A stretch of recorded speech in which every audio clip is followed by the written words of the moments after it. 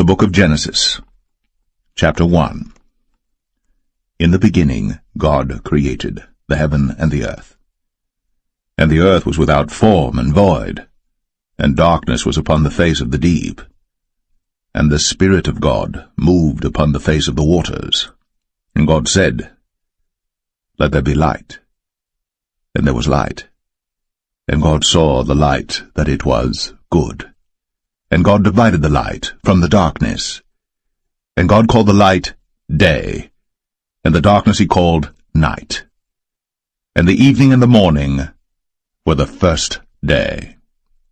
And God said, Let there be a firmament in the midst of the waters, and let it divide the waters from the waters. And God made the firmament, and divided the waters which were under the firmament from the waters which were above the firmament. And it was so. And God called the firmament heaven. And the evening and the morning were the second day. And God said, Let the waters under the heaven be gathered together unto one place, and let the dry land appear. And it was so. And God called the dry land earth, and the gathering together of the waters called he seas. And God saw that it was good. And God said, Let the earth bring forth grass, the herb yielding seed, and the fruit tree yielding fruit after his kind, whose seed is in itself upon the earth. And it was so. And the earth brought forth grass, an herb yielding seed after his kind, and the tree yielding fruit, whose seed was in itself after his kind. And God saw that it was good. And the evening and the morning were the third day. And God said, Let there be lights in the firmament of the heaven to divide the day from the night. And let them be for signs, and for seasons, and for days and years. And let them be for lights in the firmament of the heaven, to give light upon the earth. And it was so.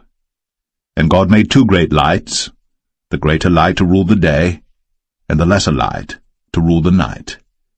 He made the stars also. And God set them in the firmament of the heaven to give light upon the earth, and to rule over the day and over the night, and to divide the light from the darkness. And God saw that it was good. And the evening and the morning were the fourth day. And God said, Let the waters bring forth abundantly the moving creature that hath life, and fowl that may fly above the earth in the open firmament of heaven. And God created great whales, and every living creature that moveth, which the waters brought forth abundantly after their kind, and every winged fowl after his kind. And God saw that it was good. And God blessed them, saying, Be fruitful, and multiply, and fill the waters in the seas, and let fowl multiply in the earth. And the evening and the morning were the fifth day. And God said, Let the earth bring forth the living creature after his kind, cattle and creeping thing, and beast of the earth after his kind. And it was so. And God made the beast of the earth after his kind, and cattle after their kind, and everything that creepeth upon the earth after his kind. And God saw that it was good. And God said, Let us make man in our image, after our likeness, and let them have dominion over the fish of the sea, and over the fowl of the air, and over the cattle, and over all the earth, and over every creeping thing that creepeth upon the earth. So God created man in his own image. In the image of God created he him, male and female created he them. And God blessed them, and God said unto them, Be fruitful, and multiply, and replenish the earth, and subdue it, and have dominion over the fish of the sea, and over the fowl of the air, and over every living thing that moveth upon the earth. And God said, Behold, I have given you every herb-bearing seed which is upon the face of all the earth, and every tree in the which is the fruit of a tree yielding seed. To you it shall be for meat. And to every beast of the earth, and to every fowl of the air, and to everything that creepeth upon the earth, wherein there is life, I have given every green herb for meat. And it was so. And God saw everything that he had made, and behold, it was very good. And the evening and the morning were the 6th day.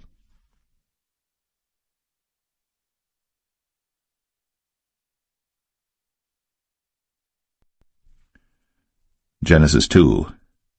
Thus the heavens and the earth were finished, and all the host of them. And on the 7th day God ended his work which he had made, and he rested on the 7th day from all his work which he had made. And God blessed the 7th day, and sanctified it, because that in it he had rested from all his work which God created and made. These are the generations of the heavens and of the earth when they were created, in the day that the Lord God made the earth and the heavens. And every plant of the field before it was in the earth, and every herb of the field before it grew. For the Lord God had not caused it to rain upon the earth, and there was not a man to till the ground.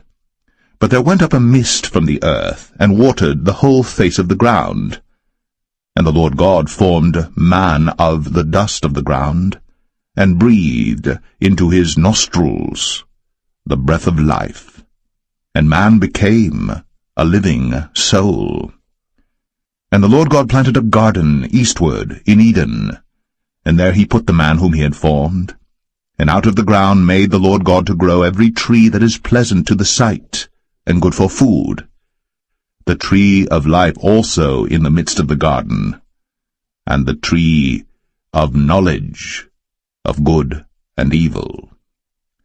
And a river went out of Eden to water the garden, and from thence it was parted, and became into 4 heads.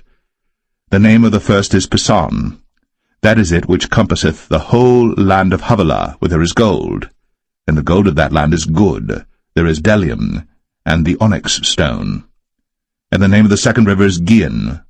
The same is it that compasseth the whole land of Ethiopia. And the name of the third river is Hiddekel. That is it which goeth toward the east of Assyria. And the fourth river is Euphrates. And the Lord God took the man, and put him into the garden of Eden to dress it, and to keep it. And the Lord God commanded the man, saying, Of every tree of the garden thou mayest freely eat, but of the tree of the knowledge of good and evil thou shalt not eat of it, for in the day that thou eatest thereof thou shalt surely die. And the Lord God said, It is not good that the man should be alone. I will make him an helpmeet for him. And out of the ground the Lord God formed every beast of the field and every fowl of the air, and brought them unto Adam to see what he would call them. And whatsoever Adam called every living creature, that was the name thereof. And Adam gave names to all cattle, and to the fowl of the air, and to every beast of the field. But for Adam there was not found an helpmeet for him. And the Lord God caused a deep sleep to fall upon Adam, and he slept. And he took one of his ribs, and closed up the flesh instead thereof. And the rib which the Lord God had taken from man made he a woman, and brought her unto the man. And Adam said, This is now bone of my bones, and flesh of my flesh. She shall be called woman, because she was taken out of man. Therefore shall a man leave his father and his mother, and shall cleave unto his wife, and they shall be one flesh. And they were both naked, the man and his wife, and were not ashamed.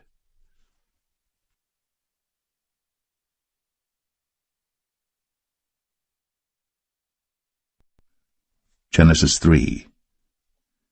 Now the serpent was more subtle than any beast of the field which the Lord God had made. And he said unto the woman, Yea, hath God said, Ye shall not eat of every tree of the garden? And the woman said unto the serpent, We may eat of the fruit of the trees of the garden. But of the fruit of the tree which is in the midst of the garden, God hath said, Ye shall not eat of it, neither shall ye touch it, lest ye die. And the serpent said unto the woman, Ye shall not surely die.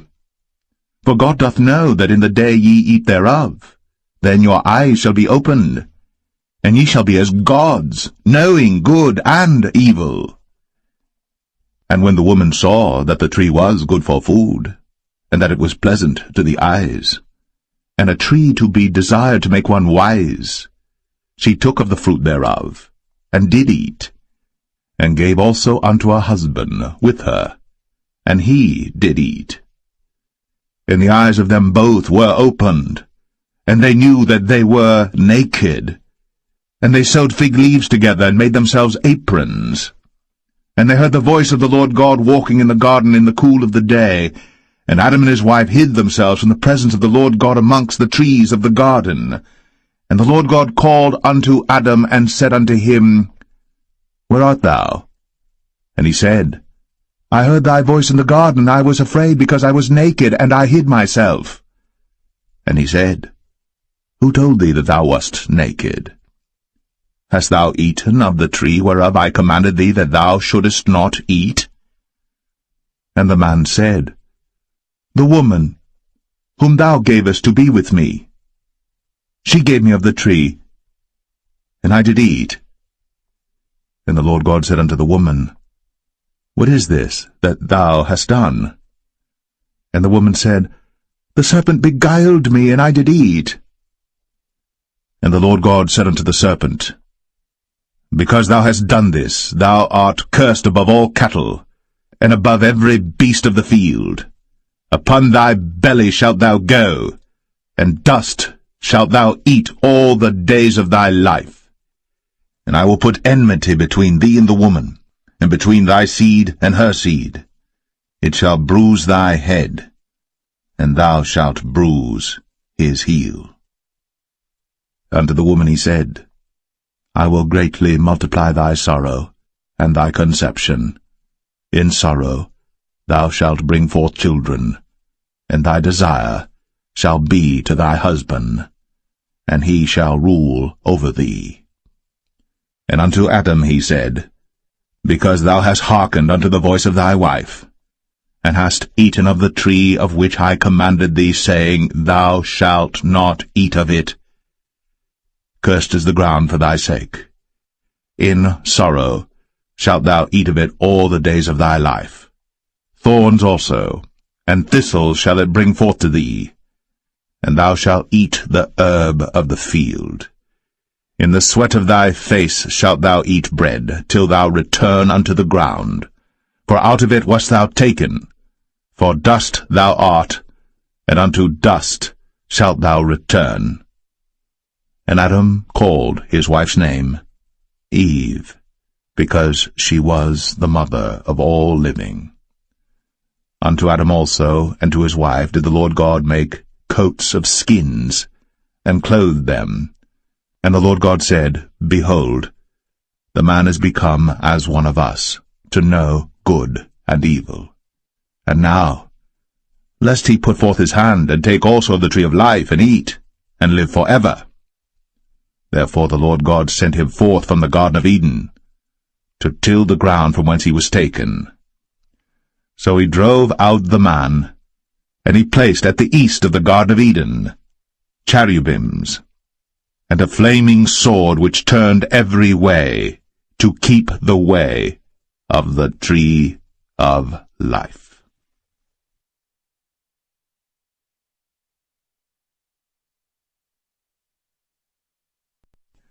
Genesis 4. And Adam knew Eve his wife, and she conceived and bare Cain, and said, I have gotten a man from the Lord. And she again bare his brother Abel, and Abel was a keeper of sheep, but Cain was a tiller of the ground. And in process of time it came to pass that Cain brought of the fruit of the ground an offering unto the Lord. And Abel he also brought of the firstlings of his flock, and of the fat thereof. And the Lord had respect unto Abel and to his offering. But unto Cain and to his offering he had not respect. And Cain was very wroth, and his countenance fell. And the Lord said unto Cain, Why art thou wroth? And why is thy countenance fallen? If thou doest well, shalt thou not be accepted? And if thou doest not well, sin lieth at the door, and unto thee shall be his desire, and thou shalt rule over him. And Cain talked with Abel his brother, and it came to pass, when they were in the field, that Cain rose up against Abel his brother, and slew him. And the Lord said unto Cain, Where is Abel thy brother? And he said, I know not. Am I my brother's keeper? And he said, What hast thou done? The voice of thy brother's blood crieth unto me from the ground. And now art thou cursed from the earth, which hath opened her mouth to receive thy brother's blood from thy hand. When thou tillest the ground, it shall not henceforth yield unto thee her strength. A fugitive and a vagabond shalt thou be in the earth. And Cain said unto the Lord, My punishment is greater than I can bear. Behold, thou hast driven me out this day from the face of the earth, and from thy face shall I be hid. And I shall be a fugitive and a vagabond in the earth. And it shall come to pass that every one that findeth me shall slay me.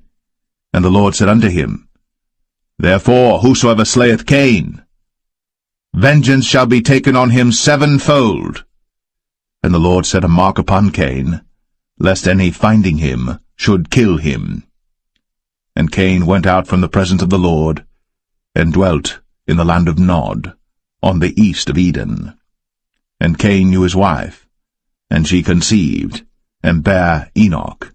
And he builded a city, and called the name of the city after the name of his son, Enoch. And unto Enoch was born Irad, and Irad begat Mahushael, and Mahushael begat Methusael, and Methusael begat Lamech. And Lamech took unto him 2 wives. The name of the one was Adah, and the name of the other Zillah. And Adah bare Jabal. He was the father of such as dwell in tents, and of such as have cattle. And his brother's name was Jubal. He was the father of all such as handle the harp and organ. And Zillah, she also bare Tubal-Cain, an instructor of every artificer in brass and iron. And the sister of Tubal-Cain was Naamah. And Lamech said unto his wives, Adah and Zillah, Hear my voice, ye wives of Lamech. Hearken unto my speech. For I have slain a man to my wounding, and a young man to my hurt. If Cain shall be avenged sevenfold, truly Lamech 77fold. And Adam knew his wife again, and she bare a son, and called his name Seth. For God, said she, hath appointed me another seed instead of Abel, whom Cain slew. And to Seth, to him also there was born a son, and he called his name Enos. Then began men to call upon the name of the Lord.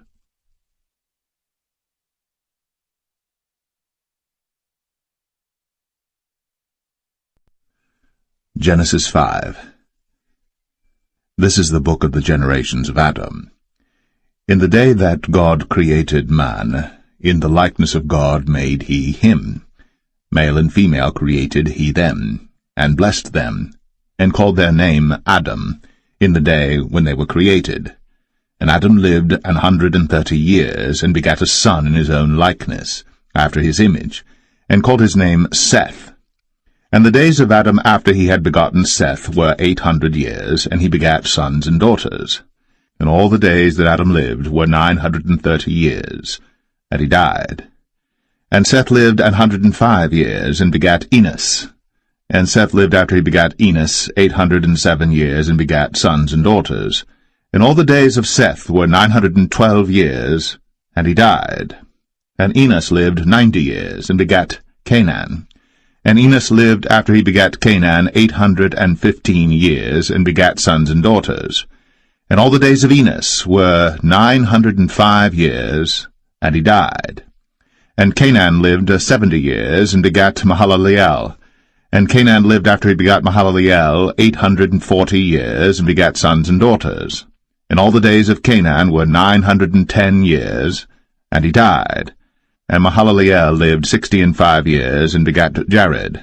And Mahalaleel lived, after he begat Jared, 830 years, and begat sons and daughters. And all the days of Mahalaleel were 895 years, and he died.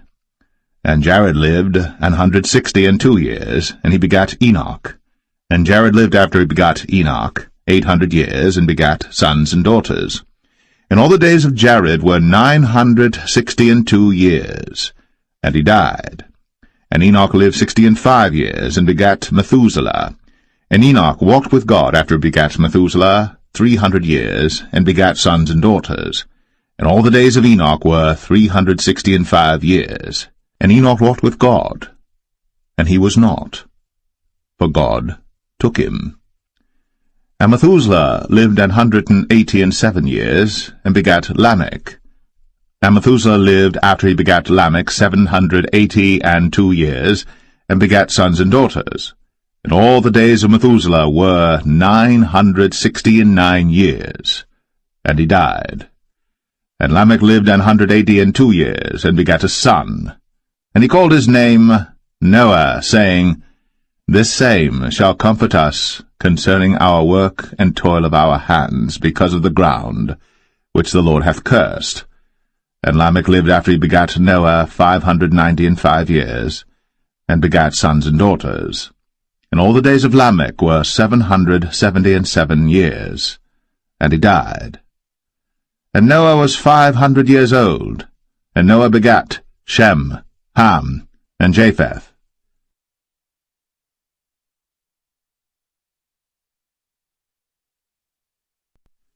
Genesis 6. And it came to pass, when men began to multiply on the face of the earth, and daughters were born unto them, that the sons of God saw the daughters of men that they were fair, and they took them wives of all which they chose. And the Lord said, My spirit shall not always strive with man, for that he also is flesh, yet his days shall be 120 years.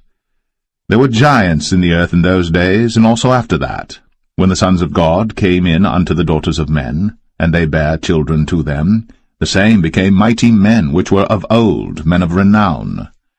And God saw that the wickedness of man was great in the earth, and that every imagination of the thoughts of his heart was only evil continually. And it repented the Lord that he had made man on the earth, and it grieved him at his heart. And the Lord said, I will destroy man whom I have created from the face of the earth, both man and beast, and the creeping thing, and the fowls of the air, for it repenteth me that I have made them. But Noah found grace in the eyes of the Lord. These are the generations of Noah. Noah was a just man, and perfect in his generations. And Noah walked with God. And Noah begat 3 sons, Shem, Ham, and Japheth. The earth also was corrupt before God, and the earth was filled with violence. And God looked upon the earth, and behold, it was corrupt, for all flesh had corrupted his way upon the earth. And God said unto Noah, The end of all flesh is come before me, for the earth is filled with violence through them, and behold, I will destroy them with the earth. Make thee an ark of gopher wood. Rooms shalt thou make in the ark, and shalt pitch it within and without with pitch. And this is the fashion which thou shalt make it of. The length of the ark shall be 300 cubits, the breadth of it 50 cubits, and the height of it 30 cubits. A window shalt thou make to the ark, and in a cubit shalt thou finish it. And behold, I, even I, do bring a flood of waters upon the earth to destroy all flesh wherein is the breath of life from under heaven, and everything that is in the earth shall die. But with thee will I establish my covenant, and thou shalt come into the ark, thou, and thy sons, and thy wife, and thy sons' wives with thee. And of every living thing of all flesh, 2 of every sort shalt thou bring into the ark, to keep them alive with thee. They shall be male and female.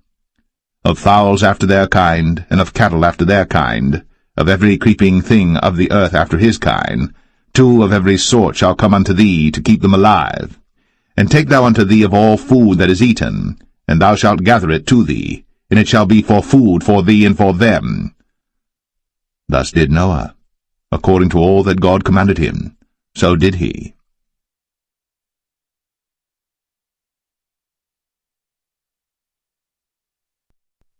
Genesis 7. And the Lord said unto Noah, Come thou and all thy house into the ark, for thee have I seen righteous before me in this generation. Of every clean beast thou shalt take to thee by 7s, the male and his female, and of beasts that are not clean by 2, the male and his female. Of fowls also of the air by 7s, the male and the female, to keep seed alive upon the face of all the earth. For yet 7 days, and I will cause it to rain upon the earth 40 days and 14 nights. And every living substance that I have made will I destroy from off the face of the earth. And Noah did according unto all that the Lord commanded him. And Noah was 600 years old when the flood of waters was upon the earth. And Noah went in, and his sons and his wife, and his sons' wives with him, into the ark because of the waters of the flood, of clean beasts, and of beasts that are not clean, and of fowls, and of everything that creepeth upon the earth. There went in 2 and 2 unto Noah into the ark, the male and the female, as God had commanded Noah. And it came to pass after 7 days, that the waters of the flood were upon the earth. In the 600th year of Noah's life, in the 2nd month, the 17th day of the month, the same day, were all the fountains of the great deep broken up. And the windows of heaven were opened, and the rain was upon the earth 40 days and 40 nights. In the selfsame day entered Noah and Shem and Ham and Japheth, the sons of Noah, and Noah's wife, and the 3 wives of his sons with them, into the ark, they and every beast after his kind, and all the cattle after their kind, and every creeping thing that creepeth upon the earth after his kind, and every fowl after his kind, every bird of every sort. And they went in unto Noah into the ark, 2 and 2 of all flesh, wherein is the breath of life. And they that went in male and female of all flesh, as God had commanded him. And the Lord shut him in. And the flood was 40 days upon the earth, and the waters increased and bare up the ark, and it was lift up above the earth. And the waters prevailed, and were increased greatly upon the earth, and the ark went upon the face of the waters. And the waters prevailed exceedingly upon the earth, and all the high hills that were under the whole heaven were covered. 15 cubits upward did the waters prevail, and the mountains were covered. And all flesh died that moved upon the earth, both of fowl, and of cattle, and of beast, and of every creeping thing that creepeth upon the earth. And every man, all in whose nostrils was the breath of life, of all that was in the dry land, died. And every living substance was destroyed which was upon the face of the ground, both man and cattle, and the creeping things, and the fowl of the heaven, and they were destroyed from the earth. And Noah only remained alive, and they that were with him in the ark. And the waters prevailed upon the earth 150 days.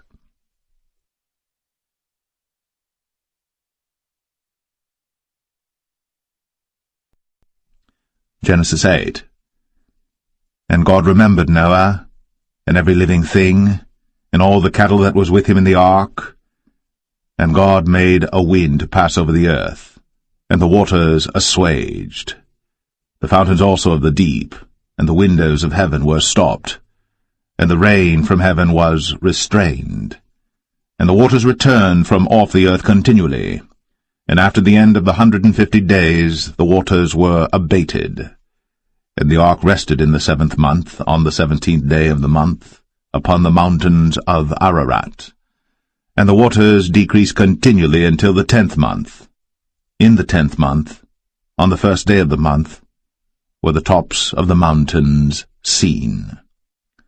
And it came to pass, at the end of 40 days, that Noah opened the window of the ark which he had made.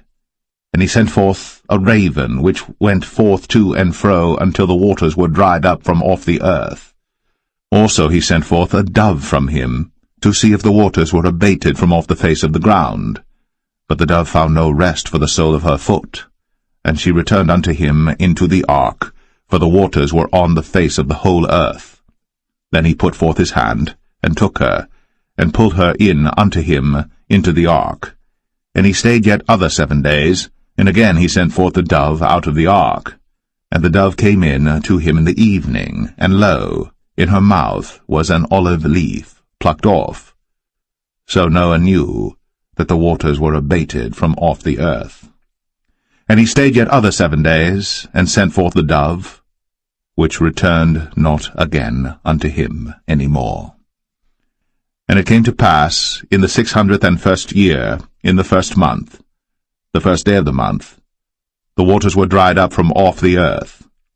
And Noah removed the covering of the ark, and looked, and behold, the face of the ground was dry. And in the 2nd month, on the 27th day of the month, was the earth dried. And God spake unto Noah, saying, Go forth of the ark, thou, and thy wife, and thy sons wives with thee.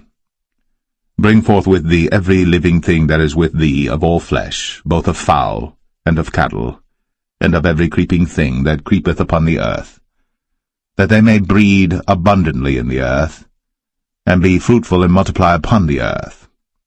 And Noah went forth, and his sons and his wife, and his sons' wives with him, every beast, every creeping thing, and every fowl, and whatsoever creepeth upon the earth, after their kinds, went forth out of the ark. And Noah builded an altar unto the Lord, and took of every clean beast, and of every clean fowl, and offered burnt offerings on the altar.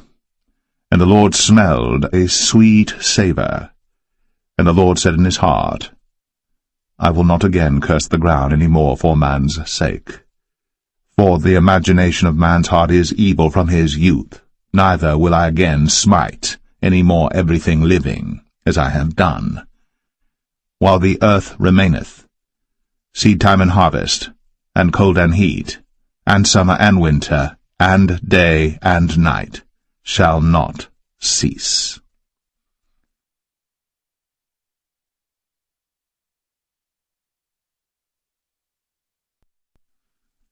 Genesis 9. And God blessed Noah and his sons, and said unto them, Be fruitful, and multiply, and replenish the earth.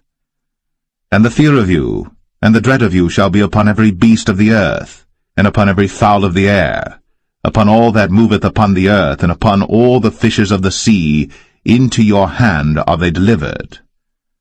Every moving thing that liveth shall be meat for you, even as the green herb have I given you all things. But flesh, with the life thereof, which is the blood thereof, shall ye not eat. And surely your blood of your lives will I require. At the hand of every beast will I require it, and at the hand of man, at the hand of every man's brother will I require the life of man. Whoso sheddeth man's blood, by man shall his blood be shed. For in the image of God made he man. And you, be ye fruitful, and multiply, bring forth abundantly in the earth, and multiply therein. And God spake unto Noah, and to his sons with him, saying, And I, behold, I establish my covenant with you, and with your seed after you, and with every living creature that is with you, of the fowl, of the cattle, and of every beast of the earth with you, from all that go out of the ark to every beast of the earth. And I will establish my covenant with you. Neither shall all flesh be cut off any more by the waters of a flood, neither shall there any more be a flood to destroy the earth. And God said, This is the token of the covenant which I make between me and you, and every living creature that is with you, for perpetual generations. I do set my bow in the cloud, and it shall be for a token of a covenant between me and the earth. And it shall come to pass, when I bring a cloud over the earth, that the bow shall be seen in the cloud. And I will remember my covenant, which is between me and you and every living creature of all flesh. and the waters shall no more become a flood to destroy all flesh. And the bow shall be in the cloud, and I will look upon it, that I may remember the everlasting covenant between God and every living creature of all flesh that is upon the earth. And God said unto Noah, This is the token of the covenant, which I have established between me and all flesh that is upon the earth. And the sons of Noah that went forth of the ark were Shem, and Ham, and Japheth. And Ham is the father of Canaan. These are the 3 sons of Noah, and of them was the whole earth overspread. And Noah began to be an husbandman, and he planted a vineyard. And he drank of the wine, and was drunken, and he was uncovered within his tent. And Ham, the father of Canaan, saw the nakedness of his father, and told his 2 brethren without. And Shem and Japheth took a garment, and laid it upon both their shoulders, and went backward, and covered the nakedness of their father. And their faces were backward, and they saw not their father's nakedness. And Noah awoke from his wine, and knew what his younger son had done unto him. And he said, Cursed be Canaan! A servant of servants shall he be unto his brethren. And he said, Blessed be the Lord God of Shem, and Canaan shall be his servant. God shall enlarge Japheth, and he shall dwell in the tents of Shem, and Canaan shall be his servant. And Noah lived after the flood 350 years, and all the days of Noah were 950 years. And he died.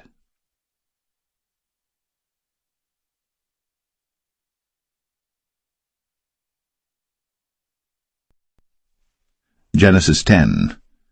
Now these are the generations of the sons of Noah, Shem, Ham, and Japheth. And unto them were sons born after the flood. The sons of Japheth, Gomer, and Magog, and Madai, and Javan, and Tubal, and Meshech, and Taras. And the sons of Gomer, Ashkenaz, and Riphath, and Togarmah. And the sons of Javan, Elisha, and Tarshish, Kittim, and Dodanim. But these were the isles of the Gentiles divided in their lands, every one after his tongue, after their families, in their nations. And the sons of Ham, Cush, and Mizraim, and Phut, and Canaan. And the sons of Cush, Seba, and Havilah, and Sabta, and Ramah, and Sabteka. And the sons of Ramah, Sheba, and Dedan. And Cush begat Nimrod. He began to be a mighty one in the earth. He was a mighty hunter before the Lord. Wherefore it is said, Even as Nimrod the mighty hunter before the Lord. And the beginning of his kingdom was Babel, and Erech, and Akkad, and Calneh in the land of Shinar. Out of that land went forth Ashur, and builded Nineveh, and the city Rehoboth, and Calah. And Rezin between Nineveh and Calah, the same is a great city.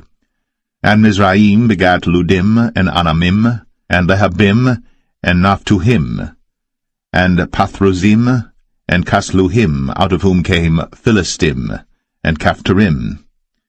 And Canaan begat Sidon his firstborn, and Heth, and the Jebusite, and the Amorite, and the Girgashite, and the Hivite, and the Archite, and the Sinite, and the Arvadite, and the Zemarite, and the Hamathite. And afterward were the families of the Canaanites spread abroad.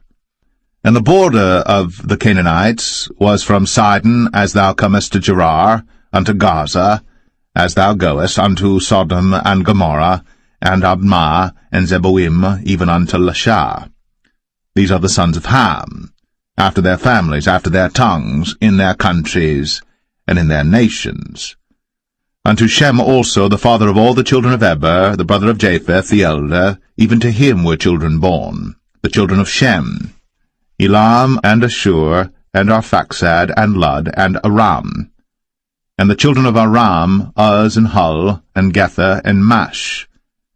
And Arphaxad begat Salah, and Salah begat Eber. And unto Eber were born 2 sons. The name of one was Peleg, for in his days was the earth divided, and his brother's name was Joktan. And Joktan begat Almadad, and Shelef, and Hazarmaveth, and Jerah, and Hadaram, and Uzal, and Diklah, and Obal, and Abimael, and Sheba, and Ophir, and Havilah, and Jobab. All these were the sons of Joktan. And their dwelling was from Mesha, as thou goest unto Sephar, a mount of the east. These are the sons of Shem, after their families, after their tongues, in their lands, after their nations. These are the families of the sons of Noah, after their generations, in their nations, and by these were the nations divided in the earth after the flood.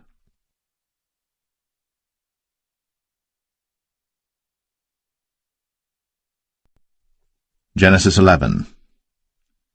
And the whole earth was of one language, and of one speech. And it came to pass, as they journeyed from the east, that they found a plain in the land of Shinar, and they dwelt there. And they said one to another, Go to, let us make brick, and burn them thoroughly. And they had brick for stone, and slime had they for mortar.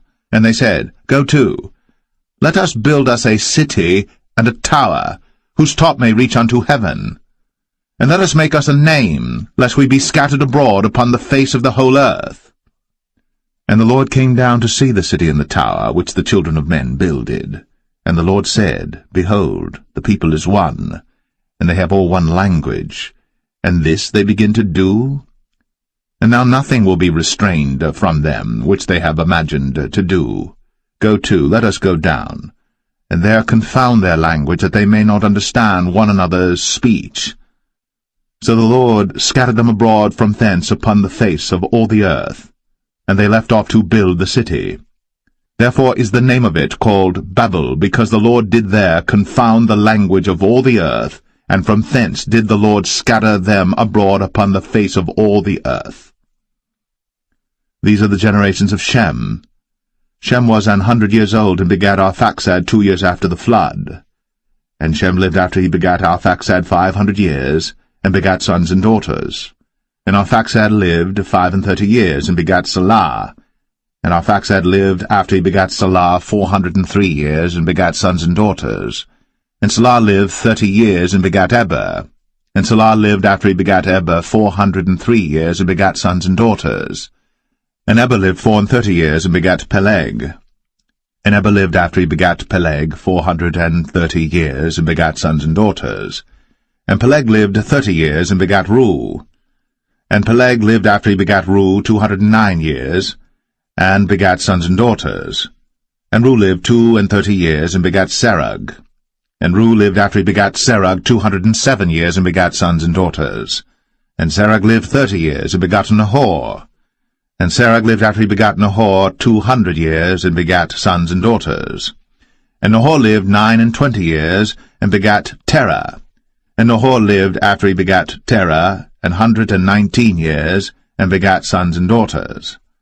And Terah lived 70 years, and begat Abram, Nahor, and Haran. Now these are the generations of Terah. Terah begat Abram, Nahor, and Haran begat Lot. And Haran died before his father Terah in the land of his nativity, in Ur of the Chaldees. And Abram and Nahor took them wives. The name of Abram's wife was Sarai, and the name of Nahor's wife, Milcah, the daughter of Haran, the father of Milcah, and the father of Iscah. But Sarai was barren, she had no child. And Terah took Abram his son, and Lot the son of Haran his son's son, and Sarai his daughter-in-law his son Abram's wife. And they went forth with them from Ur of the Chaldees, to go into the land of Canaan. And they came unto Haran, and dwelt there. And the days of Terah were 205 years, and Terah died in Haran.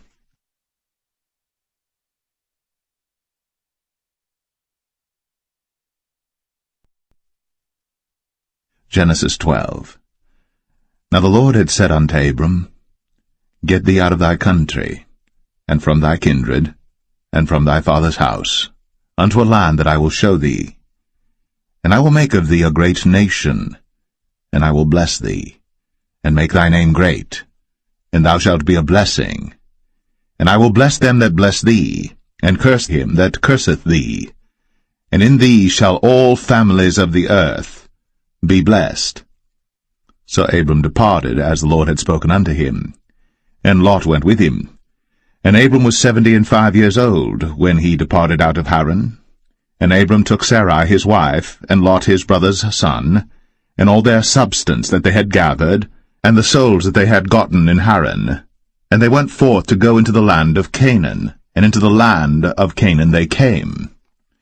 And Abram passed through the land unto the place of Sichem, unto the plain of Moreh, and the Canaanite was then in the land.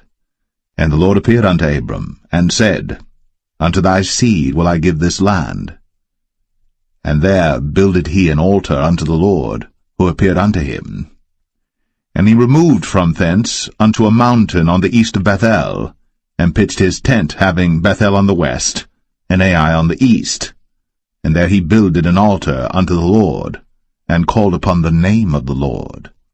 And Abram journeyed, going on still toward the south. And there was a famine in the land, and Abram went down into Egypt to sojourn there, for the famine was grievous in the land. And it came to pass, when he was come near to enter into Egypt, that he said unto Sarai his wife, Behold now, I know that thou art a fair woman to look upon. Therefore it shall come to pass, when the Egyptians shall see thee, that they shall say, This is his wife, and they will kill me, but they will save thee alive. Say, I pray thee, Thou art my sister, that it may be well with me for thy sake, and my soul shall live because of thee. And it came to pass, that when Abram was come into Egypt, the Egyptians beheld the woman that she was very fair. The princes also of Pharaoh saw her, and commended her before Pharaoh. And the woman was taken into Pharaoh's house. And he entreated Abram well for her sake. And he had sheep, and oxen, and he-asses, and men-servants, and maidservants, and she-asses, and camels. And the Lord plagued Pharaoh, and his house with great plagues because of Sarai, Abram's wife. And Pharaoh called Abram, and said, What is this that thou hast done unto me? Why didst thou not tell me that she was thy wife? Why saidst thou, She is my sister, so I might have taken her to be my wife? Now therefore behold thy wife, take her, and go thy way. And Pharaoh commanded his men concerning him, and they sent him away, and his wife, and all that he had.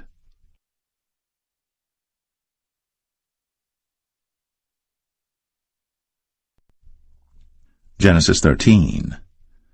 And Abram went up out of Egypt, he and his wife, and all that he had, and Lot with him, into the south.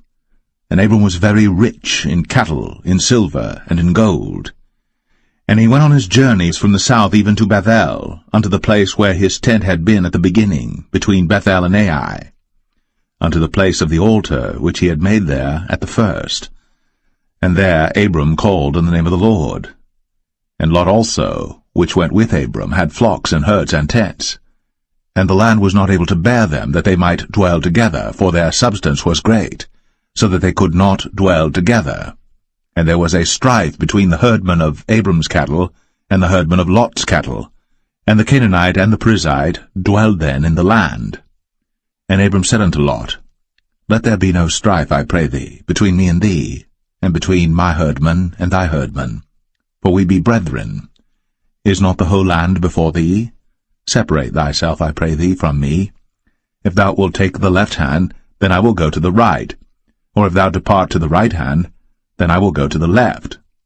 And Lot lifted up his eyes, and beheld all the plain of Jordan, that it was well watered everywhere, before the Lord destroyed Sodom and Gomorrah, even as the garden of the Lord, like the land of Egypt, as thou comest unto Zoar.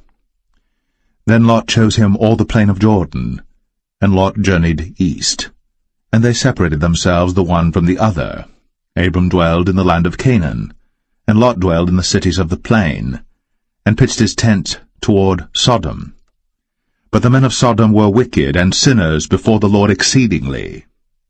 And the Lord said unto Abram, after that Lot was separated from him, Lift up now thine eyes, and look from the place where thou art, northward and southward, and eastward and westward. For all the land which thou seest, to thee will I give it, and to thy seed forever. And I will make thy seed as the dust of the earth, so that if a man can number the dust of the earth, then shall thy seed also be numbered. Arise, walk through the land in the length of it, and in the breadth of it, for I will give it unto thee. Then Abram removed his tent, and came and dwelt in the plain of Mamre, which is in Hebron, and built there an altar unto the Lord.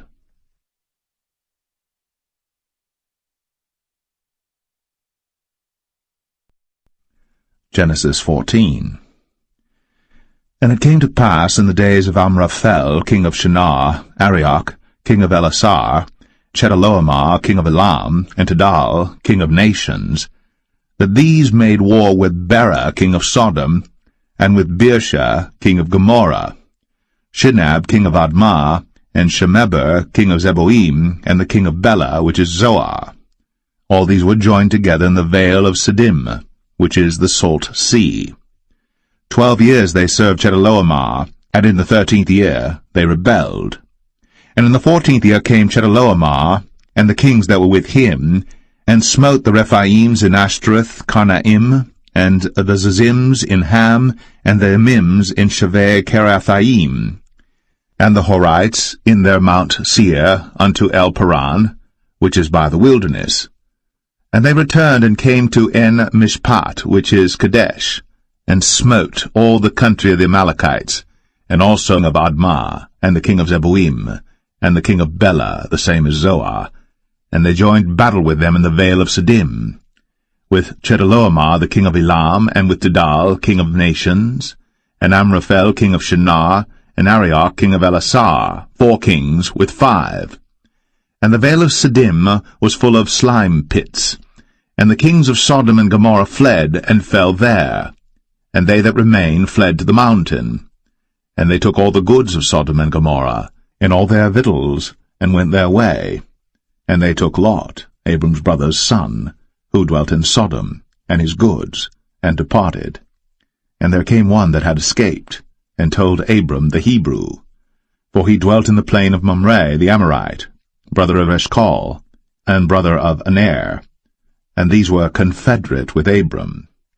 And when Abram heard that his brother was taken captive, he armed his trained servants, born in his own house, 318, and pursued them unto Dan.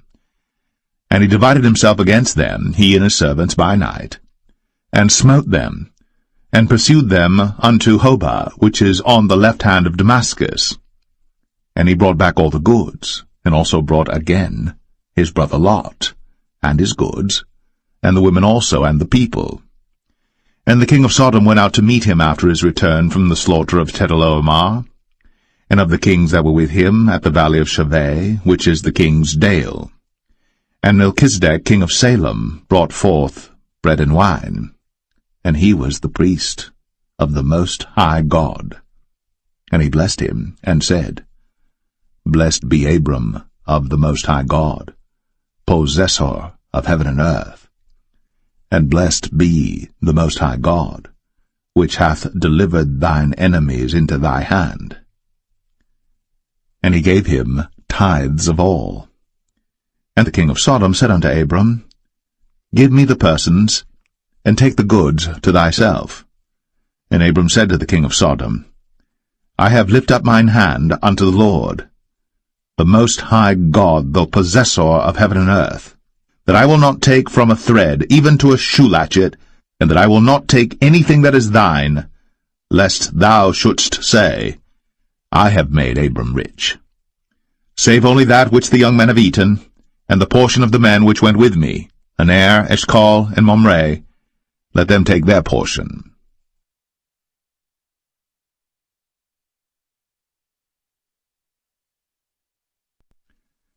Genesis 15. After these things, the word of the Lord came unto Abram in a vision, saying, Fear not, Abram, I am thy shield, and thy exceeding great reward. And Abram said, Lord God, what wilt thou give me, seeing I go childless? And the steward of my house is this Eliezer of Damascus. And Abram said, Behold, to me thou hast given no seed, and lo, one born in my house is mine heir. And behold, the word of the Lord came unto him, saying, This shall not be thine heir, but he that shall come forth out of thine own bowels shall be thine heir. And he brought him forth abroad, and said, Look now toward heaven, and tell the stars, if thou be able to number them. And he said unto him, So shall thy seed be. And he believed in the Lord, and he counted it to him for righteousness. And he said unto him, I am the Lord that brought thee out of Ur of the Chaldees, to give thee this land to inherit it. And he said, Lord God, whereby shall I know that I shall inherit it? And he said unto him, Take me an heifer of 3 years old, and a she-goat of 3 years old, and a ram of 3 years old, and a turtle dove, and a young pigeon. And he took unto him all these, and divided them in the midst, and laid each piece one against another. But the birds divided he not. And when the fowls came down upon the carcasses, Abram drove them away. And when the sun was going down, a deep sleep fell upon Abram, and lo, an horror of great darkness fell upon him. And he said unto Abram, Know of a surety that thy seed shall be a stranger in a land that is not theirs, and shall serve them, and they shall afflict them 400 years. And also that nation whom they shall serve will I judge, and afterward shall they come out with great substance. And thou shalt go to thy fathers in peace. Thou shalt be buried in a good old age. But in the 4th generation they shall come hither again, for the iniquity of the Amorites is not yet full. And it came to pass, that when the sun went down, and it was dark, behold, a smoking furnace, and a burning lamp that passed between those pieces. In the same day the Lord made a covenant with Abram, saying, Unto thy seed have I given this land, from the river of Egypt unto the great river, the river Euphrates, the Kenites, and the Kenizzites, and the Cadmonites, and the Hittites, and the Perizzites, and the Rephaims, and the Amorites, and the Canaanites, and the Girgashites, and the Jebusites.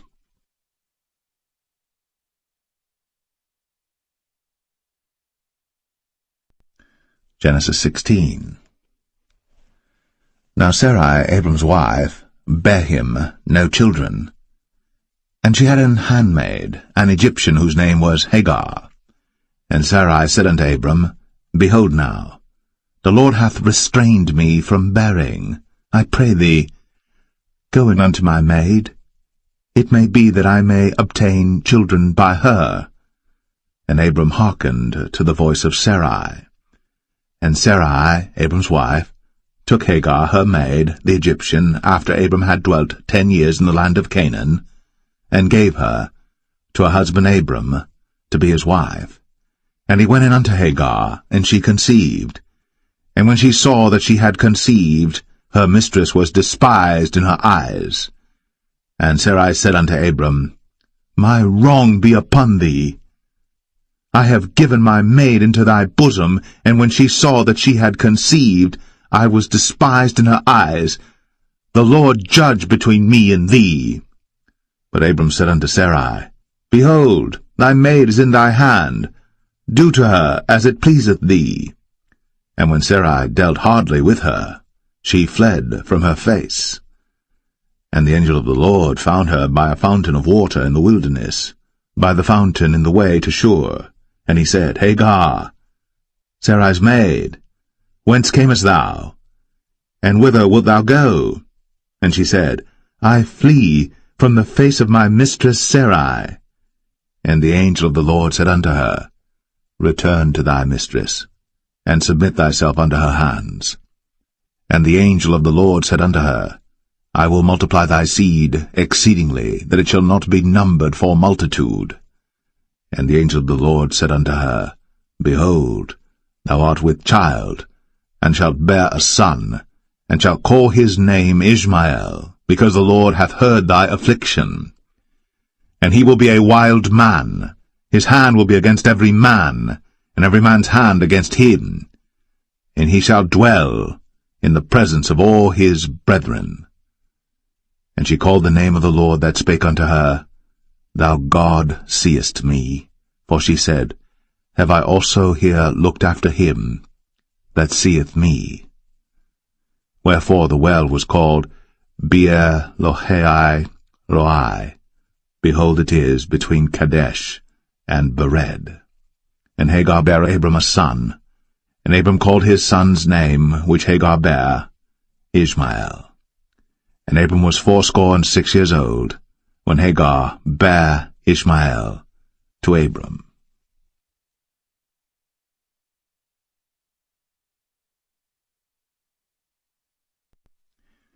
Genesis 17. And when Abram was 90 years old and 9, the Lord appeared to Abram and said unto him, I am the Almighty God. Walk before me, and be thou perfect. And I will make my covenant between me and thee, and will multiply thee exceedingly. And Abram fell on his face. And God talked with him, saying, As for me, behold, my covenant is with thee, and thou shalt be a father of many nations. Neither shall thy name any more be called Abram, but thy name shall be Abraham. For a father of many nations have I made thee. And I will make thee exceeding fruitful, and I will make nations of thee, and kings shall come out of thee. And I will establish my covenant between me and thee and thy seed after thee in their generations for an everlasting covenant, to be a God unto thee, and to thy seed after thee. And I will give unto thee, and to thy seed after thee, the land wherein thou art a stranger, all the land of Canaan, for an everlasting possession, and I will be their God. And God said unto Abraham, Thou shalt keep my covenant therefore, thou and thy seed after thee in their generations. This is my covenant which ye shall keep between me and you and thy seed after thee. Every man-child among you shall be circumcised, and ye shall circumcise the flesh of your foreskin, and it shall be a token of the covenant betwixt me and you. And he that is 8 days old shall be circumcised among you, every man-child in your generations, he that is born in the house, or bought with money of any stranger, which is not of thy seed. He that is born in thy house, and he that is bought with thy money, must needs be circumcised. And my covenant shall be in your flesh, for an everlasting covenant. And the uncircumcised man-child, whose flesh of his foreskin is not circumcised, that soul shall be cut off from his people. He hath broken my covenant. And God said unto Abraham, As for Sarai thy wife, thou shalt not call her name Sarai, but Sarah shall her name be. And I will bless her, and give thee a son also of her. Yea, I will bless her, and she shall be a mother of nations. Kings of people shall be of her. Then Abram fell upon his face, and laughed, and said in his heart, Shall a child be born unto him that is 100 years old? And shall Sarah, that is 90 years old, bear? And Abraham said unto God, Oh, that Ishmael might live before thee. And God said, Sarah thy wife shall bear thee a son indeed, and thou shalt call his name Isaac. And I will establish my covenant with him for an everlasting covenant, and with his seed after him. And as for Ishmael, I have heard thee. Behold, I have blessed him, and will make him fruitful, and will multiply him exceedingly. 12 princes shall he beget, and I will make him a great nation. But my covenant will I establish with Isaac, which Sarah shall bear unto thee, at this set time in the next year. And he left off talking with him, and God went up from Abraham. And Abraham took Ishmael his son, and all that were born in his house, and all that were bought with his money, every male among the men of Abraham's house, and circumcised the flesh of their foreskin in the selfsame day, as God had said unto him. And Abraham was 90 years old and 9, when he was circumcised in the flesh of his foreskin. And Ishmael his son was 13 years old, when he was circumcised in the flesh of his foreskin. In the selfsame day was Abraham circumcised, and Ishmael his son, and all the men of his house, born in the house, and bought with money of the stranger, were circumcised with him.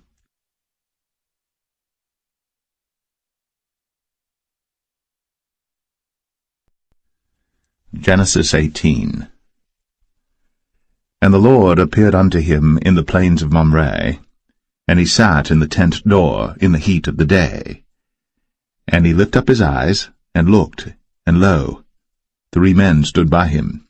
And when he saw them, he ran to meet them from the tent door, and bowed himself toward the ground, and said, My Lord, if now I have found favor in thy sight, pass not away, I pray thee, from thy servant. Let a little water, I pray you, be fetched, and wash your feet, and rest yourselves under the tree.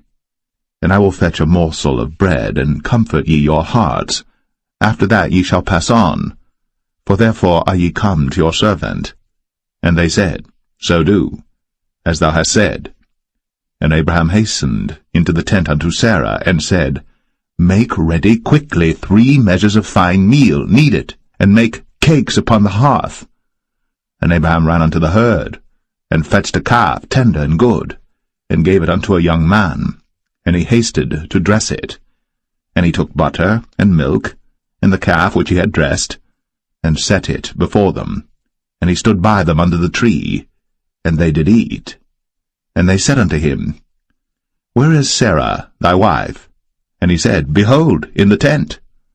And he said, I will certainly return unto thee according to the time of life, and lo, Sarah thy wife shall have a son. And Sarah heard it in the tent door, which was behind him. Now Abraham and Sarah were old, and well stricken in age, and it ceased to be with Sarah, after the manner of women. Therefore Sarah laughed within herself, saying, After I am waxed old shall I have pleasure, my Lord being old also? And the Lord said unto Abraham, Wherefore did Sarah laugh, saying, Shall I of a surety bear a child, which am old? Is anything too hard for the Lord? At the time appointed, I will return unto thee according to the time of life, and Sarah shall have a son. Then Sarah denied, saying, I laughed not, for she was afraid. And he said, Nay, but thou didst laugh. And the men rose up from thence, and looked toward Sodom. And Abraham went with them to bring them on the way. And the Lord said, Shall I hide from Abraham that thing which I do? Seeing that Abraham shall surely become a great and mighty nation, and all the nations of the earth shall be blessed in him. For I know him, that he will command his children and his household after him, and they shall keep the way of the Lord to do justice and judgment, that the Lord may bring upon Abraham that which he hath spoken of him. And the Lord said, Because the cry of Sodom and Gomorrah is great, and because their sin is very grievous, I will go down now, and see whether they have done altogether according to the cry of it, which is come unto me, and if not, I will know. And the men turned their faces from thence, and went toward Sodom.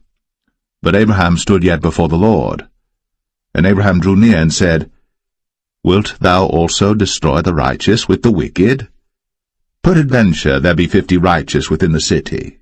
Wilt thou also destroy, and not spare the place, for the 50 righteous that are therein?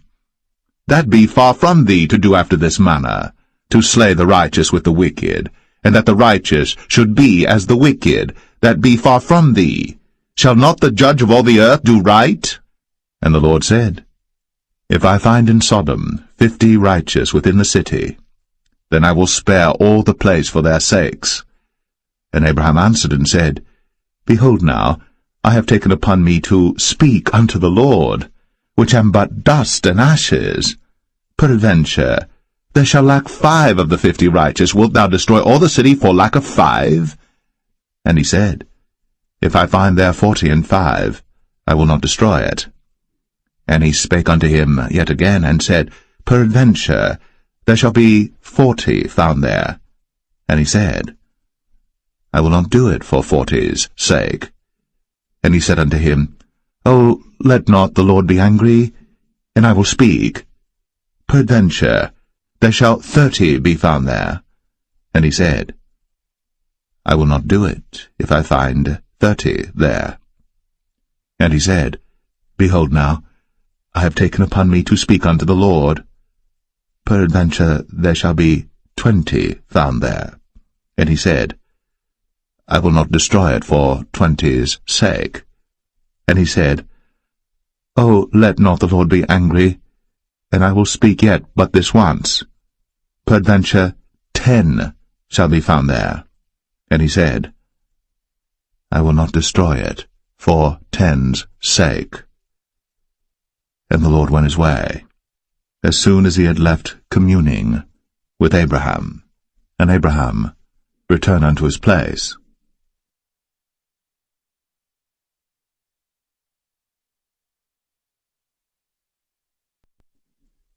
Genesis 19. And there came 2 angels to Sodom at even, and Lot sat in the gate of Sodom. And Lot, seeing them, rose up to meet them, and he bowed himself with his face toward the ground. And he said, Behold now, my lords, turn in, I pray you, into your servant's house, and tarry all night, and wash your feet, and ye shall rise up early and go on your ways. And they said, Nay, but we will abide in the street all night. And he pressed upon them greatly. And they turned in unto him, and entered into his house. And he made them a feast, and did bake unleavened bread, and they did eat. But before they lay down, the men of the city, even the men of Sodom, compassed the house round, both old and young, all the people from every quarter. And they called unto Lot, and said unto him, Where are the men which came into thee this night? Bring them out unto us, that we may know them. And Lot went out at the door unto them, and shut the door after him, and said, I pray you, brethren, do not so wickedly. Behold now, I have 2 daughters which have not known man. Let me, I pray you, bring them out unto you, and do ye to them as is good in your eyes. Only unto these men do nothing, for therefore came they under the shadow of my roof. And they said, Stand back. And they said again, This one fellow came in to sojourn, and he will needs be a judge. Now will we deal worse with thee than with them. And they pressed sore upon the man, even Lot, and came near to break the door. But the men put forth their hand, and pulled Lot into the house to them, and shut to the door. And they smote the men that were at the door of the house with blindness, both small and great, so that they wearied themselves to find the door. And the men said unto Lot, Hast thou here any besides, son-in-law, and thy sons, and thy daughters, and whatsoever thou hast in the city, bring them out of this place? For we will destroy this place, because the cry of them is waxen great before the face of the Lord, and the Lord hath sent us to destroy it. And Lot went out, and spake unto his sons-in-law, which married his daughters, and said, Up, get you out of this place, for the Lord will destroy this city.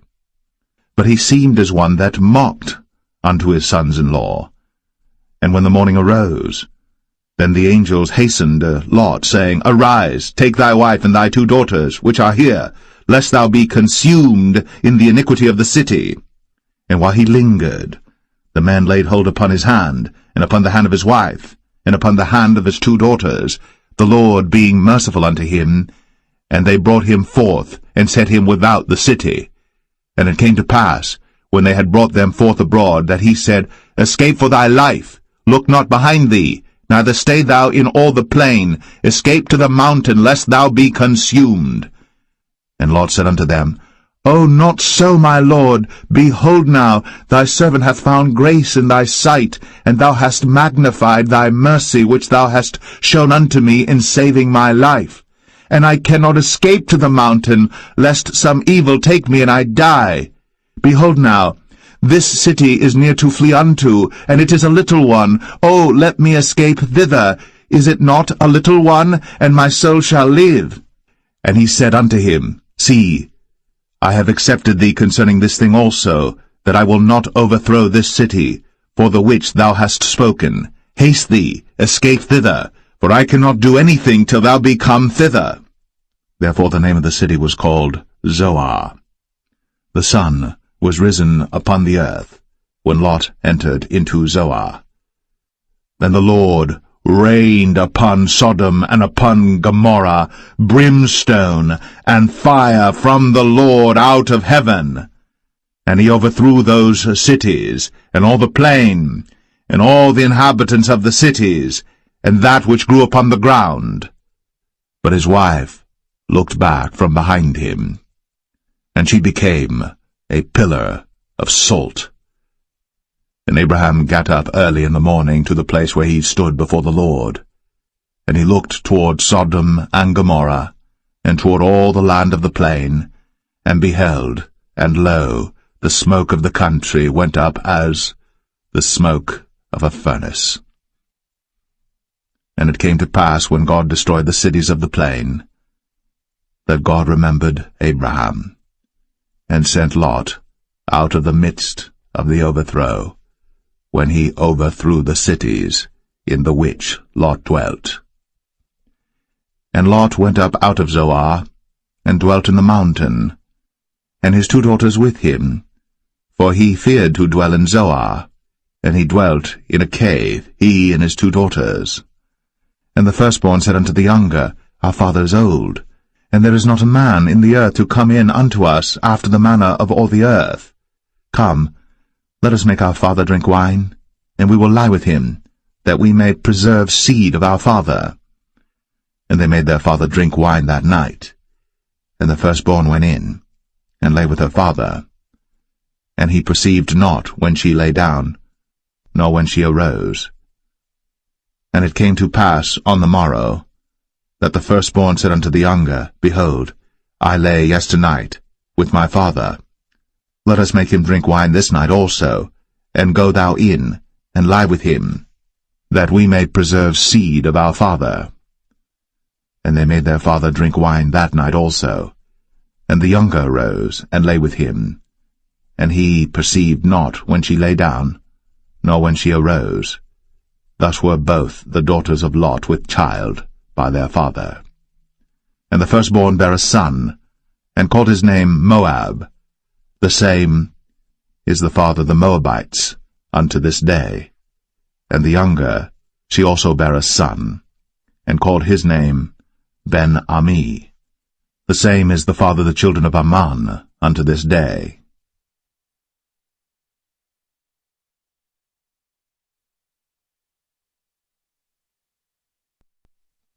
Genesis 20. And Abraham journeyed from thence toward the south country, and dwelled between Kadesh and Shur, and sojourned in Gerar. And Abraham said of Sarah his wife, She is my sister. And Abimelech king of Gerar sent and took Sarah. But God came to Abimelech in a dream by night, and said to him, Behold, thou art but a dead man, for the woman which thou hast taken, for she is a man's wife. But Abimelech had not come near her, and he said, Lord, wilt thou slay also a righteous nation? Said he not unto me, She is my sister? And she, even she herself, said, He is my brother? In the integrity of my heart, and innocency of my hands, have I done this. And God said unto him in a dream, Yea, I know that thou didst this in the integrity of thy heart. For I also withheld thee from sinning against me. Therefore suffered I thee not to touch her. Now therefore restore the man his wife, for he is a prophet, and he shall pray for thee, and thou shalt live. And if thou restore her not, know thou that thou shalt surely die, thou and all that are thine. Therefore Abimelech rose early in the morning, and called all his servants, and told all these things in their ears. And the men were sore afraid. Then Abimelech called Abraham, and said unto him, What hast thou done unto us? And what have I offended thee, that thou hast brought on me and on my kingdom a great sin? Thou hast done deeds unto me that ought not to be done. And Abimelech said unto Abraham, What sawest thou, that thou hast done this thing? And Abraham said, Because I thought, surely the fear of God is not in this place, and they will slay me for my wife's sake. And yet indeed she is my sister. She is the daughter of my father, but not the daughter of my mother, and she became my wife. And it came to pass, when God caused me to wander from my father's house, that I said unto her, This is thy kindness which thou shalt show unto me. At every place whither we shall come, say of me, He is my brother. And Abimelech took sheep and oxen, and men servants, and women servants, and gave them unto Abraham, and restored him Sarah his wife. And Abimelech said, Behold, my land is before thee. Dwell where it pleaseth thee. And unto Sarah he said, Behold, I have given thy brother 1,000 pieces of silver. Behold, he is to thee a covering of the eyes, unto all that are with thee, and with all other. Thus she was reproved. So Abraham prayed unto God, and God healed Abimelech and his wife and his maidservants, and they bare children. For the Lord had fast closed up all the wombs of the house of Abimelech, because of Sarah, Abraham's wife.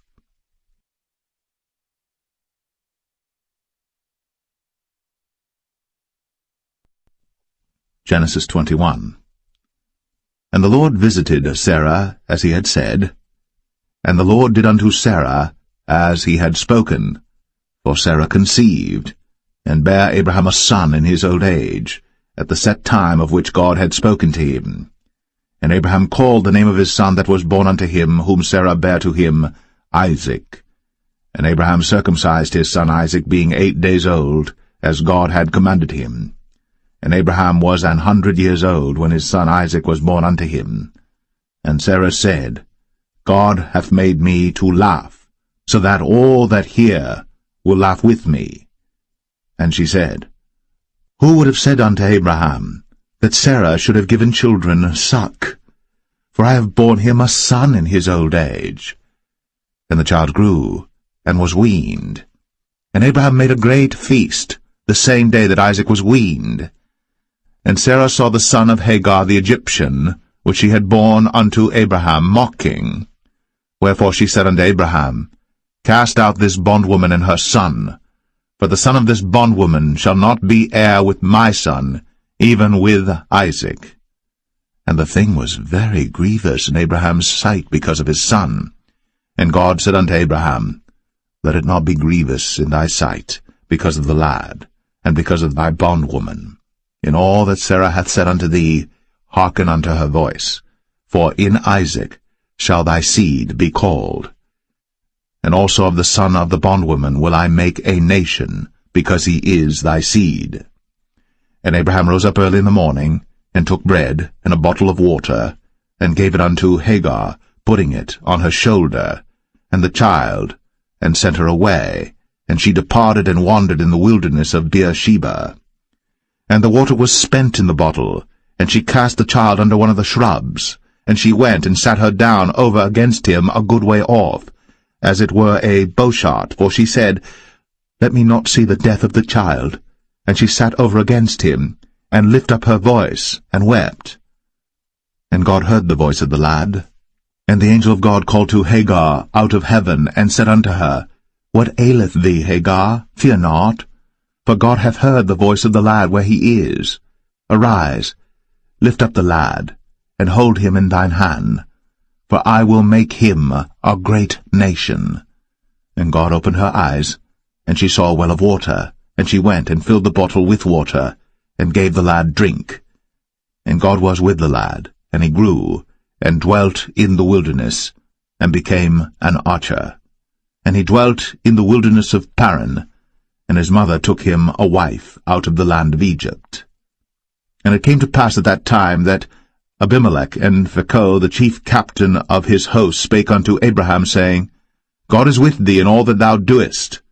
Now therefore swear unto me here by God that thou wilt not deal falsely with me, nor with my son, nor with my son's son, but according to the kindness that I have done unto thee, thou shalt do unto me, and to the land wherein thou hast sojourned. And Abraham said, I will swear. And Abraham reproved Abimelech because of a well of water, which Abimelech's servants had violently taken away. And Abimelech said, I wot not who hath done this thing, neither didst thou tell me, neither yet heard I of it, but today. And Abraham took sheep and oxen, and gave them unto Abimelech, and both of them made a covenant. And Abraham set 7 ewe lambs of the flock by themselves. And Abimelech said unto Abraham, What mean these 7 ewe lambs which thou hast set by themselves? And he said, For these 7 ewe lambs shalt thou take of my hand, that they may be a witness unto me, that I have digged this well. Wherefore he called that place Beersheba, because there they sware both of them. Thus they made a covenant at Beersheba. Then Abimelech rose up, and Phicol the chief captain of his host, and they returned into the land of the Philistines. And Abraham planted a grove in Beersheba, and called there on the name of the Lord, the everlasting God. And Abraham sojourned in the Philistines' land many days.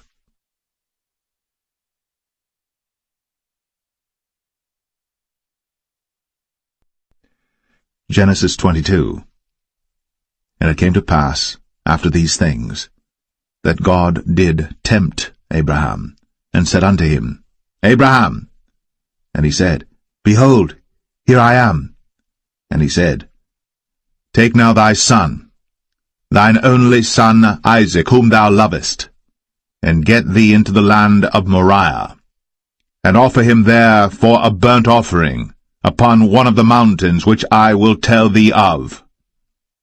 And Abraham rose up early in the morning, and saddled his ass, and took 2 of his young men with him, and Isaac his son, and clave the wood for the burnt offering, and rose up, and went unto the place of which God had told him.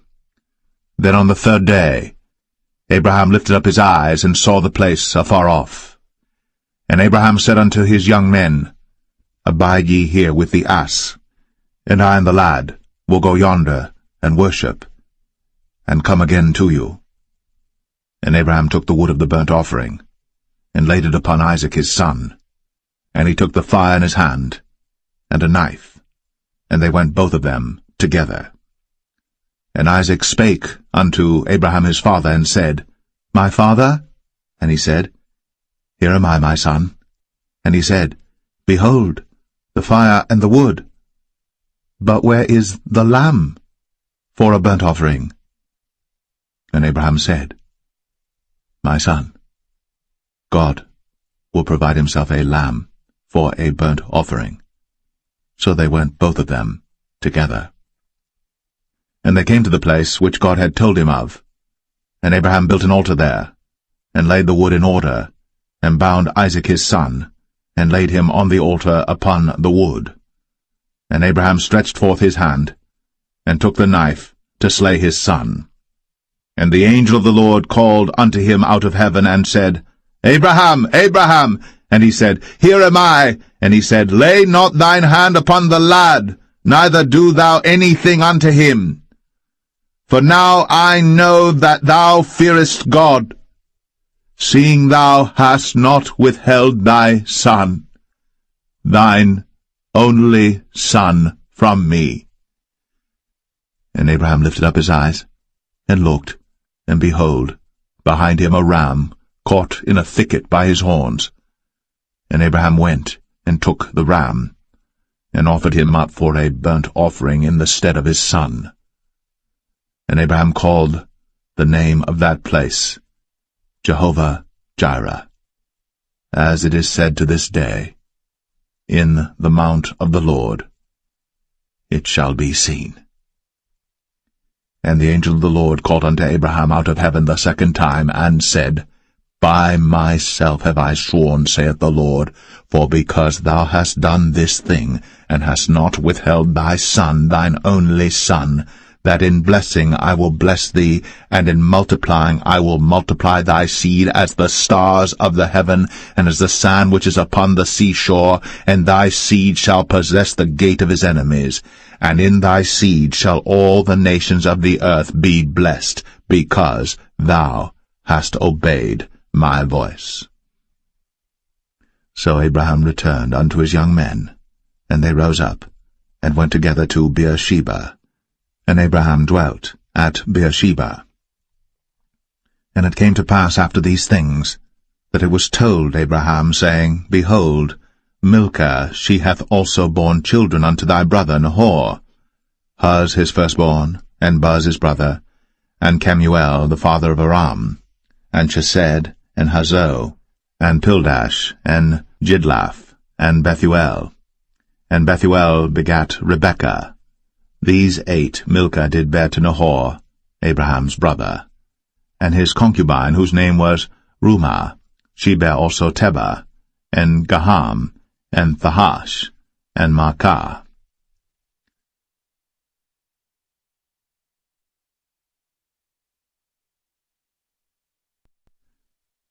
Genesis 23. And Sarah was 127 years old. These were the years of the life of Sarah. And Sarah died in Kirjath-Arba, the same as Hebron in the land of Canaan. And Abraham came to mourn for Sarah, and to weep for her. And Abraham stood up from before his dead, and spake unto the sons of Heth, saying, I am a stranger, and a sojourner with you. Give me a possession of a burying place with you, that I may bury my dead out of my sight. And the children of Heth answered Abraham, saying unto him, Hear us, my lord. Thou art a mighty prince among us. In the choice of our sepulchres bury thy dead.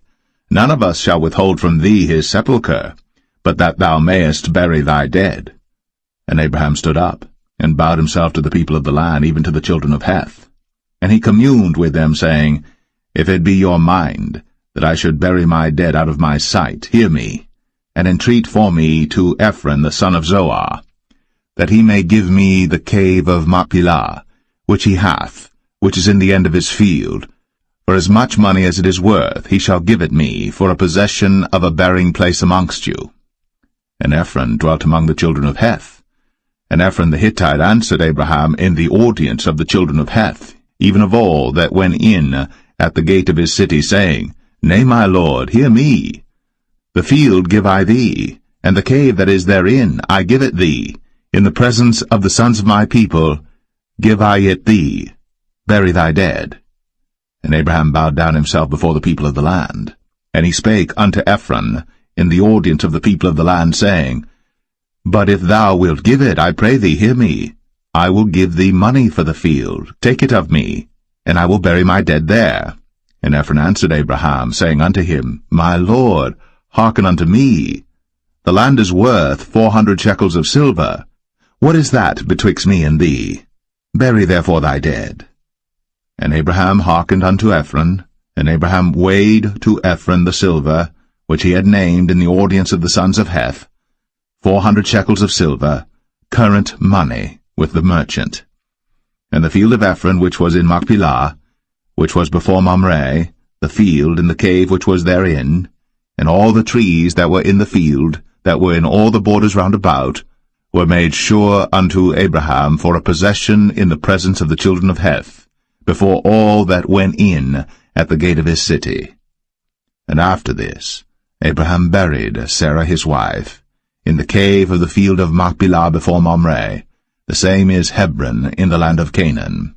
And the field, and the cave that is therein, were made sure unto Abraham for a possession of a burying place by the sons of Heth.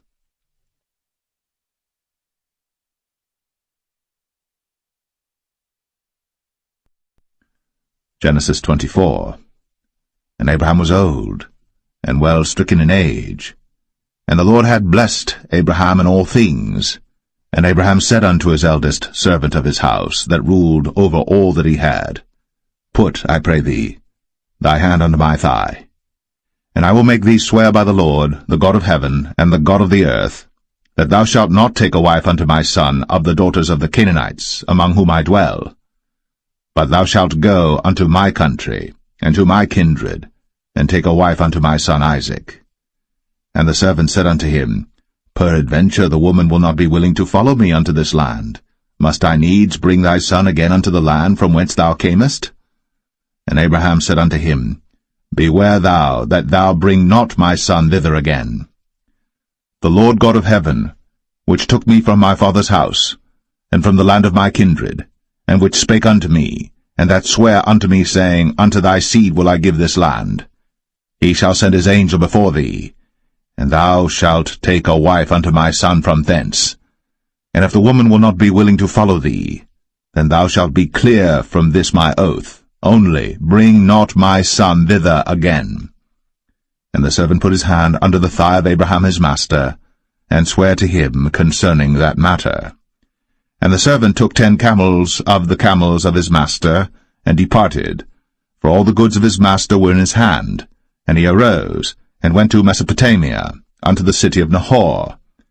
And he made his camels to kneel down without the city by a well of water, at the time of the evening, even the time that women go out to draw water.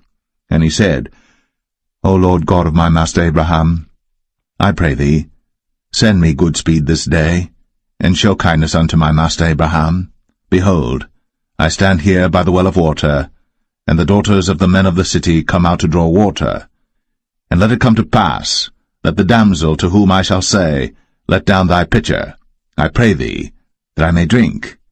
And she shall say, Drink, and I will give thy camels drink also. Let the same be she that thou hast appointed for thy servant Isaac, and thereby shall I know that thou hast shown kindness unto my master.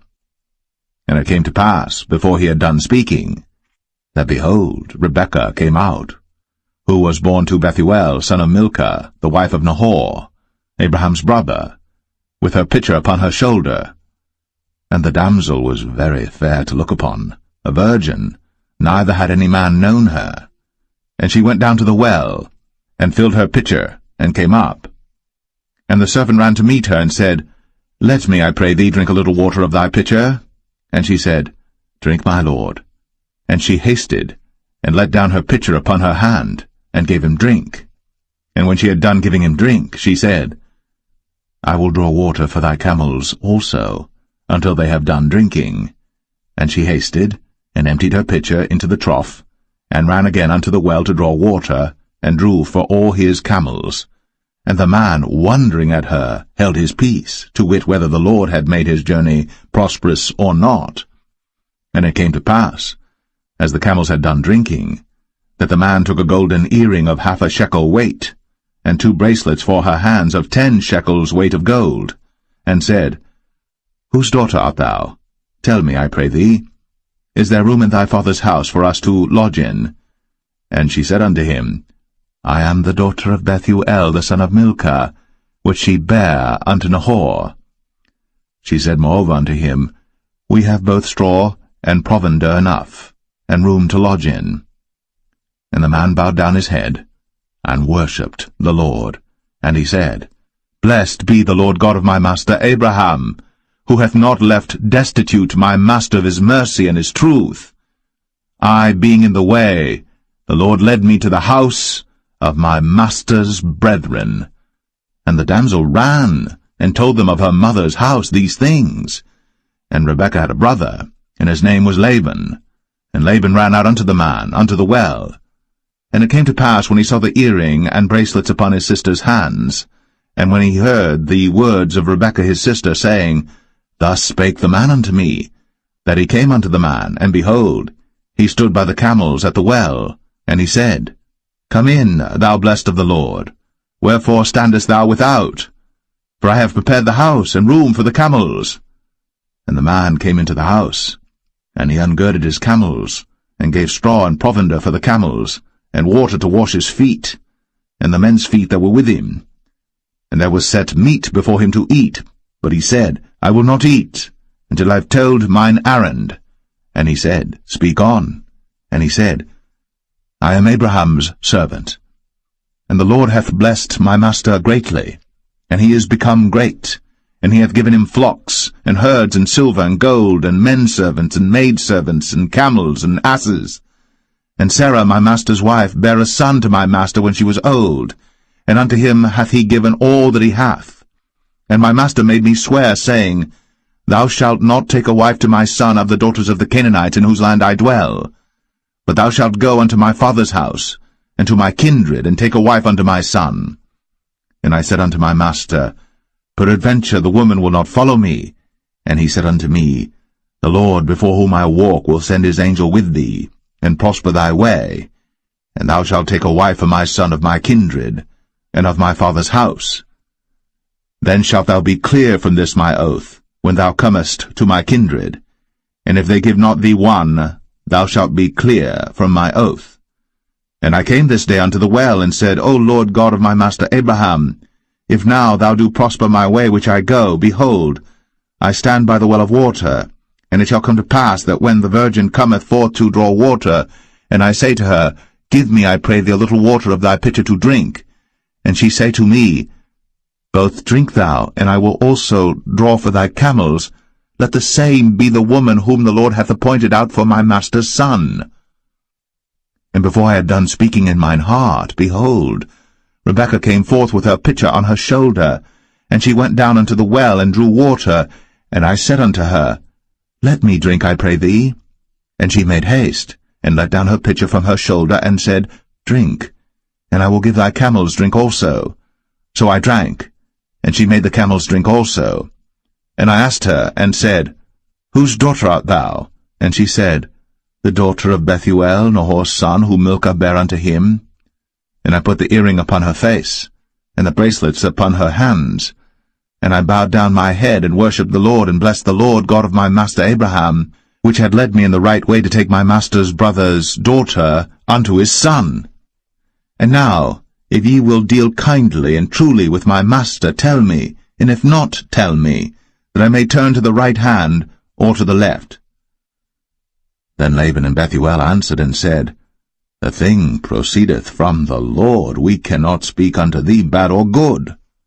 Behold, Rebekah is before thee. Take her and go, and let her be thy master's son's wife, as the Lord hath spoken. And it came to pass that when Abraham's servant heard their words, he worshipped the Lord, bowing himself to the earth. And the servant brought forth jewels of silver and jewels of gold and raiment, and gave them to Rebekah. He gave also to her brother and to her mother precious things. And they did eat and drink, he and the men that were with him, and tarried all night. And they rose up in the morning, and he said, Send me away unto my master. And her brother and her mother said, Let the damsel abide with us a few days, at the least 10. After that she shall go. And he said unto them, Hinder me not, seeing the Lord hath prospered my way. Send me away that I may go to my master. And they said, We will call the damsel, and inquire at her mouth. And they called Rebekah, and said unto her, Wilt thou go with this man? And she said, I will go. And they sent away Rebekah, their sister, and her nurse, and Abraham's servant, and his men. And they blessed Rebekah, and said unto her, Thou art our sister. Be thou the mother of thousands of millions, and let thy seed possess the gate of those which hate them. And Rebekah arose, and her damsels, and they rode upon the camels, and followed the man. And the servant took Rebekah, and went his way.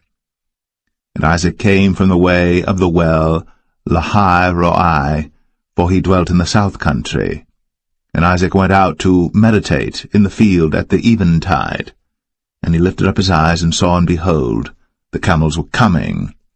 And Rebekah lifted up her eyes, and when she saw Isaac, she lighted off the camel. For she had said unto the servant, What man is this that walketh in the field to meet us? And the servant had said, It is my master.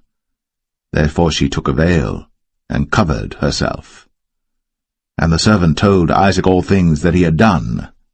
And Isaac brought her into his mother Sarah's tent, and took Rebekah, and she became his wife, and he loved her. and Isaac was comforted after his mother's death.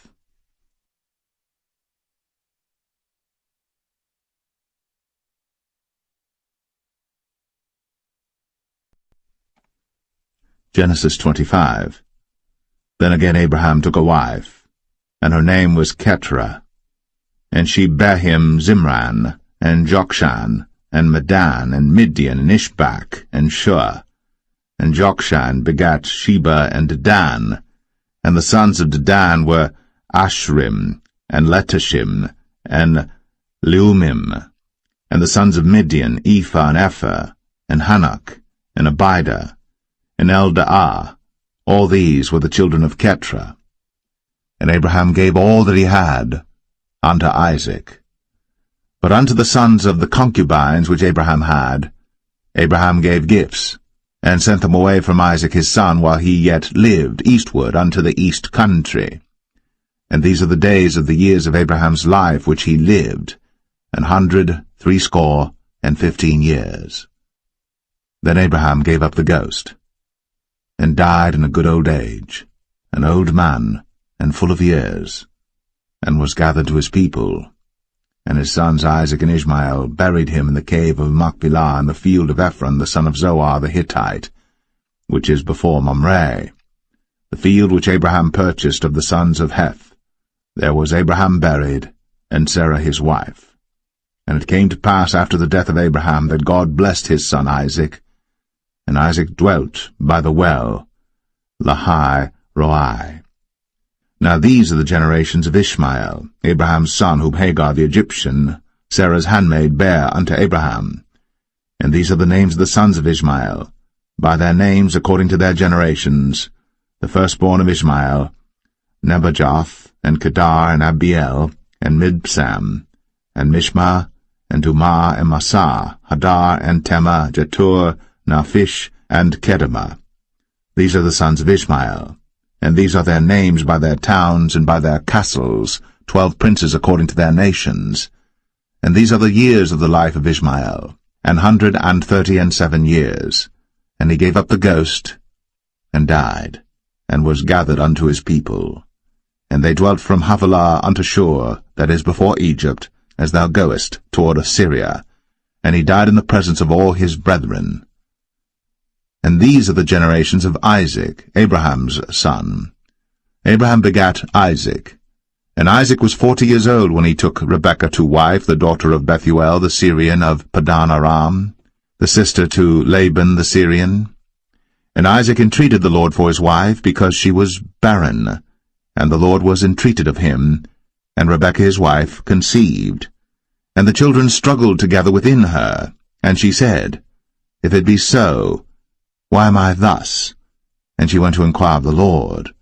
And the Lord said unto her, 2 nations are in thy womb, and 2 manner of people shall be separated from thy bowels. And the one people shall be stronger than the other people, and the elder shall serve the younger. And when her days to be delivered were fulfilled, behold, there were twins in her womb.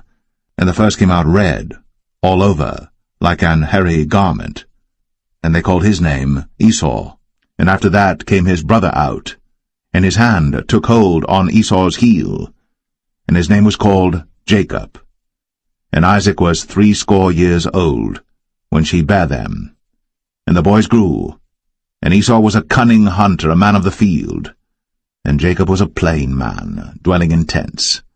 And Isaac loved Esau because he did eat of his venison, but Rebekah loved Jacob. And Jacob sod pottage, and Esau came from the field, and he was faint.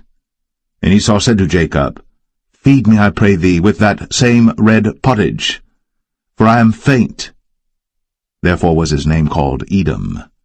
And Jacob said, Sell me this day thy birthright. And Esau said, Behold, I am at the point to die, and what profit shall this birthright do to me? And Jacob said, Swear to me this day. And he sware unto him, and he sold his birthright unto Jacob.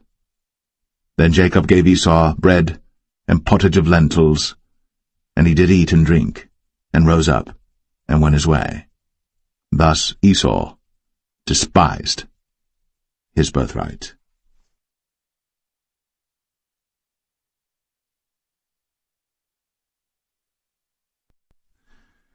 Genesis 26.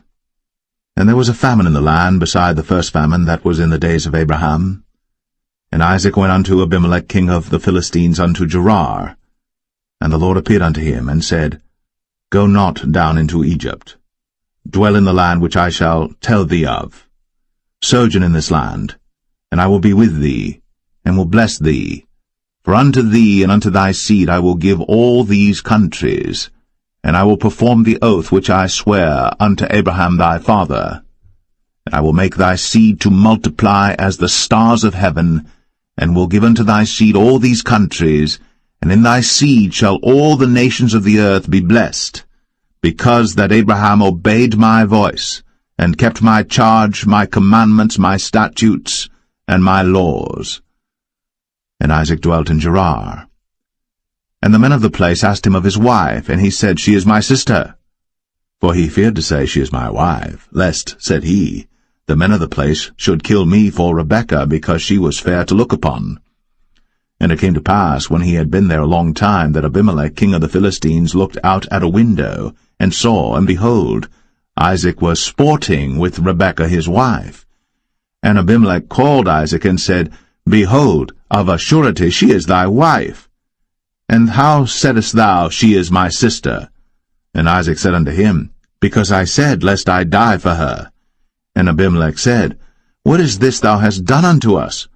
One of the people might lightly have lain with thy wife, and thou shouldest have brought guiltiness upon us.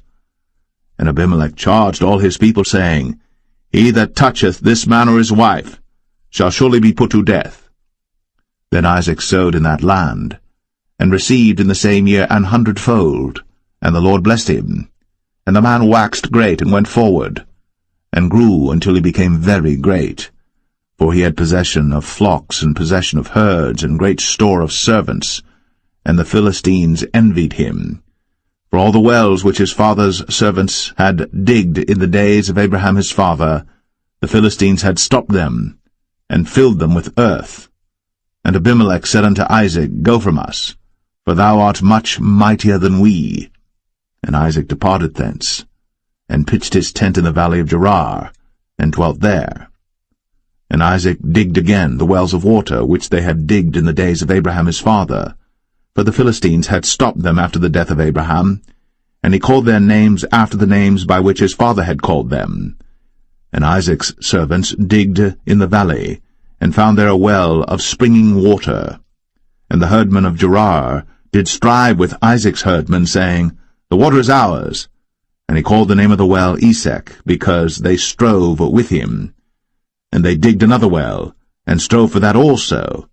And he called the name of it Sitnah. And he removed from thence, and digged another well, and for that they strove not. And he called the name of it Rehoboth. And he said, For now the Lord hath made room for us, and we shall be fruitful in the land.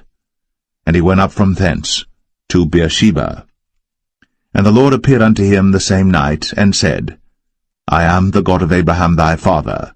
Fear not, for I am with thee, and will bless thee, and multiply thy seed for my servant Abraham's sake. And he builded an altar there, and called upon the name of the Lord, and pitched his tent there. And there Isaac's servants digged a well. Then Abimelech went to him from Gerar, and Ahuzzath one of his friends, and Phicol the chief captain of his army. And Isaac said unto them, Wherefore come ye to me, seeing ye hate me, and have sent me away from you? And they said, We saw certainly that the Lord was with thee. And we said, Let there be now an oath betwixt us, even betwixt us and thee, and let us make a covenant with thee, that thou wilt do us no hurt, as we have not touched thee, and as we have done unto thee nothing but good, and have sent thee away in peace. Thou art now the blessed of the Lord. And he made them a feast, and they did eat and drink. And they rose up betimes in the morning, and sware one to another. And Isaac sent them away, and they departed from him in peace. And it came to pass the same day that Isaac's servants came, and told him concerning the well which they had digged, and said unto him, We have found water. And he called it Sheba. Therefore the name of the city is Beersheba unto this day. And Esau was 40 years old when he took to wife Judith, the daughter of Beri the Hittite, and Bashemath, the daughter of Elon the Hittite, which were a grief of mind unto Isaac and to Rebekah.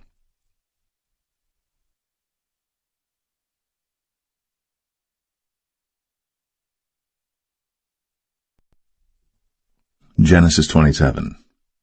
And it came to pass that when Isaac was old, and his eyes were dim, so that he could not see, he called Esau his eldest son, and said unto him, My son. And he said unto him, Behold, here am I. And he said, Behold now, I am old, I know not the day of my death.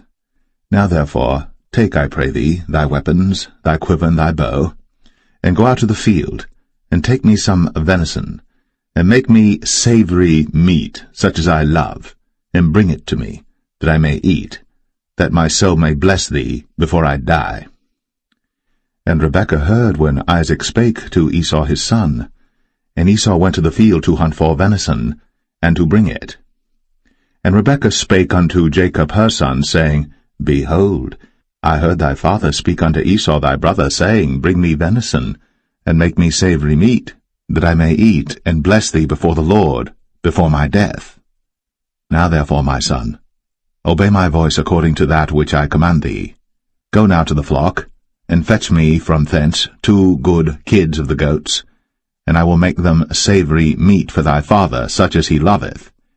And thou shalt bring it to thy father, that he may eat, and that he may bless thee before his death. And Jacob said to Rebekah his mother, Behold, Esau my brother is a hairy man, and I am a smooth man. My father peradventure will feel me, and I shall seem to him as a deceiver, and I shall bring a curse upon me, and not a blessing. And his mother said unto him, Upon me be thy curse, my son, only obey my voice, and go fetch me them. And he went, and fetched, and brought them to his mother. And his mother made savory meat such as his father loved. And Rebekah took goodly raiment of her eldest son Esau, which were with her in the house, and put them upon Jacob her younger son. And she put the skins of the kids of the goats upon his hands, and upon the smooth of his neck. And she gave the savory meat, and the bread, which she had prepared, into the hand of her son Jacob. And he came unto his father, and said, My father. And he said, Here am I. Who art thou, my son? And Jacob said unto his father, I am Esau thy firstborn. I have done according as thou badest me. Arise, I pray thee, sit and eat of my venison, that thy soul may bless me. And Isaac said unto his son, How is it that thou hast found it so quickly, my son? And he said, Because the Lord thy God brought it to me.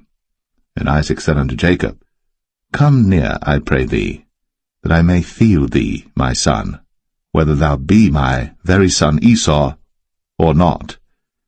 And Jacob went near unto Isaac his father, and he felt him, and said, The voice is Jacob's voice, but the hands are the hands of Esau. And he discerned him not, because his hands were hairy, as his brother Esau's hands. So he blessed him, and he said, Art thou my very son Esau? And he said, I am. And he said, Bring it near to me, and I will eat of my son's venison, that my soul may bless thee. And he brought it near to him, and he did eat, and he brought him wine, and he drank. And his father Isaac said unto him, Come near now, and kiss me, my son. And he came near, and kissed him.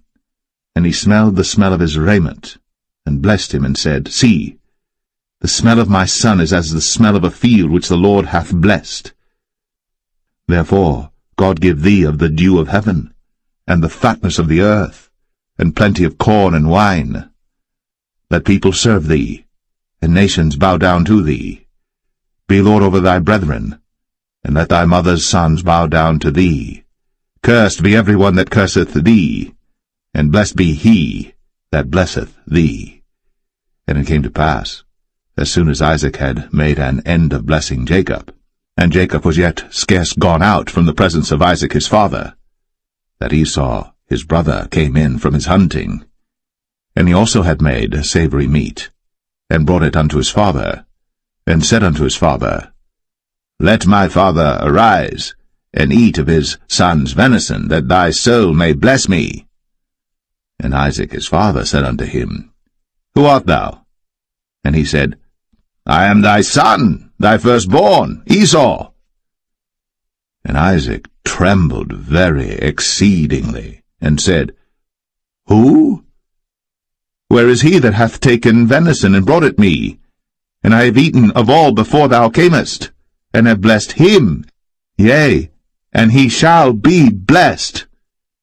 And when Esau heard the words of his father, he cried with a great and exceeding bitter cry, and said unto his father, Bless me, even me also, O my father. And he said, Thy brother came with subtlety, and hath taken away thy blessing. And he said, Is not he rightly named Jacob? For he hath supplanted me these 2 times. He took away my birthright, and behold, now he hath taken away my blessing. And he said, Hast thou not reserved a blessing for me? And Isaac answered and said unto Esau, Behold, I have made him thy lord, and all his brethren have I given to him for servants, and with corn and wine have I sustained him. And what shall I do now unto thee, my son? And Esau said unto his father, Hast thou but one blessing, my father? Bless me, even me also, O my father. And Esau lifted up his voice and wept.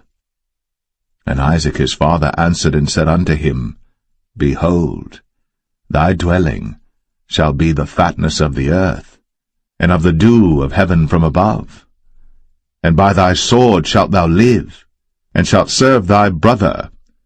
And it shall come to pass that when thou shalt have the dominion, that thou shalt break his yoke from off thy neck. And Esau hated Jacob, because of the blessing wherewith his father blessed him. And Esau said in his heart, The days of mourning for my father are at hand. Then will I slay my brother Jacob. And these words of Esau her elder son were told to Rebekah, and she sent and called Jacob her younger son, and said unto him, Behold, thy brother Esau, as touching thee, doth comfort himself, purposing to kill thee. Now therefore, my son, obey my voice and arise. Flee thou to Laban my brother, to Haran, and tarry with him a few days, until thy brother's fury turn away, until thy brother's anger turn away from thee, and he forget that which thou hast done to him. Then I will send and fetch thee from thence. Why should I be deprived also of you both in one day? And Rebekah said to Isaac, I am weary of my life because of the daughters of Heth. If Jacob take a wife of the daughters of Heth, such as these which are of the daughters of the land, what good shall my life do me?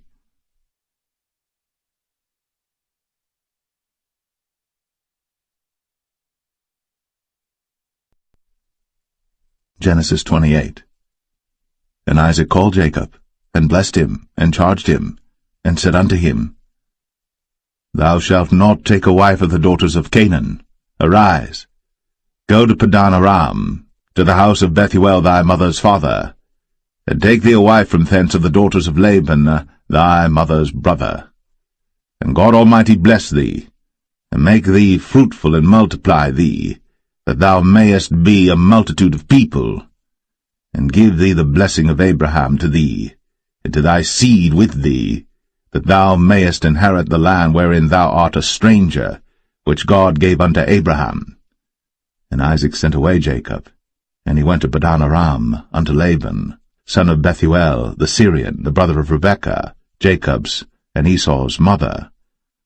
When Esau saw that Isaac had blessed Jacob, and sent him away to Padan Aram, to take him a wife from thence, and that as he blessed him he gave him a charge, saying, Thou shalt not take a wife of the daughters of Canaan, and that Jacob obeyed his father and his mother, and was gone to Padan-aram.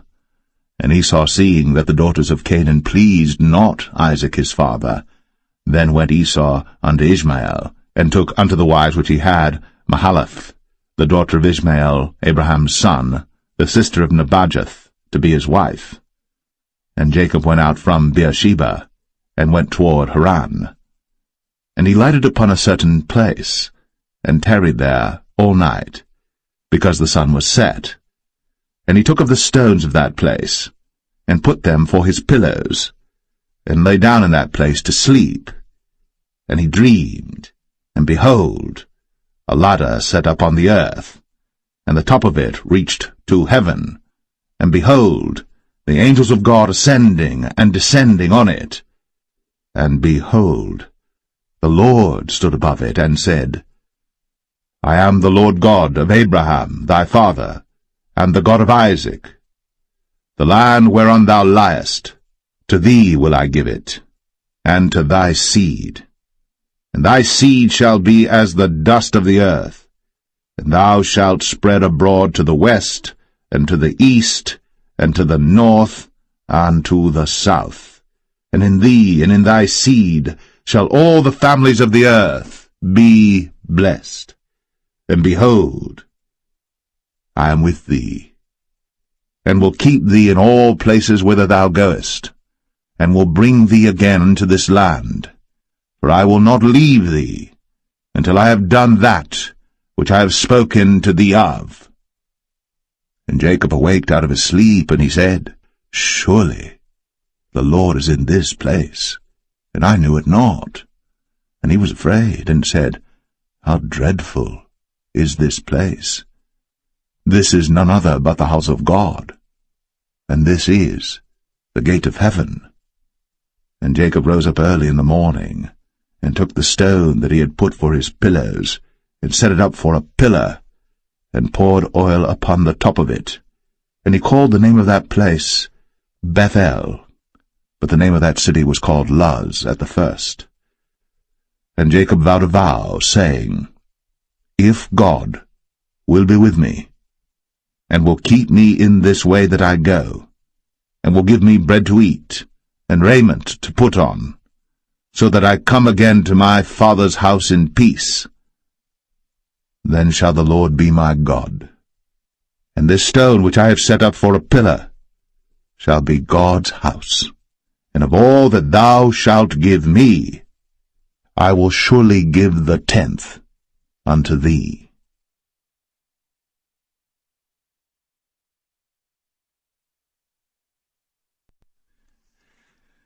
Genesis 29. Then Jacob went on his journey, and came into the land of the people of the east. And he looked, and behold, a well in the field, and lo, there were 3 flocks of sheep lying by it. For out of that well they watered the flocks, and a great stone was upon the well's mouth. And thither were all the flocks gathered. And they rolled the stone from the well's mouth, and watered the sheep, and put the stone again upon the well's mouth in his place. And Jacob said unto them, My brethren, whence be ye? And they said, Of Haran are we. And he said unto them, Know ye Laban the son of Nahor? And they said, We know him. And he said unto them, Is he well? And they said, He is well. And behold, Rachel his daughter cometh with the sheep.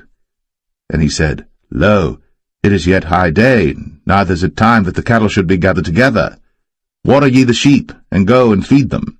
And they said, We cannot until all the flocks be gathered together, until they roll the stone from the well's mouth. Then we water the sheep. And while he yet spake with them, Rachel came with her father's sheep, for she kept them. And it came to pass, when Jacob saw Rachel the daughter of Laban his mother's brother, and the sheep of Laban his mother's brother, that Jacob went near, and rolled the stone from the well's mouth, and watered the flock of Laban his mother's brother. And Jacob kissed Rachel, and lifted up his voice and wept. And Jacob told Rachel that he was her father's brother, and that he was Rebekah's son. And she ran and told her father. And it came to pass, when Laban heard the tidings of Jacob his sister's son, that he ran to meet him, and embraced him, and kissed him, and brought him to his house. And he told Laban all these things. And Laban said to him, Surely thou art my bone and my flesh. And he abode with him the space of a month. And Laban said unto Jacob, Because thou art my brother, shouldest thou therefore serve me for naught? Tell me, what shall thy wages be? And Laban had 2 daughters. The name of the elder was Leah, and the name of the younger was Rachel. Leah was tender-eyed, but Rachel was beautiful and well-favored. And Jacob loved Rachel, and said, I will serve thee 7 years for Rachel thy younger daughter. And Laban said, It is better that I give her to thee, than that I should give her to another man. Abide with me. And Jacob served 7 years for Rachel, and they seemed unto him but a few days, for the love he had to her. And Jacob said unto Laban, Give me my wife, for my days are fulfilled, that I may go in unto her. And Laban gathered together all the men of the place, and made a feast. And it came to pass in the evening that he took Leah his daughter, and brought her to him, and he went in unto her. And Laban gave unto his daughter Leah Zilpah his maid for an handmaid. And it came to pass that in the morning, behold, it was Leah. And he said to Laban, What is this thou hast done unto me? Did not I serve with thee for Rachel? Wherefore then hast thou beguiled me? And Laban said, It must not be so done in our country to give the younger before the firstborn. Fulfill her week, and we will give thee this also for the service which thou shalt serve with me yet 7 other years. And Jacob did so, and fulfilled her week, and he gave him Rachel his daughter to wife also. And Laban gave to Rachel his daughter Bilhah his handmaid to be her maid. And he went in also unto Rachel, and he loved also Rachel more than Leah, and served with him yet 7 other years. And when the Lord saw that Leah was hated, he opened her womb. But Rachel was barren, and Leah conceived, and bare a son. And she called his name Reuben, for she said, Surely the Lord hath looked upon my affliction, now therefore my husband will love me. And she conceived again, and bare a son, and said, Because the Lord hath heard that I was hated, he hath therefore given me this son also. And she called his name Simeon. And she conceived again, and bare a son, and said, Now this time will my husband be joined unto me, because I have borne him 3 sons. Therefore was his name called Levi. And she conceived again, and bare a son, and she said, Now will I praise the Lord. Therefore she called his name Judah, and left bearing.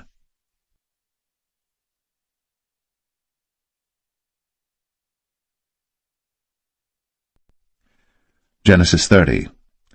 And when Rachel saw that she bare Jacob no children, Rachel envied her sister, and said unto Jacob, Give me children, or else I die. And Jacob's anger was kindled against Rachel, and he said, Am I in God's stead, who hath withheld from thee the fruit of the womb?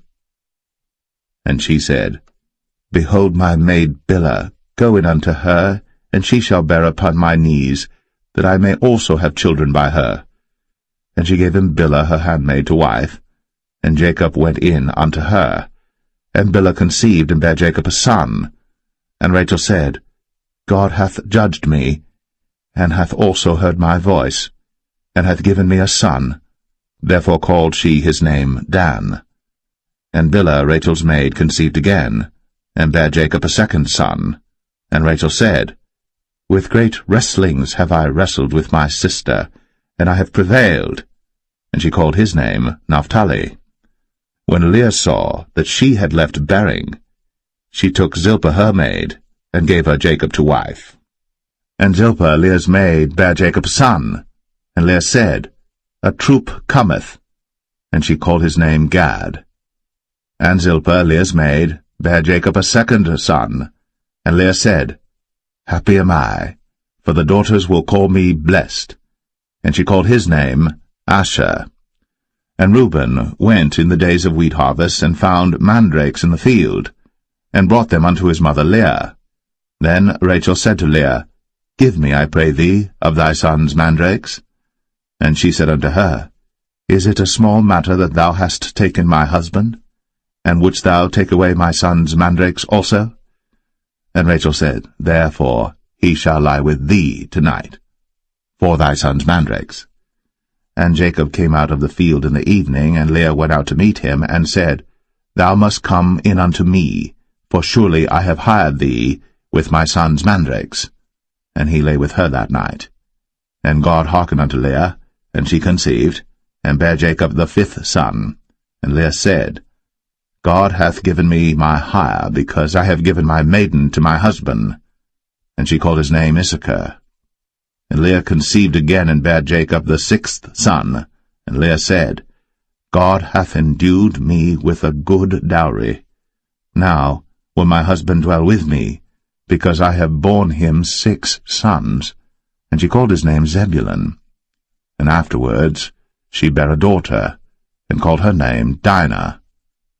And God remembered Rachel, and God hearkened to her, and opened her womb. And she conceived, and bare a son, and said, God hath taken away my reproach.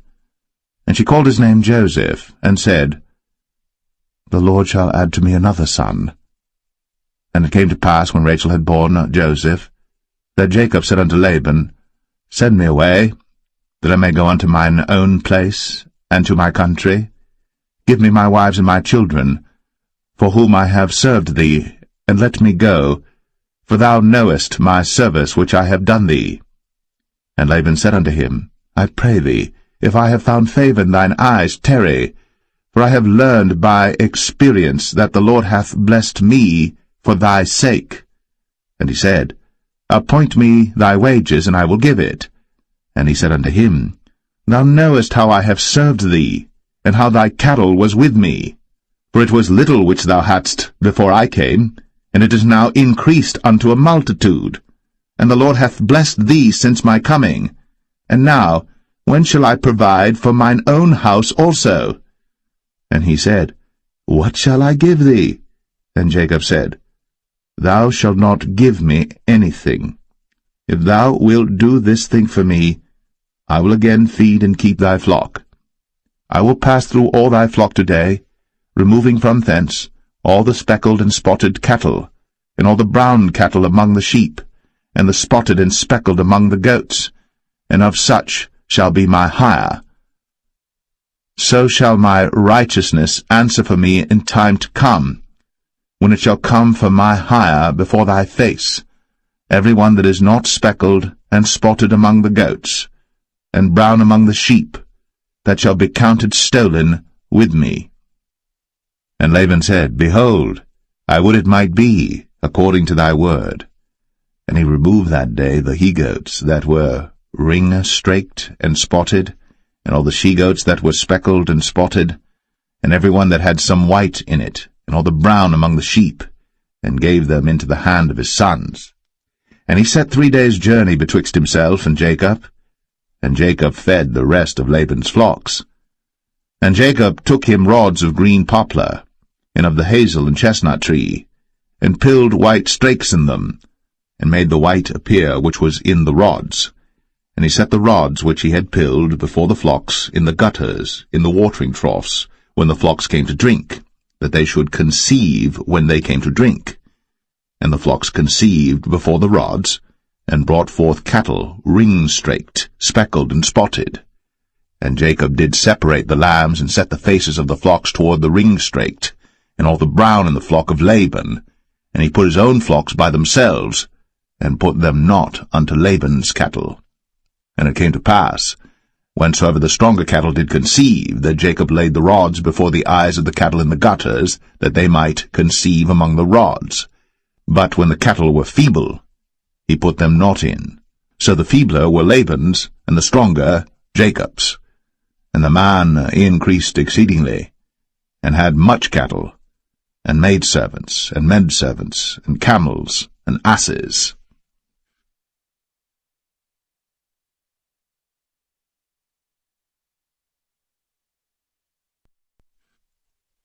Genesis 31. And he heard the words of Laban's sons, saying, Jacob hath taken away all that was our father's, and of that which was our father's hath he gotten all this glory. And Jacob beheld the countenance of Laban, and behold, it was not toward him as before. And the Lord said unto Jacob, Return unto the land of thy fathers, and to thy kindred, and I will be with thee. And Jacob sent and called Rachel and Leah to the field unto his flock, and said unto them, I see your father's countenance, that it is not toward me as before, but the God of my father hath been with me. And ye know that with all my power I have served your father. And your father hath deceived me, and changed my wages 10 times. But God suffered him not to hurt me. If he said thus, The speckled shall be thy wages, then all the cattle bear speckled. And if he said thus, The ring-straked shall be thy hire, then bear all the cattle ring-straked. Thus God hath taken away the cattle of your father, and given them to me. And it came to pass at the time that the cattle conceived, that I lifted up mine eyes, and saw in a dream, and behold, the rams which leaped upon the cattle were ring-straked, speckled, and grizzled. And the angel of God spake unto me in a dream, saying, Jacob. And I said, Here am I. And he said, Lift up now thine eyes, and see all the rams which leap upon the cattle are ring-straked, speckled, and grizzled. For I have seen all that Laban doeth unto thee. I am the God of Bethel, where thou anointest the pillar, and where thou vowest a vow unto me. Now arise, get thee out from this land, and return unto the land of thy kindred. And Rachel and Leah answered and said unto him, Is there yet any portion or inheritance for us in our father's house? Are we not counted of him strangers? For he hath sold us, and hath quite devoured also our money. For all the riches which God hath taken from our father, that is ours and our children's. Now then, whatsoever God hath said unto thee, do. Then Jacob rose up, and set his sons and his wives upon camels. And he carried away all his cattle, and all his goods which he had gotten, the cattle of his getting which he had gotten in Padan Aram, for to go to Isaac his father in the land of Canaan. And Laban went to shear his sheep, and Rachel had stolen the images that were her father's. And Jacob stole away unawares to Laban the Syrian, in that he told him not that he fled. So he fled with all that he had, and he rose up and passed over the river, and set his face toward the Mount Gilead.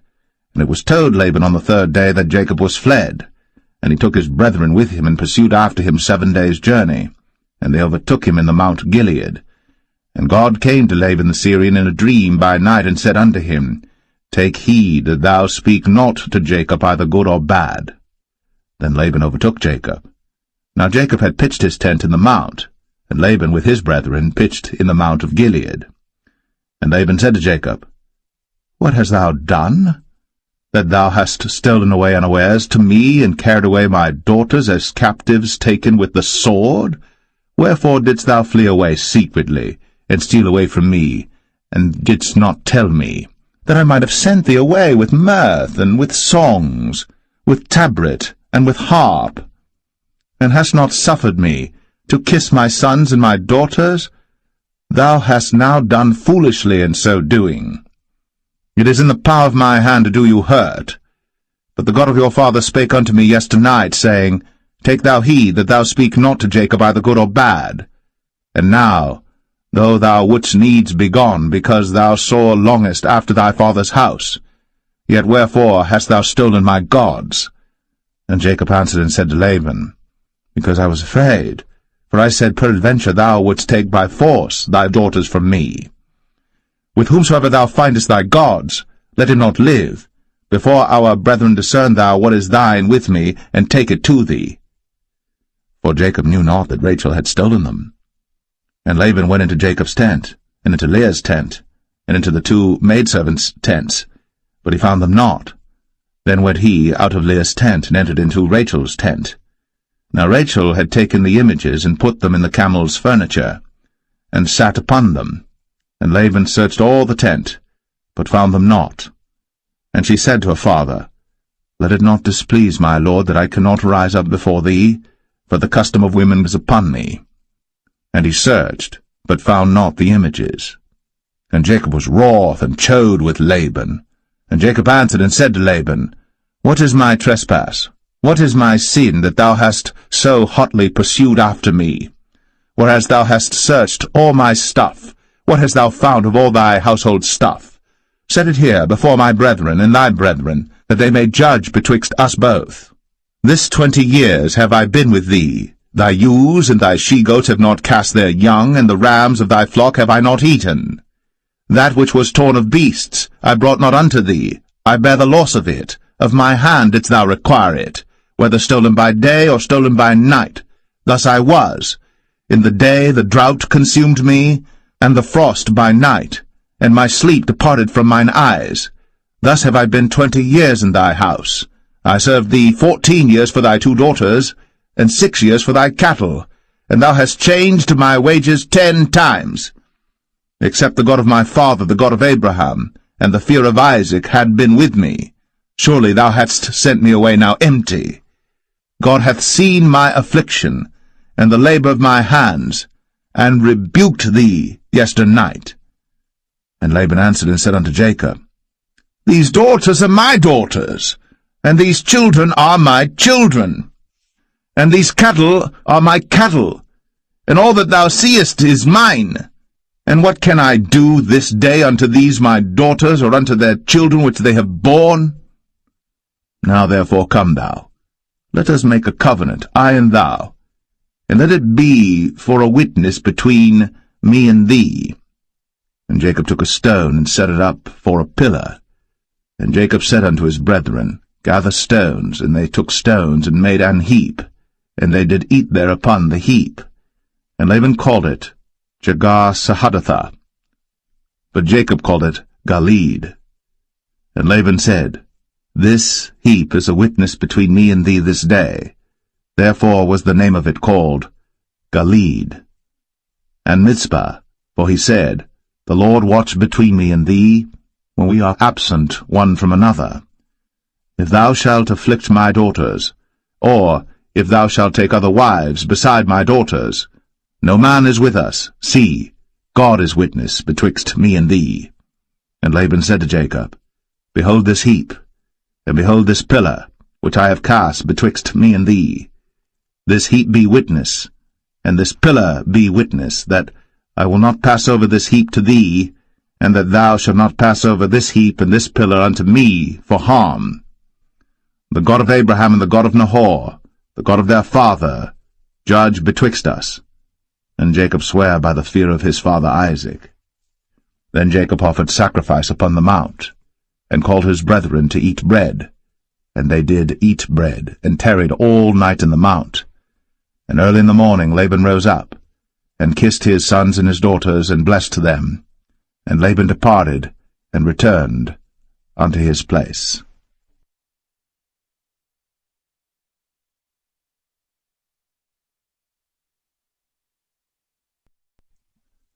Genesis 32. And Jacob went on his way, and the angels of God met him. And when Jacob saw them, he said, This is God's host. And he called the name of that place Mahanaim. And Jacob sent messengers before him to Esau his brother unto the land of Seir, the country of Edom. And he commanded them, saying, Thus shall ye speak unto my lord Esau. Thy servant Jacob saith thus, I have sojourned with Laban, and stayed there until now. And I have oxen and asses, flocks and menservants and women servants. And I have sent to tell my lord that I may find grace in thy sight.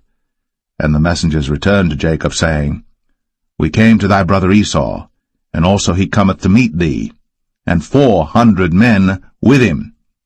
Then Jacob was greatly afraid and distressed. And he divided the people that was with him, and the flocks and herds, and the camels, into 2 bands, and said, If Esau come to the one company and smite it, then the other company which is left shall escape. And Jacob said, O God of my father Abraham, and God of my father Isaac, the Lord which saidest unto me, Return unto thy country, and to thy kindred, and I will deal well with thee. I am not worthy of the least of all the mercies, and of all the truth which thou hast shown unto thy servant. For with my staff I passed over this Jordan, and now I am become 2 bands. Deliver me, I pray thee, from the hand of my brother, from the hand of Esau, for I fear him, lest he will come and smite me, and the mother with the children.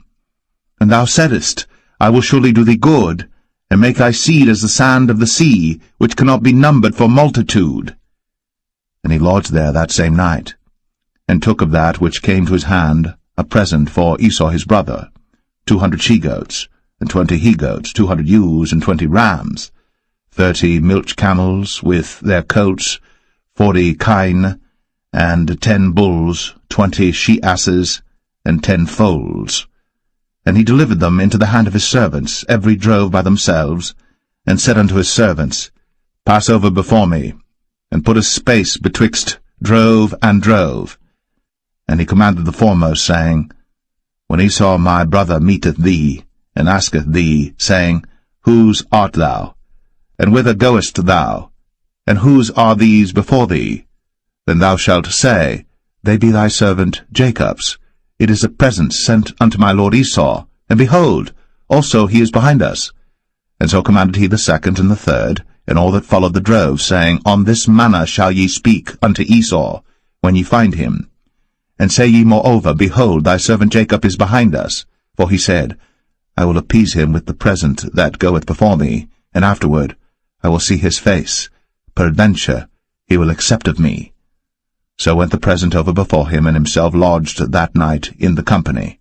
And he rose up that night, and took his 2 wives, and his 2 women servants, and his 11 sons, and passed over the ford Jabbok. And he took them, and sent them over the brook, and sent over that he had. And Jacob was left alone. And there wrestled a man with him until the breaking of the day. And when he saw that he prevailed not against him, he touched the hollow of his thigh, and the hollow of Jacob's thigh was out of joint as he wrestled with him. And he said, Let me go, for the day breaketh. And he said, I will not let thee go, except thou bless me. And he said unto him, What is thy name? And he said, Jacob.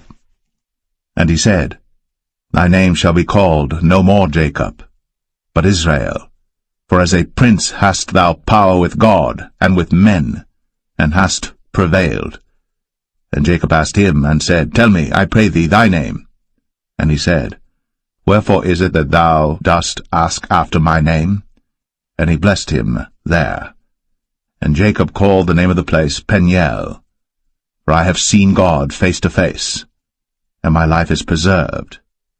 And as he passed over Penuel, the sun rose upon him, and he halted upon his thigh. Therefore the children of Israel eat not of the sinew which shrank, which is upon the hollow of the thigh, unto this day, because he touched the hollow of Jacob's thigh in the sinew that shrank.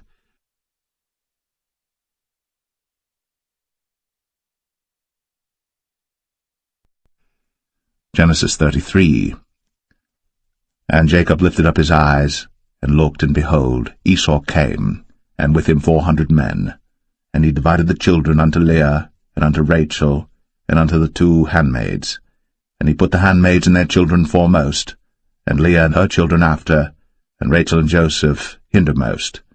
And he passed over before them, and bowed himself to the ground 7 times, until he came near to his brother. And Esau ran to meet him, and embraced him, and fell on his neck, and kissed him, and they wept. And he lifted up his eyes, and saw the women and the children, and said, Who are those with thee? And he said, The children which God hath graciously given thy servant. Then the handmaidens came near, they and their children, and they bowed themselves. And Leah also with her children came near, and bowed themselves.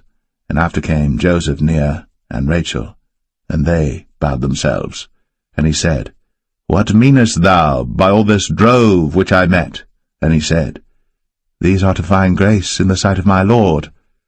And Esau said, I have enough, my brother, keep that thou hast unto thyself.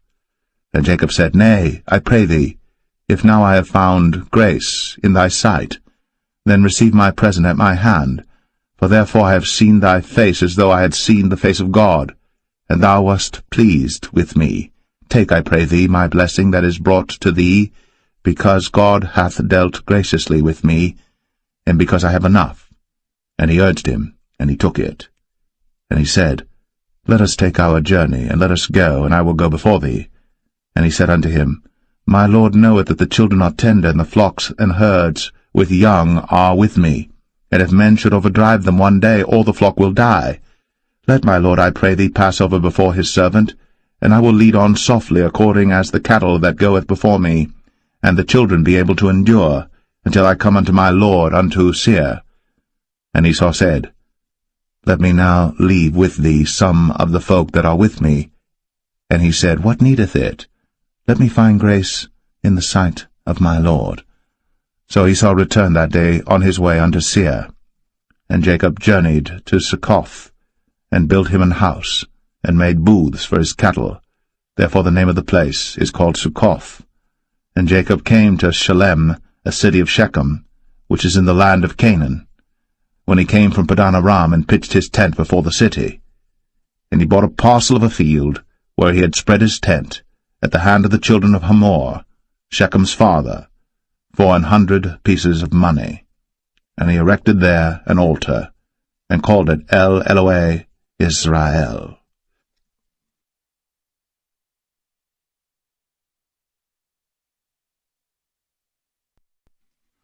Genesis 34. And Dinah the daughter of Leah, which she bare unto Jacob, went out to see the daughters of the land. And when Shechem, the son of Hamor the Hivite, prince of the country, saw her, he took her, and lay with her, and defiled her. And his soul clave unto Dinah the daughter of Jacob, and he loved the damsel, and spake kindly unto the damsel. And Shechem spake unto his father Hamor, saying, Get me this damsel to wife. And Jacob heard that he had defiled Dinah his daughter. Now his sons were with his cattle in the field, and Jacob held his peace until they were come. And Hamor the father of Shechem went out unto Jacob to commune with him. And the sons of Jacob came out of the field when they heard it, and the men were grieved, and they were very wroth, because he had wrought folly in Israel, in lying with Jacob's daughter, which thing ought not to be done. And Hamor communed with them, saying, The soul of my son Shechem longeth for your daughter. I pray you, give her him to wife, and make ye marriages with us, and give your daughters unto us, and take our daughters unto you. And ye shall dwell with us, and the land shall be before you. Dwell and trade ye therein, and get you possessions therein. And Shechem said unto her father and unto her brethren, Let me find grace in your eyes, and what ye shall say unto me I will give. Ask me never so much dowry and gift, and I will give according as ye shall say unto me. But give me the damsel to wife. And the sons of Jacob answered Shechem and Hamor his father deceitfully, and said, because he had defiled Dinah their sister, and they said unto them, We cannot do this thing to give our sister to one that is uncircumcised, for that were a reproach unto us. But in this will we consent unto you. If ye will be as we be, that every male of you be circumcised, then will we give our daughters unto you, and we will take your daughters to us, and we will dwell with you, and we will become one people. But if ye will not hearken unto us to be circumcised, then we will take our daughter, and we will be gone. And their words pleased Hamor and Shechem, Hamor's son. And the young man deferred not to do the thing, because he had delight in Jacob's daughter, and he was more honorable than all the house of his father. And Hamor and Shechem his son came unto the gate of their city, and communed with the men of their city, saying, These men are peaceable with us. Therefore let them dwell in the land, and trade therein. For the land, behold, it is large enough for them. Let us take their daughters to us for wives, and let us give them our daughters. Only herein will the men consent unto us, for to dwell with us, to be one people, if every male among us be circumcised, as they are circumcised. Shall not their cattle and their substance and every beast of theirs be ours? Only let us consent unto them, and they will dwell with us. And unto Hamor and unto Shechem his son hearkened all that went out of the gate of his city, and every male was circumcised, all that went out of the gate of his city. And it came to pass on the third day, when they were sore, that two of the sons of Jacob, Simeon and Levi, Dinah's brethren, took each man his sword, and came upon the city boldly, and slew all the males. And they slew Hamor and Shechem his son with the edge of the sword, and took Dinah out of Shechem's house, and went out. The sons of Jacob came upon the slain, and spoiled the city, because they had defiled their sister. They took their sheep and their oxen, and their asses, and that which was in the city, and that which was in the field, and all their wealth, and all their little ones, and their wives took they captive, and spoiled even all that was in the house. And Jacob said to Simeon and Levi, Ye have troubled me to make me to stink among the inhabitants of the land, among the Canaanites and the Perizzites. And I, being few in number, they shall gather themselves together against me, and slay me, and I shall be destroyed, I and my house. And they said, Should he deal with our sister as with an harlot?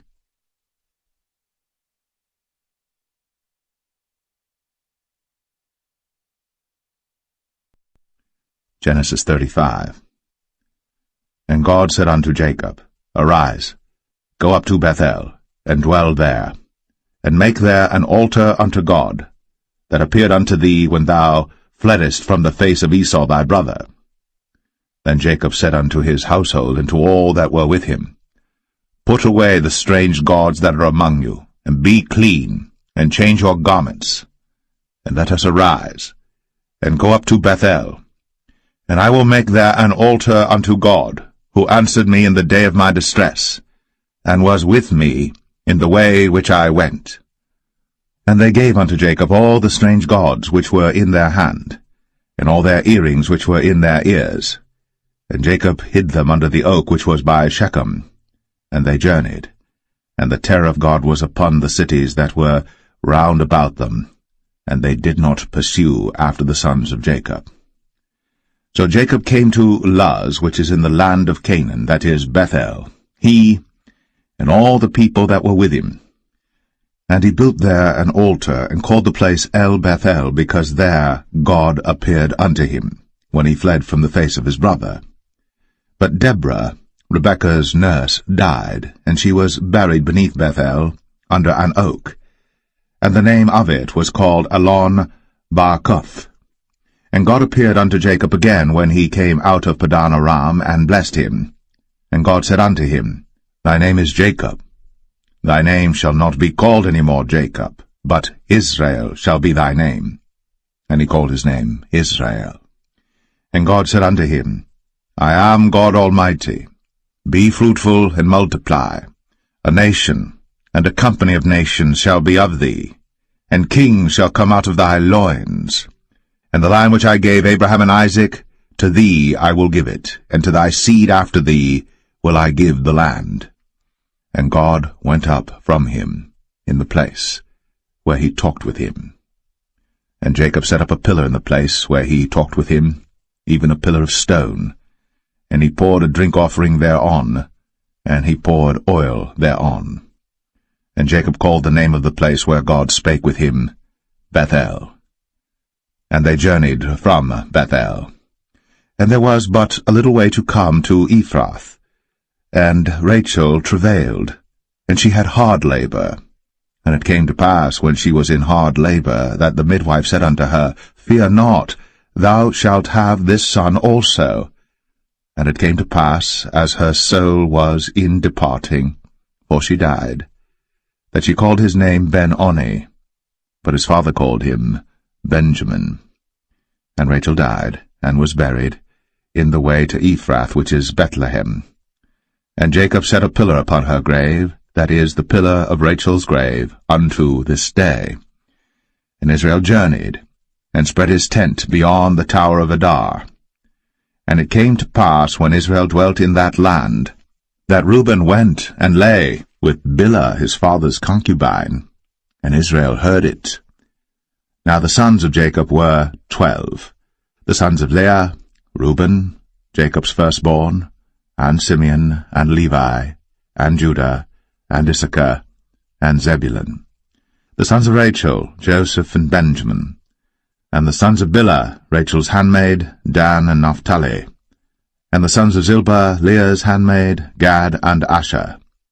These are the sons of Jacob, which were born to him in Padan Aram, And Jacob came unto Isaac his father unto Mamre, unto the city of Arba, which is Hebron, where Abraham and Isaac sojourned. And the days of Isaac were 180 years.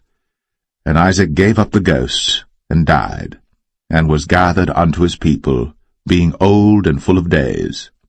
And his sons Esau and Jacob buried him.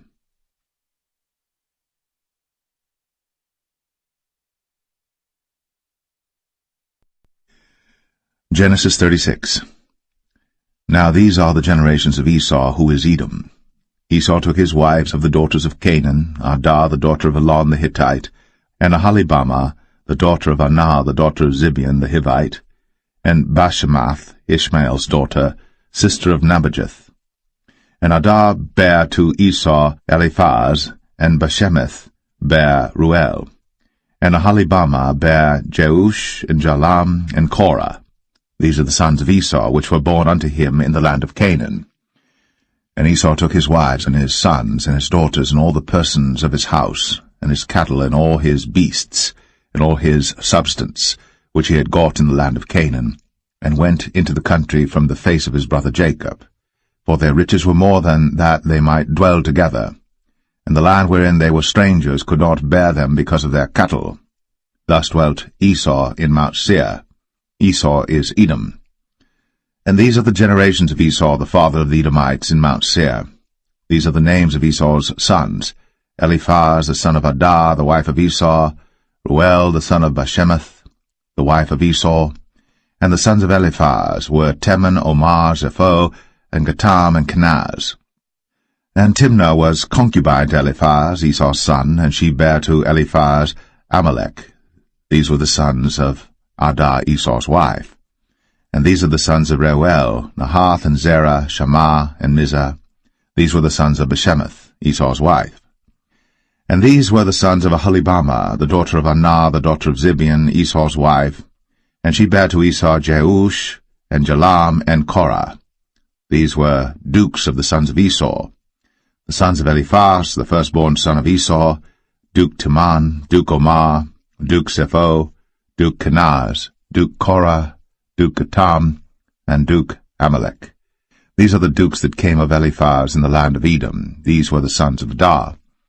And these are the sons of Reuel, Esau's son: Duke Nahath, Duke Zerah, Duke Shammah, Duke Mizah. These are the dukes that came of Reuel in the land of Edom. These are the sons of Bashemath, Esau's wife. And these are the sons of Aholibamah, Esau's wife: Duke Jeush, Duke Jalam, Duke Korah. These were the dukes that came of Aholibamah, the daughter of Anah, Esau's wife. These are the sons of Esau, who is Edom, and these are their dukes.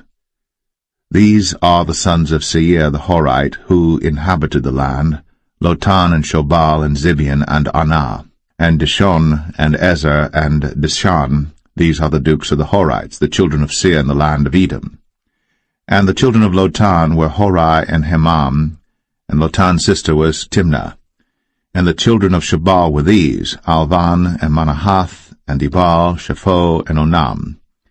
And these are the children of Zibeon, both Ajah and Anah. This was that Anah that found the mules in the wilderness, as he fed the asses of Zibeon his father.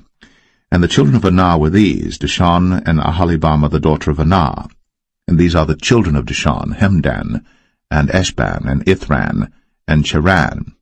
The children of Ezer are these: Bilhan, and Zavan, and Akan. The children of Dishan are these: Uz, and Aran. These are the dukes that came of the Horites: Duke Lotan, Duke Shobal, Duke Zibeon, Duke Anah, Duke Dishon, Duke Ezer, Duke Dishan. These are the dukes that came of Horai among their dukes in the land of Seir. And these are the kings that reigned in the land of Edom, before there reigned any king over the children of Israel. And Bela the son of Beor reigned in Edom, and the name of his city was Dinhabah. And Bela died, and Jobab the son of Zerah of Bozrah reigned in his stead. And Jobab died, and Husham of the land of Temani reigned in his stead. And Husham died, and Hadad the son of Bedad, who smote Midian in the field of Moab, reigned in his stead. and the name of his city was Avith. And Hadad died, and Samlah of Masrekah reigned in his stead. And Samlah died, and Saul of Rehoboth by the river reigned in his stead. And Saul died, and Baal-Hanan the son of Achbor reigned in his stead. And Baal-Hanan the son of Achbor died, and Hadar reigned in his stead. And the name of his city was Pau, and his wife's name was Mehetabel, and the daughter of Matred, the daughter of Mezahab.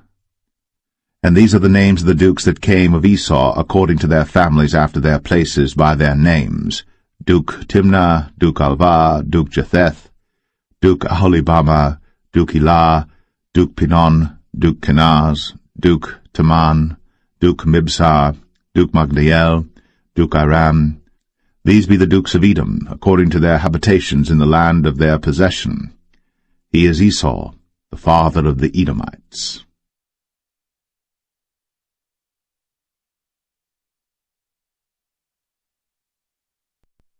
Genesis 37.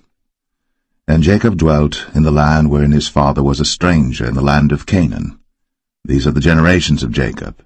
Joseph, being 17 years old, was feeding the flock with his brethren, and the lad was with the sons of Bilhah, and with the sons of Zilpah, his father's wives. And Joseph brought unto his father their evil report.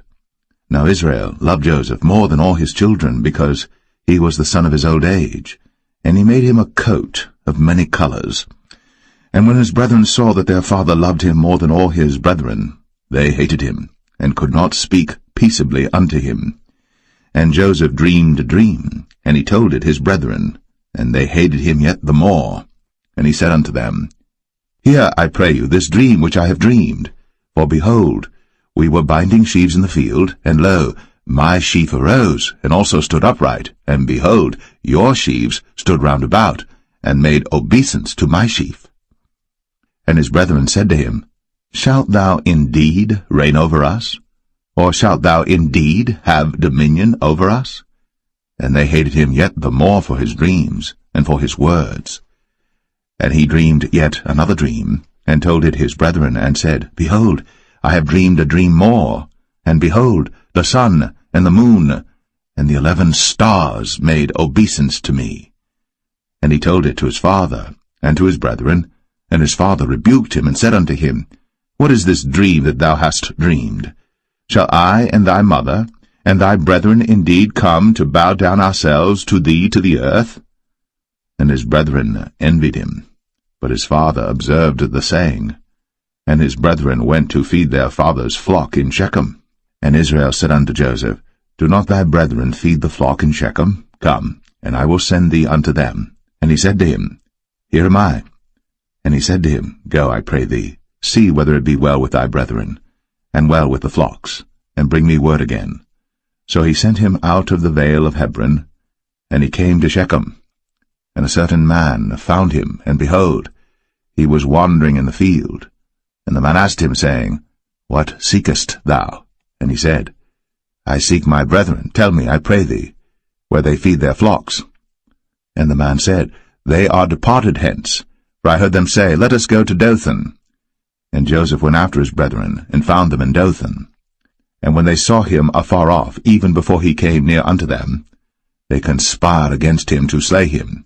And they said one to another, Behold, this dreamer cometh. Come now, therefore, and let us slay him, and cast him into some pit. And we will say, Some evil beast hath devoured him, and we shall see what will become of his dreams. And Reuben heard it, and he delivered him out of their hands, and said, Let us not kill him. And Reuben said unto them, Shed no blood, but cast him into this pit that is in the wilderness, and lay no hand upon him, that he might rid him out of their hands, to deliver him to his father again. And it came to pass, when Joseph was come unto his brethren, that they stripped Joseph out of his coat of many colors that was on him, and they took him, and cast him into a pit, and the pit was empty, there was no water in it. And they sat down to eat bread, and they lifted up their eyes and looked, and behold, a company of Ishmaelites came from Gilead with their camels bearing spicery and balm and myrrh, going to carry it down to Egypt. And Judah said unto his brethren, What profit is it if we slay our brother, and conceal his blood? Come, and let us sell him to the Ishmaelites, and let not our hand be upon him, for he is our brother, and our flesh. And his brethren were content. Then there passed by Midianites, merchantmen, and they drew and lifted up Joseph out of the pit, and sold Joseph to the Ishmaelites for 20 pieces of silver, and they brought Joseph into Egypt. And Reuben returned unto the pit, and behold, Joseph was not in the pit. And he rent his clothes. And he returned unto his brethren, and said, The child is not, and I, whither shall I go? And they took Joseph's coat, and killed a kid of the goats, and dipped the coat in the blood. And they sent the coat of many colors, and they brought it to their father, and said, This have we found. Know now whether it be thy son's coat or no. And he knew it, and said, It is my son's coat. An evil beast hath devoured him. Joseph is without doubt rent in pieces. And Jacob rent his clothes, and put sackcloth upon his loins, and mourned for his son many days. And all his sons and all his daughters rose up to comfort him. But he refused to be comforted, and he said, For I will go down into the grave unto my son mourning. Thus his father wept for him. And the Midianites sold him into Egypt unto Potiphar, an officer of Pharaoh's, and captain of the guard.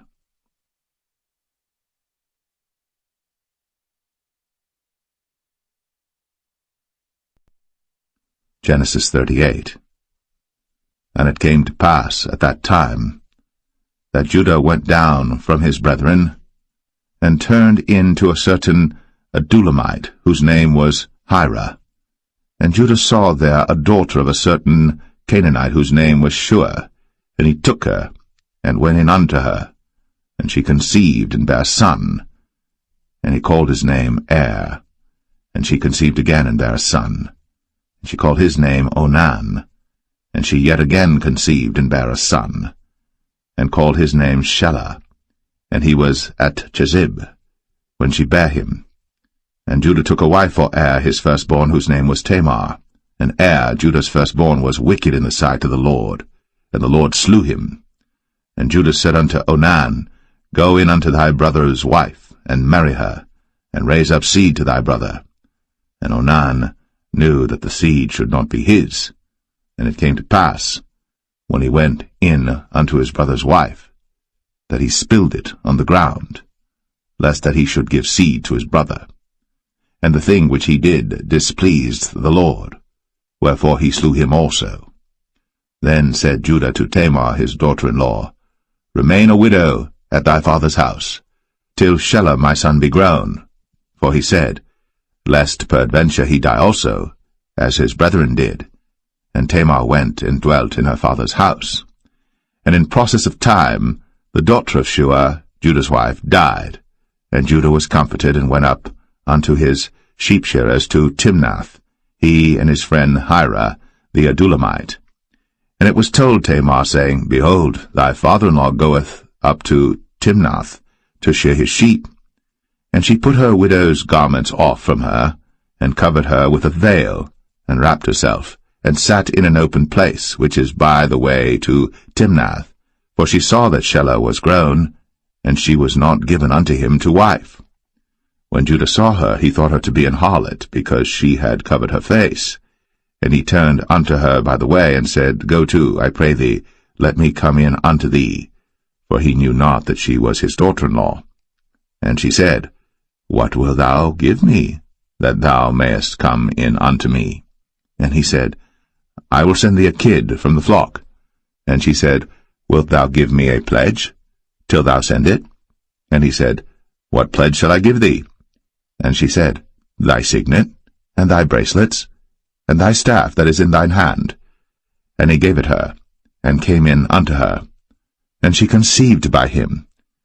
And she arose and went away, and laid by her veil from her, and put on the garments of her widowhood.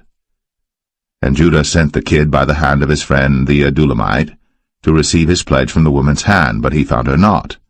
Then he asked the men of that place, saying, Where is the harlot that was openly by the wayside? And they said, There was no harlot in this place. And he returned to Judah and said, I cannot find her. And also the men of the place said that there was no harlot in this place. And Judah said, Let her take it to her, lest we be shamed. Behold, I sent this kid, and thou hast not found her. And it came to pass about 3 months after that it was told Judah, saying, Tamar, thy daughter-in-law, hath played the harlot, and also, behold, she is with child by whoredom. And Judah said, Bring her forth, and let her be burnt. When she was brought forth, she sent to her father-in-law, saying, By the man whose these are am I with child. And she said, Discern, I pray thee, whose are these? The signet, and bracelets, and staff. And Judah acknowledged them, and said, She hath been more righteous than I, because that I gave her not to Shelah my son. And he knew her again no more. And it came to pass in the time of her travail, that, behold, twins were in her womb. And it came to pass, when she travailed, that the one put out his hand, and the midwife took and bound upon his hand a scarlet thread, saying, This came out first. And it came to pass, as he drew back his hand, that, behold, his brother came out. And she said, How hast thou broken forth? This breach be upon thee. Therefore his name was called Pharez.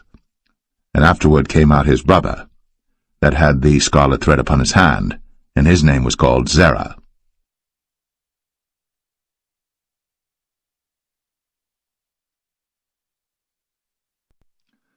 Genesis 39.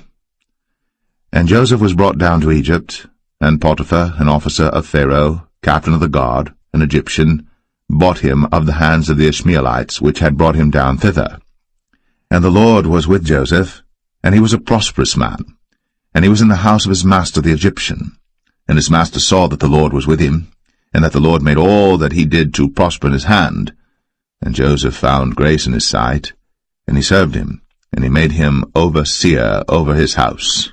And all that he had he put into his hand. And it came to pass from the time that he had made him overseer in his house, and over all that he had, that the Lord blessed the Egyptian's house for Joseph's sake.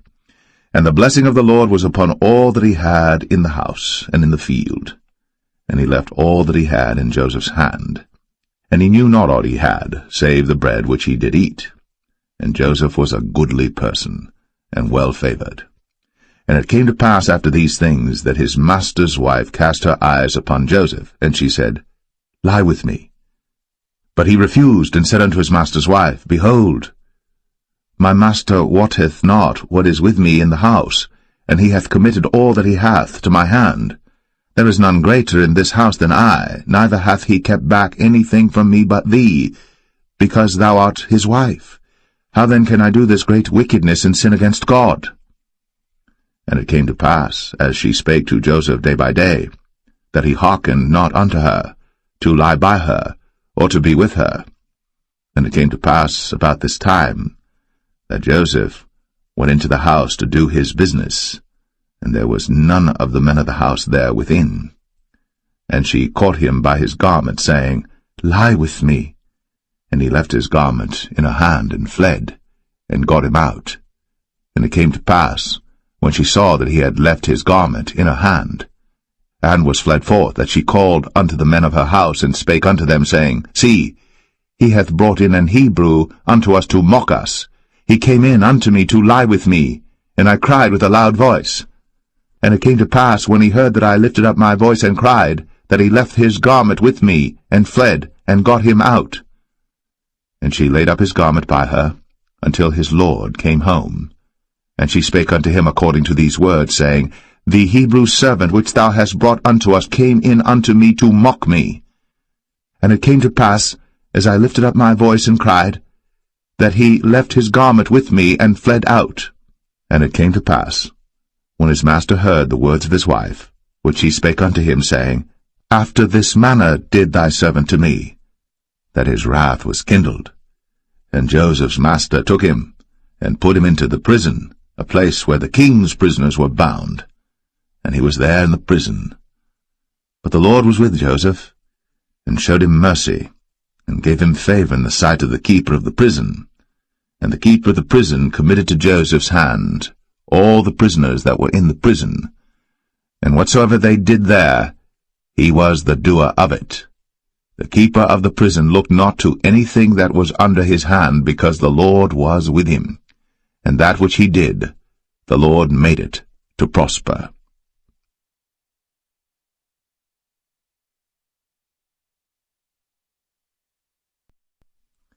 Genesis 40. And it came to pass, after these things, that the butler of the king of Egypt and his baker had offended their lord the king of Egypt. And Pharaoh was wroth against two of his officers, against the chief of the butlers and against the chief of the bakers. And he put them in ward in the house of the captain of the guard into the prison, the place where Joseph was bound.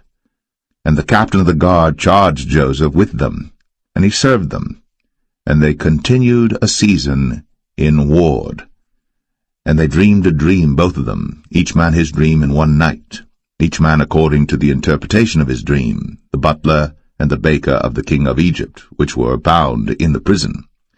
And Joseph came in unto them in the morning, and looked upon them, and behold, they were sad.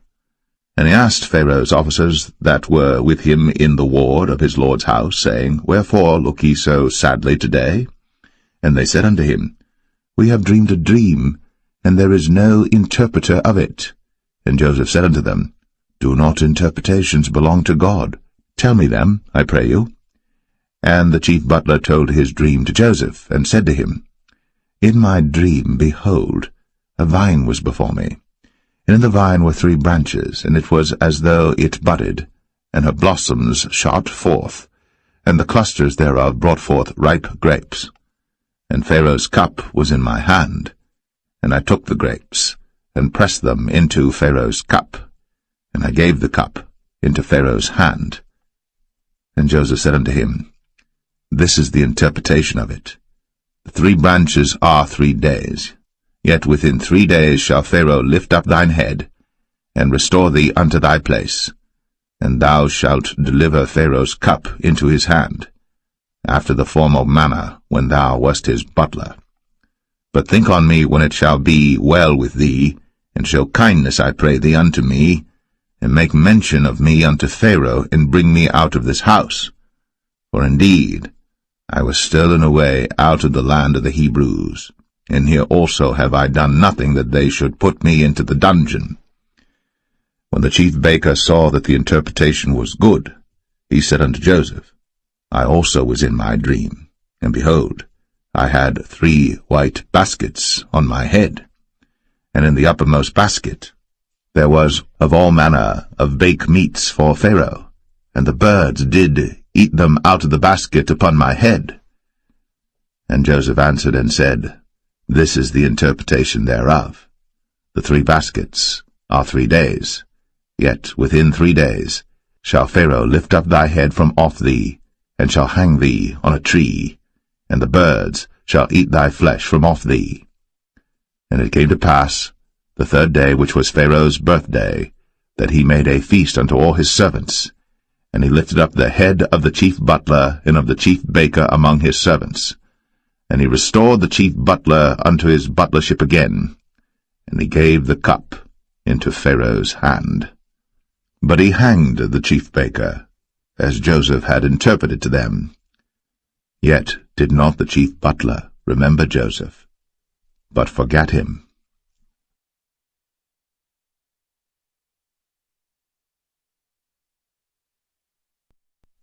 Genesis 41. And it came to pass at the end of 2 full years, that Pharaoh dreamed, and behold, he stood by the river. And behold, there came up out of the river 7 well-favored kine, and fat-fleshed, and they fed in a meadow. And behold, 7 other kine came up after them out of the river, ill-favored, and lean-fleshed, and stood by the other kine upon the brink of the river. And the ill-favored and lean-fleshed kine did eat up the 7 well-favored and fat kine. So Pharaoh awoke. And he slept and dreamed the 2nd time, and behold, 7 ears of corn came up upon one stalk, rank and good. And behold, 7 thin ears, and blasted with the east wind sprung up after them. And the 7 thin ears devoured the 7 rank and full ears. And Pharaoh awoke, and behold, it was a dream. And it came to pass in the morning that his spirit was troubled, and he sent and called for all the magicians of Egypt, and all the wise men thereof. And Pharaoh told them his dream, but there was none that could interpret them unto Pharaoh. Then spake the chief butler unto Pharaoh, saying, I do remember my faults this day. Pharaoh was wroth with his servants, and put me in ward of the captain of the guard's house, both me and the chief baker. And we dreamed a dream in one night, I and he. We dreamed each man according to the interpretation of his dream. And there was there with us a young man, an Hebrew, servant to the captain of the guard. And we told him, and he interpreted to us our dreams. To each man according to his dream he did interpret. And it came to pass, as he interpreted to us, so it was. Me he restored unto mine office, and him he hanged. Then Pharaoh sent and called Joseph, and they brought him hastily out of the dungeon. And he shaved himself, and changed his raiment, and came in unto Pharaoh. And Pharaoh said unto Joseph, I have dreamed a dream, and there is none that can interpret it. And I have heard say of thee, that thou canst understand a dream to interpret it. And Joseph answered Pharaoh, saying, It is not in me. God shall give Pharaoh an answer of peace. And Pharaoh said unto Joseph, In my dream, behold, I stood upon the bank of the river, and behold, there came up out of the river 7 kine, fat-fleshed, and well-favoured, and they fed in a meadow. And behold, 7 other kine came up after them, poor, and very ill-favoured, and lean-fleshed, such as I never saw in all the land of Egypt for badness. And the lean and the ill-favoured kine did eat up the first 7 fat kine. And when they had eaten them up, it could not be known that they had eaten them, but they were still ill-favoured, as at the beginning. So I awoke. And I saw in my dream, and behold, 7 ears came up in one stalk, full and good. And behold, 7 ears withered, thin, and blasted with the east wind, sprung up after them. And the thin ears devoured the 7 good ears. And I told this unto the magicians, but there was none that could declare it to me. And Joseph said unto Pharaoh, The dream of Pharaoh is one. God hath shown Pharaoh what he is about to do. The 7 good kine are 7 years, and the 7 good ears are 7 years. The dream is one. And the 7 thin and ill-favoured kine that came up after them are 7 years, and the 7 empty ears blasted with the east wind shall be 7 years of famine.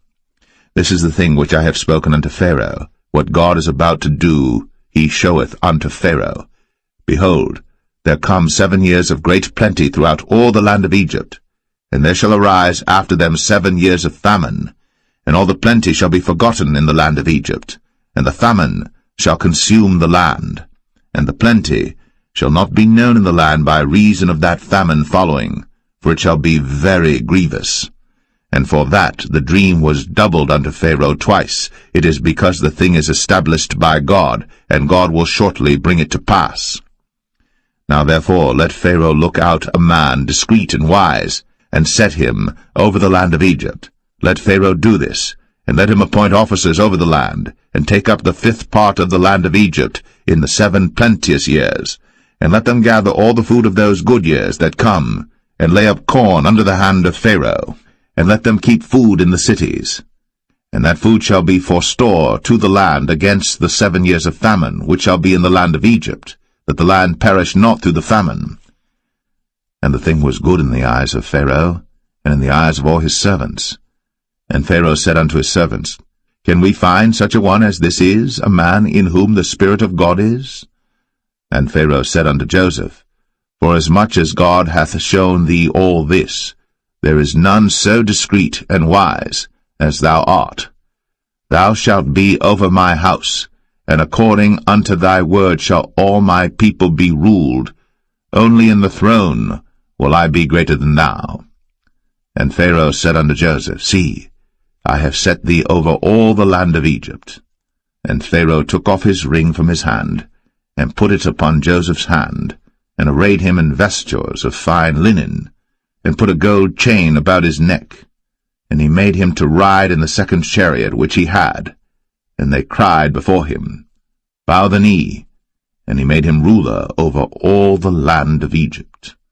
And Pharaoh said unto Joseph, I am Pharaoh, and without thee shall no man lift up his hand or foot in all the land of Egypt. And Pharaoh called Joseph's name Zaphnath-Paneah, and he gave him to wife Asenath, the daughter of Potipharah, priest of On. And Joseph went out over all the land of Egypt. And Joseph was 30 years old when he stood before Pharaoh, king of Egypt. And Joseph went out from the presence of Pharaoh, and went throughout all the land of Egypt. And in the 7 plenteous years the earth brought forth by handfuls. And he gathered up all the food of the 7 years which were in the land of Egypt, and laid up the food in the cities, the food of the field, which was round about every city, laid he up in the same. And Joseph gathered corn, as the sand of the sea, very much, until he left numbering, for it was without number. And unto Joseph were born 2 sons before the years of famine came, which Asenath, the daughter of Potipharah, priest of On, bare unto him. And Joseph called the name of the firstborn Manasseh, for God, said he, hath made me forget all my toil, and all my father's house. And the name of the second called he Ephraim, for God hath caused me to be fruitful in the land of my affliction. And the 7 years of plenteousness that was in the land of Egypt were ended, and the 7 years of dearth began to come, according as Joseph had said. And the dearth was in all lands, but in all the land of Egypt there was bread.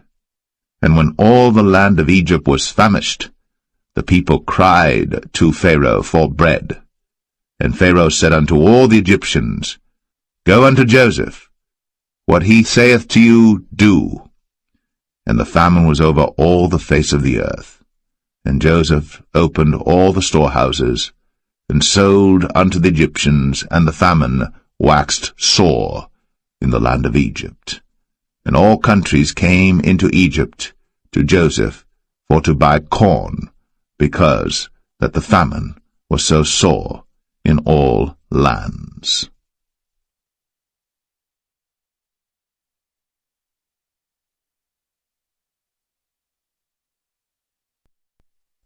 Genesis 42.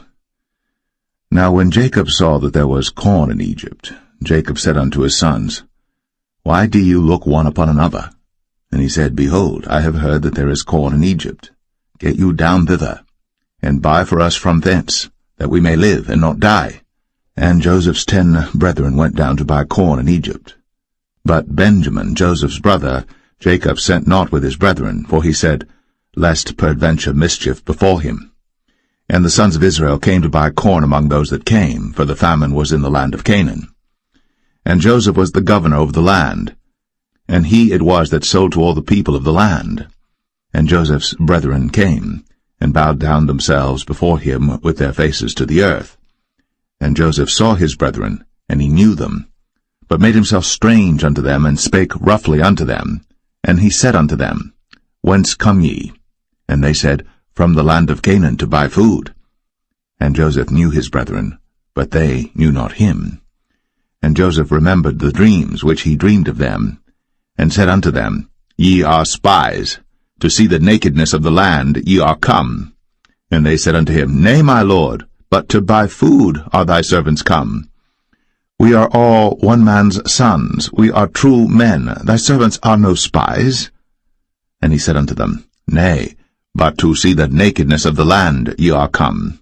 And they said, Thy servants are 12 brethren, the sons of one man in the land of Canaan. And behold, the youngest is this day with our father, and one is not. And Joseph said unto them, That is it that I spake unto you, saying, Ye are spies. Hereby ye shall be proved. By the life of Pharaoh ye shall not go forth hence, except your youngest brother come hither. Send one of you, and let him fetch your brother, and ye shall be kept in prison, that your words may be proved, whether there be any truth in you, or else by the life of Pharaoh, surely ye are spies. And he put them all together into ward 3 days. And Joseph said unto them the 3rd day, This do and live, for I fear God. If ye be true men, let one of your brethren be bound in the house of your prison. Go ye, carry corn for the famine of your houses. But bring your youngest brother unto me. So shall your words be verified, and ye shall not die. And they did so. And they said one to another, We are verily guilty concerning our brother, in that we saw the anguish of his soul when he besought us, and we would not hear. Therefore is this distress come upon us. And Reuben answered them, saying, Spake I not unto you, saying, Do not sin against the child? And ye would not hear. Therefore, behold, also his blood is required. And they knew not that Joseph understood them, for he spake unto them by an interpreter. And he turned himself about from them, and wept, and returned to them again, and communed with them, and took from them Simeon, and bound him before their eyes. Then Joseph commanded to fill their sacks with corn, and to restore every man's money into his sack, and to give them provision for the way. And thus did he unto them. And they laded their asses with the corn, and departed thence. And as one of them opened his sack, to give his ass provender in the inn, he espied his money, for behold, it was in his sack's mouth. And he said unto his brethren, My money is restored, and lo, it is even in my sack. And their heart failed them, and they were afraid, saying one to another, What is this that God hath done unto us? And they came unto Jacob their father unto the land of Canaan, and told him all that befell unto them, saying, The man who is the Lord of the land spake roughly to us, and took us for spies of the country. And we said unto him, We are true men, we are no spies. We be 12 brethren, sons of our father, one is not, and the youngest is this day with our father in the land of Canaan. And the man, the Lord of the country, said unto us, Hereby shall I know that ye are true men. Leave one of your brethren here with me, and take food for the famine of your households, and be gone. And bring your youngest brother unto me. Then shall I know that ye are no spies, but that ye are true men. So will I deliver you your brother, and ye shall traffic in the land. And it came to pass, as they emptied their sacks, that, behold, every man's bundle of money was in his sack. And when both they and their father saw the bundles of money, they were afraid. And Jacob their father said unto them, Me have ye bereaved my children. Joseph is not, and Simeon is not, and ye will take Benjamin away? All these things are against me. And Reuben spake unto his father, saying, Slay my 2 sons, if I bring him not to thee. Deliver him into my hand, and I will bring him to thee again. And he said, My son shall not go down with you, for his brother is dead, and he is left alone. If mischief befall him by the way, in the which ye go, then shall ye bring down my grey hairs with sorrow to the grave.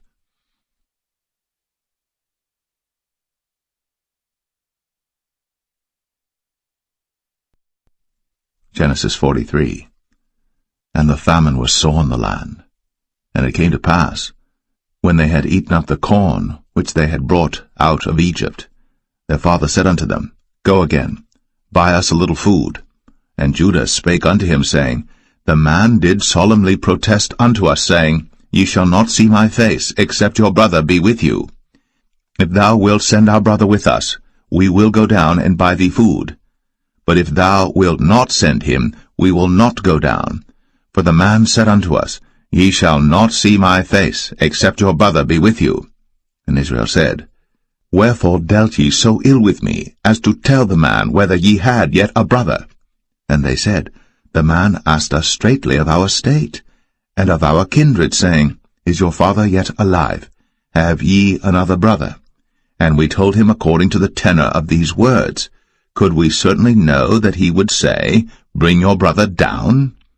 And Judah said unto Israel his father, Send the lad with me, and we will arise and go, that we may live and not die, both we and thou, and also our little ones. I will be surety for him, of my hand shalt thou require him. If I bring him not unto thee, and set him before thee, then let me bear the blame for ever. For except we had lingered, surely now we had returned this second time. And their father Israel said unto them, If it must be so now, do this.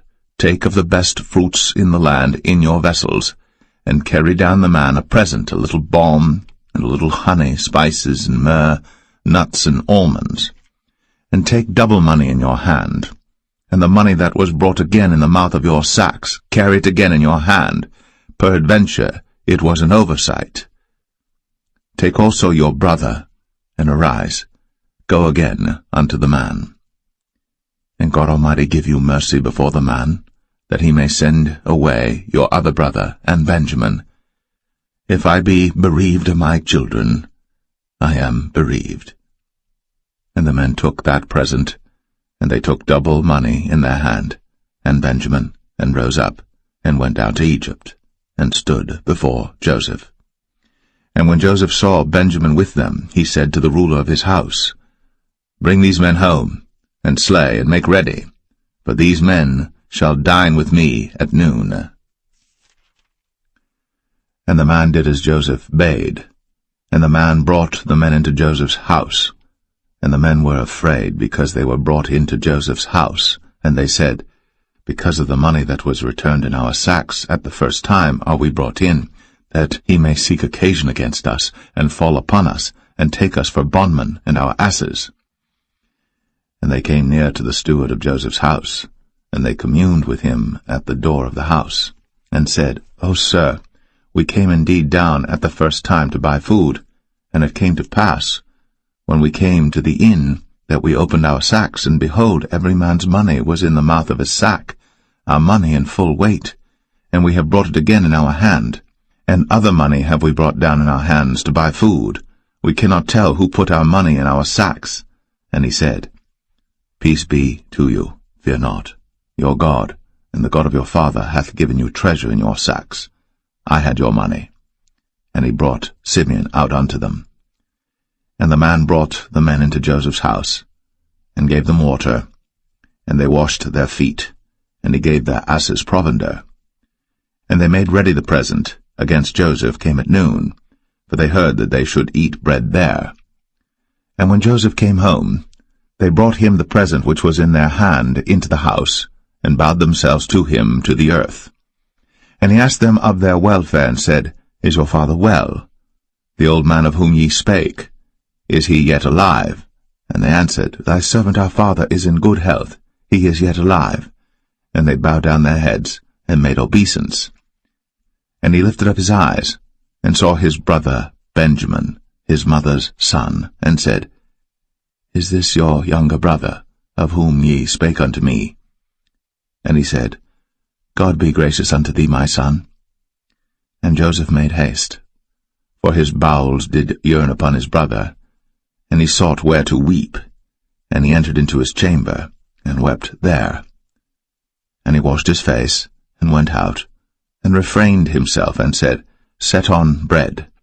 And they set on for him by himself, and for them by themselves, and for the Egyptians which did eat with him by themselves, because the Egyptians might not eat bread with the Hebrews, for that is an abomination unto the Egyptians. And they sat before him, the firstborn according to his birthright, and the youngest according to his youth, and the men marveled one at another. And he took and sent messes unto them from before him. But Benjamin's mess was 5 times so much as any of theirs, and they drank, and were merry with him.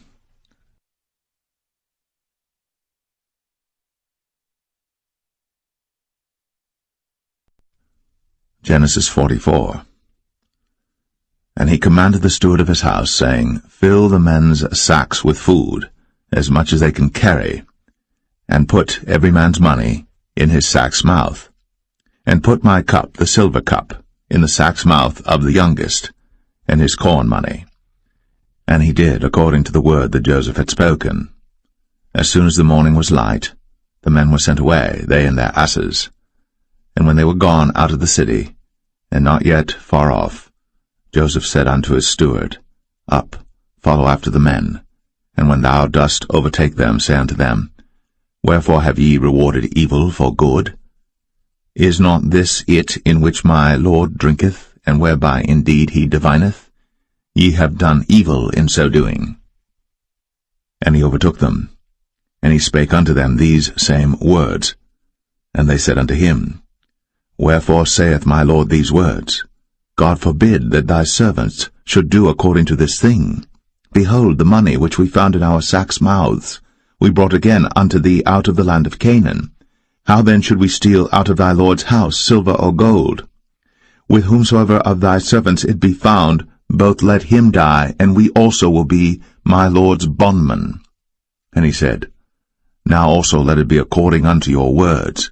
He with whom it is found shall be my servant, and ye shall be blameless. Then they speedily took down every man his sack to the ground, and opened every man his sack. And he searched, and began at the eldest, and left at the youngest, and the cup was found in Benjamin's sack. Then they rent their clothes, and laded every man his ass, and returned to the city. And Judah and his brethren came to Joseph's house, for he was yet there, and they fell before him on the ground. And Joseph said unto them, What deed is this that ye have done? Wot ye not that such a man as I can certainly divine? And Judah said, What shall we say unto my Lord? What shall we speak? Or how shall we clear ourselves? God hath found out the iniquity of thy servants. Behold, we are my Lord's servants, both we, and he also with whom the cup is found. And he said, God forbid that I should do so. But the man in whose hand the cup is found, he shall be my servant. And as for you, get you up in peace unto your father. Then Judah came near unto him, and said, O my Lord, let thy servant, I pray thee, speak a word in my Lord's ears, and let not thine anger burn against thy servant, for thou art even as Pharaoh. My Lord asked his servants, saying, Have ye a father or a brother? And we said unto my Lord, We have a father, an old man, and a child of his old age, a little one. And his brother is dead, and he alone is left of his mother, and his father loveth him. And thou saidst unto thy servants, Bring him down unto me, that I may set mine eyes upon him. And we said unto my Lord, The lad cannot leave his father, for if he should leave his father would die. And thou saidst unto thy servants, Except your youngest brother come down with you, ye shall see my face no more. And it came to pass, when we came up unto thy servant my father, we told him the words of my Lord. And our father said, Go again, and buy us a little food. And we said, We cannot go down. If our youngest brother be with us, then we will go down. For we may not see the man's face, except our youngest brother be with us. And thy servant my father said unto us, Ye know that my wife bare me 2 sons, and the one went out from me, and I said, Surely he is torn in pieces, and I saw him not since. And if ye take this also from me, and mischief before him, ye shall bring down my gray hairs with sorrow to the grave. Now therefore, when I come to thy servant my father, and the lad be not with us, seeing that his life is bound up in the lad's life, it shall come to pass, when he seeth that the lad is not with us, that he will die. And thy servants shall bring down the gray hairs of thy servant our father with sorrow to the grave. For thy servant became surety for the lad unto my father, saying, If I bring him not unto thee, then I shall bear the blame to my father for ever. Now therefore, I pray thee, let thy servant abide instead of the lad, a bondman to my Lord, and let the lad go up with his brethren. For how shall I go up to my father, and the lad be not with me, lest peradventure I see the evil that shall come on my father?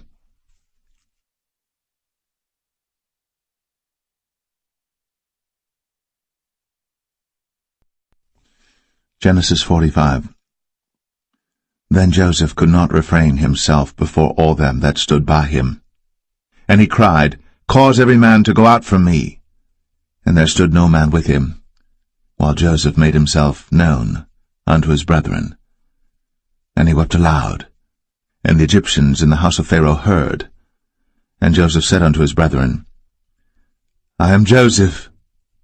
Doth my father yet live? And his brethren could not answer him, for they were troubled at his presence. And Joseph said unto his brethren, Come near to me, I pray you. And they came near, and he said, I am Joseph your brother, whom ye sold into Egypt. Now therefore be not grieved, nor angry with yourselves, that ye sold me hither, for God did send me before you to preserve life. For these 2 years hath the famine been in the land, and yet there are 5 years, in the which there shall neither be earing nor harvest. And God sent me before you to preserve you a posterity in the earth, and to save your lives by a great deliverance. So now it was not you that sent me hither, but God. And he hath made me a father to Pharaoh, and lord of all his house, and a ruler throughout all the land of Egypt. Haste ye, and go up to my father, and say unto him, Thus saith thy son Joseph, God hath made me lord of all Egypt. Come down unto me, tarry not. And thou shalt dwell in the land of Goshen, and thou shalt be near unto me, thou and thy children, and thy children's children, and thy flocks and thy herds, and all that thou hast, and there will I nourish thee. For yet there are 5 years of famine, lest thou and thy household, and all that thou hast, come to poverty. And behold, your eyes see, and the eyes of my brother Benjamin, that it is my mouth that speaketh unto you. And ye shall tell my father of all my glory in Egypt, and of all that ye have seen. And ye shall haste, and bring down my father hither. And he fell upon his brother Benjamin's neck, and wept. And Benjamin wept upon his neck. Moreover he kissed all his brethren, and wept upon them, and after that his brethren talked with him.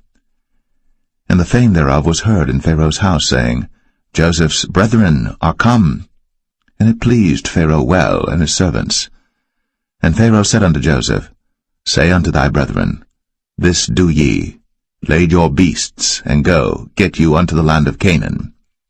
And take your father and your households, and come unto me, and I will give you the good of the land of Egypt, and ye shall eat the fat of the land. Now thou art commanded, this do ye, take you wagons out of the land of Egypt, for your little ones, and for your wives, and bring your father, and come.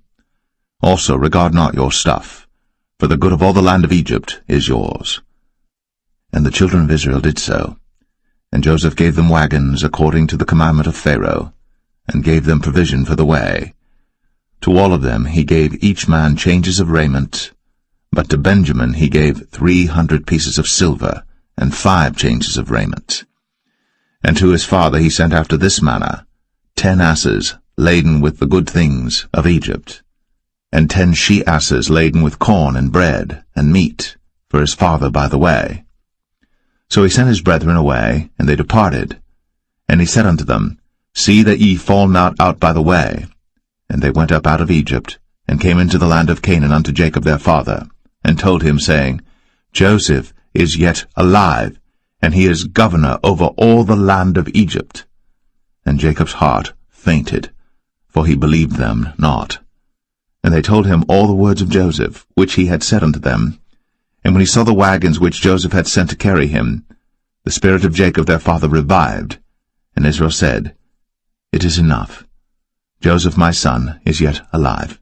I will go and see him before I die.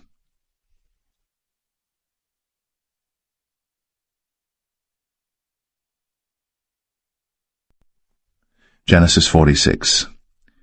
And Israel took his journey with all that he had, and came to Beersheba, and offered sacrifices unto the God of his father Isaac.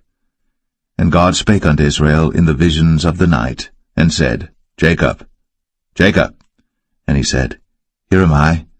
And he said, I am God, the God of thy father. Fear not to go down into Egypt, for I will there make of thee a great nation. I will go down with thee into Egypt, and I will also surely bring thee up again, and Joseph shall put his hand upon thine eyes. And Jacob rose up from Beersheba, And the sons of Israel carried Jacob their father, and their little ones, and their wives, in the wagons which Pharaoh had sent to carry him. And they took their cattle and their goods which they had gotten in the land of Canaan, and came into Egypt, Jacob and all his seed with him, his sons, and his sons' sons with him, his daughters, and his sons' daughters, and all his seed brought he with him into Egypt. And these are the names of the children of Israel, which came into Egypt, Jacob and his sons, Reuben, Jacob's firstborn, and the sons of Reuben, Hanok and Phalu, and Hezron and Carmi, and the sons of Simeon, Jemuel, and Jamin, and Ohad, and Jachin, and Zohar, and Shaul the son of a Canaanitish woman, and the sons of Levi, Gershon, Kohath, and Merari, and the sons of Judah, Er, and Onan, and Shelah, and Pharez, and Zerah. But Er and Onan died in the land of Canaan. And the sons of Pharez were Hezron and Hamul. And the sons of Issachar, Tola, and Phuvah, and Job, and Shimron. And the sons of Zebulun, Sered, and Elon, and Jaleel. These be the sons of Leah, which she bare unto Jacob in Padan Aram, with his daughter Dinah. All the souls of his sons and his daughters were 33. And the sons of Gad, Ziphion, and Haggai, Shunai, and Esbon, Eri, and Aradai, and Arali. And the sons of Asher, Jimnah, and Ishua, and Isui, and Beriah, and Sarah their sister, and the sons of Beriah, Heber, and Malchiel. These are the sons of Zilpah, whom Laban gave to Leah his daughter, and these she bare unto Jacob, even 16 souls. The sons of Rachel, Jacob's wife, Joseph and Benjamin. And unto Joseph in the land of Egypt were born Manasseh and Ephraim, which Asenath, the daughter of Potipherah, priest of On, bare unto him. And the sons of Benjamin were Bela, and Becher, and Ashbel, Gera, and Naaman, Ehi, and Rosh, Mupim, and Hupim, and Ard. These are the sons of Rachel, which were born to Jacob. All the souls were 14. And the sons of Dan, Hushim. And the sons of Naphtali, Jaziel, and Gunai, and Jezer, and Shillem. These are the sons of Bilhah, which Laban gave unto Rachel his daughter, and she bare these unto Jacob. All the souls were 7. All the souls that came with Jacob into Egypt, which came out of his loins, besides Jacob's sons' wives, all the souls were 66. And the sons of Joseph, which were born him in Egypt, were 2 souls. All the souls of the house of Jacob, which came into Egypt, were 70. And he sent Judah before him unto Joseph, to direct his face unto Goshen. And they came into the land of Goshen. And Joseph made ready his chariot, and went up to meet Israel his father to Goshen, and presented himself unto him. And he fell on his neck, and wept on his neck a good while. And Israel said unto Joseph, Now let me die, since I have seen thy face, because thou art yet alive. And Joseph said unto his brethren, and unto his father's house, I will go up and show Pharaoh, and say unto him, My brethren, and my father's house, which were in the land of Canaan, are come unto me. And the men are shepherds, for their trade hath been to feed cattle, and they have brought their flocks, and their herds, and all that they have. And it shall come to pass, when Pharaoh shall call you, and shall say, What is your occupation? That ye shall say, Thy servant's trade hath been about cattle from our youth, even until now, both we and also our fathers, that ye may dwell in the land of Goshen. For every shepherd is an abomination unto the Egyptians.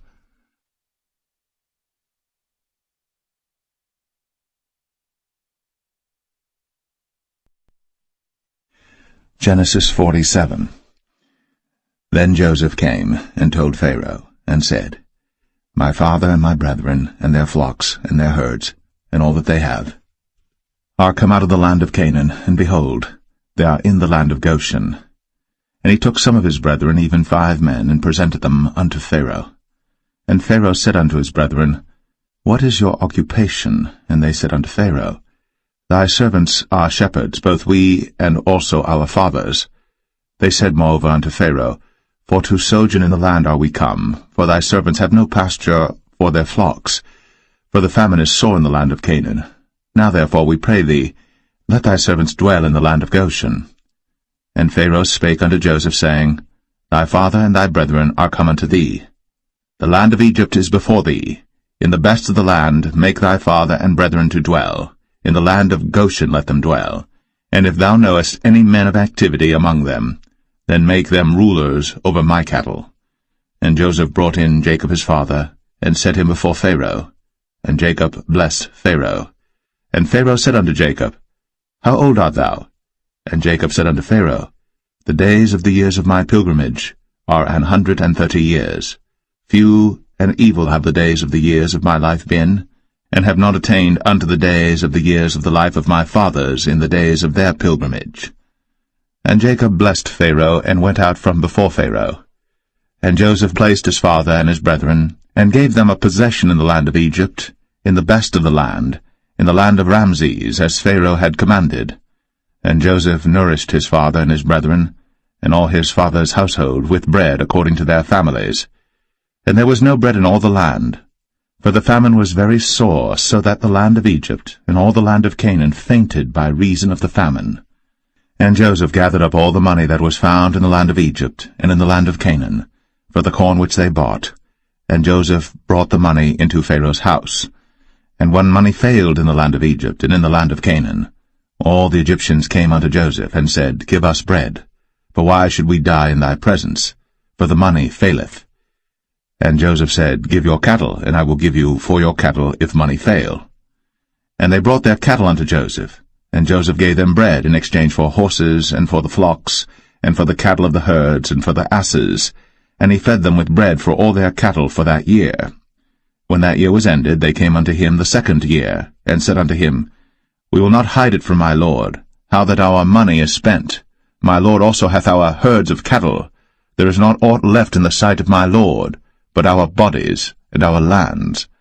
Wherefore shall we die before thine eyes, both we and our land? Buy us now land for bread, and we and our land will be servants unto Pharaoh, and give us seed, that we may live and not die, that the land be not desolate.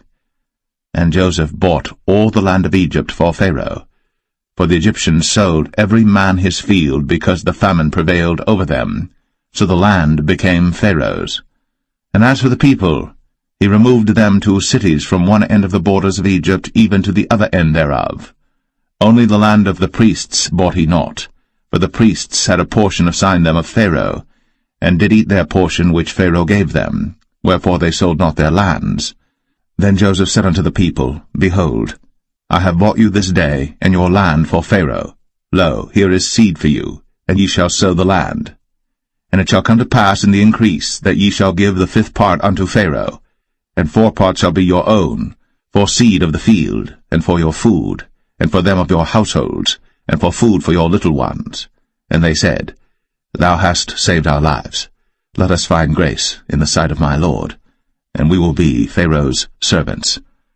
And Joseph made it a law over the land of Egypt unto this day, that Pharaoh should have the 5th part, except the land of the priests only, which became not Pharaoh's. And Israel dwelt in the land of Egypt, in the country of Goshen, and they had possessions therein, and grew and multiplied exceedingly. And Jacob lived in the land of Egypt 17 years. So the whole age of Jacob was 147 years. And the time drew nigh that Israel must die. And he called his son Joseph, and said unto him, If now I have found grace in thy sight, put, I pray thee, thy hand under my thigh, and deal kindly and truly with me. Bury me not, I pray thee, in Egypt, but I will lie with my fathers, and thou shalt carry me out of Egypt, and bury me in their burying place. And he said, I will do as thou hast said. And he said, Swear unto me. And he sware unto him. And Israel bowed himself upon the bed's head.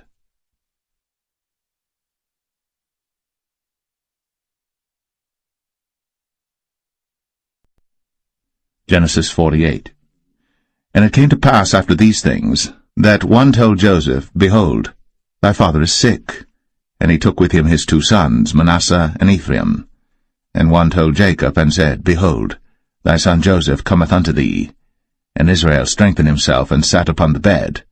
And Jacob said unto Joseph, God Almighty appeared unto me at Luz in the land of Canaan, and blessed me, and said unto me, Behold, I will make thee fruitful, and multiply thee, and I will make of thee a multitude of people, and will give this land to thy seed after thee for an everlasting possession. And now thy 2 sons, Ephraim and Manasseh, which were born unto thee in the land of Egypt, before I came unto thee into Egypt, are mine. As Reuben and Simeon, they shall be mine. And thy issue which thou begettest after them shall be thine, and shall be called after the name of their brethren in their inheritance. And as for me, when I came from Padan, Rachel died by me in the land of Canaan in the way, when yet there was but a little way to come unto Ephrath.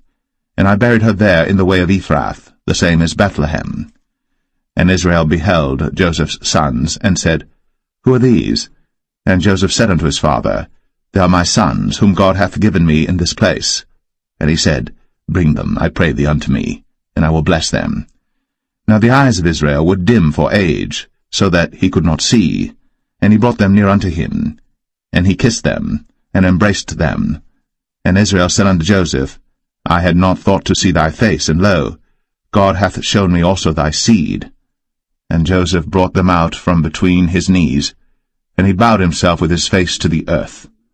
And Joseph took them both, Ephraim in his right hand toward Israel's left hand, and Manasseh in his left hand toward Israel's right hand, and brought them near unto him. And Israel stretched out his right hand, and laid it upon Ephraim's head, who was the younger, and his left hand upon Manasseh's head, guiding his hands wittingly, for Manasseh was the firstborn.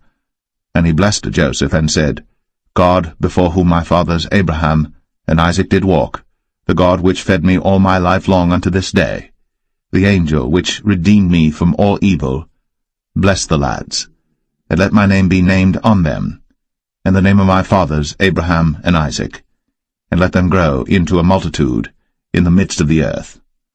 And when Joseph saw that his father laid his right hand upon the head of Ephraim, it displeased him, and he held up his father's hand to remove it from Ephraim's head unto Manasseh's head. And Joseph said unto his father, Not so, my father, for this is the firstborn. Put thy right hand upon his head. And his father refused, and said, I know it, my son, I know it. He also shall become a people, and he also shall be great. But truly his younger brother shall be greater than he, and his seed shall become a multitude of nations. And he blessed them that day, saying, In thee shall Israel bless, saying, God make thee as Ephraim and as Manasseh. And he set Ephraim before Manasseh. And Israel said unto Joseph, Behold, I die, but God shall be with you, and bring you again unto the land of your fathers. Moreover, I have given to thee one portion above thy brethren, which I took out of the hand of the Amorite with my sword and with my bow.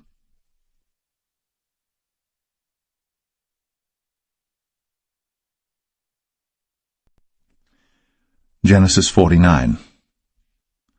And Jacob called unto his sons, and said, Gather yourselves together, that I may tell you that which shall befall you in the last days. Gather yourselves together, and hear, ye sons of Jacob, and hearken unto Israel your father. Reuben, thou art my firstborn, my might, and the beginning of my strength, the excellency of dignity, and the excellency of power.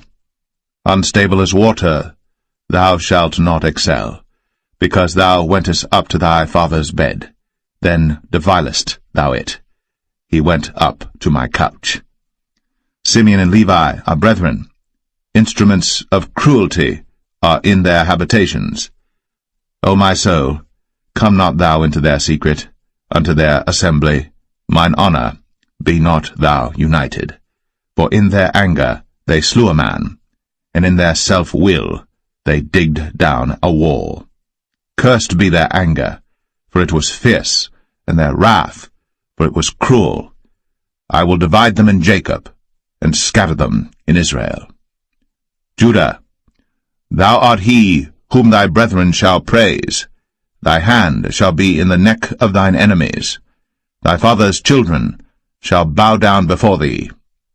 Judah is a lion's whelp. From the prey, my son, thou art gone up. He stooped down. He couched as a lion, and as an old lion, who shall rouse him up? The scepter shall not depart from Judah, nor a lawgiver from between his feet, until Shiloh come, and unto him shall the gathering of the people be, binding his foal unto the vine, and his ass's colt unto the choice vine. He washed his garments in wine, and his clothes in the blood of grapes. His eyes shall be red with wine, and his teeth white with milk. Zebulun shall dwell at the haven of the sea, and he shall be for an haven of ships, and his border shall be unto Zidon. Issachar is a strong ass couching down between two burdens, and he saw that rest was good, and the land that it was pleasant, and bowed his shoulder to bear, and became a servant unto tribute. Dan shall judge his people, as one of the tribes of Israel. Dan shall be a serpent by the way, an adder in the path, that biteth the horse heels, so that his rider shall fall backward. I have waited for thy salvation, O Lord. Gad, a troop shall overcome him, but he shall overcome at the last. Out of Asher his bread shall be fat, and he shall yield royal dainties. Naphtali is a hind let loose, he giveth goodly words. Joseph is a fruitful bough, even a fruitful bough by a well, whose branches run over the wall. The archers have sorely grieved him, and shot at him, and hated him. But his bow abode in strength, and the arms of his hands were made strong by the hands of the mighty God of Jacob. From thence is the shepherd, the stone of Israel. Even by the God of thy father, who shall help thee, and by the Almighty, who shall bless thee with blessings of heaven above, blessings of the deep that lieth under, blessings of the breasts, and of the womb. The blessings of thy father have prevailed above the blessings of my progenitors, unto the utmost bound of the everlasting hills. They shall be on the head of Joseph, and on the crown of the head of him that was separate from his brethren. Benjamin shall raven as a wolf. In the morning he shall devour the prey, and at night he shall divide the spoil. All these are the 12 tribes of Israel. And this is it that their father spake unto them, and blessed them, every one, according to his blessing, he blessed them. And he charged them, and said unto them, I am to be gathered unto my people. Bury me with my fathers in the cave that is in the field of Ephron the Hittite, in the cave that is in the field of Machpelah, which is before Mamre, in the land of Canaan, which Abraham bought with the field of Ephron the Hittite, for a possession of a burying place. There they buried Abraham and Sarah his wife. There they buried Isaac and Rebekah his wife, and there I buried Leah. The purchase of the field and of the cave that is therein was from the children of Heth. And when Jacob had made an end of commanding his sons, he gathered up his feet into the bed, and yielded up the ghost, and was gathered unto his people.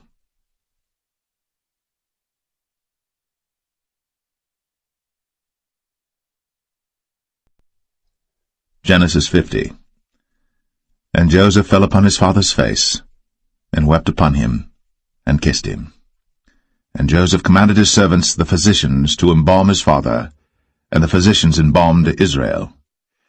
And 40 days were fulfilled for him, for so are fulfilled the days of those which are embalmed. And the Egyptians mourned for him 60 days. And when the days of his mourning were past, Joseph spake unto the house of Pharaoh, saying, If now I have found grace in your eyes, speak, I pray you, in the ears of Pharaoh, saying, My father made me swear, saying, Lo, I die, in my grave which I have digged for me in the land of Canaan. There shalt thou bury me. Now therefore let me go up, I pray thee, and bury my father, and I will come again. And Pharaoh said, Go up, and bury thy father, according as he made thee swear. And Joseph went up to bury his father, and with him went up all the servants of Pharaoh, the elders of his house, and all the elders of the land of Egypt, and all the house of Joseph, and his brethren, and his father's house. Only their little ones, and their flocks, and their herds, they left in the land of Goshen. And there went up with him both chariots and horsemen, and it was a very great company. And they came to the threshing floor of Atad, which is beyond Jordan, and there they mourned with a great and very sore lamentation. And he made a mourning for his father 7 days. And when the inhabitants of the land, the Canaanites, saw the mourning in the floor of Atad, they said, This is a grievous mourning to the Egyptians, wherefore the name of it was called Abel Mizraim, which is beyond Jordan. And his sons did unto him according as he commanded them. For his sons carried him into the land of Canaan, and buried him in the cave of the field of Machpelah, which Abraham bought with the field for possession of a burying place of Ephron the Hittite before Mamre. And Joseph returned into Egypt, he and his brethren, and all that went up with him to bury his father, after he had buried his father. And when Joseph's brethren saw that their father was dead, they said, Joseph will peradventure hate us, and will certainly requite us all the evil which we did unto him. And they sent a messenger unto Joseph, saying, Thy father did command before he died, saying, So shall ye say unto Joseph, Forgive, I pray thee now, the trespass of thy brethren, and their sin. For they did unto thee evil, and now, we pray thee, forgive the trespass of the servants of the God of thy father. And Joseph wept, when they spake unto him. And his brethren also went and fell down before his face, and they said, Behold, we be thy servants. And Joseph said unto them, Fear not, for am I in the place of God? But as for you, ye thought evil against me. But God meant it unto good, to bring to pass, as it is this day, to save much people alive. Now therefore fear ye not, I will nourish you, and your little ones. And he comforted them, and spake kindly unto them. And Joseph dwelt in Egypt, he and his father's house. And Joseph lived 110 years. And Joseph saw Ephraim's children of the 3rd generation. The children also of Machir, the son of Manasseh, were brought up upon Joseph's knees. And Joseph said unto his brethren, I die, and God will surely visit you, and bring you out of this land unto the land which he sware to Abraham, to Isaac, and to Jacob. And Joseph took an oath of the children of Israel, saying, God will surely visit you, and ye shall carry up my bones from hence. So Joseph died, being 110 years old, and they embalmed him, and he was put in a coffin in Egypt.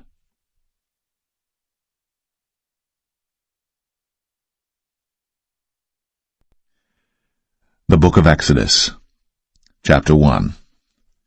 Now these are the names of the children of Israel, which came into Egypt. Every man in his household came with Jacob: Reuben, Simeon, Levi, and Judah, Issachar, Zebulun, and Benjamin, Dan and Naphtali, Gad and Asher. And all the souls that came out of the loins of Jacob were 70 souls, for Joseph was in Egypt already. And Joseph died, and all his brethren, and all that generation. And the children of Israel were fruitful, and increased abundantly, and multiplied, and waxed exceeding mighty, and the land was filled with them. Now there arose up a new king over Egypt, which knew not Joseph. And he said unto his people, Behold, the people of the children of Israel are more and mightier than we. Come on, let us deal wisely with them, lest they multiply. And it come to pass, that when there falleth out any war, they join also unto our enemies, and fight against us, and so get them up out of the land. Therefore they did set over them taskmasters, to afflict them with their burdens, and they built for Pharaoh treasure cities, Pithom and Ramses. But the more they afflicted them, the more they multiplied and grew, and they were grieved because of the children of Israel. And the Egyptians made the children of Israel to serve with rigor, and they made their lives bitter with hard bondage in mortar and in brick and in all manner of service in the field. All their service wherein they made them serve was with rigor. And the king of Egypt spake to the Hebrew midwives, of which the name of the one was Shiphrah, and the name of the other Puah. And he said, When ye do the office of a midwife to the Hebrew women, and see them upon the stools, if it be a son, then ye shall kill him, but if it be a daughter, then she shall live. But the midwives feared God, and did not as the king of Egypt commanded them, but saved the men-children alive. And the king of Egypt called for the midwives, and said unto them, Why have ye done this thing, and have saved the men-children alive? And the midwives said unto Pharaoh, because the Hebrew women are not as the Egyptian women, for they are lively, and are delivered ere the midwives come in unto them. Therefore God dealt well with the midwives, and the people multiplied, and waxed very mighty. And it came to pass, because the midwives feared God, that he made them houses. And Pharaoh charged all his people, saying, Every son that is born ye shall cast into the river, and every daughter ye shall save alive.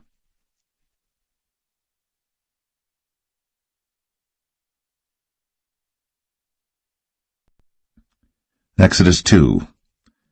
And there went a man of the house of Levi, and took to wife a daughter of Levi. And the woman conceived, and bare a son. And when she saw him that he was a goodly child, she hid him 3 months. And when she could not longer hide him, she took for him an ark of bulrushes, and daubed it with slime, and with pitch, and put the child therein, and she laid it in the flags by the river's brink. And his sister stood afar off to wit what would be done to him. And the daughter of Pharaoh came down to wash herself at the river, and her maidens walked along by the river's side.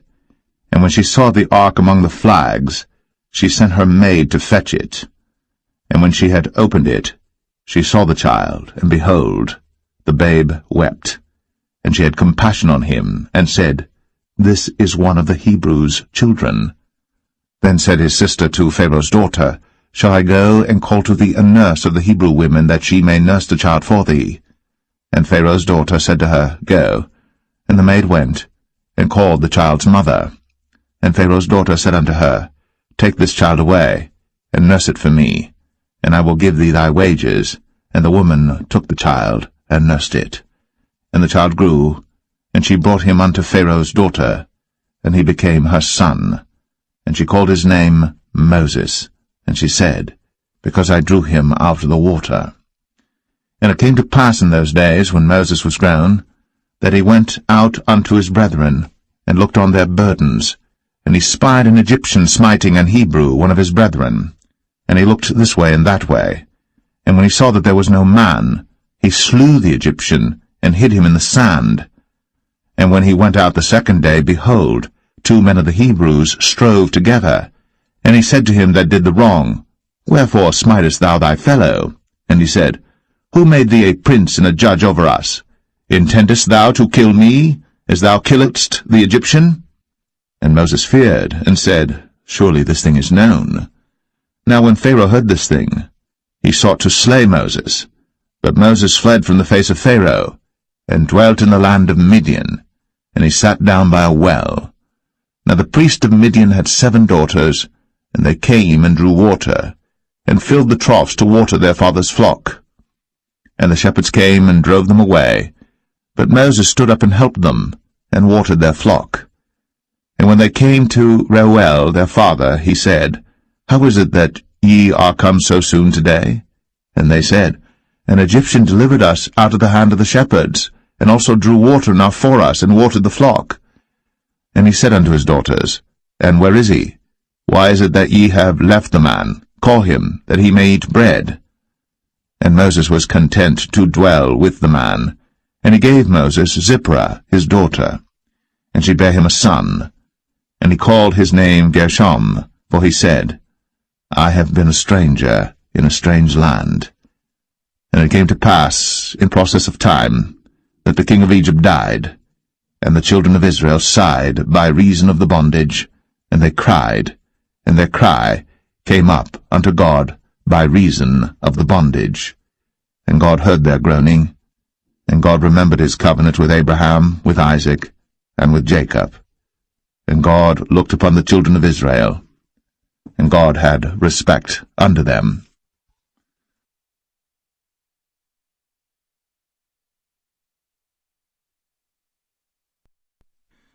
Exodus 3.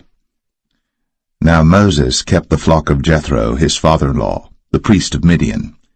And he led the flock to the backside of the desert, and came to the mountain of God, even to Horeb.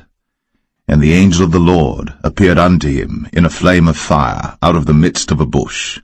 And he looked, and behold, the bush burned with fire, and the bush was not consumed.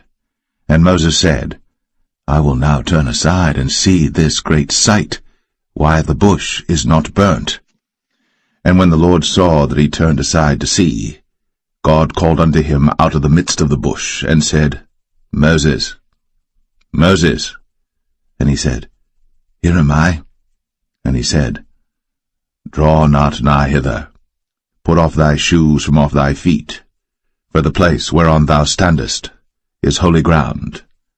Moreover, he said, I am the God of thy father, the God of Abraham, the God of Isaac, and the God of Jacob. And Moses hid his face, for he was afraid to look upon God. And the Lord said, I have surely seen the affliction of my people which are in Egypt, and have heard their cry by reason of their taskmasters.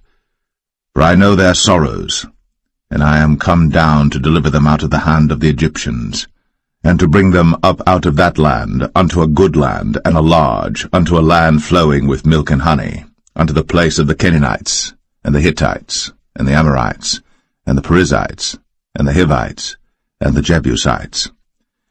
Now therefore, behold, the cry of the children of Israel is come unto me, and I have also seen the oppression wherewith the Egyptians oppress them. Come now therefore, and I will send thee unto Pharaoh, that thou mayest bring forth my people the children of Israel out of Egypt. And Moses said unto God, Who am I, that I should go unto Pharaoh, and that I should bring forth the children of Israel out of Egypt? And he said, Certainly I will be with thee, and this shall be a token unto thee, that I have sent thee. When thou hast brought forth the people out of Egypt, ye shall serve God upon this mountain.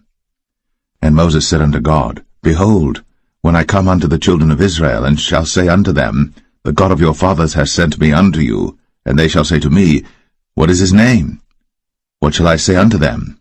And God said unto Moses, I am that I am.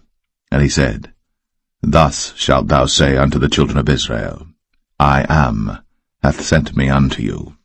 And God said moreover unto Moses, Thus shalt thou say unto the children of Israel, The Lord God of your fathers, the God of Abraham, the God of Isaac, and the God of Jacob, hath sent me unto you.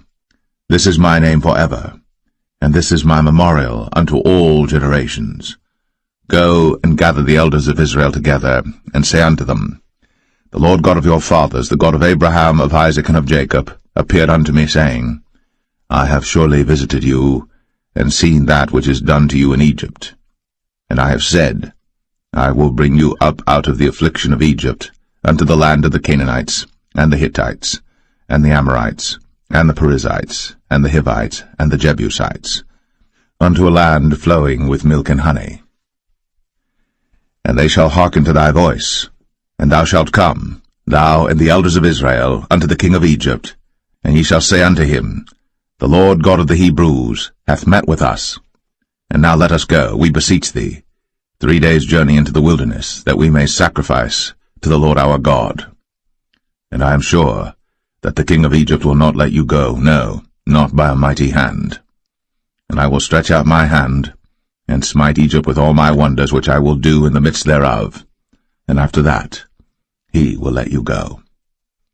And I will give this people favor in the sight of the Egyptians, and it shall come to pass that, when ye go, ye shall not go empty. But every woman shall borrow of her neighbor, and of her that sojourneth in her house, jewels of silver, and jewels of gold, and raiment, and ye shall put them upon your sons, and upon your daughters, and ye shall spoil the Egyptians.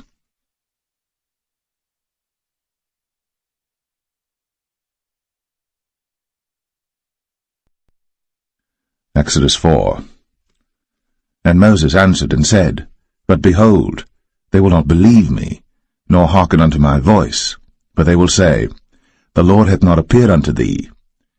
And the Lord said unto him, What is that in thine hand? And he said, A rod. And he said, Cast it on the ground. And he cast it on the ground, and it became a serpent. And Moses fled from before it. And the Lord said unto Moses, Put forth thine hand, and take it by the tail. And he put forth his hand, and caught it. And it became a rod in his hand. that they may believe that the Lord God of their fathers, the God of Abraham, the God of Isaac, and the God of Jacob, hath appeared unto thee. And the Lord said furthermore unto him, Put now thine hand into thy bosom. And he put his hand into his bosom, and when he took it out, behold, his hand was leprous as snow. And he said, Put thine hand into thy bosom again. And he put his hand into his bosom again, and plucked it out of his bosom. And behold, it was turned again as his other flesh. And it shall come to pass, if they will not believe thee, neither hearken to the voice of the first sign, that they will believe the voice of the latter sign. And it shall come to pass, if they will not believe also these two signs, neither hearken unto thy voice, that thou shalt take of the water of the river, and pour it upon the dry land, and the water which thou takest out of the river shall become blood upon the dry land. And Moses said unto the Lord, O my Lord, I am not eloquent, neither heretofore nor since thou hast spoken unto thy servant, but I am slow of speech and of a slow tongue. And the Lord said unto him, Who hath made man's mouth? Or who maketh the dumb, or deaf, or the seeing, or the blind? Have not I the Lord? Now therefore go, and I will be with thy mouth, and teach thee what thou shalt say. And he said, O my Lord, send, I pray thee, by the hand of him whom thou wilt send. And the anger of the Lord was kindled against Moses, and he said, Is not Aaron the Levite thy brother? I know that he can speak well, and also, behold, he cometh forth to meet thee. And when he seeth thee, he will be glad in his heart. And thou shalt speak unto him, and put words in his mouth. And I will be with thy mouth, and with his mouth, and will teach you what ye shall do. And he shall be thy spokesman unto the people, and he shall be, even he, shall be to thee instead of a mouth, and thou shalt be to him instead of God. And thou shalt take this rod in thine hand, wherewith thou shalt do signs.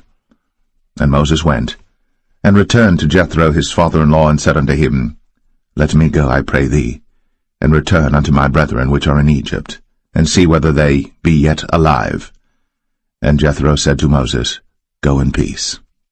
And the Lord said unto Moses in Midian, Go, return into Egypt, for all the men are dead which sought thy life. And Moses took his wife and his sons, and set them upon an ass, and he returned to the land of Egypt. And Moses took the rod of God in his hand. And the Lord said unto Moses, When thou goest to return into Egypt, see that thou do all those wonders before Pharaoh, which I have put in thine hand. But I will harden his heart, that he shall not let the people go. And thou shalt say unto Pharaoh, Thus saith the Lord, Israel is my son, even my firstborn. And I say unto thee, Let my son go, that he may serve me. And if thou refuse to let him go, behold, I will slay thy son, even thy firstborn. And it came to pass by the way in the inn, that the Lord met him, and sought to kill him. Then Zipporah took a sharp stone, and cut off the foreskin of her son, and cast it at his feet, and said, Surely a bloody husband art thou to me. So he let him go. Then she said, A bloody husband thou art, because of the circumcision. And the Lord said to Aaron, Go into the wilderness to meet Moses. And he went, and met him in the mount of God, and kissed him. And Moses told Aaron all the words of the Lord who had sent him, and all the signs which he had commanded him. And Moses and Aaron went and gathered together all the elders of the children of Israel. And Aaron spake all the words which the Lord had spoken unto Moses, and did the signs in the sight of the people. And the people believed. And when they heard that the Lord had visited the children of Israel, and that he had looked upon their affliction, then they bowed their heads and worshipped.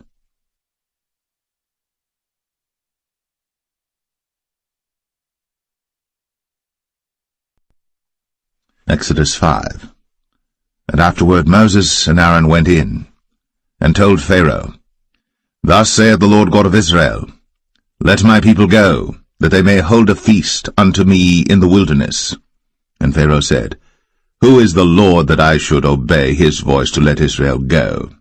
I know not the Lord, neither will I let Israel go.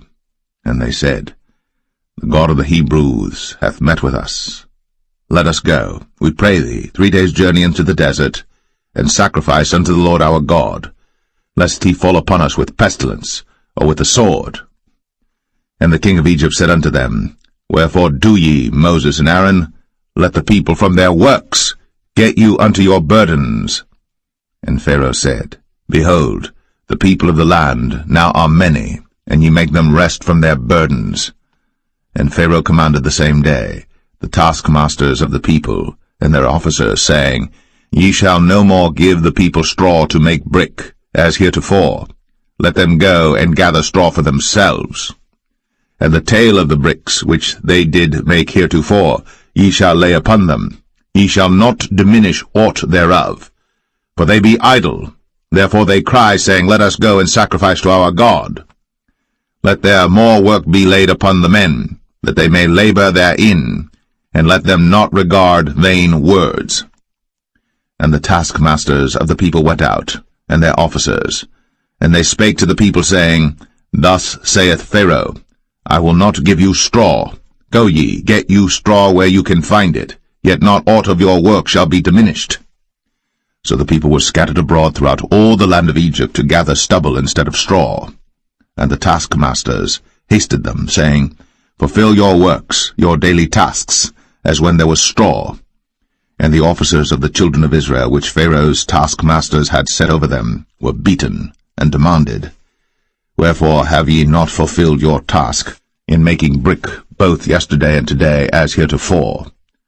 Then the officers of the children of Israel came and cried unto Pharaoh, saying, Wherefore dealest thou thus with thy servants? There is no straw given unto thy servants. And they say to us, Make brick. And behold, thy servants are beaten, but the fault is in thine own people. But he said, Ye are idle, ye are idle. Therefore ye say, Let us go and do sacrifice to the Lord. Go therefore now and work, for there shall no straw be given you. Yet shall ye deliver the tale of bricks. And the officers of the children of Israel did see that they were in evil case, after it was said, Ye shall not minish aught from your bricks of your daily task. And they met Moses and Aaron, who stood in the way, as they came forth from Pharaoh. And they said unto them, The Lord look upon you and judge, because ye have made our savour to be abhorred in the eyes of Pharaoh, and in the eyes of his servants, to put a sword in their hand to slay us. And Moses returned unto the Lord, and said, Lord, wherefore hast thou so evil entreated this people? Why is it that thou hast sent me? For since I came to Pharaoh to speak in thy name, he hath done evil to this people, neither hast thou delivered thy people at all.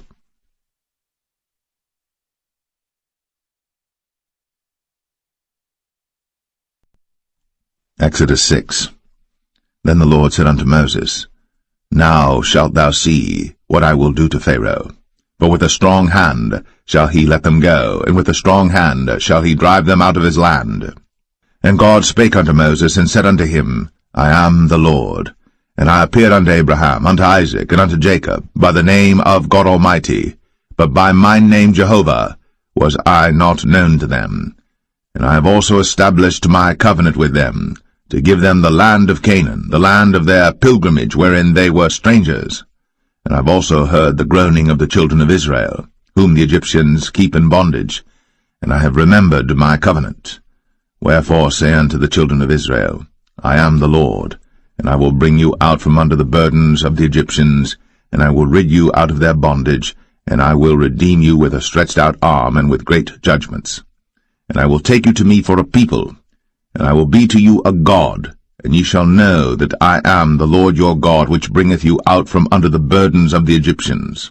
And I will bring you in unto the land, concerning the which I did swear to give it to Abraham, to Isaac, and to Jacob, and I will give it you for an heritage. I am the Lord.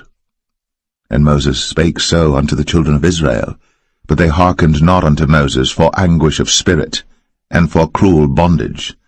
And the Lord spake unto Moses, saying, Go in, speak unto Pharaoh king of Egypt, that he let the children of Israel go out of his land. And Moses spake before the Lord, saying, Behold, the children of Israel have not hearkened unto me. How then shall Pharaoh hear me, who am of uncircumcised lips? And the Lord spake unto Moses and unto Aaron, and gave them a charge unto the children of Israel, and unto Pharaoh king of Egypt, to bring the children of Israel out of the land of Egypt. These be the heads of their fathers' houses, the sons of Reuben, the firstborn of Israel, Hanok and Palu, Hezron and Carmi. These be the families of Reuben. And the sons of Simeon, Jemuel and Jamin, and Ohad and Jachin, and Zohar and Shaul the son of a Canaanitish woman. These are the families of Simeon. And these are the names of the sons of Levi according to their generations, Gershon and Kohath and Merari. And the years of the life of Levi were 137 years. The sons of Gershon, Libni and Shimei, according to their families. And the sons of Kohath, Amram and Izhar, and Hebron and Uzziel. And the years of the life of Kohath were 133 years. And the sons of Merari, Mahalai and Mushai. These are the families of Levi according to their generations. And Amram took him Jochebed, his father's sister, to wife, and she bare him, Aaron and Moses. And the years of the life of Amram were 137 years. And the sons of Izhar, Korah and Nepheg and Zichri. And the sons of Uzziel, Mishael and Elzaphan and Zithri. And Aaron took him Elisheba, daughter of Aminadab, sister of Nahshon, to wife, and she bare him Nadab and Abihu, Eleazar and Ithamar. And the sons of Korah, Asir and Elkanah and Abiasaph. These are the families of the Korhites. And Eleazar, Aaron's son, took him one of the daughters of Putiel to wife, and she bare him Phinehas. These are the heads of the fathers of the Levites according to their families. These are that Aaron and Moses, to whom the Lord said, Bring out the children of Israel from the land of Egypt, according to their armies. These are they which spake to Pharaoh king of Egypt, to bring out the children of Israel from Egypt. These are that, Moses and Aaron. And it came to pass on the day when the Lord spake unto Moses in the land of Egypt, that the Lord spake unto Moses, saying, I am the Lord. Speak thou unto Pharaoh king of Egypt all that I say unto thee. And Moses said before the Lord, Behold, I am of uncircumcised lips, and how shall Pharaoh hearken unto me?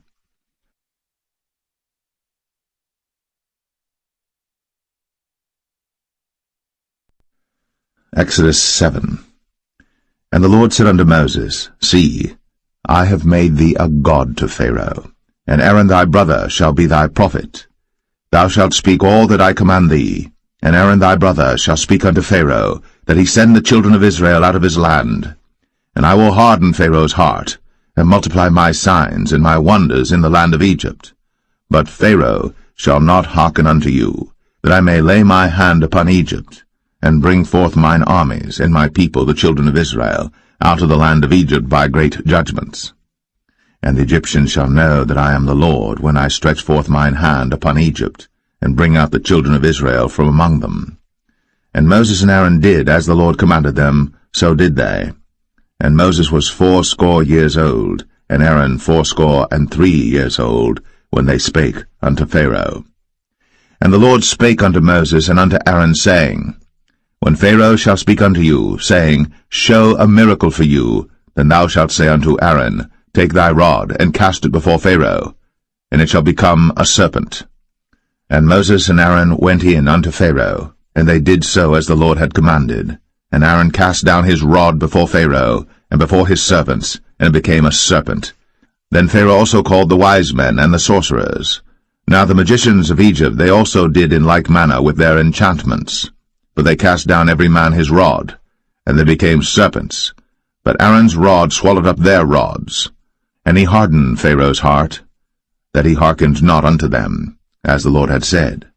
And the Lord said unto Moses, Pharaoh's heart is hardened, he refuseth to let the people go. Get thee unto Pharaoh in the morning. Lo, he goeth out unto the water, and thou shalt stand by the river's brink against he come.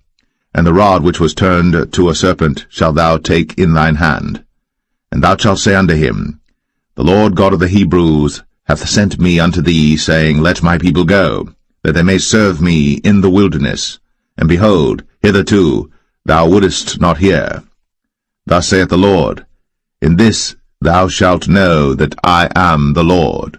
Behold, I will smite with the rod that is in mine hand upon the waters which are in the river, and they shall be turned to blood. And the fish that is in the river shall die, and the river shall stink, and the Egyptians shall loathe to drink of the water of the river. And the Lord spake unto Moses, Say unto Aaron, Take thy rod, and stretch out thine hand upon the waters of Egypt, upon their streams, upon their rivers, and upon their ponds, and upon all their pools of water, that they may become blood, and that there may be blood throughout all the land of Egypt, both in vessels of wood and in vessels of stone. And Moses and Aaron did so, as the Lord commanded. And he lifted up the rod, and smote the waters that were in the river, in the sight of Pharaoh, and in the sight of his servants, and all the waters that were in the river were turned to blood. And the fish that was in the river died, and the river stank, and the Egyptians could not drink of the water of the river, and there was blood throughout all the land of Egypt.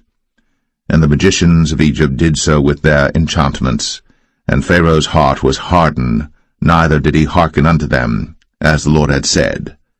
And Pharaoh turned and went into his house, neither did he set his heart to this also. And all the Egyptians digged around about the river for water to drink, for they could not drink of the water of the river. And 7 days were fulfilled. After that the Lord had smitten the river.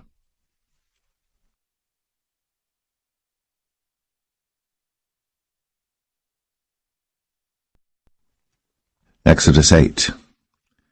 And the Lord spake unto Moses, Go unto Pharaoh, and say unto him, Thus saith the Lord, Let my people go, that they may serve me.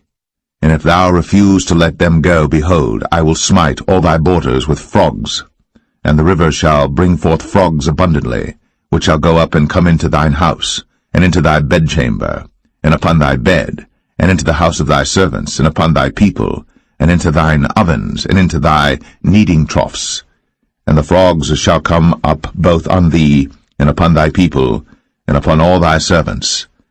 And the Lord spake unto Moses, Say unto Aaron, Stretch forth thine hand with thy rod over the streams, over the rivers, and over the ponds, and cause frogs to come up upon the land of Egypt. And Aaron stretched out his hand over the waters of Egypt, and the frogs came up, and covered the land of Egypt. And the magicians did so with their enchantments, and brought up frogs upon the land of Egypt. Then Pharaoh called for Moses and Aaron, and said, Entreat the Lord, that he may take away the frogs from me, and from my people, and I will let the people go, that they may do sacrifice unto the Lord. And Moses said unto Pharaoh, Glory over me.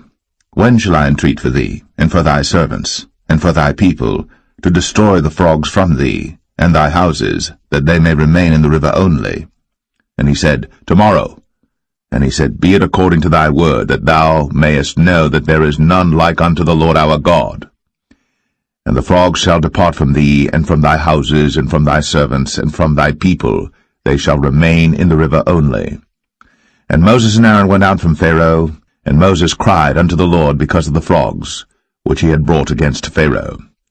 And the Lord did according to the word of Moses, and the frogs died out of the houses, out of the villages, and out of the fields. And they gathered them together upon heaps, and the land stank.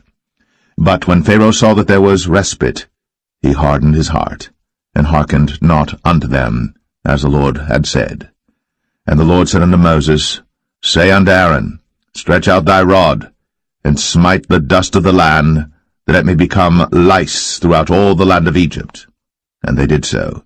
For Aaron stretched out his hand with his rod, and smote the dust of the earth, and it became lice in man and in beast.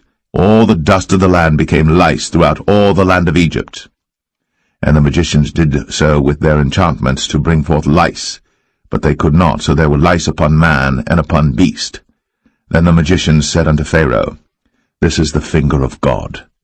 And Pharaoh's heart was hardened, and he hearkened not unto them, as the Lord had said.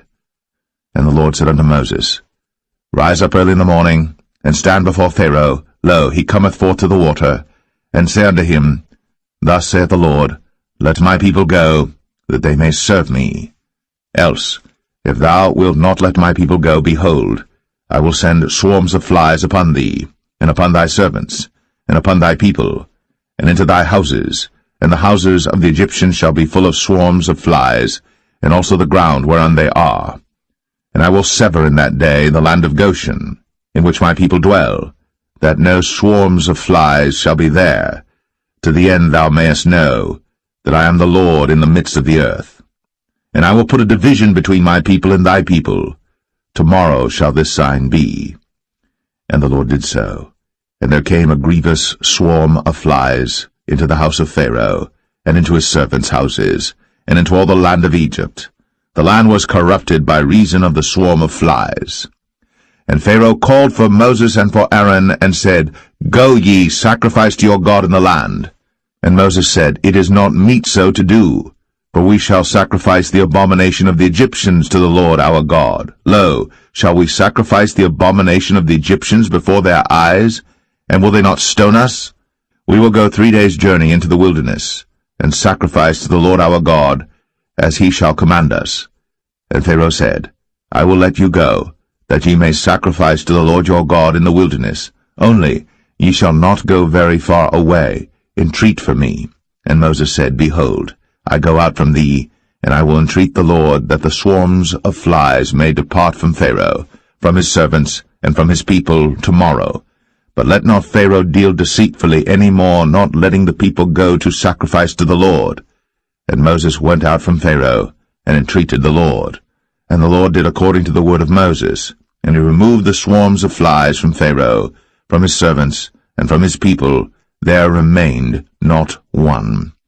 And Pharaoh hardened his heart at this time also, neither would he let the people go.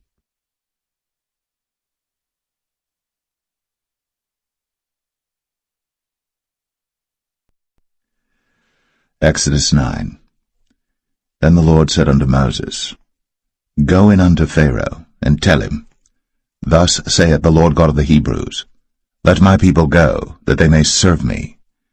For if thou refuse to let them go, and wilt hold them still, behold, the hand of the Lord is upon thy cattle which is in the field, upon the horses, upon the asses, upon the camels, upon the oxen, and upon the sheep. There shall be a very grievous murrain. And the Lord shall sever between the cattle of Israel and the cattle of Egypt, and there shall nothing die of all that is the children's of Israel. And the Lord appointed a set time, saying, Tomorrow the Lord shall do this thing in the land. And the Lord did that thing on the morrow, and all the cattle of Egypt died, but of the cattle of the children of Israel died not one. And Pharaoh sent, and behold, there was not one of the cattle of the Israelites dead, and the heart of Pharaoh was hardened, and he did not let the people go. And the Lord said unto Moses and unto Aaron, Take to you handfuls of ashes of the furnace, and let Moses sprinkle it toward the heaven in the sight of Pharaoh. And it shall become small dust in all the land of Egypt, and shall be a boil breaking forth with blains upon man and upon beast throughout all the land of Egypt. Then they took ashes of the furnace, and stood before Pharaoh. Then Moses sprinkled it up toward heaven, and it became a boil, breaking forth with blains upon man and upon beast. And the magicians could not stand before Moses because of the boils, for the boil was upon the magicians and upon all the Egyptians. And the Lord hardened the heart of Pharaoh, and he hearkened not unto them, as the Lord had spoken unto Moses. And the Lord said unto Moses, Rise up early in the morning, and stand before Pharaoh, and say unto him, Thus saith the Lord God of the Hebrews, Let my people go, that they may serve me. For I will at this time send all my plagues upon thine heart, and upon thy servants, and upon thy people, that thou mayest know that there is none like me in all the earth. For now I will stretch out my hand, that I may smite thee and thy people with pestilence, and thou shalt be cut off from the earth. And in very deed for this cause have I raised thee up, for to show in thee my power, and that my name may be declared throughout all the earth. As yet exaltest thou thyself against my people, that thou wilt not let them go. Behold, tomorrow about this time I will cause it to rain a very grievous hail, such as hath not been in Egypt since the foundation thereof even until now. Send therefore now, and gather thy cattle, and all that thou hast in the field. For upon every man and beast which shall be found in the field, and shall not be brought home, the hail shall come down upon them, and they shall die. He that feared the word of the Lord among the servants of Pharaoh made his servants and his cattle flee into the houses. And he that regarded not the word of the Lord left his servants and his cattle in the field. And the Lord said unto Moses, Stretch forth thine hand toward heaven, that there may be hail in all the land of Egypt, upon man, and upon beast, and upon every herb of the field, throughout the land of Egypt. And Moses stretched forth his rod toward heaven, and the Lord sent thunder and hail, and the fire ran along upon the ground, and the Lord rained hail upon the land of Egypt. So there was hail, and fire mingled with the hail, very grievous, such as there was none like it in all the land of Egypt since it became a nation. And the hail smote throughout all the land of Egypt all that was in the field, both man and beast. And the hail smote every herb of the field, and brake every tree of the field. Only in the land of Goshen, where the children of Israel were, was there no hail. And Pharaoh sent and called for Moses and Aaron, and said unto them, I have sinned this time. The Lord is righteous, and I and my people are wicked. Entreat the Lord, for it is enough that there be no more mighty thunderings and hail, and I will let you go, and ye shall stay no longer. And Moses said unto him, As soon as I am gone out of the city, I will spread abroad my hands unto the Lord, and the thunder shall cease, neither shall there be any more hail, that thou mayest know how that the earth is the Lord's. But as for thee and thy servants, I know that ye will not yet fear the Lord God. And the flax and the barley was smitten, for the barley was in the ear, and the flax was bold. But the wheat and the rye were not smitten, for they were not grown up. And Moses went out of the city from Pharaoh, and spread abroad his hands unto the Lord, and the thunders and hail ceased, and the rain was not poured upon the earth.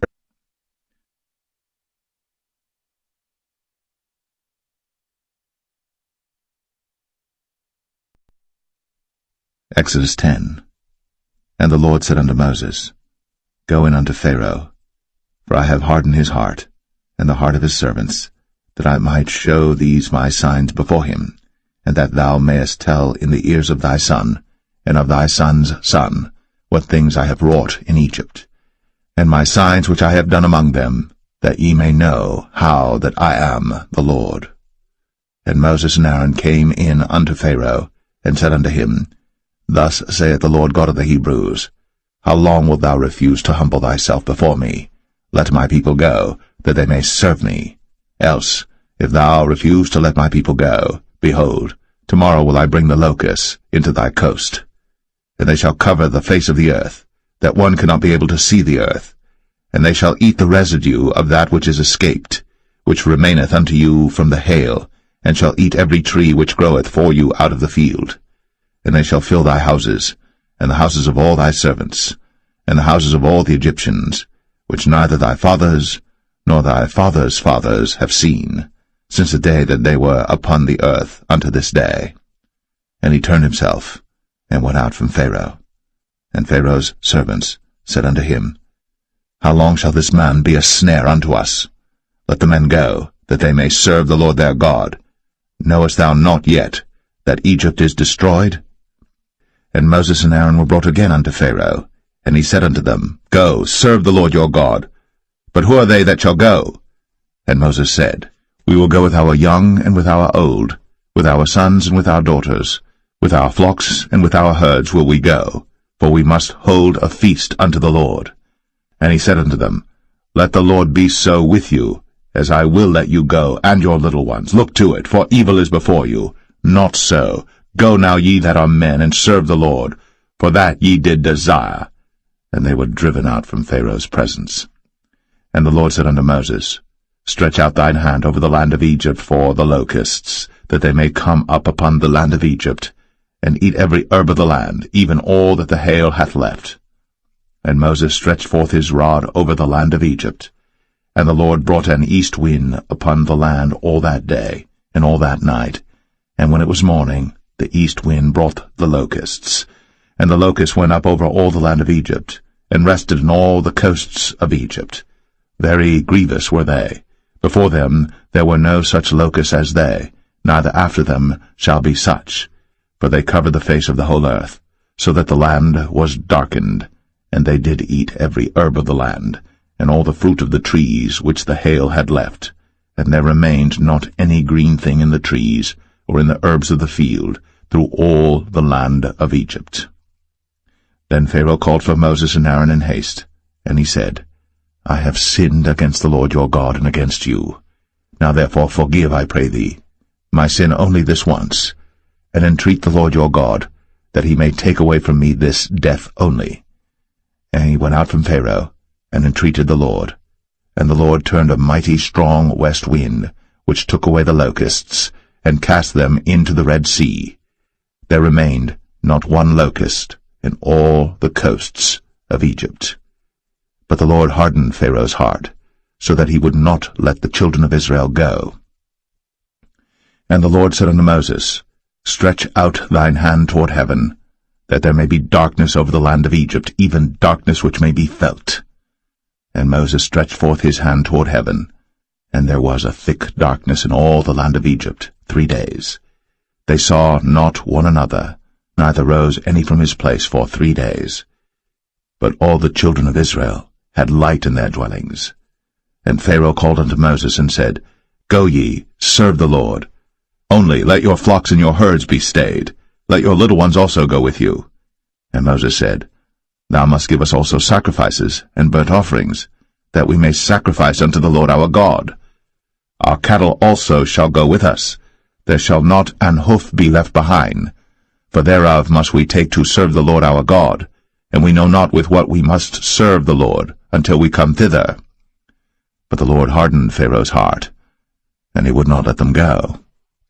And Pharaoh said unto him, Get thee from me, take heed to thyself, see my face no more, for in that day thou seest my face, thou shalt die.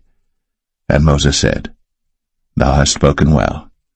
I will see thy face again no more.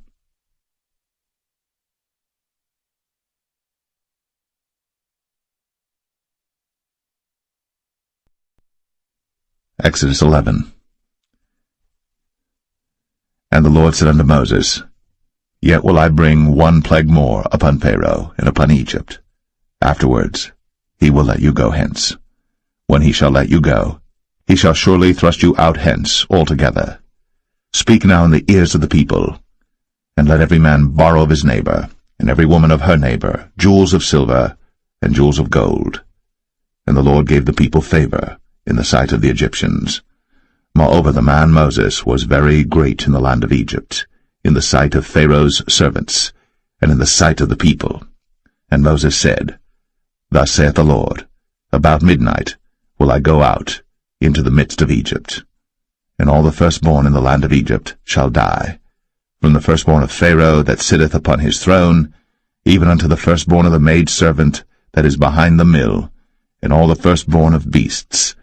And there shall be a great cry throughout all the land of Egypt, such as there was none like it, nor shall be like it any more.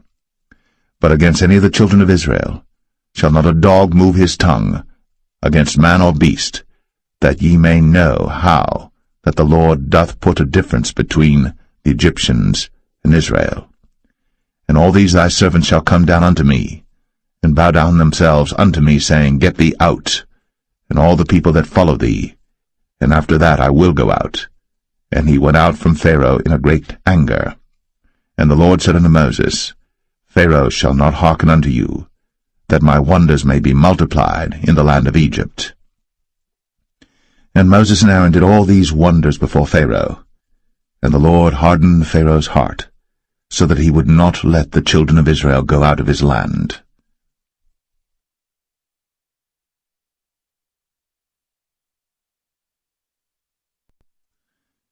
Exodus 12.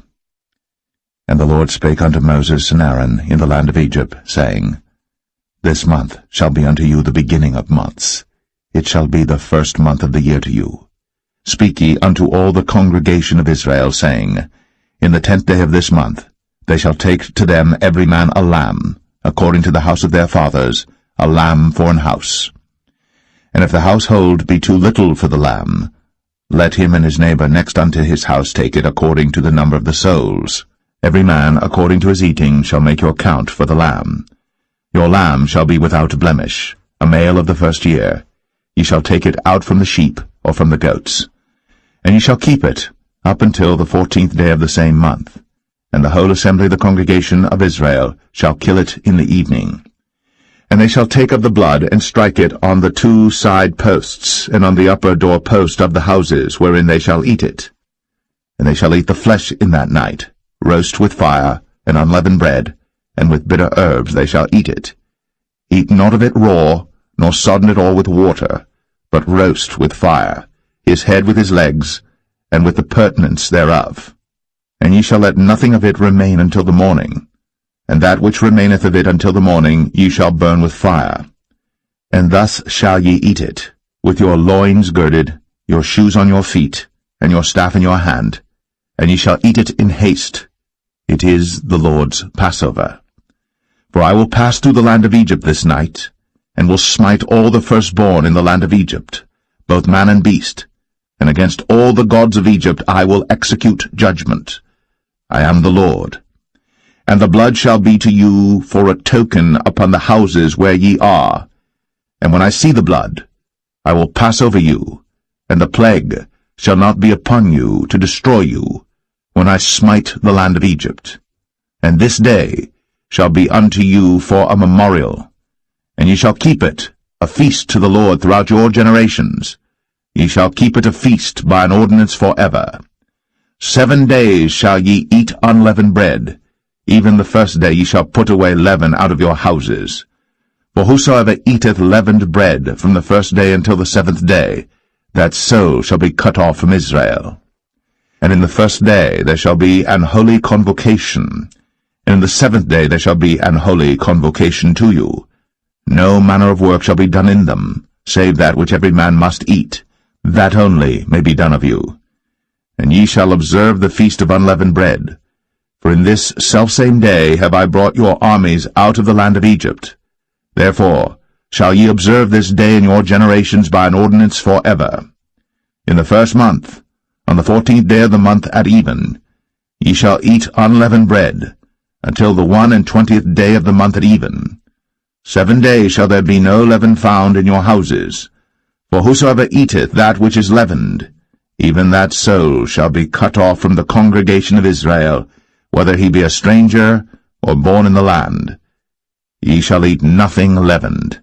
In all your habitations shall ye eat unleavened bread. Then Moses called for all the elders of Israel, and said unto them, Draw out, and take you a lamb according to your families, and kill the Passover. And ye shall take a bunch of hyssop, and dip it in the blood that is in the basin, and strike the lintel and the 2 side posts with the blood that is in the basin, and none of you shall go out at the door of his house until the morning. For the Lord will pass through to smite the Egyptians, and when he seeth the blood upon the lintel, and on the 2 side posts, the Lord will pass over the door, and will not suffer the destroyer to come in unto your houses to smite you. And ye shall observe this thing for an ordinance to thee, and to thy sons, forever. And it shall come to pass, when ye be come to the land which the Lord will give you, according as he hath promised, that ye shall keep this service. And it shall come to pass, when your children shall say unto you, What mean ye by this service? That ye shall say, It is the sacrifice of the Lord's Passover, who passed over the houses of the children of Israel in Egypt, when he smote the Egyptians, and delivered our houses. And the people bowed the head, and worshipped. And the children of Israel went away, and did, as the Lord had commanded Moses and Aaron, so did they. And it came to pass that at midnight the Lord smote all the firstborn in the land of Egypt, from the firstborn of Pharaoh that sat on his throne unto the firstborn of the captive that was in the dungeon, and all the firstborn of cattle. And Pharaoh rose up in the night, he and all his servants and all the Egyptians, and there was a great cry in Egypt, but there was not a house where there was not one dead. And he called for Moses and Aaron by night, and said, Rise up, and get you forth from among my people, both ye and the children of Israel, and go, serve the Lord, as ye have said. Also take your flocks and your herds, as ye have said, and be gone, and bless me also.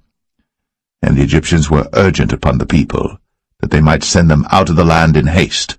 For they said, We be all dead men. And the people took their dough before it was leavened, their kneading troughs being bound up in their clothes upon their shoulders. And the children of Israel did according to the word of Moses, and they borrowed of the Egyptians jewels of silver, and jewels of gold and raiment. And the Lord gave the people favor in the sight of the Egyptians, so that they lent unto them such things as they required, and they spoiled the Egyptians. And the children of Israel journeyed from Ramses to Succoth, about 600,000 on foot, that were men, beside children. And a mixed multitude went up also with them, and flocks and herds, even very much cattle. And they baked unleavened cakes of the dough which they brought forth out of Egypt, for it was not leavened, because they were thrust out of Egypt, and could not tarry, neither had they prepared for themselves any victual. Now the sojourning of the children of Israel, who dwelt in Egypt, was 430 years. And it came to pass at the end of the 430 years, even the selfsame day it came to pass, that all the hosts of the Lord went out from the land of Egypt. It is a night to be much observed unto the Lord for bringing them out from the land of Egypt. This is that night of the Lord to be observed of all the children of Israel in their generations. And the Lord said unto Moses and Aaron, This is the ordinance of the Passover. There shall no stranger eat thereof. But every man's servant that is bought for money, when thou hast circumcised him, then shall he eat thereof. A foreigner and an hired servant shall not eat thereof. In one house shall it be eaten. Thou shalt not carry forth aught of the flesh abroad out of the house, neither shall ye break a bone thereof. All the congregation of Israel shall keep it. And when a stranger shall sojourn with thee, and will keep the Passover to the Lord, let all his males be circumcised, and then let him come near and keep it. And he shall be as one that is born in the land. For no uncircumcised person shall eat thereof. One law shall be to him that is homeborn, and unto the stranger that sojourneth among you. Thus did all the children of Israel. As the Lord commanded Moses and Aaron, so did they. And it came to pass the selfsame day, that the Lord did bring the children of Israel out of the land of Egypt by their armies.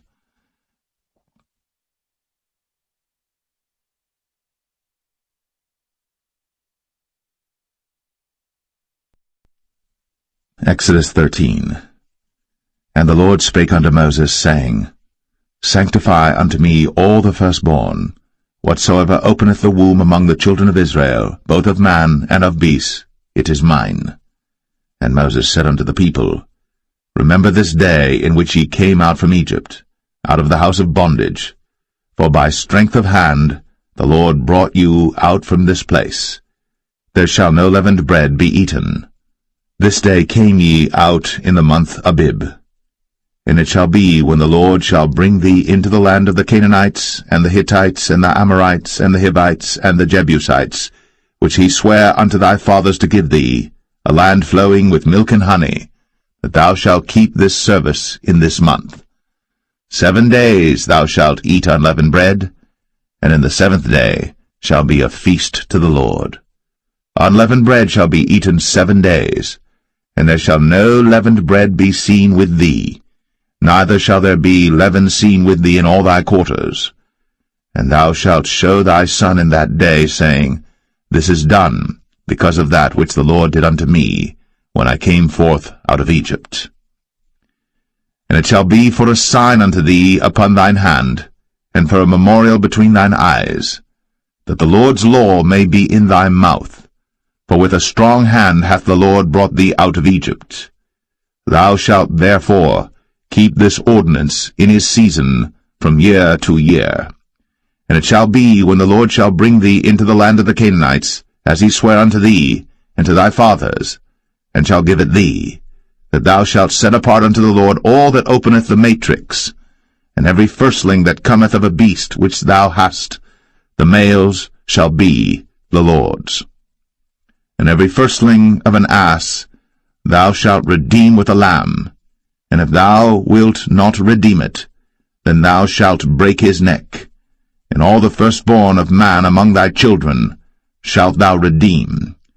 And it shall be, when thy son asketh thee in time to come, saying, What is this? That thou shalt say unto him, By strength of hand the Lord brought us out from Egypt, from the house of bondage. And it came to pass, when Pharaoh would hardly let us go, that the Lord slew all the firstborn in the land of Egypt, both the firstborn of man and the firstborn of beast. Therefore I sacrifice to the Lord all that openeth the matrix, being males, but all the firstborn of my children I redeem. And it shall be for a token upon thine hand, and for frontlets between thine eyes, for by strength of hand the Lord brought us forth out of Egypt. And it came to pass, when Pharaoh had let the people go, that God led them not through the way of the land of the Philistines, although that was near, for God said, Lest peradventure the people repent when they see war, and they return to Egypt. But God led the people about through the way of the wilderness of the Red Sea, and the children of Israel went up harnessed out of the land of Egypt. And Moses took the bones of Joseph with him, for he had straitly sworn the children of Israel, saying, God will surely visit you, and ye shall carry up my bones away hence with you. And they took their journey from Succoth, and encamped in Etham, in the edge of the wilderness. And the Lord went before them by day in a pillar of a cloud, to lead them the way, and by night in a pillar of fire, to give them light, to go by day and night. He took not away the pillar of the cloud by day, nor the pillar of fire by night, from before the people.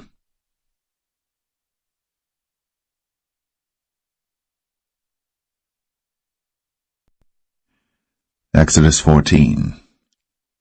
And the Lord spake unto Moses, saying, Speak unto the children of Israel, that they turn and encamp before Pi-hahiroth, between Migdol and the sea, over against Baal-zephon. Before it shall ye encamp by the sea.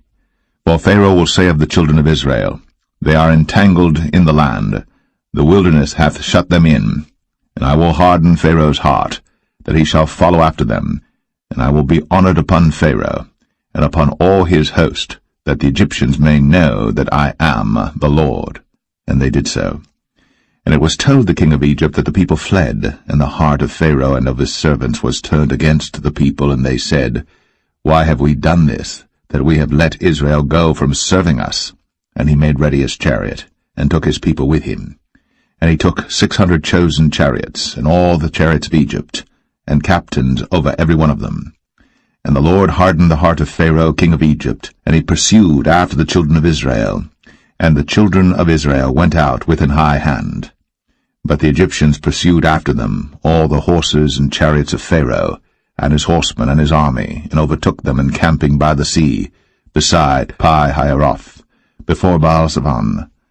And when Pharaoh drew nigh, the children of Israel lifted up their eyes, and behold, the Egyptians marched after them, and they were sore afraid. And the children of Israel cried out unto the Lord, and they said unto Moses, Because there were no graves in Egypt, hast thou taken us away to die in the wilderness? Wherefore hast thou dealt thus with us, to carry us forth out of Egypt? Is not this the word that we did tell thee in Egypt, saying, Let us alone, that we may serve the Egyptians? For it had been better for us to serve the Egyptians, than that we should die in the wilderness. And Moses said unto the people, Fear ye not, stand still, and see the salvation of the Lord, which he will show to you today. For the Egyptians whom ye have seen today, ye shall see them again no more for ever. The Lord shall fight for you, and ye shall hold your peace. And the Lord said unto Moses, Wherefore criest thou unto me? Speak unto the children of Israel, that they go forward. But lift thou up thy rod, and stretch out thine hand over the sea, and divide it. And the children of Israel shall go on dry ground through the midst of the sea. And I, behold, I will harden the hearts of the Egyptians, and they shall follow them. And I will get me honor upon Pharaoh, and upon all his host, upon his chariots, and upon his horsemen. And the Egyptians shall know that I am the Lord, when I have gotten me honor upon Pharaoh, upon his chariots, and upon his horsemen. And the angel of God, which went before the camp of Israel, removed, and went behind them, and the pillar of the cloud went from before their face, and stood behind them.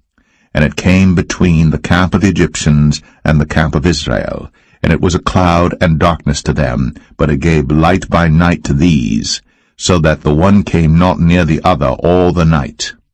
And Moses stretched out his hand over the sea, and the Lord caused the sea to go back by a strong east wind all that night, and made the sea dry land, and the waters were divided.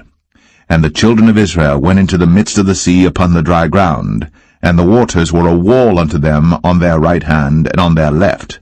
And the Egyptians pursued, and went in after them to the midst of the sea, even all Pharaoh's horses, his chariots, and his horsemen.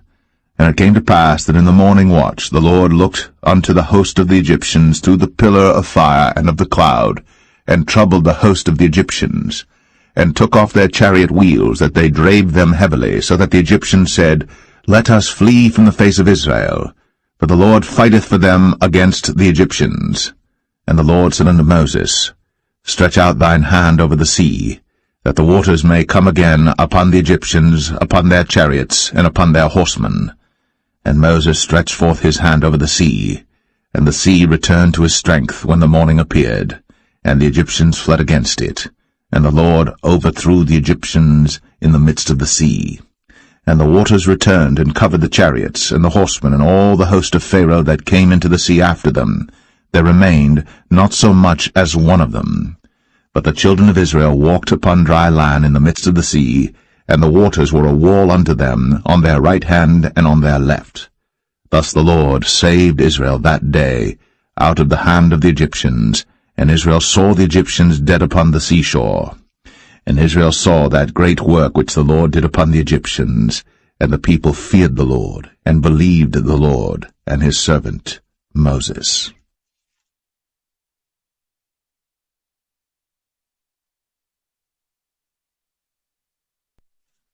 Exodus 15. Then sang Moses and the children of Israel this song unto the Lord, and spake, saying, I will sing unto the Lord, for he hath triumphed gloriously. The horse and his rider hath he thrown into the sea. The Lord is my strength and song, and he is become my salvation. He is my God, and I will prepare him an habitation, my father's God, and I will exalt him. The Lord is a man of war, the Lord is his name. Pharaoh's chariots and his host hath he cast into the sea. His chosen captains also are drowned in the Red Sea. The depths have covered them, they sank into the bottom as a stone. Thy right hand, O Lord, is become glorious in power. Thy right hand, O Lord, hath dashed in pieces the enemy. And in the greatness of thine excellency thou hast overthrown them that rose up against thee. Thou sentest forth thy wrath, which consumed them as stubble. And with the blast of thy nostrils the waters were gathered together. The floods stood upright as an heap, and the depths were congealed in the heart of the sea. The enemy said, I will pursue, I will overtake, I will divide the spoil. My lust shall be satisfied upon them. I will draw my sword, my hand shall destroy them. Thou didst blow with thy wind, the sea covered them. They sank as lead in the mighty waters. Who is like unto thee, O Lord, among the gods? Who is like thee, glorious in holiness, fearful in praises, doing wonders? Thou stretchest out thy right hand, the earth swallowed them.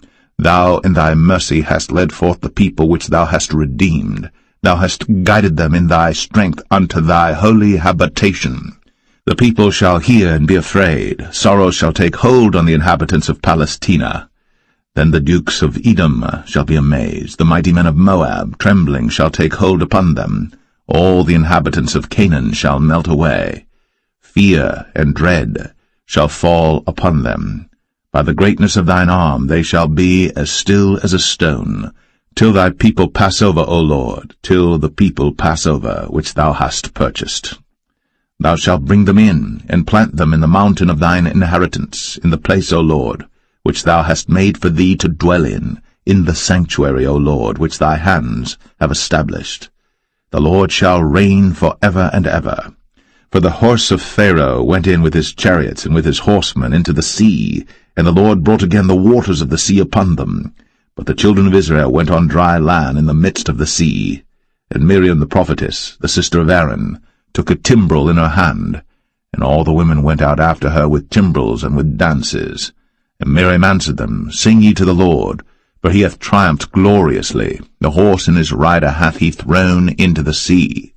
So Moses brought Israel from the Red Sea, and they went out into the wilderness of Shur. And they went 3 days in the wilderness, and found no water. And when they came to Marah, they could not drink of the waters of Marah, for they were bitter.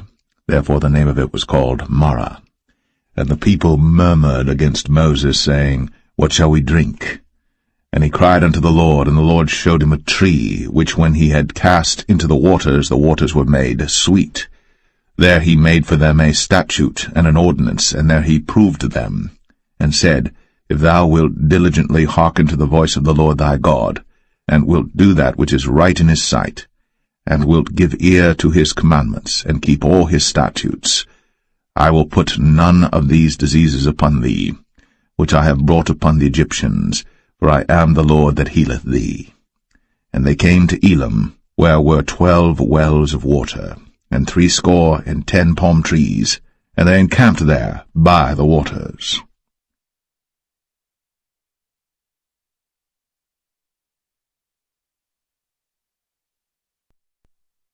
Exodus 16. And they took their journey from Elim, and all the congregation of the children of Israel came unto the wilderness of Sin, which is between Elim and Sinai, on the 15th day of the 2nd month, after their departing out of the land of Egypt. And the whole congregation of the children of Israel murmured against Moses and Aaron in the wilderness.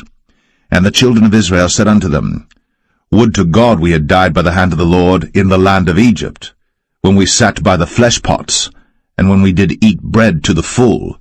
For ye have brought us forth into this wilderness to kill this whole assembly with hunger. Then said the Lord unto Moses, Behold, I will rain bread from heaven for you, and the people shall go out and gather a certain rate every day, that I may prove them, whether they will walk in my law or no. And it shall come to pass that on the 6th day they shall prepare that which they bring in, and it shall be twice as much as they gather daily. And Moses and Aaron said unto all the children of Israel, At even then ye shall know that the Lord hath brought you out from the land of Egypt. And in the morning then ye shall see the glory of the Lord, for that he heareth your murmurings against the Lord. And what are we that ye murmur against us? And Moses said, This shall be when the Lord shall give you in the evening flesh to eat, and in the morning bread to the full, for that the Lord heareth your murmurings, which ye murmur against him. And what are we?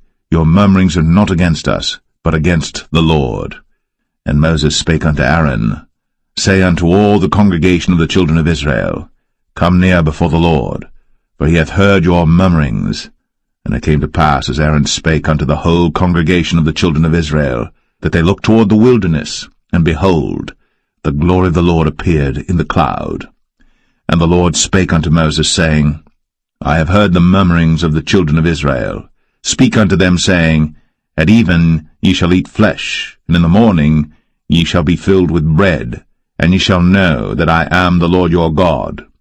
And it came to pass, that at even the quails came up, and covered the camp, and in the morning the dew lay round about the host. And when the dew that lay was gone up, behold, upon the face of the wilderness there lay a small round thing, as small as the hoarfrost on the ground. And when the children of Israel saw it, they said one to another, It is manna, for they wist not what it was. And Moses said unto them, This is the bread which the Lord hath given you to eat. This is the thing which the Lord hath commanded. Gather of it every man according to his eating, an omer for every man according to the number of your persons. Take ye every man for them which are in his tents. And the children of Israel did so, and gathered some more, some less. And when they did meet it with an omer, he that gathered much had nothing over, and he that gathered little had no lack. They gathered every man according to his eating. And Moses said, Let no man leave of it till the morning. Notwithstanding they hearkened not unto Moses, but some of them left of it until the morning, and it bred worms, and stank. And Moses was wroth with them. And they gathered it every morning, every man according to his eating, and when the sun waxed hot, it melted. And it came to pass that on the 6th day they gathered twice as much bread, 2 omers for one man, and all the rulers of the congregation came and told Moses. And he said unto them, This is that which the Lord hath said. Tomorrow is the rest of the holy Sabbath unto the Lord. Bake that which ye shall bake today, and seethe that ye will seethe, and that which remaineth overlay up for you to be kept until the morning. And they laid it up till the morning, as Moses bade, and it did not stink, neither was there any worm therein. And Moses said, Eat that today, for today is a Sabbath unto the Lord. Today ye shall not find it in the field. 6 days ye shall gather it, but on the 7th day, which is the Sabbath, in it there shall be none. And it came to pass that there went out some of the people on the 7th day for to gather, and they found none. And the Lord said unto Moses, How long refuse ye to keep my commandments and my laws? See, for that the Lord hath given you the Sabbath. Therefore he giveth you on the 6th day the bread of 2 days. Abide ye every man in his place. Let no man go out of his place on the 7th day. So the people rested on the 7th day. And the house of Israel called the name thereof manna. And it was like coriander seed, white, and the taste of it was like wafers made with honey. And Moses said, This is the thing which the Lord commandeth. Fill an omer of it to be kept for your generations, that they may see the bread wherewith I have fed you in the wilderness, when I brought you forth from the land of Egypt.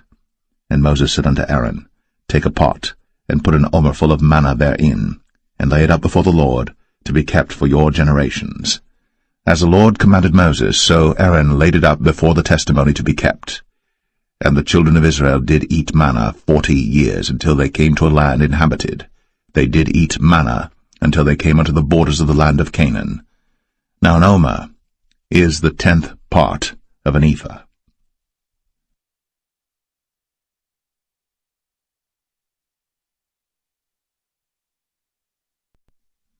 Exodus 17. And all the congregation of the children of Israel journeyed from the wilderness of Sin after their journeys, according to the commandment of the Lord, and pitched in Rephidim. And there was no water for the people to drink. Wherefore the people did chide with Moses, and said, Give us water that we may drink. And Moses said unto them, Why chide ye with me? Wherefore do ye tempt the Lord? And the people thirsted there for water. And the people murmured against Moses, and said, Wherefore is this that thou hast brought us up out of Egypt, to kill us, and our children, and our cattle with thirst? And Moses cried unto the Lord, saying, What shall I do unto this people? They be almost ready to stone me. And the Lord said unto Moses, Go on before the people, and take with thee of the elders of Israel, and thy rod wherewith thou smotest the river, take in thine hand, and go. Behold, I will stand before thee there upon the rock in Horeb, and thou shalt smite the rock. And there shall come water out of it, that the people may drink. And Moses did so in the sight of the elders of Israel. And he called the name of the place Massah, and Meribah, because of the chiding of the children of Israel, and because they tempted the Lord, saying, Is the Lord among us or not? Then came Amalek and fought with Israel in Rephidim. And Moses said unto Joshua, Choose us out men, and go out, fight with Amalek. Tomorrow I will stand on the top of the hill with the rod of God in mine hand. So Joshua did as Moses had said to him, and fought with Amalek. And Moses, Aaron, and Hur went up to the top of the hill. And it came to pass, when Moses held up his hand, that Israel prevailed. And when he let down his hand, Amalek prevailed. But Moses' hands were heavy, and they took a stone and put it under him, and he sat thereon, and Aaron and Hur stayed up his hands, the one on the one side, and the other on the other side, and his hands were steady until the going down of the sun. And Joshua discomfited Amalek and his people with the edge of the sword. And the Lord said unto Moses, Write this for a memorial in a book, and rehearse it in the ears of Joshua, for I will utterly put out the remembrance of Amalek from under heaven. And Moses built an altar, and called the name of it Jehovah Nissi. For he said, because the Lord has sworn that the Lord will have war with Amalek from generation to generation.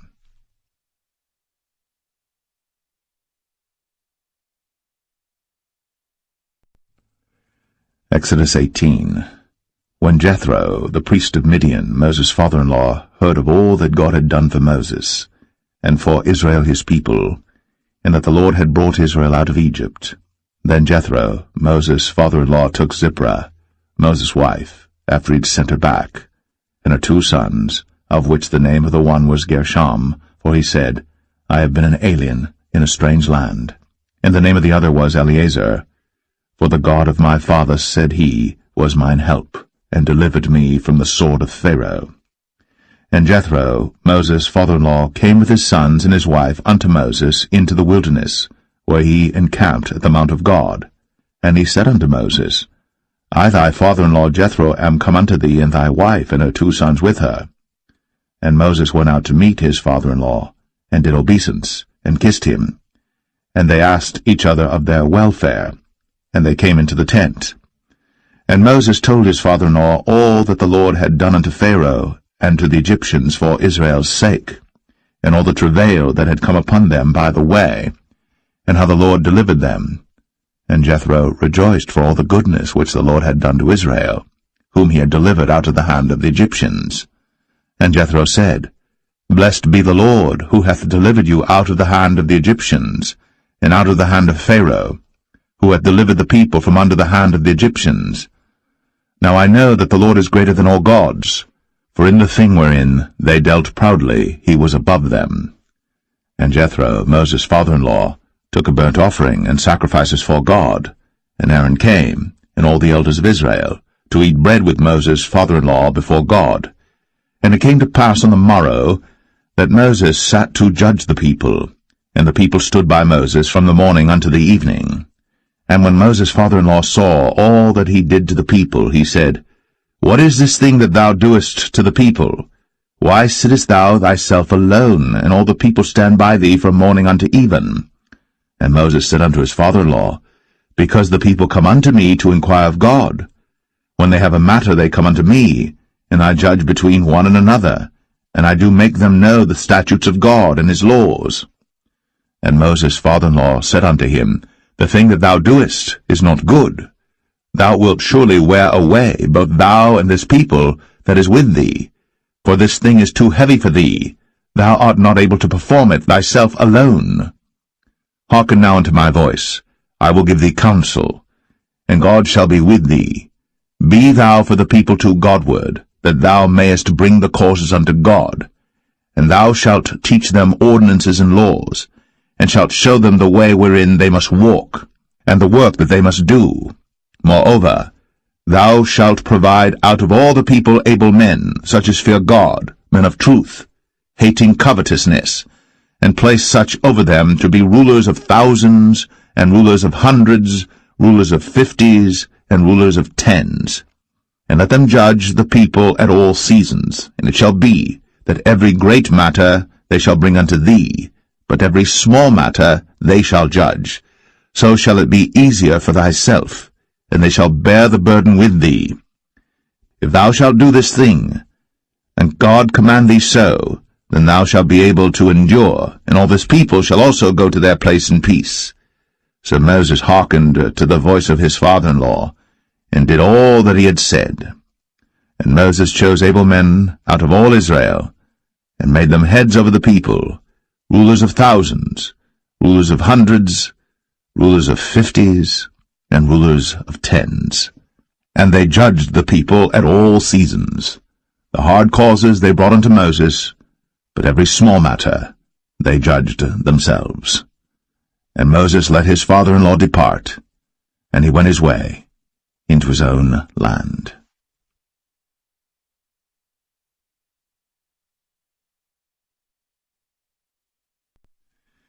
Exodus 19. In the 3rd month, when the children of Israel were gone forth out of the land of Egypt, the same day came they into the wilderness of Sinai. But they were departed from Rephidim, and were come to the desert of Sinai, and had pitched in the wilderness, and there Israel camped before the mount. And Moses went up unto God. And the Lord called unto him out of the mountain, saying, Thus shalt thou say to the house of Jacob, and tell the children of Israel, Ye have seen what I did unto the Egyptians, and how I bare you on eagle's wings, and brought you unto myself. Now therefore, if ye will obey my voice indeed, and keep my covenant, then ye shall be a peculiar treasure unto me above all people. For all the earth is mine, and ye shall be unto me a kingdom of priests, and an holy nation. These are the words which thou shalt speak unto the children of Israel. And Moses came and called for the elders of the people, and laid before their faces all these words which the Lord commanded him. And all the people answered together, and said, All that the Lord hath spoken we will do.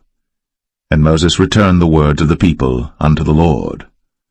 And the Lord said unto Moses, Lo, I come unto thee in a thick cloud, that the people may hear when I speak with thee, and believe thee for ever. And Moses told the words of the people unto the Lord. And the Lord said unto Moses, Go unto the people, and sanctify them today and tomorrow, and let them wash their clothes, and be ready against the third day. For the third day the Lord will come down in the sight of all the people upon Mount Sinai. And thou shalt set bounds unto the people round about, saying, Take heed to yourselves, that ye go not up into the mount, or touch the border of it. Whosoever toucheth the mount shall be surely put to death. There shall not an hand touch it, but he shall surely be stoned, or shot through, whether it be beast or man. It shall not live. When the trumpet soundeth long, they shall come up to the mount. And Moses went down from the mount unto the people, and sanctified the people, and they washed their clothes. And he said unto the people, Be ready against the third day, come not at your wives. And it came to pass on the third day in the morning, that there were thunders and lightnings, and a thick cloud upon the mount, and the voice of the trumpet exceeding loud, so that all the people that was in the camp trembled. And Moses brought forth the people out of the camp to meet with God. And they stood at the nether part of the mount. And Mount Sinai was altogether on a smoke, because the Lord descended upon it in fire, and the smoke thereof ascended as the smoke of a furnace, and the whole mount quaked greatly. And when the voice of the trumpet sounded long, and waxed louder and louder, Moses spake, and God answered him by a voice. And the Lord came down upon Mount Sinai, on the top of the mount, and the Lord called Moses up to the top of the mount, and Moses went up. And the Lord said unto Moses, Go down, charge the people, lest they break through unto the Lord to gaze, and many of them perish. And let the priests also which come near to the Lord sanctify themselves, lest the Lord break forth upon them. And Moses said unto the Lord, The people cannot come up to Mount Sinai, for thou chargest us, saying, Set bounds about the mount, and sanctify it. And the Lord said unto him, Away, get thee down, and thou shalt come up, thou and Aaron with thee. But let not the priests and the people break through to come up unto the Lord, lest he break forth upon them. So Moses went down unto the people, and spake unto them.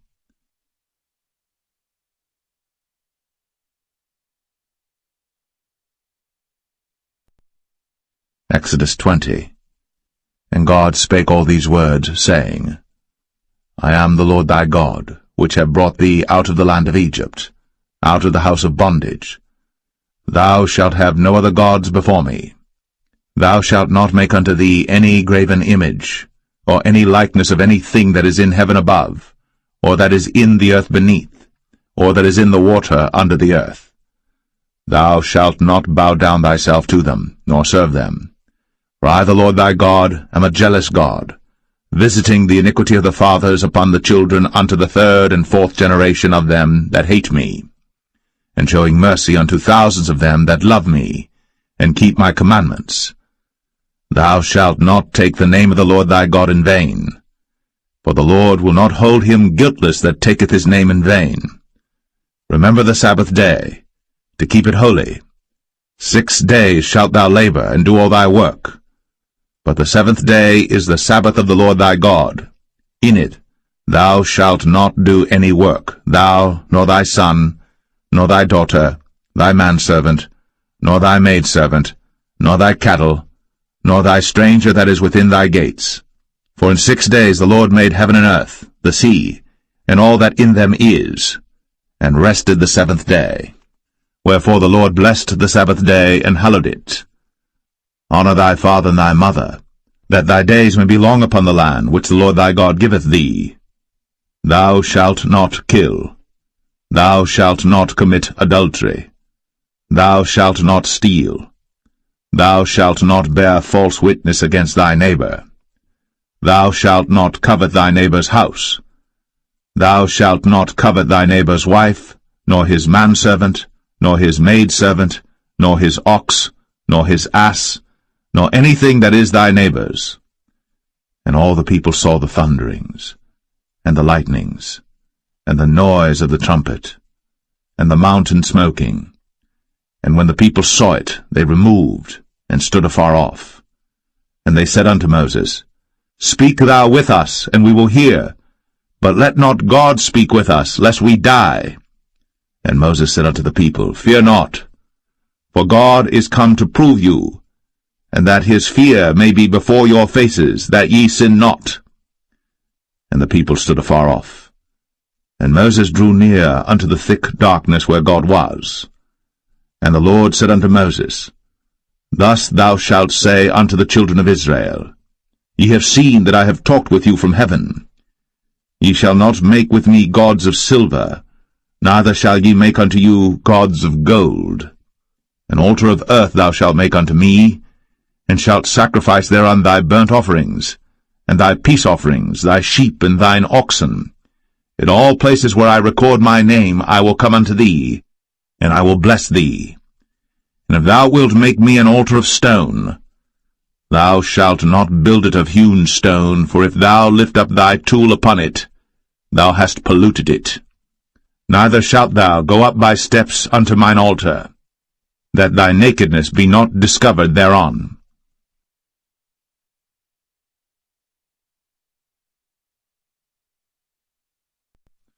Exodus 21.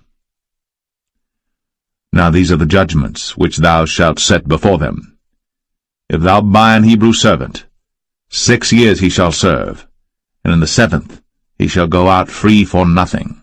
If he came in by himself, he shall go out by himself. If he were married, then his wife shall go out with him.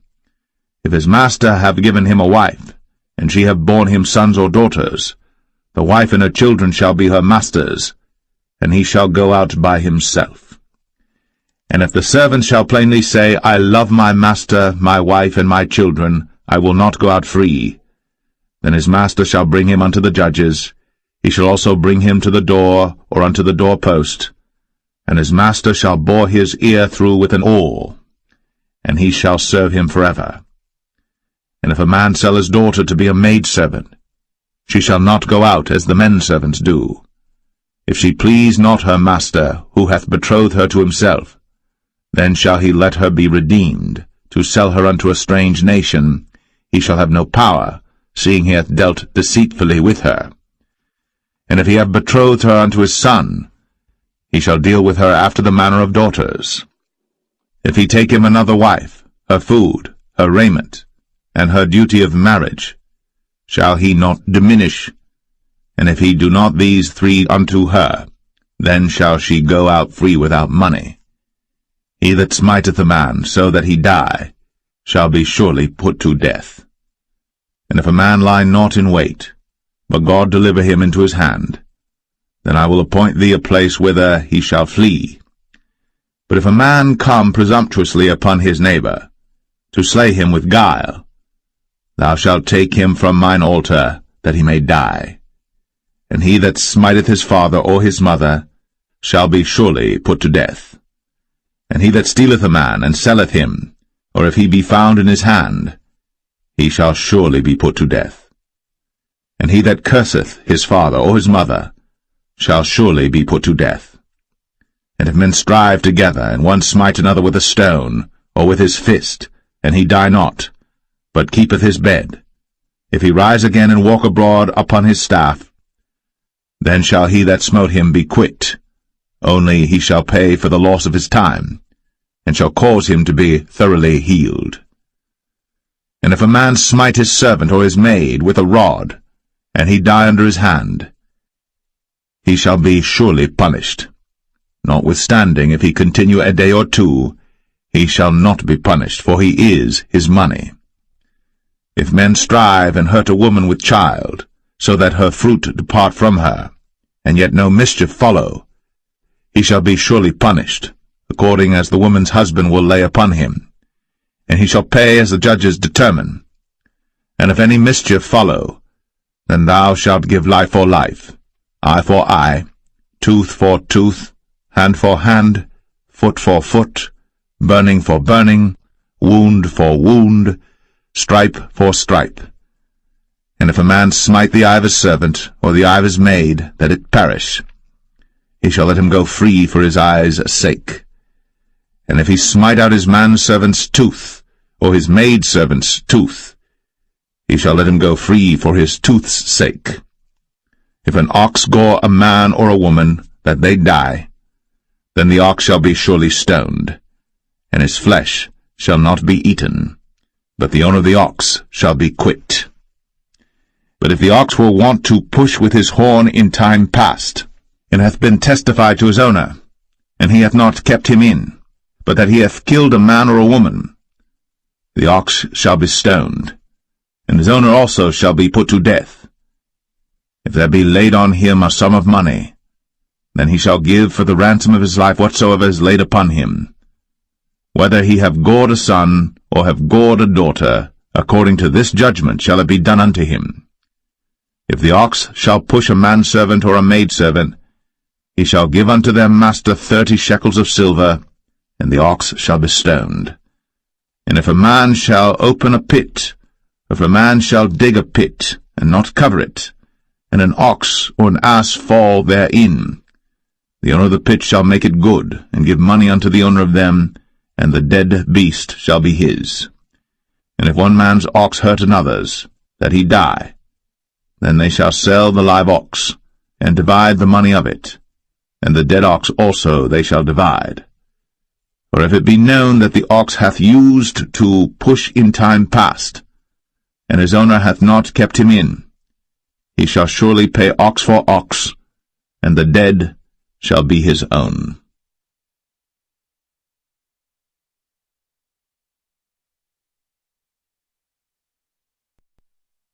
Exodus 22. If a man shall steal an ox, or a sheep, and kill it, or sell it, he shall restore 5 oxen for an ox, and 4 sheep for a sheep. If a thief be found breaking up, and be smitten that he die, there shall no blood be shed for him. If the sun be risen upon him, there shall be blood shed for him, for he should make full restitution. If he have nothing, then he shall be sold for his theft.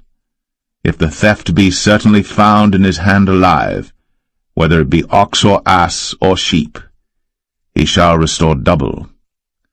If a man shall cause a field or vineyard to be eaten, and shall put in his beast, and shall feed in another man's field, of the best of his own field and of the best of his own vineyard, shall he make restitution.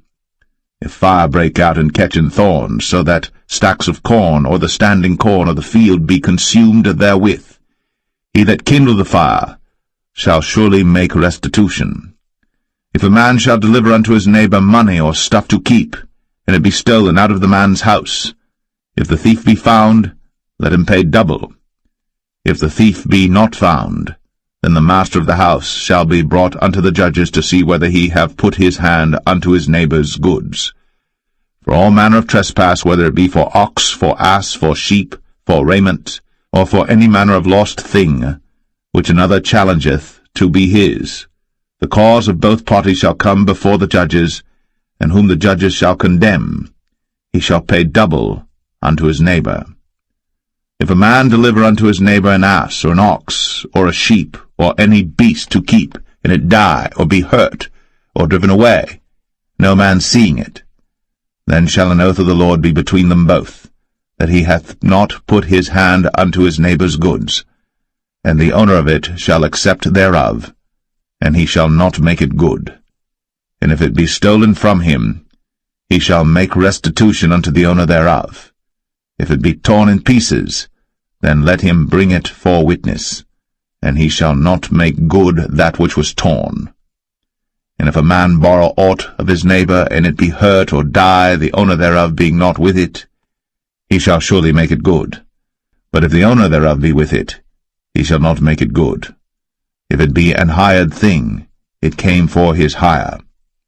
And if a man entice a maid that is not betrothed, and lie with her, he shall surely endow her to be his wife.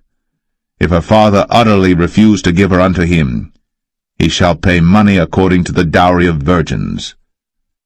Thou shalt not suffer a witch to live. Whosoever lieth with a beast shall surely be put to death. He that sacrificeth unto any god, save unto the Lord only, he shall be utterly destroyed. Thou shalt neither vex a stranger nor oppress him, for ye were strangers in the land of Egypt. Ye shall not afflict any widow or fatherless child. If thou afflict them in any wise, and they cry at all unto me, I will surely hear their cry, and my wrath shall wax hot, and I will kill you with the sword, and your wives shall be widows, and your children fatherless. If thou lend money to any of my people that is poor by thee, thou shalt not be to him as an usurer, neither shalt thou lay upon him usury. If thou at all take thy neighbour's raiment to pledge, thou shalt deliver it unto him by that the sun goeth down. For that is his covering only, it is his raiment for his skin, wherein shall he sleep. And it shall come to pass, when he crieth unto me, that I will hear, for I am gracious. Thou shalt not revile the gods, nor curse the ruler of thy people. Thou shalt not delay to offer the first of thy ripe fruits, and of thy liquors, the firstborn of thy sons shalt thou give unto me. Likewise shalt thou do with thine oxen, and with thy sheep. 7 days it shall be with his dam. On the 8th day thou shalt give it me. And ye shall be holy men unto me. Neither shall ye eat any flesh that is torn of beasts in the field. Ye shall cast it to the dogs.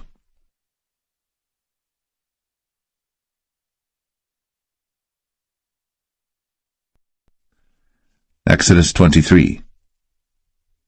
Thou shalt not raise a false report. Put not thine hand with the wicked to be an unrighteous witness. Thou shalt not follow a multitude to do evil. Neither shalt thou speak in a cause to decline after many to wrest judgment. Neither shalt thou countenance a poor man in his cause. If thou meet thine enemy's ox or his ass going astray, thou shalt surely bring it back to him again. If thou see the ass of him that hateth thee lying under his burden, and wouldest forbear to help him, thou shalt surely help with him. Thou shalt not wrest the judgment of thy poor in his cause. Keep thee far from a false matter, and the innocent and righteous slay thou not, for I will not justify the wicked. And thou shalt take no gift, for the gift blindeth the wise, and perverteth the words of the righteous. Also, thou shalt not oppress a stranger. For ye know the heart of a stranger, seeing ye were strangers in the land of Egypt. And 6 years thou shalt sow thy land, and shalt gather in the fruits thereof. But the 7th year thou shalt let it rest and lie still, that the poor of thy people may eat, and what they leave the beasts of the field shall eat. In like manner thou shalt deal with thy vineyard, and with thy oliveyard. 6 days thou shalt do thy work, and on the 7th day thou shalt rest, that thine ox and thine ass may rest, and the son of thy handmaid, and the stranger may be refreshed. And in all things that I have said unto you be circumspect, and make no mention of the name of other gods, neither let it be heard out of thy mouth. 3 times thou shalt keep a feast unto me in the year. Thou shalt keep the feast of unleavened bread. Thou shalt eat unleavened bread 7 days, as I commanded thee, in the time appointed of the month Abib.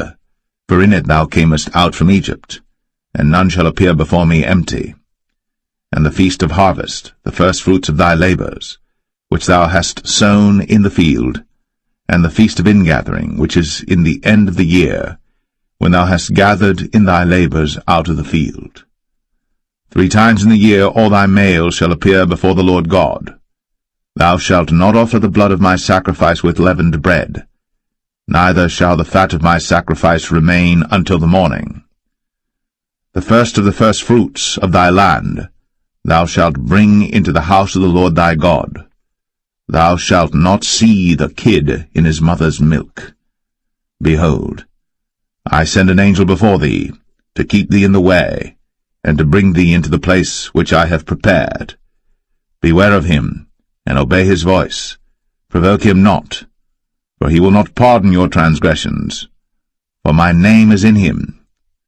But if thou shalt indeed obey his voice, and do all that I speak, then I will be an enemy unto thine enemies, and an adversary unto thine adversaries. For mine angel shall go before thee, and bring thee in unto the Amorites, and the Hittites, and the Perizzites, and the Canaanites, the Hivites, and the Jebusites, and I will cut them off. Thou shalt not bow down to their gods, nor serve them, nor do after their works, but thou shalt utterly overthrow them, and quite break down their images. And ye shall serve the Lord your God, and he shall bless thy bread and thy water, and I will take sickness away from the midst of thee. There shall nothing cast their young, nor be barren in thy land. The number of thy days I will fulfill.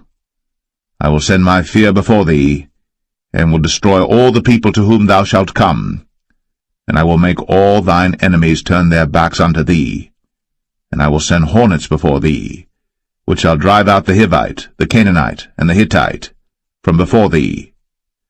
I will not drive them out from before thee in 1 year, lest the land become desolate, and the beasts of the field multiply against thee.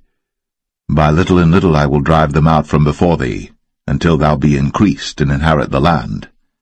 And I will set thy bounds from the Red Sea even unto the sea of the Philistines, and from the desert unto the river. For I will deliver the inhabitants of the land into your hand, and thou shalt drive them out before thee. Thou shalt make no covenant with them, nor with their gods. They shall not dwell in thy land, lest they make thee sin against me. For if thou serve their gods, it will surely be a snare unto thee.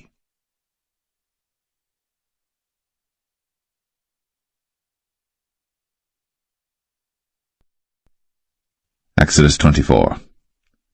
And he said unto Moses, Come up unto the Lord, thou, and Aaron, Nadab, and Abihu, and 70 of the elders of Israel, and worship ye afar off. And Moses alone shall come near the Lord, but they shall not come nigh, neither shall the people go up with him. And Moses came, and told the people all the words of the Lord, and all the judgments, and all the people answered with one voice, and said, All the words which the Lord hath said will we do.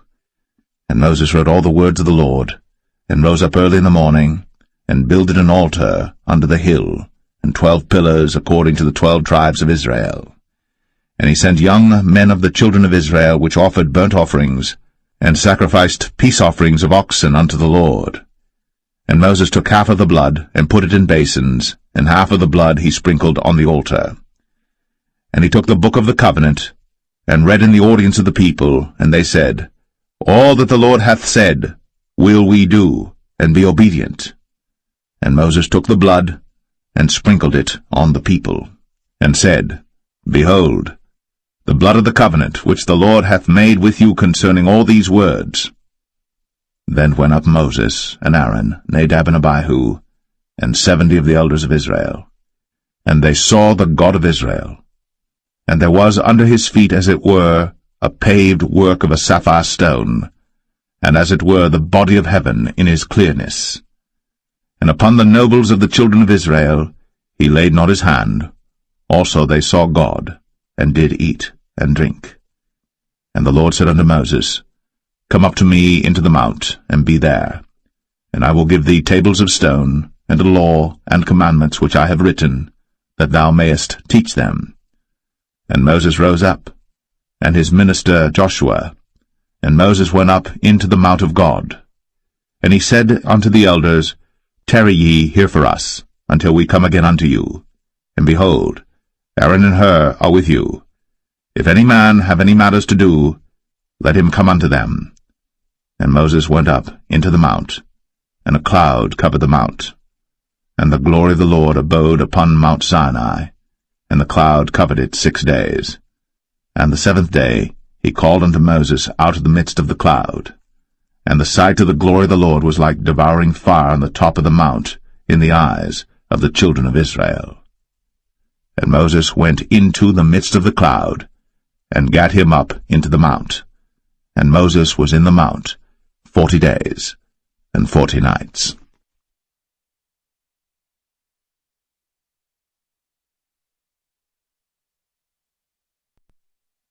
Exodus 25. And the Lord spake unto Moses, saying, Speak unto the children of Israel, that they bring me an offering of every man that giveth it willingly with his heart. Ye shall take my offering. And this is the offering which ye shall take of them, gold, and silver, and brass, and blue, and purple, and scarlet, and fine linen, and goat's hair, and rams' skins dyed red, and badgers' skins, and shittim wood, oil for the light, spices for anointing oil, and for sweet incense, onyx stones, and stones to be set in the ephod, and in the breastplate. And let them make me a sanctuary, that I may dwell among them, according to all that I show thee, after the pattern of the tabernacle, and the pattern of all the instruments thereof, even so shall ye make it. And they shall make an ark of shittim wood. 2 cubits and a half shall be the length thereof, and 1 cubit and a half the breadth thereof, and 1 cubit and a half the height thereof. And thou shalt overlay it with pure gold, within and without shalt thou overlay it, and shalt make upon it a crown of gold round about. And thou shalt cast 4 rings of gold for it, and put them in the 4 corners thereof, and 2 rings shall be in the one side of it, and 2 rings in the other side of it. And thou shalt make staves of shittim wood, and overlay them with gold. And thou shalt put the staves into the rings by the sides of the ark, that the ark may be borne with them. The staves shall be in the rings of the ark, they shall not be taken from it. And thou shalt put into the ark the testimony which I shall give thee. And thou shalt make a mercy seat of pure gold. 2 cubits and a half shall be the length thereof, and 1 cubit and a half the breadth thereof. And thou shalt make 2 cherubims of gold. Of beaten work shalt thou make them, in the 2 ends of the mercy seat. And make 1 cherub on the one end, and the other cherub on the other end. Even of the mercy seat shall ye make the cherubims on the 2 ends thereof. And the cherubims shall stretch forth their wings on high, covering the mercy seat with their wings, and their faces shall look one to another. Toward the mercy seat shall the faces of the cherubims be. And thou shalt put the mercy seat above upon the ark, and in the ark thou shalt put the testimony that I shall give thee. And there I will meet with thee, and I will commune with thee from above the mercy seat, from between the 2 cherubims which are upon the ark of the testimony, of all things which I will give thee in commandment unto the children of Israel. Thou shalt also make a table of shittim wood. 2 cubits shall be the length thereof, and 1 cubit the breadth thereof, and 1 cubit and a half the height thereof. And thou shalt overlay it with pure gold, and make thereto a crown of gold round about. And thou shalt make unto it a border of an handbreadth round about, and thou shalt make a golden crown to the border thereof round about. And thou shalt make for it 4 rings of gold, and put the rings in the 4 corners that are on the 4 feet thereof. Over against the border shall the rings be for places of the staves to bear the table. And thou shalt make the staves of shittim wood, and overlay them with gold, that the table may be borne with them. And thou shalt make the dishes thereof, and spoons thereof, and covers thereof, and bowls thereof, to cover withal. Of pure gold shalt thou make them. And thou shalt set upon the table showbread before me always. And thou shalt make a candlestick of pure gold. Of beaten work shall the candlestick be made. His shaft, and his branches, his bowls, his knobs and his flowers shall be of the same. And 6 branches shall come out of the sides of it, 3 branches of the candlestick out of the one side, and 3 branches of the candlestick out of the other side. 3 bowls made like unto almonds, with a knob and a flower in one branch, and 3 bowls made like almonds in the other branch, with a knob and a flower. So in the 6 branches that come out of the candlestick. And in the candlestick shall be 4 bowls made like unto almonds, with their knobs and their flowers. And there shall be a knob under 2 branches of the same, and a knob under 2 branches of the same, and a knob under 2 branches of the same, according to the 6 branches that proceed out of the candlestick. Their knobs and their branches shall be of the same. All it shall be one beaten work of pure gold. And thou shalt make the 7 lamps thereof, and they shall light the lamps thereof, that they may give light over against it. And the tongs thereof, and the snuff dishes thereof, shall be of pure gold. Of a talent of pure gold shall he make it with all these vessels. And look that thou make them after their pattern, which was shown thee in the mount.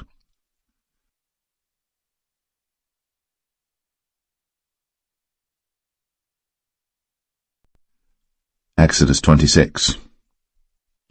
Moreover, thou shalt make the tabernacle with 10 curtains of fine twined linen, and blue, and purple, and scarlet. With cherubims of cunning work shalt thou make them. The length of 1 curtain shall be 28 cubits, and the breadth of 1 curtain 4 cubits, and every one of the curtains shall have 1 measure. The 5 curtains shall be coupled together one to another, and other 5 curtains shall be coupled one to another. And thou shalt make loops of blue upon the edge of the 1 curtain, from the selvage in the coupling. And likewise shalt thou make in the uttermost edge of another curtain, in the coupling of the 2nd. 50 loops shalt thou make in the 1 curtain, and 50 loops shalt thou make in the edge of the curtain that is in the coupling of the 2nd, that the loops may take hold one of another. And thou shalt make 50 taches of gold, and couple the curtains together with the taches, and it shall be 1 tabernacle. And thou shalt make curtains of goat's hair to be a covering upon the tabernacle. 11 curtains shalt thou make. The length of 1 curtain shall be 30 cubits, and the breadth of 1 curtain 4 cubits, and the 11 curtains shall be all of 1 measure. And thou shalt couple 5 curtains by themselves, and 6 curtains by themselves, and shalt double the 6 curtains in the forefront of the tabernacle. And thou shalt make 50 loops on the edge of the 1 curtain that is outmost in the coupling, and 50 loops in the edge of the curtain which coupleth the 2nd. And thou shalt make 50 taches of brass, and put the taches into the loops, and couple the tent together, that it may be 1. And the remnant that remaineth of the curtains of the tent, the half curtain that remaineth, shall hang over the backside of the tabernacle, and a cubit on the one side, and a cubit on the other side of that which remaineth in the length of the curtains of the tent. It shall hang over the sides of the tabernacle on this side, and on that side to cover it. And thou shalt make a covering for the tent of ram skins dyed red, and a covering above of badgers' skins. And thou shalt make boards for the tabernacle of shittim wood standing up. 10 cubits shall be the length of a board, and a cubit and a half shall be the breadth of 1 board. 2 tenons shall there be in 1 board, set in order, one against another. Thus shalt thou make for all the boards of the tabernacle. And thou shalt make the boards for the tabernacle 20 boards on the south side southward. And thou shalt make 40 sockets of silver under the 20 boards, 2 sockets under 1 board for his 2 tenons, and 2 sockets under another board for his 2 tenons. And for the 2nd side of the tabernacle on the north side there shall be 20 boards, and there 40 sockets of silver, 2 sockets under 1 board, and 2 sockets under another board. And for the sides of the tabernacle westward thou shalt make 6 boards, and 2 boards shalt thou make for the corners of the tabernacle in the 2 sides. And they shall be coupled together beneath, and they shall be coupled together above the head of it unto 1 ring. Thus shall it be for them both. They shall be for the 2 corners. And they shall be 8 boards, and their sockets of silver 16 sockets, 2 sockets under 1 board, and 2 sockets under another board. And thou shalt make bars of shittim wood, 5 for the boards of the one side of the tabernacle, and 5 bars for the boards of the other side of the tabernacle, and 5 bars for the boards of the side of the tabernacle for the 2 sides westward. And the middle bar in the midst of the boards shall reach from end to end. And thou shalt overlay the boards with gold, and make their rings of gold, for places for the bars, and thou shalt overlay the bars with gold. And thou shalt rear up the tabernacle according to the fashion thereof which was shown thee in the mount. And thou shalt make a veil of blue, and purple, and scarlet, and fine twined linen of cunning work. With cherubims shall it be made. And thou shalt hang it upon 4 pillars of shittim wood overlaid with gold. Their hooks shall be of gold, upon the 4 sockets of silver. And thou shalt hang up the veil under the taches, that thou mayest bring in thither within the veil the ark of the testimony. And the veil shall divide unto you between the holy place and the most holy. And thou shalt put the mercy seat upon the ark of the testimony in the most holy place. And thou shalt set the table without the veil, and the candlestick over against the table on the side of the tabernacle toward the south. And thou shalt put the table on the north side. And thou shalt make an hanging for the door of the tent of blue and purple and scarlet, and fine twined linen wrought with needlework. And thou shalt make for the hanging 5 pillars of shittim wood, and overlay them with gold, and their hooks shall be of gold, and thou shalt cast 5 sockets of brass for them.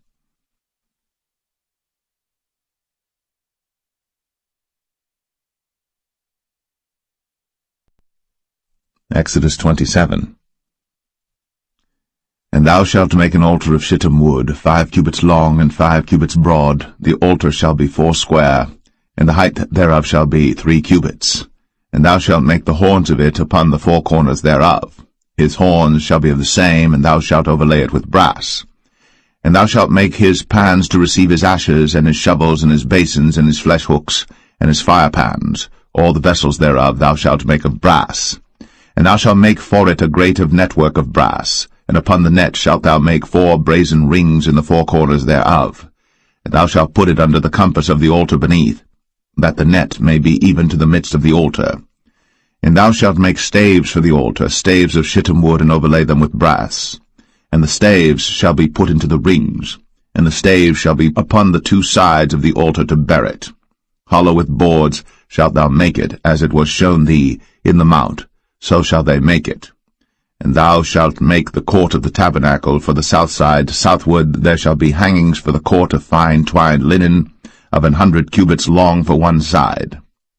And the 20 pillars thereof, and their 20 sockets shall be of brass. The hooks of the pillars, and the fillets, shall be of silver.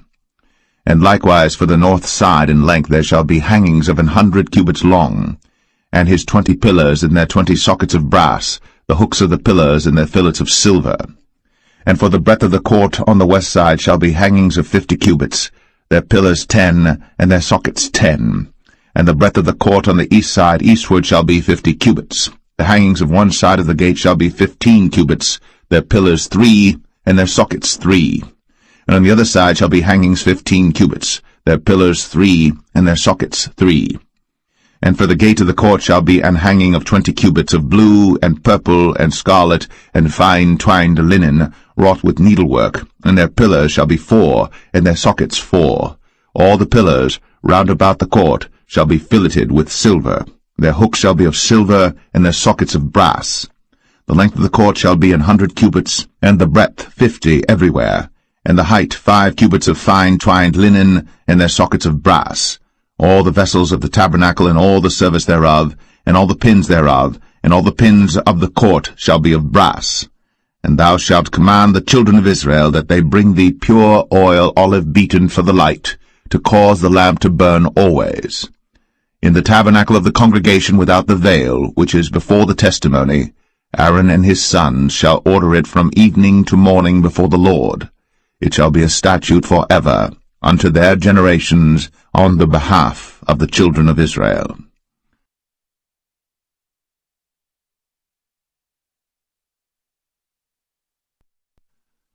Exodus 28. And take thou unto thee Aaron thy brother, and his sons with him, from among the children of Israel, that he may minister unto me in the priest's office, even Aaron, Nadab, and Abihu, Eleazar, and Ithamar, Aaron's sons. And thou shalt make holy garments for Aaron thy brother, for glory and for beauty. And thou shalt speak unto all that are wise-hearted, whom I have filled with the spirit of wisdom, that they may make Aaron's garments to consecrate him, that he may minister unto me in the priest's office. And these are the garments which they shall make, a breastplate, and an ephod, and a robe, and a broidered coat, a mitre, and a girdle. And they shall make holy garments for Aaron thy brother, and his sons, that he may minister unto me in the priest's office. And they shall take gold, and blue, and purple, and scarlet, and fine linen. And they shall make the ephod of gold, of blue, and of purple, of scarlet, and fine twined linen with cunning work. It shall have the 2 shoulder pieces thereof joined at the 2 edges thereof, and so it shall be joined together. And the curious girdle of the ephod which is upon it shall be of the same, according to the work thereof, even of gold, of blue, and purple, and scarlet, and fine twined linen. And thou shalt take 2 onyx stones, and grave on them the names of the children of Israel, 6 of their names on one stone, and the other 6 names of the rest on the other stone, according to their birth. With the work of an engraver in stone, like the engravings of a signet, shalt thou engrave the 2 stones with the names of the children of Israel. Thou shalt make them to be set in ouches of gold. And thou shalt put the 2 stones upon the shoulders of the ephod for stones of memorial unto the children of Israel. And Aaron shall bear their names before the Lord upon his 2 shoulders for a memorial.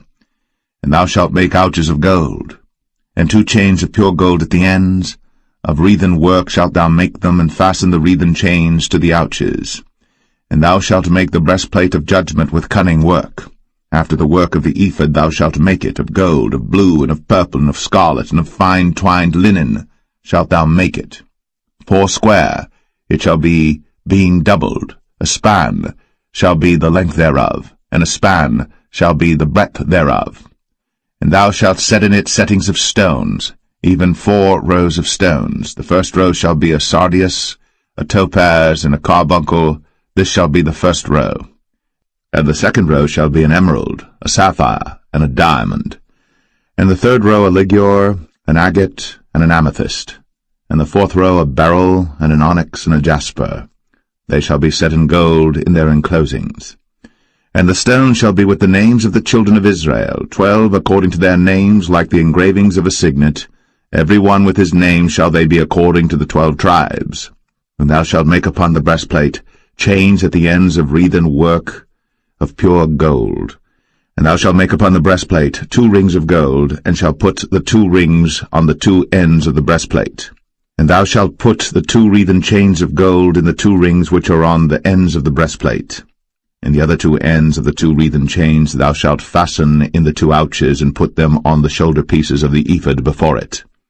And thou shalt make 2 rings of gold, and thou shalt put them upon the 2 ends of the breastplate, in the border thereof, which is in the side of the ephod inward. And 2 other rings of gold thou shalt make, and shalt put them on the 2 sides of the ephod underneath, toward the forepart thereof, over against the other coupling thereof, above the curious girdle of the ephod. And they shall bind the breastplate by the rings thereof unto the rings of the ephod with a lace of blue, that it may be above the curious girdle of the ephod, and that the breastplate be not loosed from the ephod. And Aaron shall bear the names of the children of Israel in the breastplate of judgment upon his heart, when he goeth in unto the holy place for a memorial before the Lord continually. And thou shalt put in the breastplate of judgment the Urim and the Thummim, and they shall be upon Aaron's heart, when he goeth in before the Lord. And Aaron shall bear the judgment of the children of Israel upon his heart before the Lord continually. And thou shalt make the robe of the ephod all of blue. And there shall be an hole in the top of it, in the midst thereof. It shall have a binding of woven work round about the whole of it, as it were the whole of an habergeon, that it be not rent. And beneath upon the hem of it thou shalt make pomegranates of blue, and of purple, and of scarlet round about the hem thereof, and bells of gold between them round about. A golden bell and a pomegranate, a golden bell and a pomegranate, upon the hem of the robe round about. And it shall be upon Aaron to minister. And his sound shall be heard when he goeth in unto the holy place before the Lord, and when he cometh out, that he die not. And thou shalt make a plate of pure gold, and grave upon it, like the engravings of a signet, holiness to the Lord. And thou shalt put it on a blue lace, that it may be upon the mitre, upon the forefront of the mitre it shall be. And it shall be upon Aaron's forehead, that Aaron may bear the iniquity of the holy things, which the children of Israel shall hallow in all their holy gifts. And it shall be always upon his forehead, that they may be accepted before the Lord. And thou shalt embroider the coat of fine linen, and thou shalt make the mitre of fine linen, and thou shalt make the girdle of needlework. And for Aaron's sons thou shalt make coats, and thou shalt make for them girdles, and bonnets shalt thou make for them for glory and for beauty. And thou shalt put them upon Aaron thy brother, and his sons with him, and shalt anoint them, and consecrate them, and sanctify them, that they may minister unto me in the priest's office. And thou shalt make them linen breeches to cover their nakedness, from the loins even unto the thighs they shall reach. And they shall be upon Aaron and upon his sons when they come in unto the tabernacle of the congregation, or when they come near unto the altar to minister in the holy place, that they bear not iniquity and die. It shall be a statute for ever unto him and his seed after him.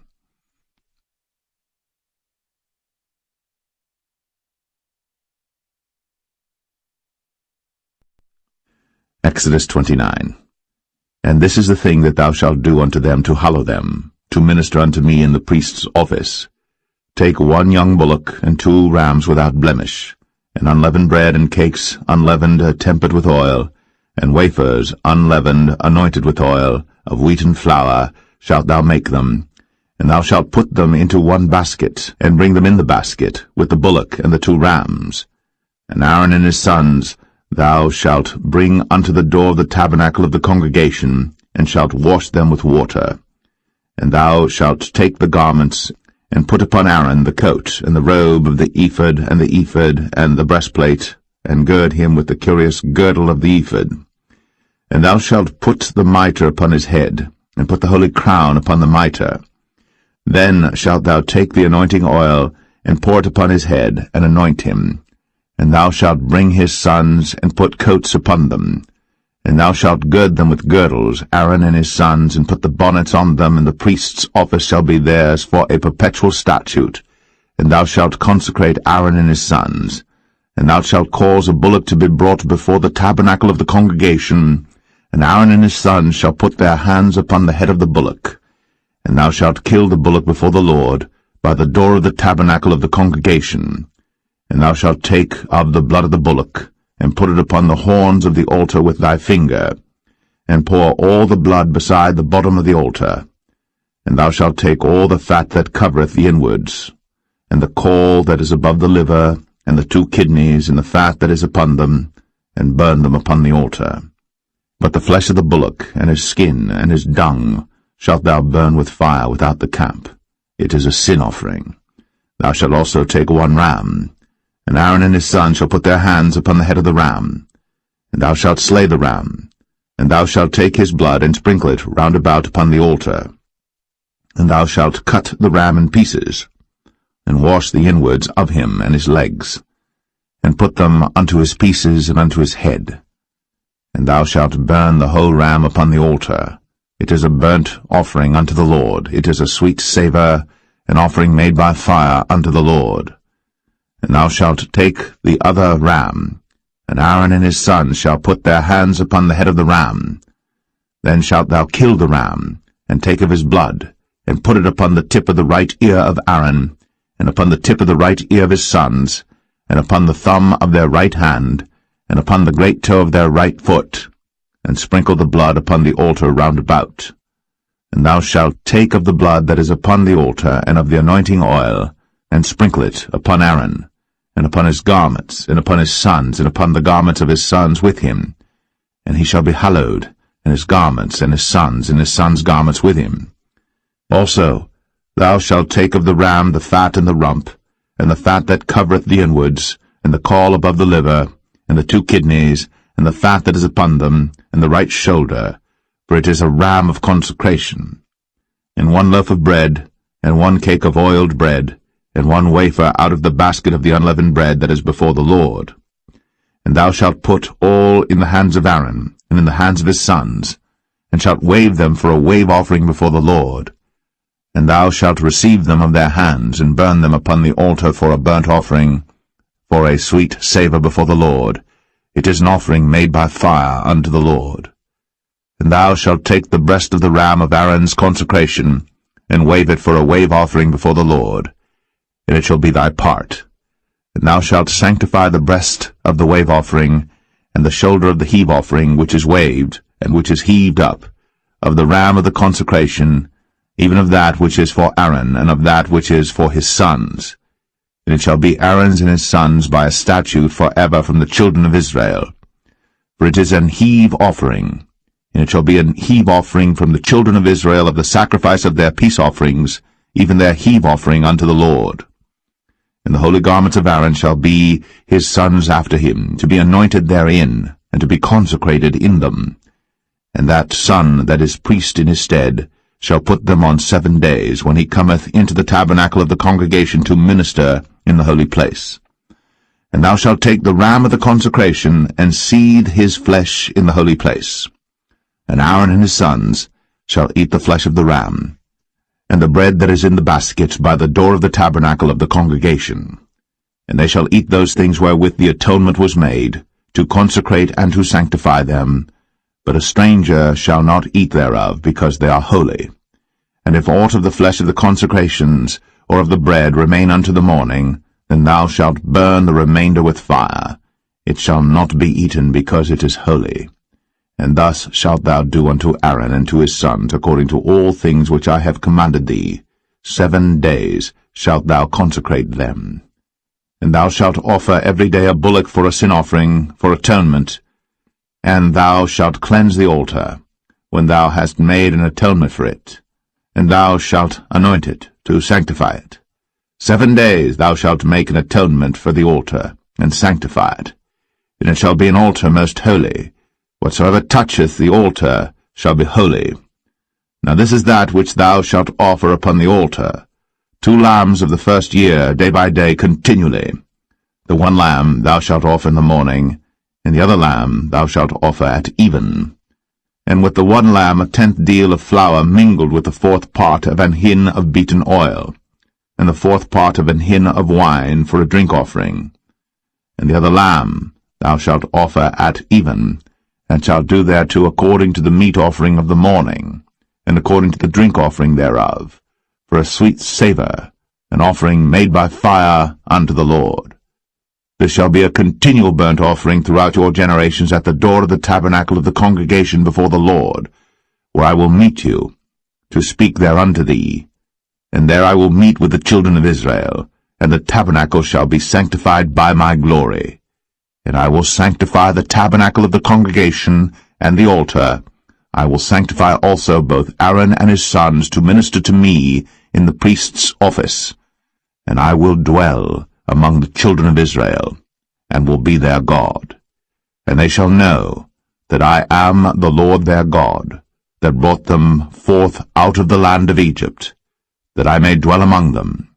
I am the Lord their God.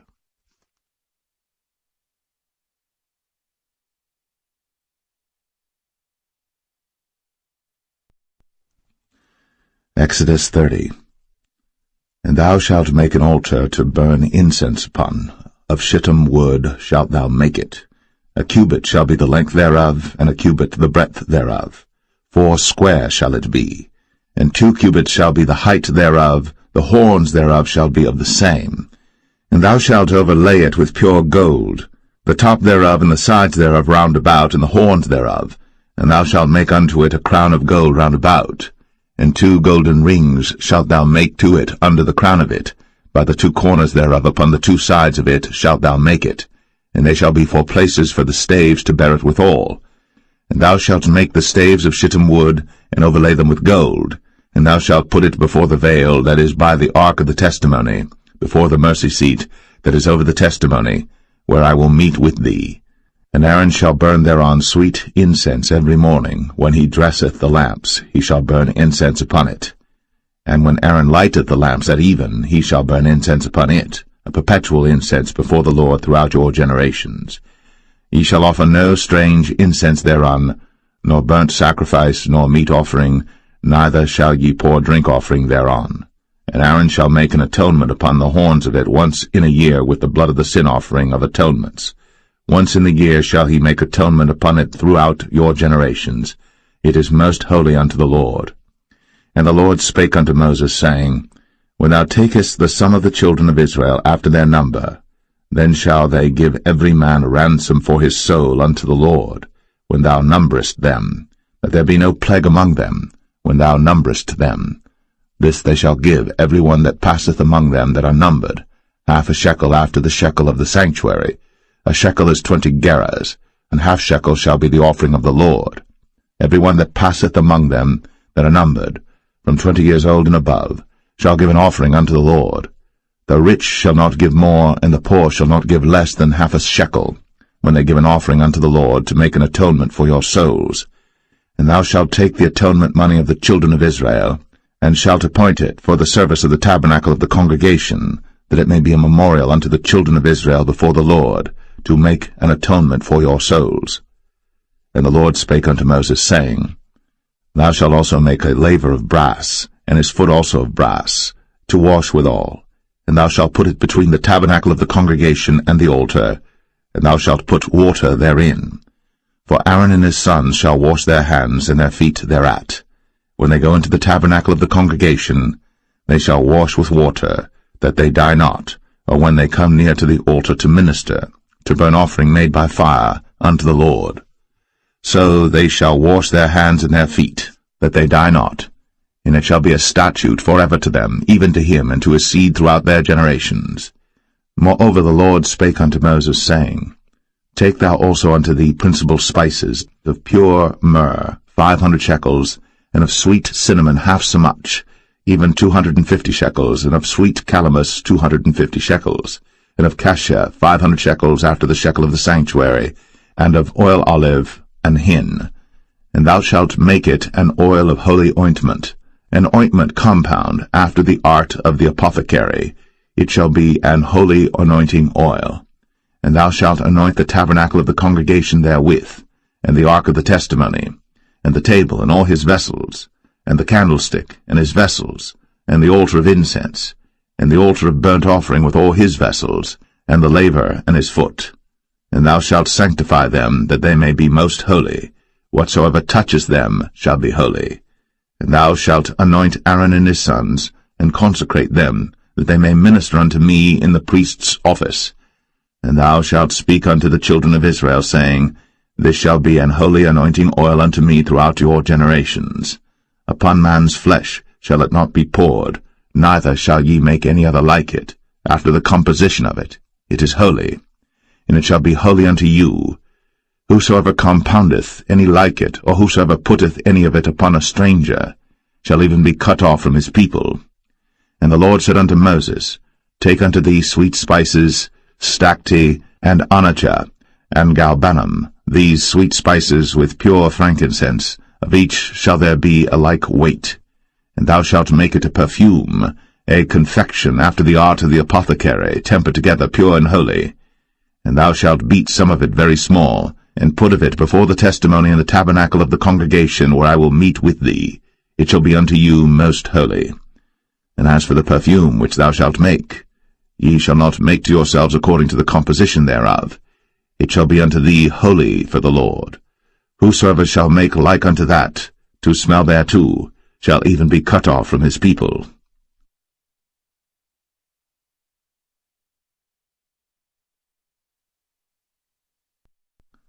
Exodus 31. And the Lord spake unto Moses, saying, See, I have called by name Bezalel the son of Uri, the son of Hur, of the tribe of Judah, and I have filled him with the Spirit of God, in wisdom, and in understanding, and in knowledge, and in all manner of workmanship, to devise cunning works, to work in gold, and in silver, and in brass, and in cutting of stones, to set them, and in carving of timber, to work in all manner of workmanship. And I, behold, I have given with him Aholiab, the son of Ahisamach, of the tribe of Dan.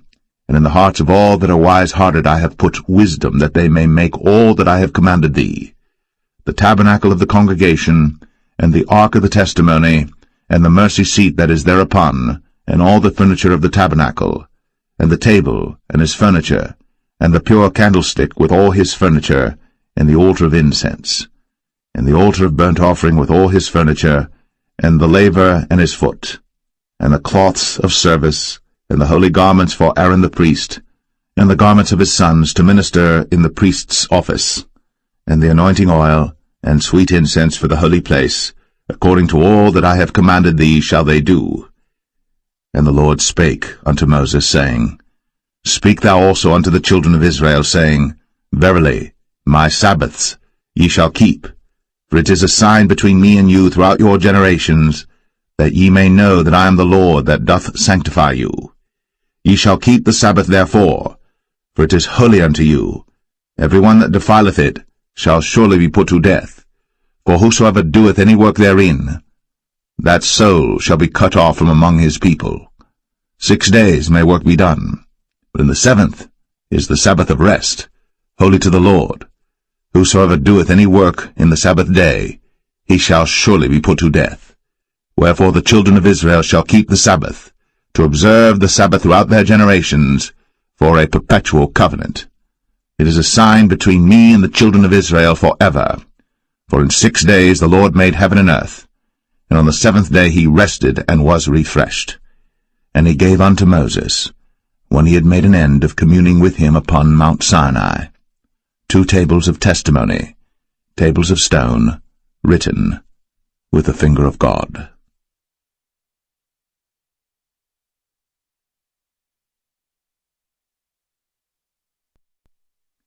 Exodus 32.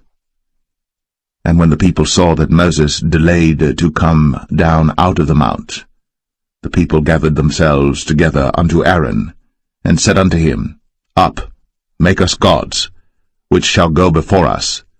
For as for this Moses, the man that brought us up out of the land of Egypt, we wot not what is become of him. And Aaron said unto them, Break off the golden earrings which are in the ears of your wives, of your sons, and of your daughters, and bring them unto me. And all the people brake off the golden earrings which were in their ears, and brought them unto Aaron. And he received them at their hand, and fashioned it with a graving tool, after he had made it a molten calf. And they said, These be thy gods, O Israel, which brought thee up out of the land of Egypt. And when Aaron saw it, he built an altar before it. And Aaron made proclamation and said, Tomorrow is a feast to the Lord. And they rose up early on the morrow, and offered burnt offerings, and brought peace offerings. And the people sat down to eat and to drink, and rose up to play. And the Lord said unto Moses, Go, get thee down, for thy people, which thou broughtest out of the land of Egypt, have corrupted themselves. They have turned aside quickly out of the way which I commanded them. They have made them a molten calf, and have worshipped it, and have sacrificed thereunto, and said, These be thy gods, O Israel, which have brought thee up out of the land of Egypt. And the Lord said unto Moses, I have seen this people, and behold, it is a stiff-necked people. Now therefore let me alone, that my wrath may wax hot against them, and that I may consume them, and I will make of thee a great nation. And Moses besought the Lord his God, and said, Lord, why doth thy wrath wax hot against thy people, which thou hast brought forth out of the land of Egypt with great power, and with a mighty hand? Wherefore should the Egyptians speak and say, For mischief did he bring them out, to slay them in the mountains, and to consume them from the face of the earth? Turn from thy fierce wrath, and repent of this evil against thy people. Remember Abraham, Isaac, and Israel, thy servants, to whom thou swarest by thine own self, and saidst unto them, I will multiply your seed as the stars of heaven. And all this land that I have spoken of will I give unto your seed, and they shall inherit it forever. And the Lord repented of the evil which he thought to do unto his people. And Moses turned, and went down from the mount, and the 2 tables of the testimony were in his hand. The tables were written on both their sides. On the one side and on the other were they written. And the tables were the work of God, and the writing was the writing of God, graven upon the tables. And when Joshua heard the noise of the people as they shouted, he said unto Moses, There is a noise of war in the camp. And he said, It is not the voice of them that shout for mastery, neither is it the voice of them that cry for being overcome, but the noise of them that sing do I hear. And it came to pass, as soon as he came nigh unto the camp, that he saw the calf, and the dancing. And Moses' anger waxed hot, and he cast the tables out of his hands, and brake them beneath the mount. And he took the calf which they had made, and burnt it in the fire, and ground it to powder, and strawed it upon the water, and made the children of Israel drink of it. And Moses said unto Aaron, What did this people unto thee, that thou hast brought so great a sin upon them? And Aaron said, Let not the anger of my Lord wax hot. Thou knowest the people, that they are set on mischief. For they said unto me, Make us gods, which shall go before us. For as for this Moses, the man that brought us up out of the land of Egypt, we wot not what is become of him. And I said unto them, Whosoever hath any gold, let them break it off. So they gave it to me. Then I cast it into the fire, and there came out this calf. And when Moses saw that the people were naked, for Aaron had made them naked unto their shame among their enemies, then Moses stood in the gate of the camp, and said, Who is on the Lord's side? Let him come unto me. And all the sons of Levi gathered themselves together unto him. And he said unto them, Thus saith the Lord God of Israel, Put every man his sword by his side, and go in and out from gate to gate throughout the camp, and slay every man his brother, and every man his companion, and every man his neighbor. And the children of Levi did according to the word of Moses. And there fell of the people that day about 3,000 men. For Moses had said, Consecrate yourselves today to the Lord, even every man upon his son, and upon his brother, that he may bestow upon you a blessing this day. And it came to pass on the morrow, that Moses said unto the people, Ye have sinned a great sin, and now I will go up unto the Lord. Peradventure I shall make an atonement for your sin. And Moses returned unto the Lord, and said, O this people have sinned a great sin, and have made them gods of gold. Yet now, if thou wilt forgive their sin, and if not, blot me, I pray thee, out of thy book, which thou hast written. And the Lord said unto Moses, Whosoever hath sinned against me, him will I blot out of my book. Therefore now go, lead the people unto the place of which I have spoken unto thee. Behold, mine angel shall go before thee. Nevertheless, in the day when I visit, I will visit their sin upon them. And the Lord plagued the people, because they made the calf which Aaron made.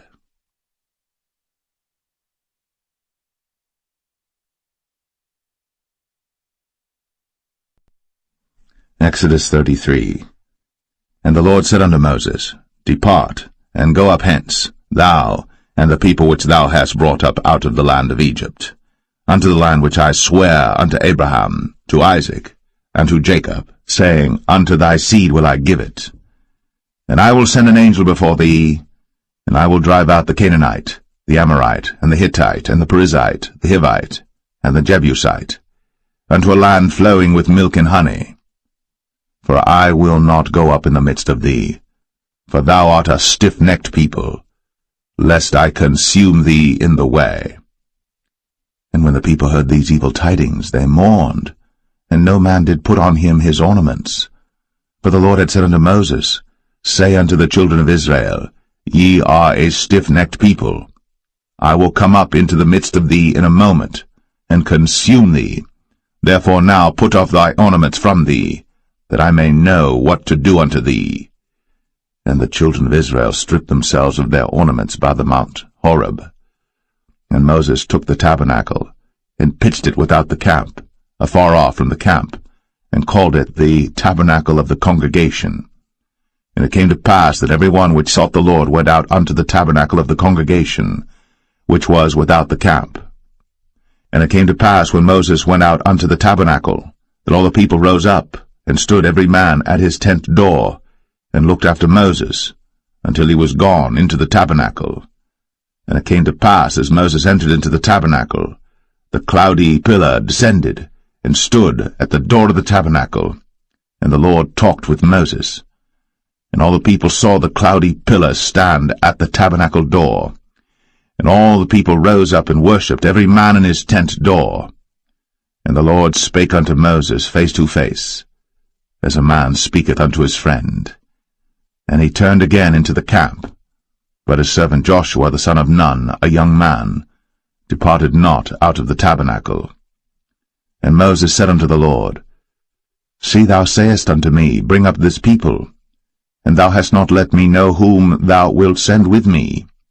Yet thou hast said, I know thee by name, and thou hast also found grace in my sight.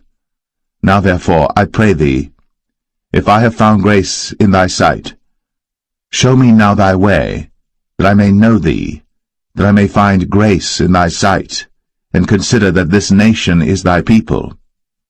And he said, My presence shall go with thee, and I will give thee rest. And he said unto him, If thy presence go not with me, carry us not up hence. For wherein shall it be known here that I and thy people have found grace in thy sight? Is it not in that thou goest with us? So shall we be separated, I and thy people, from all the people that are upon the face of the earth. And the Lord said unto Moses, I will do this thing also that thou hast spoken, for thou hast found grace in my sight, and I know thee by name. And he said, I beseech thee, show me thy glory. And he said, I will make all my goodness pass before thee, and I will proclaim the name of the Lord before thee, and will be gracious to whom I will be gracious, and will show mercy on whom I will show mercy. And he said, Thou canst not see my face, for there shall no man see me and live. And the Lord said, Behold, there is a place by me, and thou shalt stand upon a rock.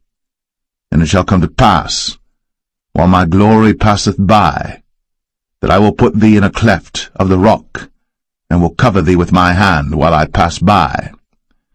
And I will take away mine hand, and thou shalt see my back parts, but my face shall not be seen.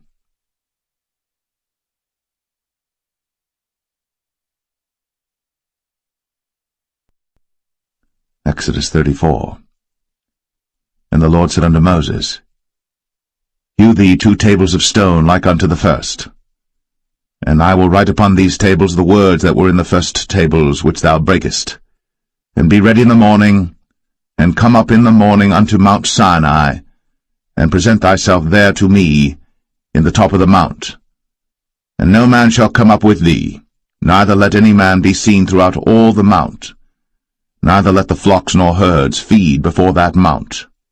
And he hewed 2 tables of stone like unto the first.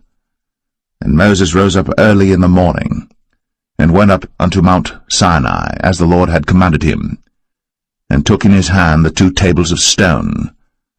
And the Lord descended in the cloud, and stood with him there, and proclaimed the name of the Lord. And the Lord passed by before him, and proclaimed, The Lord God, merciful and gracious, long-suffering, and abundant in goodness and truth, keeping mercy for thousands, forgiving iniquity, and transgression and sin, and that will by no means clear the guilty, visiting the iniquity of the fathers upon the children, and upon the children's children, unto the 3rd and to the 4th generation. And Moses made haste, and bowed his head toward the earth, and worshipped, and he said, If now I have found grace in thy sight, O Lord, let my Lord, I pray thee, go among us. For it is a stiff-necked people, and pardon our iniquity and our sin, and take us for thine inheritance. And he said, Behold, I make a covenant. Before all thy people I will do marvels, such as have not been done in all the earth, nor in any nation. And all the people among which thou art shall see the work of the Lord, for it is a terrible thing that I will do with thee. Observe thou that which I command thee this day. Behold, I drive out before thee the Amorite, and the Canaanite, and the Hittite, and the Perizzite, and the Hivite, and the Jebusite. Take heed to thyself, lest thou make a covenant with the inhabitants of the land whither thou goest, lest it be for a snare in the midst of thee. But ye shall destroy their altars, break their images, and cut down their groves. For thou shalt worship no other god, for the Lord whose name is jealous is a jealous God.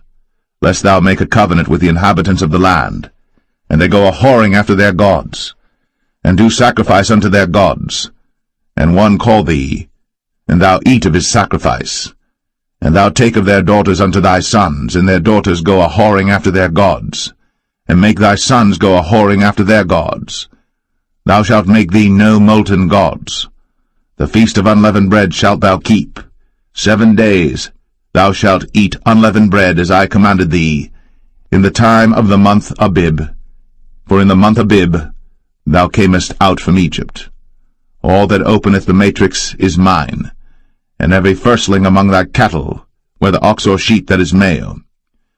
But the firstling of an ass thou shalt redeem with a lamb, and if thou redeem him not, then shalt thou break his neck. All the firstborn of thy sons thou shalt redeem, and none shall appear before me empty. 6 days thou shalt work, but on the 7th day thou shalt rest. In earing time and in harvest thou shalt rest. And thou shalt observe the feast of weeks, of the firstfruits of wheat harvest, and the feast of ingathering at the year's end. Thrice in the year shall all your men-children appear before the Lord God, the God of Israel.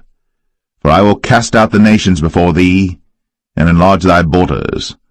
Neither shall any man desire thy land, when thou shalt go up to appear before the Lord thy God thrice in the year. Thou shalt not offer the blood of my sacrifice with leaven, neither shall the sacrifice of the feast of the Passover be left unto the morning. The first of the firstfruits of thy land thou shalt bring unto the house of the Lord thy God. Thou shalt not see the kid in his mother's milk. And the Lord said unto Moses, Write thou these words, for after the tenor of these words I have made a covenant with thee and with Israel. And he was there with the Lord 40 days and 40 nights. He did neither eat bread nor drink water. And he wrote upon the tables the words of the covenant, the 10 commandments. And it came to pass, when Moses came down from Mount Sinai, with the 2 tables of testimony in Moses' hand, when he came down from the mount, that Moses wist not that the skin of his face shone, while he talked with them. And when Aaron and all the children of Israel saw Moses, behold, the skin of his face shone, and they were afraid to come nigh him. And Moses called unto them, and Aaron and all the rulers of the congregation returned unto him. And Moses talked with them, and afterward all the children of Israel came nigh, and he gave them in commandment all that the Lord had spoken with him in Mount Sinai. And till Moses had done speaking with them, he put a veil on his face. But when Moses went in before the Lord to speak with him, he took the veil off until he came out. And he came out, and spake unto the children of Israel that which he was commanded. And the children of Israel saw the face of Moses, that the skin of Moses' face shone. And Moses put the veil upon his face again, until he went in to speak with him.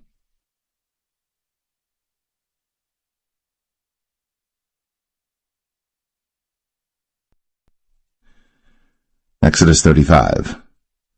And Moses gathered all the congregation of the children of Israel together, and said unto them, These are the words which the Lord hath commanded, that ye should do them. 6 days shall work be done, but on the 7th day there shall be to you an holy day, a Sabbath of rest to the Lord.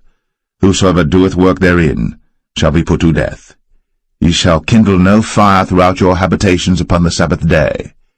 And Moses spake unto all the congregation of the children of Israel, saying, This is the thing which the Lord commanded, saying, Take ye from among you an offering unto the Lord. Whosoever is of a willing heart, let him bring it, an offering of the Lord, gold and silver and brass, and blue and purple and scarlet and fine linen and goat's hair, and rams' skins dyed red, and badgers' skins, and shittim wood, and oil for the light, and spices for anointing oil, and for the sweet incense, and onyx stones, and stones to be set for the ephod and for the breastplate, And every wise-hearted among you shall come, and make all that the Lord hath commanded, the tabernacle, his tent, and his covering, his taches, and his boards, his bars, his pillars, and his sockets, the ark and the staves thereof, with the mercy seat and the veil of the covering, the table and his staves, and all his vessels, and the showbread, the candlestick also for the light, and his furniture, and his lamps, with the oil for the light, and the incense altar, and his staves, and the anointing oil, and the sweet incense, and the hanging for the door at the entering in of the tabernacle, the altar of burnt offering, with his brazen grate, his staves, and all his vessels, the laver and his foot, the hangings of the court, his pillars, and their sockets, and the hanging for the door of the court, the pins of the tabernacle, and the pins of the court, and their cords, the cloths of service, to do service in the holy place, the holy garments for Aaron the priest, and the garments of his sons to minister in the priest's office. And all the congregation of the children of Israel departed from the presence of Moses. And they came, every one whose heart stirred him up, and every one whom his spirit made willing. And they brought the Lord's offering to the work of the tabernacle of the congregation, and for all his service, and for the holy garments. And they came, both men and women, as many as were willing-hearted, and brought bracelets and earrings and rings and tablets, all jewels of gold, and every man that offered an offering of gold unto the Lord. And every man with whom was found blue and purple and scarlet and fine linen and goat's hair, and red skins of rams and badgers' skins brought them. Every one that did offer an offering of silver and brass brought the Lord's offering, and every man with whom was found shittim wood for any work of the service brought it. And all the women that were wise-hearted did spin with their hands, and brought that which they had spun, both of blue and of purple and of scarlet and of fine linen. And all the women whose heart stirred them up in wisdom spun goat's hair. And the rulers brought onyx stones, and stones to be set for the ephod and for the breastplate, and spice, and oil for the light, and for the anointing oil, and for the sweet incense. The children of Israel brought a willing offering unto the Lord, every man and woman whose heart made them willing to bring for all manner of work, which the Lord had commanded to be made by the hand of Moses. And Moses said unto the children of Israel, See, the Lord hath called by name Bezalel the son of Uri, the son of Hur, of the tribe of Judah. And he hath filled him with the Spirit of God in wisdom, in understanding, and in knowledge, and in all manner of workmanship, and to devise curious works, to work in gold, and in silver, and in brass, and in the cutting of stones, to set them, and in carving of wood, to make any manner of cunning work. And he hath put in his heart that he may teach, both he and Aholiab, the son of Ahisamach, of the tribe of Dan. Them hath he filled with wisdom of heart, to work all manner of work, of the engraver, and of the cunning workman, and of the embroiderer, in blue, and in purple, and scarlet, and in fine linen, and of the weaver, even of them that do any work, and of those that devise cunning work.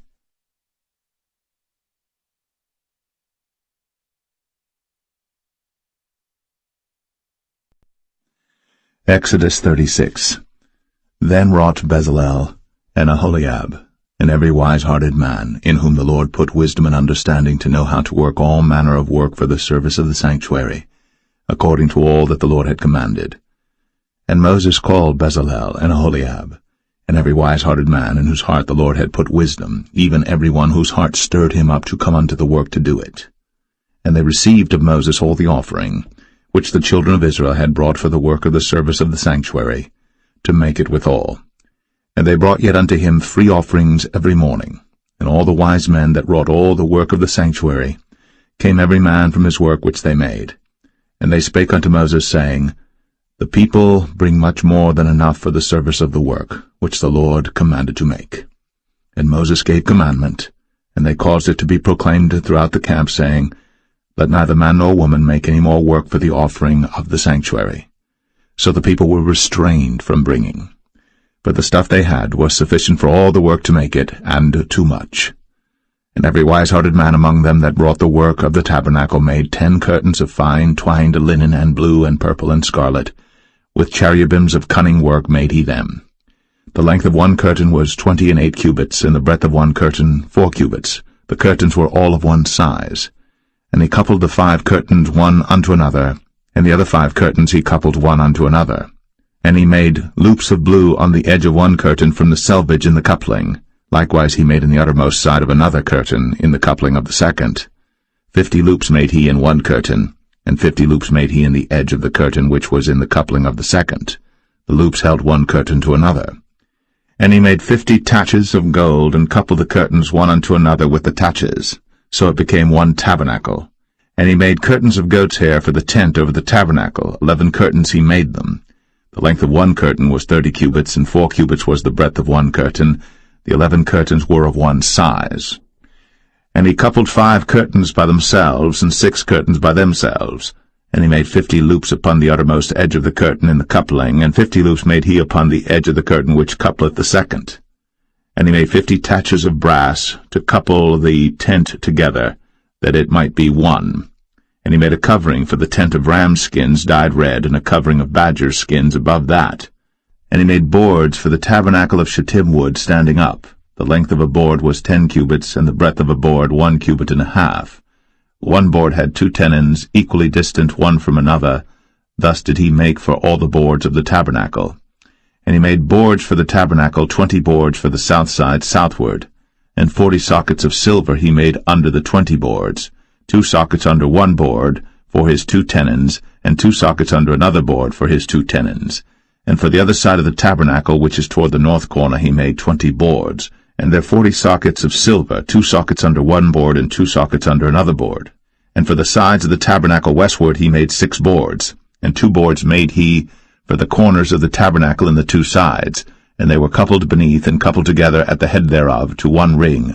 Thus he did to both of them in both the corners. And there were 8 boards, and their sockets were 16 sockets of silver, under every board 2 sockets. And he made bars of shittim wood, 5 for the boards of the one side of the tabernacle, and 5 bars for the boards of the other side of the tabernacle, and 5 bars for the boards of the tabernacle for the sides westward. And he made the middle bar to shoot through the boards from the one end to the other. And he overlaid the boards with gold, and made their rings of gold to be places for the bars, and overlaid the bars with gold. And he made a veil of blue and purple and scarlet, and fine twined linen with cherubims made he it of cunning work. And he made thereunto 4 pillars of shittim wood, and overlaid them with gold. Their hooks were of gold, and he cast for them 4 sockets of silver. And he made an hanging for the tabernacle door of blue and purple and scarlet and fine twined linen of needlework, and the 5 pillars of it with their hooks, and he overlaid their chapiters and their fillets with gold, but their 5 sockets were of brass.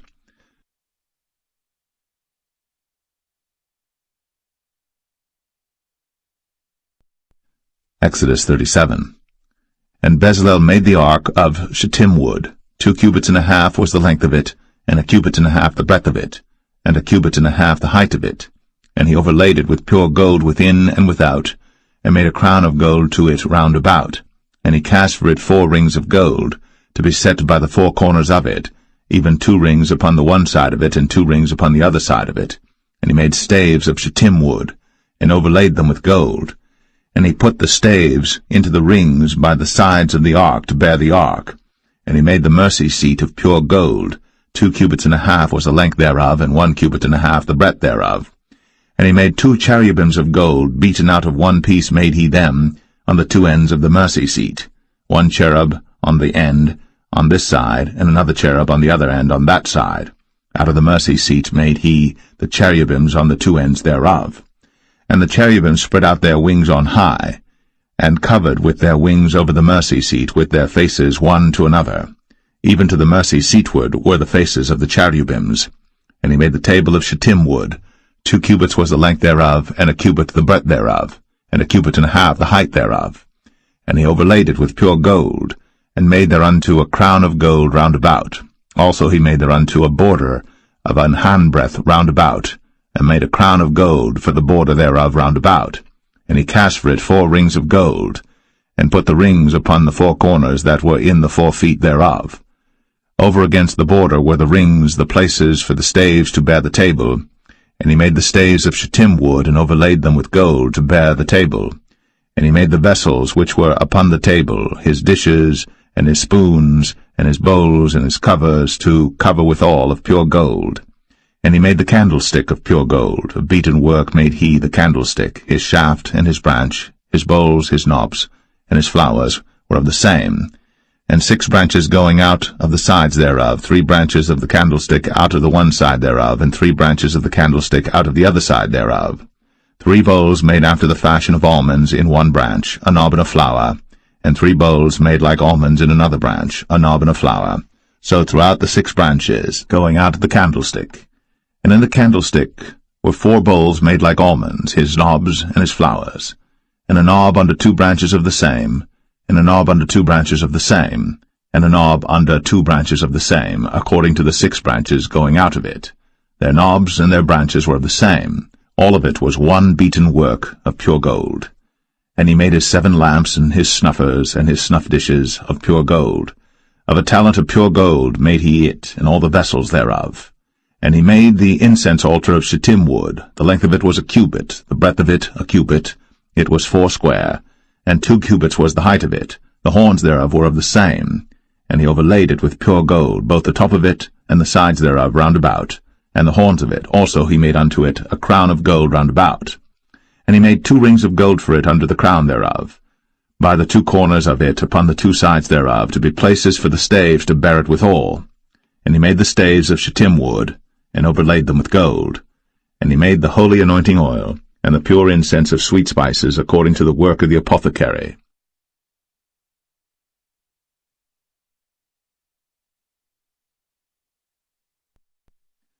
Exodus 38. And he made the altar of burnt offering of shittim wood. 5 cubits was the length thereof, and 5 cubits the breadth thereof. It was 4 square, and 3 cubits the height thereof. And he made the horns thereof on the 4 corners of it. The horns thereof were of the same, and he overlaid it with brass. And he made all the vessels of the altar, the pots and the shovels and the basins and the flesh hooks, and the firepans, all the vessels thereof made he of brass. And he made for the altar a brazen grate of network under the compass thereof beneath unto the midst of it. And he cast 4 rings for the 4 ends of the grate of brass, to be places for the staves. And he made the staves of shittim wood, and overlaid them with brass. And he put the staves into the rings on the sides of the altar, to bear it withal. He made the altar hollow with boards. And he made the laver of brass, and the foot of it of brass, of the looking-glasses of the women assembling, which assembled at the door of the tabernacle of the congregation. And he made the court. On the south side southward the hangings of the court were of fine twined linen, 100 cubits. Their pillars were 20, and their brazen sockets 20. The hooks of the pillars and their fillets were of silver. And for the north side the hangings were 100 cubits, their pillars were 20, and their sockets of brass 20. The hooks of the pillars and their fillets of silver. And for the west side were hangings of 50 cubits, their pillars 10, and their sockets 10, the hooks of the pillars and their fillets of silver. And for the east side eastward 50 cubits. The hangings of the one side of the gate were 15 cubits, their pillars 3, and their sockets 3. And for the other side of the court gate, on this hand and that hand, were hangings of 15 cubits, their pillars 3, and their sockets 3. All the hangings of the court round about were of fine twined linen, and the sockets for the pillars were of brass, the hooks of the pillars and their fillets of silver, and the overlaying of their chapiters of silver, and all the pillars of the court were filleted with silver. And the hanging for the gate of the court was needlework, of blue and purple and scarlet and fine twined linen, and 20 cubits was the length, and the height and the breadth was 5 cubits, answerable to the hangings of the court. And their pillars were 4, and their sockets of brass 4, their hooks of silver, and the overlaying of their chapiters and their fillets of silver. And all the pins of the tabernacle and of the court round about were of brass. This is the sum of the tabernacle, even of the tabernacle of testimony, as it was counted, according to the commandment of Moses, for the service of the Levites, by the hand of Ithamar, son to Aaron the priest. And Bezalel, the son of Uri, the son of Hur, of the tribe of Judah, made all that the Lord commanded Moses. And with him was Aholiab, son of Ahisamach, of the tribe of Dan, an engraver, and a cunning workman, and an embroiderer in blue, and in purple, and in scarlet, and fine linen. All the gold that was occupied for the work, and all the work of the holy place, even the gold of the offering, was 29 talents, and 730 shekels after the shekel of the sanctuary. And the silver of them that were numbered of the congregation was 100 talents. and 1,760 shekels after the shekel of the sanctuary. A bekah for every man, that is, half a shekel, after the shekel of the sanctuary, for every one that went to be numbered, from 20 years old and upward, for 600,000 and 3,550 men. And of the 100 talents of silver were cast the sockets of the sanctuary, and the sockets of the veil, and 100 sockets of the 100 talents, a talent for a socket. And of the 1,775 shekels he made hooks for the pillars, and overlaid their chapiters, and filleted them. And the brass of the offering was 70 talents, and 2,400 shekels.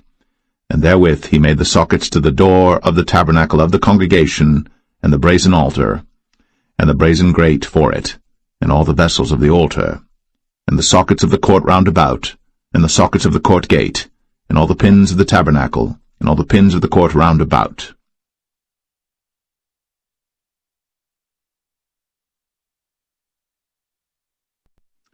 Exodus 39. And of the blue, and purple, and scarlet they made cloths of service, to do service in the holy place, and made the holy garments for Aaron, as the Lord commanded Moses. And he made the ephod of gold, blue, and purple, and scarlet, and fine-twined linen. And they did beat the gold into thin plates, and cut it into wires, to work it in the blue, and in the purple, and in the scarlet, and in the fine linen, with cunning work. They made shoulder pieces for it, to couple it together. By the two edges was it coupled together. And the curious girdle of his ephod that was upon it was of the same, according to the work thereof, of gold, blue, and purple, and scarlet, and fine twined linen, as the Lord commanded Moses. And they wrought onyx stones enclosed in ouches of gold, graven as signets are graven, with the names of the children of Israel. And he put them on the shoulders of the ephod, that they should be stones for a memorial to the children of Israel, as the Lord commanded Moses. And he made the breastplate of cunning work, like the work of the ephod, of gold, blue, and purple, and scarlet, and fine twined linen. It was foursquare. They made the breastplate double. A span was the length thereof, and a span the breadth thereof, being doubled. And they set in it 4 rows of stones. The first row was a sardius, a topaz, and a carbuncle. This was the first row. And the second row an emerald, a sapphire, and a diamond. And the third row a ligure, an agate, and an amethyst.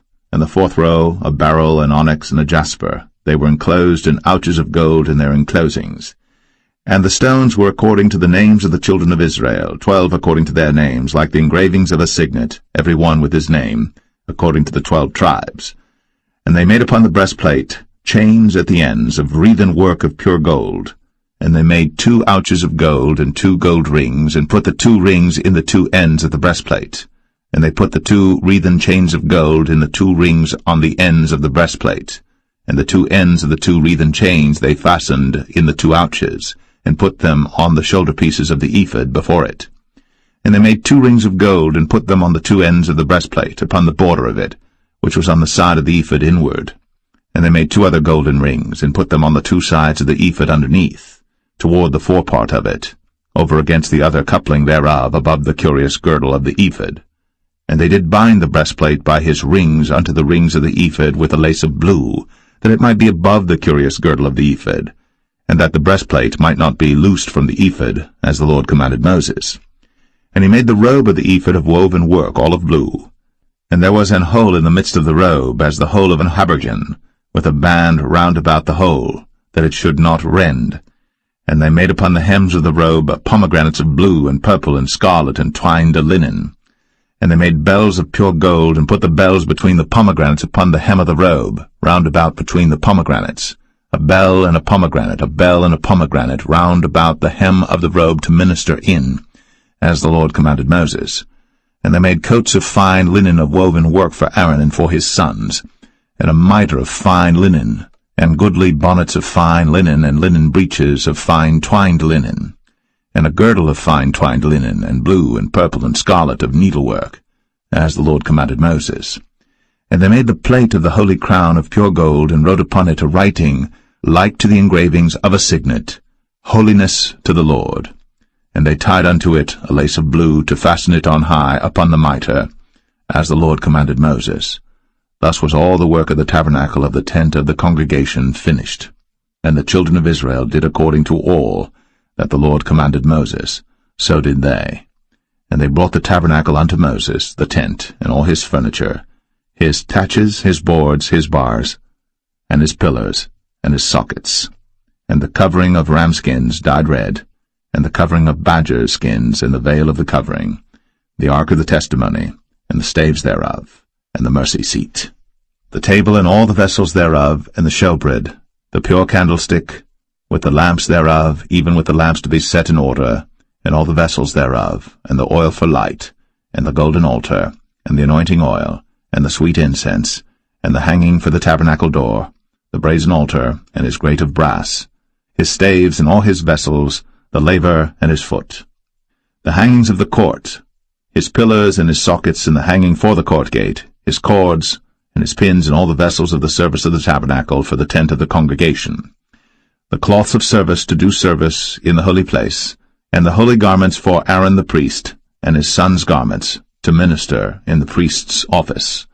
According to all that the Lord commanded Moses, so the children of Israel made all the work. And Moses did look upon all the work, and behold, they had done it, as the Lord had commanded, even so had they done it. And Moses blessed them.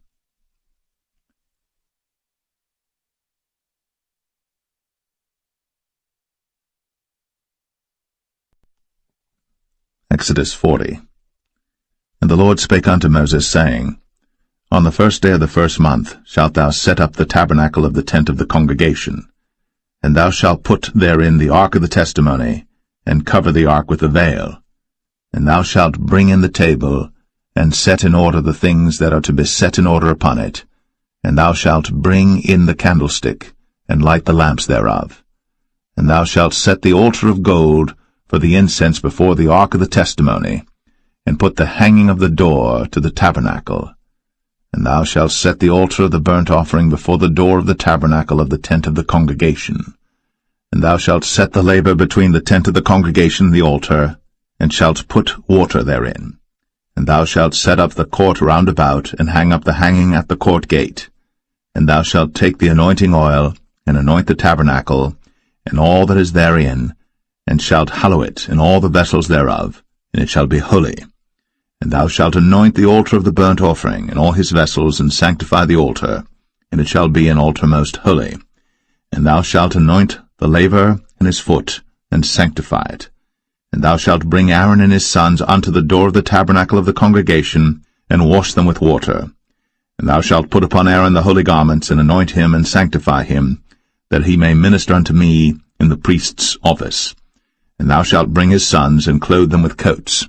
And thou shalt anoint them, as thou didst anoint their father, that they may minister unto me in the priest's office, for their anointing shall surely be an everlasting priesthood throughout their generations. Thus did Moses. According to all that the Lord commanded him, so did he. And it came to pass in the first month, in the second year, on the first day of the month, that the tabernacle was reared up. And Moses reared up the tabernacle, and fastened his sockets, and set up the boards thereof, and put in the bars thereof, and reared up his pillars. And he spread abroad the tent over the tabernacle, and put the covering of the tent above upon it, as the Lord commanded Moses. And he took and put the testimony into the ark, and set the staves on the ark, and put the mercy seat above upon the ark. And he brought the ark into the tabernacle, and set up the veil of the covering, and covered the ark of the testimony, as the Lord commanded Moses. And he put the table in the tent of the congregation upon the side of the tabernacle northward without the veil. And he set the bread in order upon it before the Lord, as the Lord had commanded Moses. And he put the candlestick in the tent of the congregation over against the table on the side of the tabernacle southward. And he lighted the lamps before the Lord, as the Lord commanded Moses. And he put the golden altar in the tent of the congregation before the veil. And he burnt sweet incense thereon, as the Lord commanded Moses. And he set up the hanging at the door of the tabernacle. And he put the altar of burnt offering by the door of the tabernacle of the tent of the congregation, and offered upon it the burnt offering and the meat offering, as the Lord commanded Moses. And he set the laver between the tent of the congregation and the altar, and put water there to wash withal. And Moses and Aaron and his sons washed their hands, and their feet thereat, when they went into the tent of the congregation, And when they came near unto the altar, they washed, as the Lord commanded Moses. And he reared up the court round about the tabernacle and the altar, and set up the hanging of the court gate. So Moses finished the work.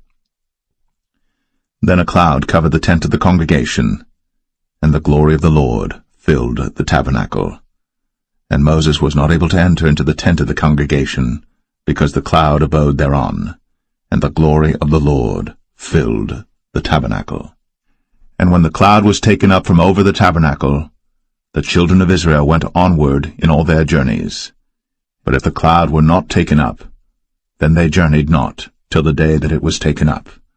For the cloud of the Lord was upon the tabernacle by day, and fire was on it by night, in the sight of all the house of Israel, throughout all their journeys.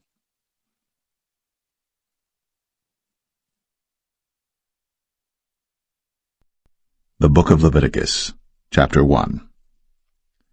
And the Lord called unto Moses, and spake unto him out of the tabernacle of the congregation, saying, Speak unto the children of Israel, and say unto them, If any man of you bring an offering unto the Lord, ye shall bring your offering of the cattle, even of the herd, and of the flock. If his offering be a burnt sacrifice of the herd, let him offer a male without blemish. He shall offer it of his own voluntary will at the door of the tabernacle of the congregation before the Lord. And he shall put his hand upon the head of the burnt offering, and it shall be accepted for him to make atonement for him. And he shall kill the bullock before the Lord, and the priests, Aaron's sons, shall bring the blood, and sprinkle the blood round about upon the altar that is by the door of the tabernacle of the congregation. And he shall flay the burnt offering, and cut it into his pieces. And the sons of Aaron the priests shall put fire upon the altar, and lay the wood in order upon the fire. And the priests, Aaron's sons, shall lay the parts, the head, and the fat, in order upon the wood that is on the fire which is upon the altar. But his inwards and his legs shall he wash in water, and the priests shall burn all on the altar to be a burnt sacrifice, an offering made by fire, of a sweet savour unto the Lord. And if his offering be of the flocks, namely of the sheep or of the goats, for a burnt sacrifice, he shall bring it a male without blemish, and he shall kill it on the side of the altar northward before the Lord, and the priests, Aaron's sons, shall sprinkle his blood round about upon the altar.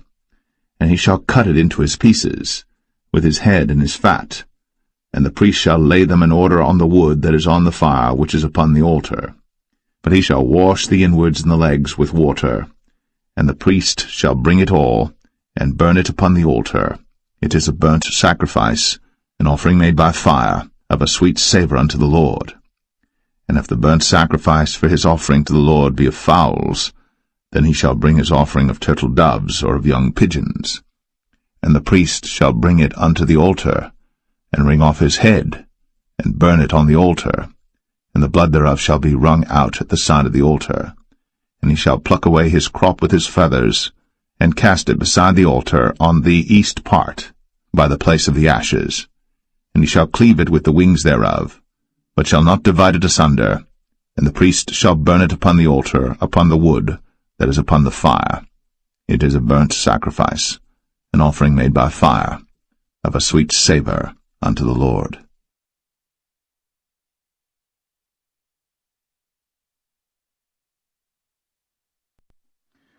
Leviticus 2. And when any will offer a meat offering unto the Lord, his offering shall be of fine flour, and he shall pour oil upon it, and put frankincense thereon, and he shall bring it to Aaron's sons the priests. And he shall take thereout his handful of the flour thereof, and of the oil thereof, with all the frankincense thereof. And the priests shall burn the memorial of it upon the altar, to be an offering made by fire, of a sweet savour unto the Lord. And the remnant of the meat offering shall be Aaron's and his sons. It is a thing most holy of the offerings of the Lord made by fire. And if thou bring an oblation of a meat offering baked in the oven, it shall be unleavened cakes of fine flour mingled with oil, or unleavened wafers anointed with oil. And if thy oblation be a meat offering baked in a pan, it shall be of fine flour, unleavened, mingled with oil. Thou shalt part it in pieces, and pour oil thereon. It is a meat offering. And if thy oblation be a meat offering baked in the frying pan, it shall be made of fine flour with oil. And thou shalt bring the meat offering that is made of these things unto the Lord, and when it is presented unto the priest, he shall bring it unto the altar. And the priest shall take from the meat offering a memorial thereof, and shall burn it upon the altar. It is an offering made by fire, of a sweet savour unto the Lord. And that which is left of the meat offering shall be Aaron's and his sons'. It is a thing most holy of the offerings of the Lord made by fire. No meat offering which ye shall bring unto the Lord shall be made with leaven, for ye shall burn no leaven, nor any honey, in any offering of the Lord made by fire. As for the oblation of the firstfruits, ye shall offer them unto the Lord, but they shall not be burnt on the altar for a sweet savour. And every oblation of thy meat offering shalt thou season with salt, neither shalt thou suffer the salt of the covenant of thy God to be lacking from thy meat offering. With all thine offerings thou shalt offer salt. And if thou offer a meat offering of thy firstfruits unto the Lord, thou shalt offer for the meat offering of thy firstfruits green ears of corn dried by the fire, even corn beaten out of full ears. And thou shalt put oil upon it, and lay frankincense thereon. It is a meat offering. And the priest shall burn the memorial of it, part of the beaten corn thereof, and part of the oil thereof, with all the frankincense thereof. It is an offering made by fire unto the Lord.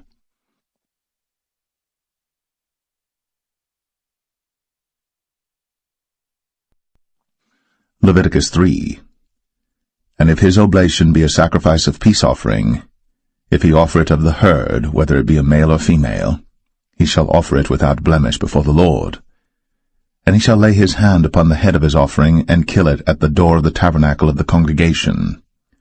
And Aaron's sons, the priests, shall sprinkle the blood upon the altar round about.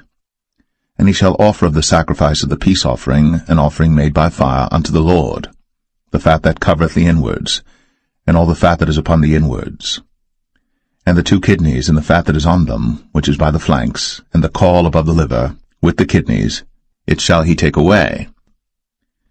And Aaron's sons shall burn it on the altar upon the burnt sacrifice which is upon the wood that is on the fire. It is an offering made by fire, of a sweet savour unto the Lord.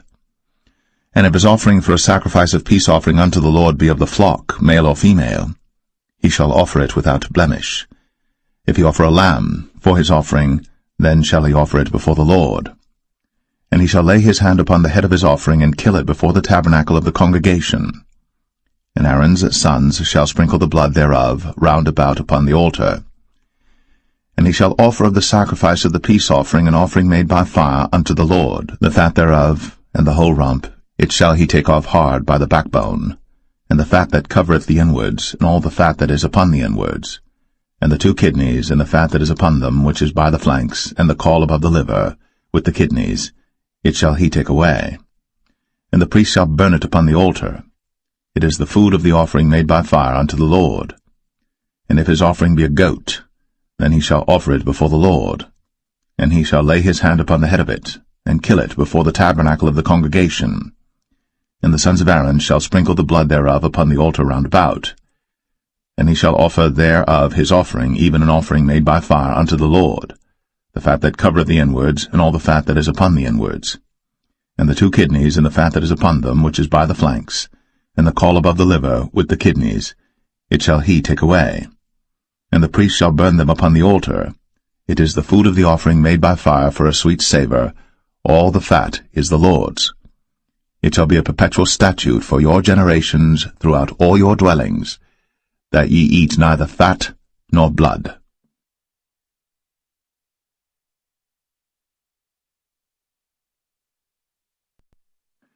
Leviticus 4.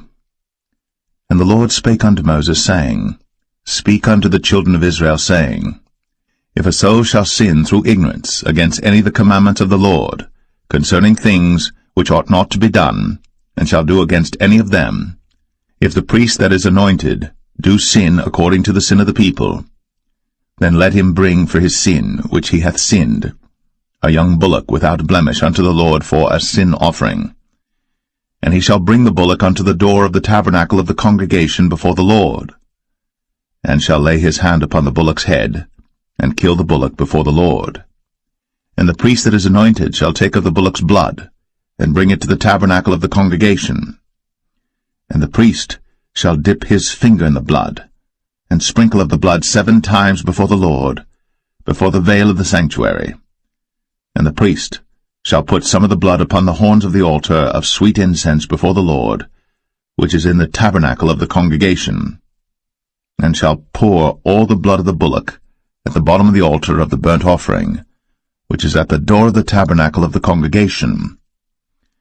And he shall take off from it all the fat of the bullock for the sin offering, the fat that covereth the inwards, and all the fat that is upon the inwards, and the 2 kidneys, and the fat that is upon them, which is by the flanks, and the caul above the liver, with the kidneys, it shall he take away, as it was taken off from the bullock of the sacrifice of peace offerings.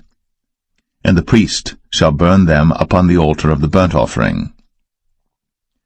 And the skin of the bullock, and all his flesh, with his head, and with his legs, and his inwards, and his dung, even the whole bullock shall he carry forth without the camp unto a clean place, where the ashes are poured out, and burn him on the wood with fire.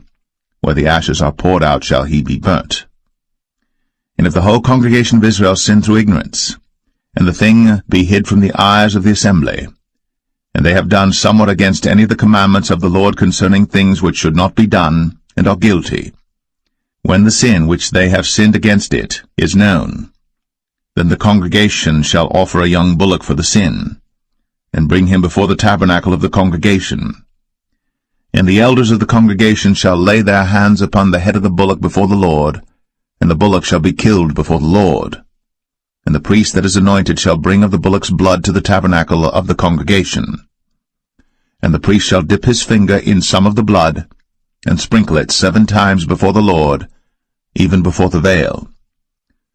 And he shall put some of the blood upon the horns of the altar which is before the Lord, that is, in the tabernacle of the congregation, and shall pour out all the blood at the bottom of the altar of the burnt offering, which is at the door of the tabernacle of the congregation.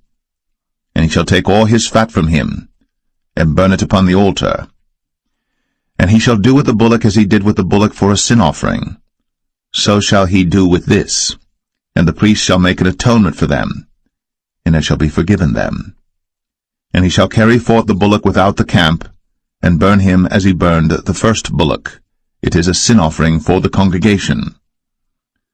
When a ruler hath sinned, and done somewhat through ignorance against any of the commandments of the Lord his God, concerning things which should not be done, and is guilty, or if his sin, wherein he hath sinned, come to his knowledge, he shall bring his offering, a kid of the goats, a male without blemish.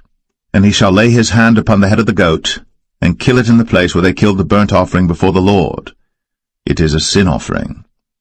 And the priest shall take of the blood of the sin offering with his finger, and put it upon the horns of the altar of burnt offering, and shall pour out his blood at the bottom of the altar of burnt offering. And he shall burn all his fat upon the altar, as the fat of the sacrifice of peace offerings. And the priest shall make an atonement for him as concerning his sin, and it shall be forgiven him. And if any one of the common people sin through ignorance, while he doeth somewhat against any of the commandments of the Lord concerning things which ought not to be done, and be guilty, or if his sin, which he hath sinned, come to his knowledge, then he shall bring his offering, a kid of the goats, a female without blemish, for his sin, which he hath sinned. And he shall lay his hand upon the head of the sin offering, and slay the sin offering in the place of the burnt offering. And the priest shall take of the blood thereof with his finger, and put it upon the horns of the altar of burnt offering, and shall pour out all the blood thereof at the bottom of the altar. And he shall take away all the fat thereof, as the fat is taken away from off the sacrifice of peace offerings. And the priest shall burn it upon the altar for a sweet savour unto the Lord. And the priest shall make an atonement for him, and it shall be forgiven him. And if he bring a lamb for a sin offering, he shall bring it a female without blemish. And he shall lay his hand upon the head of the sin offering, and slay it for a sin offering in the place where they kill the burnt offering. And the priest shall take of the blood of the sin offering with his finger, and put it upon the horns of the altar of burnt offering, and shall pour out all the blood thereof at the bottom of the altar. and he shall take away all the fat thereof, as the fat of the lamb is taken away from the sacrifice of the peace offerings. And the priest shall burn them upon the altar, according to the offerings made by fire unto the Lord. And the priest shall make an atonement for his sin that he hath committed, and it shall be forgiven him.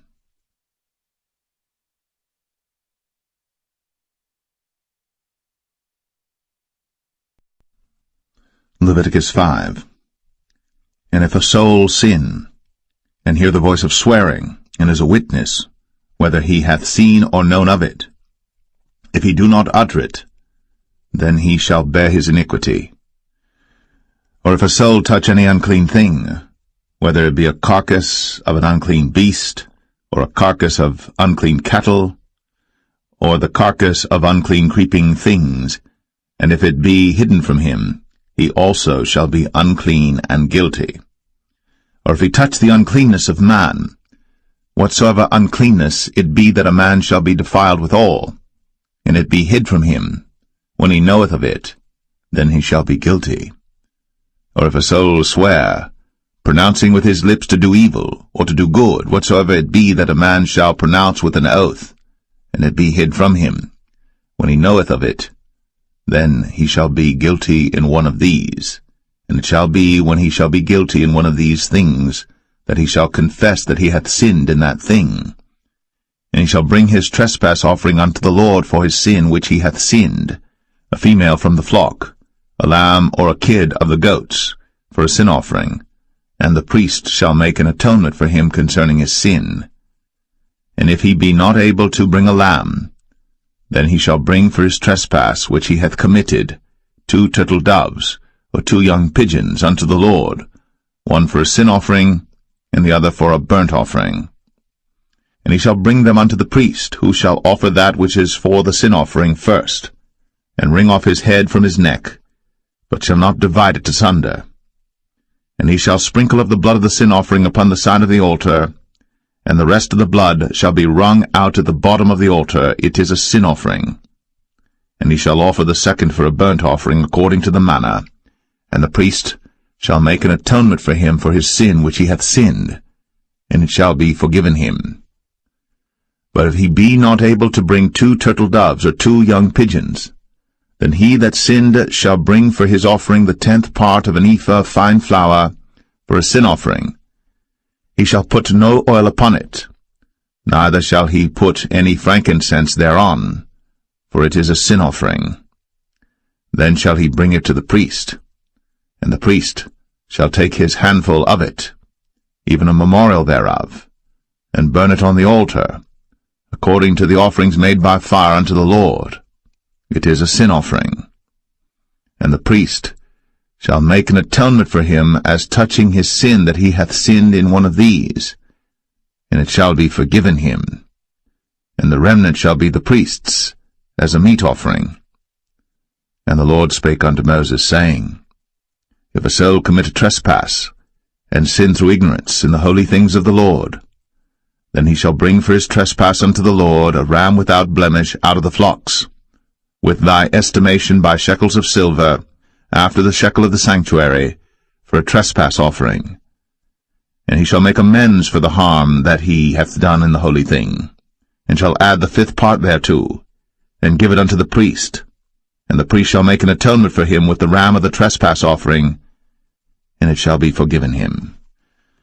And if a soul sin, and commit any of these things which are forbidden to be done by the commandments of the Lord, though he wist it not, yet is he guilty, and shall bear his iniquity. And he shall bring a ram without blemish out of the flock with thy estimation for a trespass offering unto the priest. And the priest shall make an atonement for him concerning his ignorance wherein he erred and wist it not, and it shall be forgiven him. It is a trespass offering. He hath certainly trespassed against the Lord.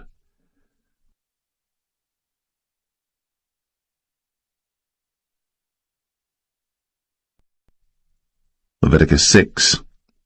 And the Lord spake unto Moses, saying, If a soul sin, and commit a trespass against the Lord, and lie unto his neighbor in that which was delivered him to keep, for in fellowship or in a thing taken away by violence, or hath deceived his neighbor, or have found that which was lost, and lieth concerning it, and sweareth falsely, in any of all these that a man doeth, sinning therein, then it shall be, because he hath sinned, and is guilty, that he shall restore that which he took violently away, or the thing which he hath deceitfully gotten, or that which was delivered him to keep, or the lost thing which he found, or all that about which he hath sworn falsely.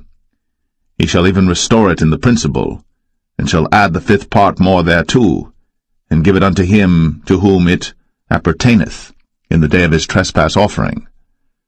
And he shall bring his trespass offering unto the Lord, a ram without blemish out of the flock, with thy estimation, for a trespass offering unto the priest. And the priest shall make an atonement for him before the Lord, and it shall be forgiven him for anything of all that he hath done in trespassing therein. And the Lord spake unto Moses, saying, Command Aaron and his sons, saying, This is the law of the burnt offering. It is the burnt offering because of the burning upon the altar all night unto the morning, and the fire of the altar shall be burning in it. And the priest shall put on his linen garment, and his linen breeches shall he put upon his flesh, and take up the ashes which the fire hath consumed with the burnt offering on the altar. And he shall put them beside the altar. And he shall put off his garments, and put on other garments, and carry forth the ashes without the camp unto a clean place. And the fire upon the altar shall be burning in it. It shall not be put out. And the priest shall burn wood on it every morning, and lay the burnt offering in order upon it. And he shall burn thereon the fat of the peace offerings. The fire shall ever be burning upon the altar. It shall never go out. And this is the law of the meat offering. The sons of Aaron shall offer it before the Lord, before the altar. And he shall take of it his handful of the flour of the meat offering, and of the oil thereof, and all the frankincense which is upon the meat offering, and shall burn it upon the altar for a sweet savour, even the memorial of it, unto the Lord. And the remainder thereof shall Aaron and his sons eat. With unleavened bread shall it be eaten in the holy place. In the court of the tabernacle of the congregation they shall eat it. It shall not be baked with leaven. I have given it unto them for their portion of my offerings made by fire. It is most holy, as is the sin offering, and as the trespass offering. All the males among the children of Aaron shall eat of it. It shall be a statute for ever in your generations concerning the offerings of the Lord made by fire. Every one that toucheth them shall be holy. And the Lord spake unto Moses, saying, This is the offering of Aaron and of his sons, which they shall offer unto the Lord in the day when he is anointed. The 10th part of an ephah of fine flour for a meat offering perpetual, half of it in the morning, and half thereof at night. In a pan it shall be made with oil, and when it is baked, thou shalt bring it in. And the baked pieces of the meat offering shalt thou offer for a sweet savour unto the Lord. And the priest of his sons that is anointed in his stead shall offer it. It is a statute for ever unto the Lord. It shall be wholly burnt. For every meat offering for the priest shall be wholly burnt. It shall not be eaten. And the Lord spake unto Moses, saying, Speak unto Aaron and to his sons, saying, This is the law of the sin offering. In the place where the burnt offering is killed shall the sin offering be killed before the Lord. It is most holy. The priest that offereth it for sin shall eat it. In the holy place shall it be eaten, in the court of the tabernacle of the congregation. Whatsoever shall touch the flesh thereof shall be holy. And when there is sprinkled of the blood thereof upon any garment, thou shalt wash that whereon it was sprinkled in the holy place. But the earthen vessel wherein it is sodden shall be broken, and if it be sodden in a brazen pot, it shall be both scoured and rinsed in water. All the males among the priests shall eat thereof. It is most holy. And no sin offering whereof any of the blood is brought into the tabernacle of the congregation to reconcile with all in the holy place shall be eaten. It shall be burnt in the fire.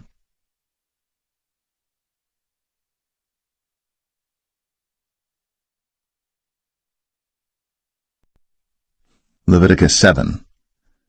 Likewise, this is the law of the trespass offering. It is most holy. In the place where they kill the burnt offering shall they kill the trespass offering. And the blood thereof shall he sprinkle round about upon the altar.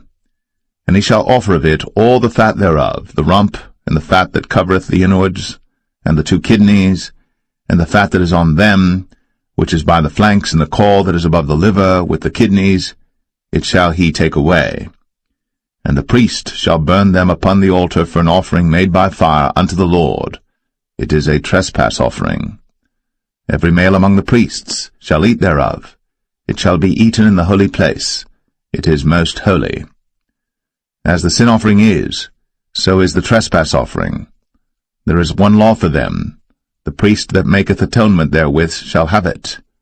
And the priest that offereth any man's burnt offering, even the priest, shall have to himself the skin of the burnt offering which he hath offered.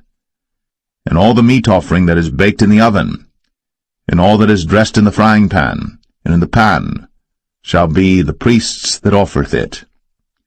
And every meat offering mingled with oil and dry shall all the sons of Aaron have, one as much as another. And this is the law of the sacrifice of peace offerings which he shall offer unto the Lord. If he offer it for a thanksgiving, then he shall offer with the sacrifice of thanksgiving unleavened cakes mingled with oil, and unleavened wafers anointed with oil, and cakes mingled with oil of fine flour fried. Besides the cakes, he shall offer for his offering leavened bread with the sacrifice of thanksgiving of his peace offerings, and of it he shall offer one out of the whole oblation for an heave offering unto the Lord, and it shall be the priest's that sprinkleth the blood of the peace offerings. And the flesh of the sacrifice of his peace offerings for thanksgiving shall be eaten the same day that it is offered. He shall not leave any of it until the morning. But if the sacrifice of his offering be a vow or a voluntary offering, it shall be eaten the same day that he offereth his sacrifice, and on the morrow also the remainder of it shall be eaten. But the remainder of the flesh of the sacrifice on the 3rd day shall be burnt with fire. And if any of the flesh of the sacrifice of his peace offerings be eaten at all on the 3rd day, it shall not be accepted, neither shall it be imputed unto him that offereth it. It shall be an abomination, and the soul that eateth of it shall bear his iniquity. And the flesh that toucheth any unclean thing shall not be eaten. It shall be burnt with fire. And as for the flesh, all that be clean shall eat thereof. But the soul that eateth of the flesh of the sacrifice of peace offerings that pertain unto the Lord, having his uncleanness upon him, even that soul shall be cut off from his people. Moreover, the soul that shall touch any unclean thing, as the uncleanness of man, or any unclean beast, or any abominable unclean thing, and eat of the flesh of the sacrifice of peace offerings, which pertain unto the Lord, even that soul shall be cut off from his people. And the Lord spake unto Moses, saying, Speak unto the children of Israel, saying, Ye shall eat no manner of fat, of ox, or of sheep, or of goat, and the fat of the beast that dieth of itself, and the fat of that which is torn with beasts, may be used in any other use, but ye shall in no wise eat of it. For whosoever eateth the fat of the beast, of which men offer an offering made by fire unto the Lord, even the soul that eateth it shall be cut off from his people. Moreover, ye shall eat no manner of blood, whether it be of fowl or of beast, in any of your dwellings. Whatsoever soul it be that eateth any manner of blood, even that soul shall be cut off from his people.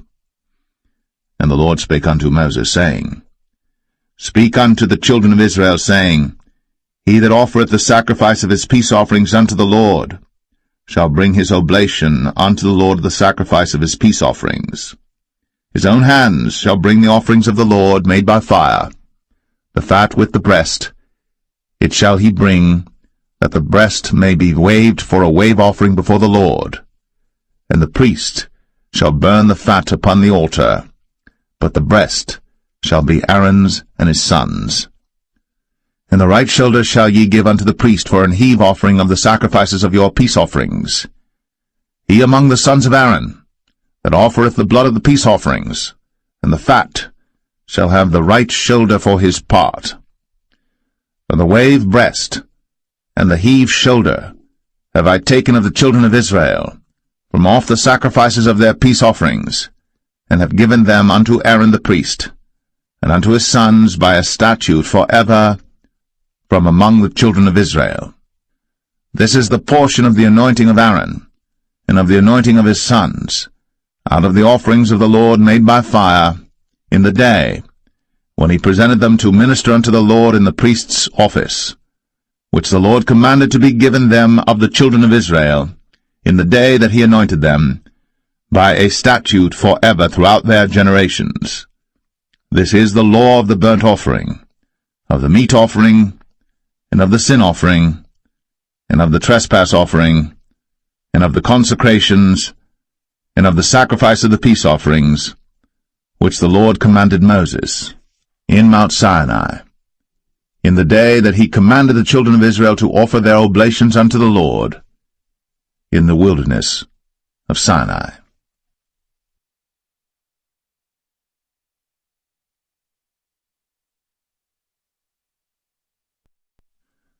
Leviticus 8. And the Lord spake unto Moses, saying, Take Aaron and his sons with him, and the garments and the anointing oil, and a bullock for the sin offering, and 2 rams, and a basket of unleavened bread. And gather thou all the congregation together unto the door of the tabernacle of the congregation. And Moses did as the Lord commanded him. And the assembly was gathered together unto the door of the tabernacle of the congregation. And Moses said unto the congregation, This is the thing which the Lord commanded to be done. And Moses brought Aaron and his sons, and washed them with water. And he put upon him the coat, and girded him with the girdle, and clothed him with the robe, and put the ephod upon him. And he girded him with the curious girdle of the ephod, and bound it unto him therewith. And he put the breastplate upon him. Also he put in the breastplate the Urim and the Thummim. And he put the mitre upon his head. Also upon the mitre, even upon his forefront, did he put the golden plate, the holy crown, as the Lord commanded Moses. And Moses took the anointing oil, and anointed the tabernacle and all that was therein, and sanctified them. And he sprinkled thereof upon the altar 7 times, and anointed the altar and all his vessels, both the laver and his foot, to sanctify them. And he poured of the anointing oil upon Aaron's head, and anointed him, to sanctify him. And Moses brought Aaron's sons, and put coats upon them, and girded them with girdles, and put bonnets upon them, as the Lord commanded Moses. And he brought the bullock for the sin offering, and Aaron and his sons laid their hands upon the head of the bullock for the sin offering, and he slew it. And Moses took the blood, and put it upon the horns of the altar round about with his finger, and purified the altar, and poured the blood at the bottom of the altar, and sanctified it, to make reconciliation upon it. And he took all the fat that was upon the inwards, and the caul above the liver, and the 2 kidneys, and their fat, and Moses burned it upon the altar. But the bullock and his hide, his flesh and his dung, he burnt with fire without the camp, as the Lord commanded Moses. And he brought the ram for the burnt offering, and Aaron and his sons laid their hands upon the head of the ram, and he killed it. And Moses sprinkled the blood upon the altar round about, and he cut the ram into pieces. And Moses burnt the head, and the pieces, and the fat. And he washed the inwards and the legs in water. And Moses burnt the whole ram upon the altar. It was a burnt sacrifice for a sweet savour, and an offering made by fire unto the Lord, as the Lord commanded Moses. And he brought the other ram, the ram of consecration. And Aaron and his sons laid their hands upon the head of the ram, and he slew it. And Moses took of the blood of it, and put it upon the tip of Aaron's right ear, and upon the thumb of his right hand, and upon the great toe of his right foot. And he brought Aaron's sons, and Moses put of the blood upon the tip of their right ear, and upon the thumbs of their right hands, and upon the great toes of their right feet. And Moses sprinkled the blood upon the altar round about. And he took the fat, and the rump, and all the fat that was upon the inwards, and the caul above the liver, and the 2 kidneys and their fat, and the right shoulder, and out of the basket of unleavened bread that was before the Lord, he took 1 unleavened cake, and a cake of oiled bread, and 1 wafer, and put them on the fat, and upon the right shoulder. And he put all upon Aaron's hands, and upon his sons' hands, and waved them for a wave offering before the Lord. And Moses took them from off their hands, and burnt them on the altar upon the burnt offering. They were consecrations for a sweet savour. It is an offering made by fire unto the Lord. And Moses took the breast, and waved it for a wave offering before the Lord. For of the ram of consecration it was Moses' part, as the Lord commanded Moses. And Moses took of the anointing oil, and of the blood which was upon the altar, and sprinkled it upon Aaron, and upon his garments, and upon his sons, and upon his sons' garments with him, and sanctified Aaron, and his garments, and his sons' garments with him. And Moses said unto Aaron and to his sons, Boil the flesh at the door of the tabernacle of the congregation, and there eat it with the bread that is in the basket of consecrations, as I commanded, saying, Aaron and his sons shall eat it. And that which remaineth of the flesh and of the bread shall ye burn with fire. And ye shall not go out of the door of the tabernacle of the congregation in 7 days, until the days of your consecration be at an end. For 7 days shall he consecrate you. As he hath done this day, so the Lord hath commanded to do, to make an atonement for you. Therefore shall ye abide at the door of the tabernacle of the congregation day and night, 7 days, and keep the charge of the Lord, that ye die not, for so I am commanded. So Aaron and his sons did all things which the Lord commanded by the hand of Moses.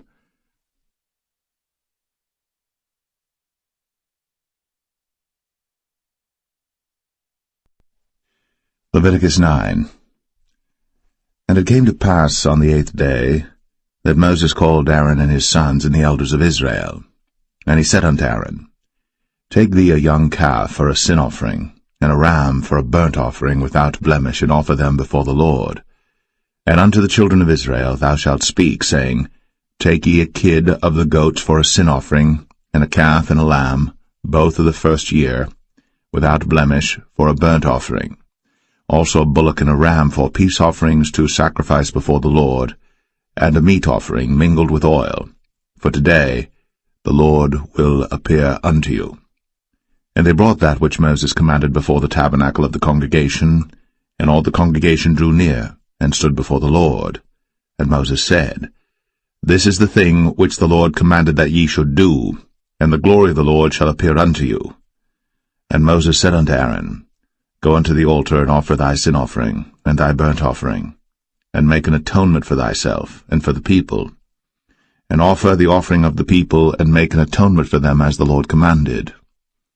Aaron therefore went unto the altar, and slew the calf of the sin offering, which was for himself. And the sons of Aaron brought the blood unto him, and he dipped his finger in the blood, and put it upon the horns of the altar, and poured out the blood at the bottom of the altar. But the fat and the kidneys and the caul above the liver of the sin offering he burnt upon the altar, as the Lord commanded Moses. And the flesh and the hide he burnt with fire without the camp, and he slew the burnt offering. And Aaron's sons presented unto him the blood which he sprinkled round about upon the altar. And they presented the burnt offering unto him, with the pieces thereof, and the head, and he burnt them upon the altar. And he did wash the inwards and the legs, and burnt them upon the burnt offering on the altar. And he brought the people's offering, and took the goat which was the sin offering for the people, and slew it, and offered it for sin as the first. And he brought the burnt offering, and offered it according to the manner. And he brought the meat offering, and took an handful thereof, and burnt it upon the altar, beside the burnt sacrifice of the morning. He slew also the bullock and the ram for a sacrifice of peace offerings, which was for the people. And Aaron's sons presented unto him the blood which he sprinkled upon the altar round about. And the fat of the bullock and of the ram, the rump, and that which covereth the inwards, and the kidneys, and the caul above the liver. And they put the fat upon the breasts, and he burnt the fat upon the altar. And the breasts and the right shoulder Aaron waved for a wave offering before the Lord, as Moses commanded. And Aaron lifted up his hand toward the people, and blessed them, and came down from offering of the sin offering, and the burnt offering, and peace offerings. And Moses and Aaron went into the tabernacle of the congregation, and came out, and blessed the people. And the glory of the Lord appeared unto all the people. And there came a fire out from before the Lord, and consumed upon the altar the burnt offering and the fat, which when all the people saw, they shouted, and fell on their faces.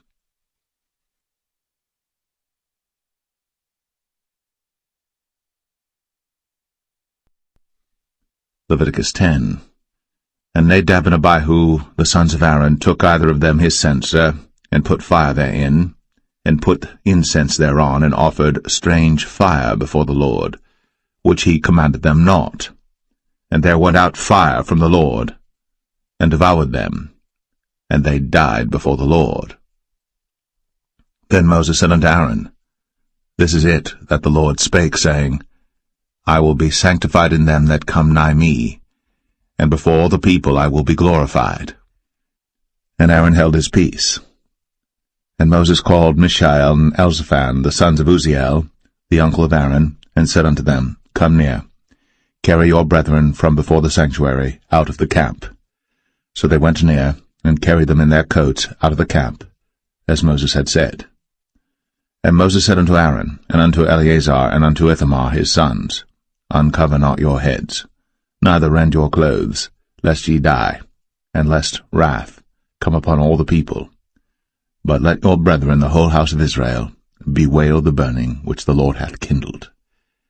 And ye shall not go out from the door of the tabernacle of the congregation, lest ye die. For the anointing oil of the Lord is upon you. And they did according to the word of Moses. And the Lord spake unto Aaron, saying, Do not drink wine nor strong drink, thou nor thy sons with thee, when ye go into the tabernacle of the congregation, lest ye die. It shall be a statute for ever throughout your generations. And that ye may put difference between holy and unholy, and between unclean and clean, and that ye may teach the children of Israel all the statutes which the Lord hath spoken unto them by the hand of Moses. And Moses spake unto Aaron, and unto Eleazar, and unto Ithamar, his sons that were left, Take the meat offering that remaineth of the offerings of the Lord made by fire, and eat it without leaven beside the altar, for it is most holy. And ye shall eat it in the holy place, because it is thy due, and thy son's due, of the sacrifices of the Lord made by fire, for so I am commanded. And the wave breast and heave shoulder shall ye eat in a clean place, thou and thy sons, and thy daughters with thee, for they be thy due, and thy sons' due, which are given out of the sacrifices of peace offerings of the children of Israel. The heave shoulder and the wave breast shall they bring with the offerings made by fire of the fat, to wave it for a wave offering before the Lord, and it shall be thine, and thy sons with thee, by a statute for ever, as the Lord hath commanded. And Moses diligently sought the goat of the sin offering, and behold, it was burnt. And he was angry with Eleazar and Ithamar, the sons of Aaron, which were left alive, saying, Wherefore have ye not eaten the sin offering in the holy place, seeing it is most holy? And God hath given it you to bear the iniquity of the congregation, to make atonement for them before the Lord. Behold, the blood of it was not brought in within the holy place. Ye should indeed have eaten it in the holy place, as I commanded. And Aaron said unto Moses, Behold, this day have they offered their sin offering and their burnt offering before the Lord. And such things have befallen me. And if I had eaten the sin offering today, should it have been accepted in the sight of the Lord? And when Moses heard that, he was content.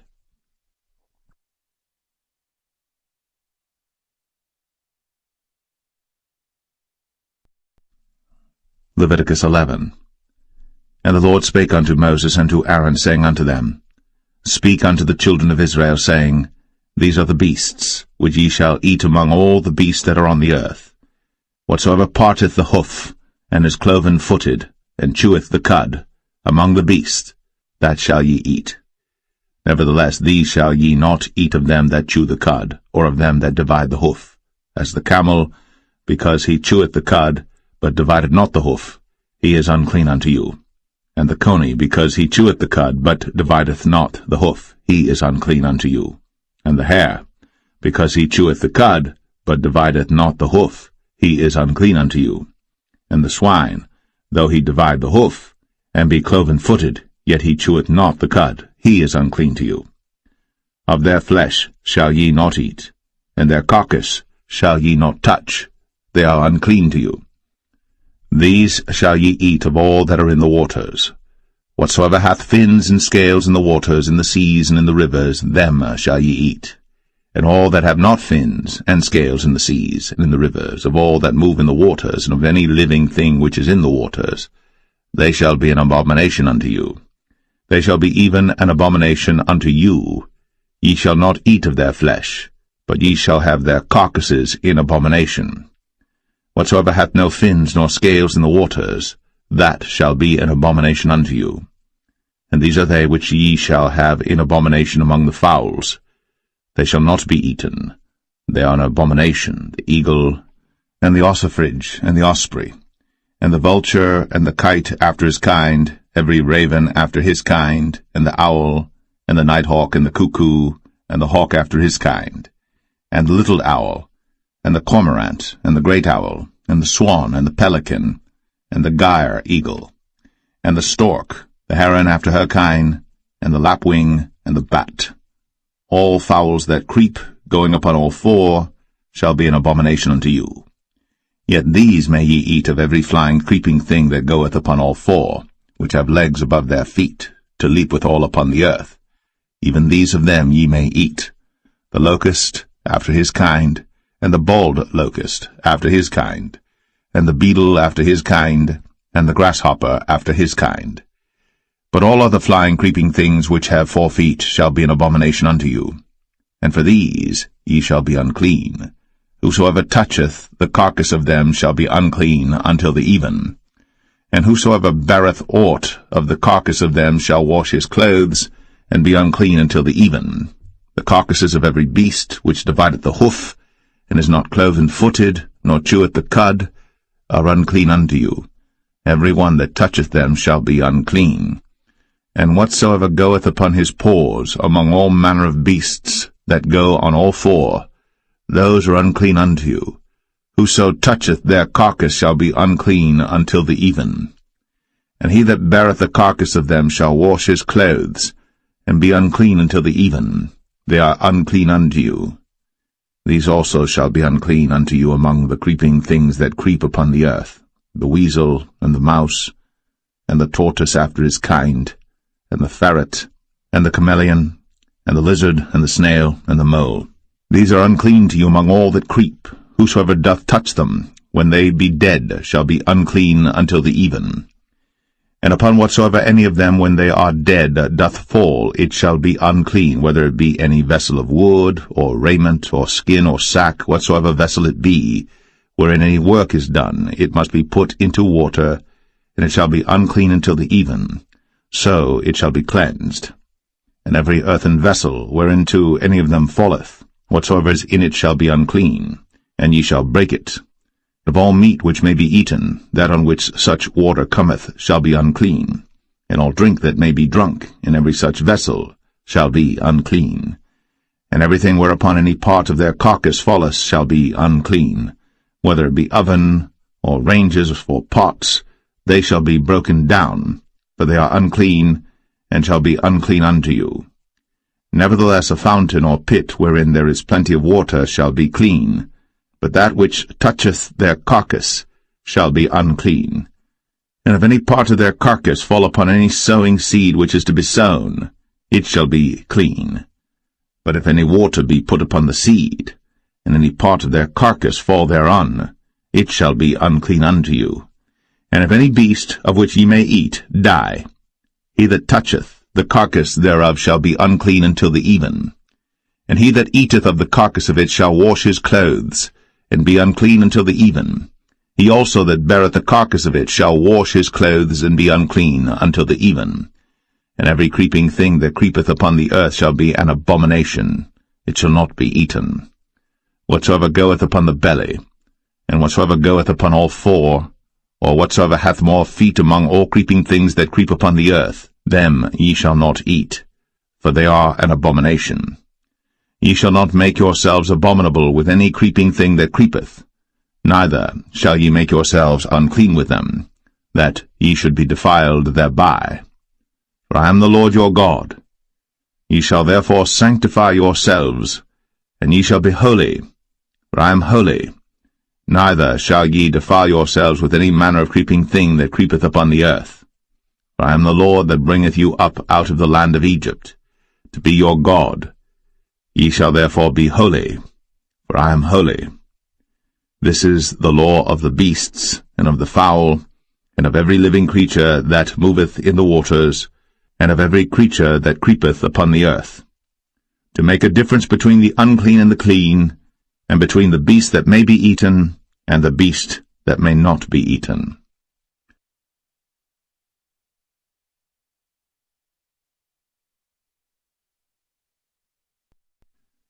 Leviticus 12.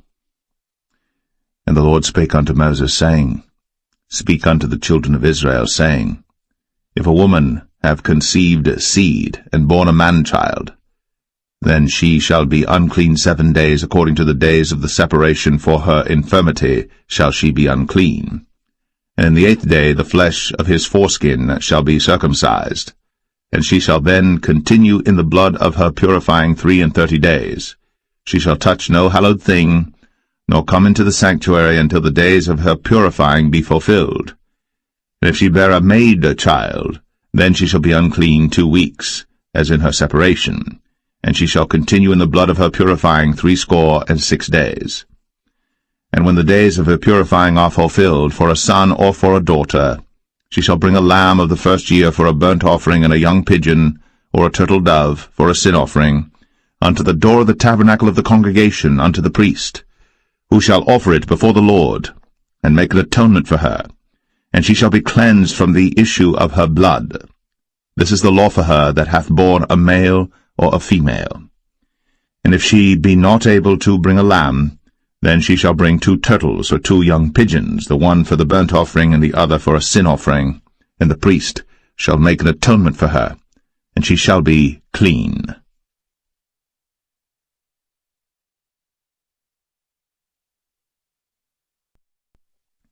Leviticus 13.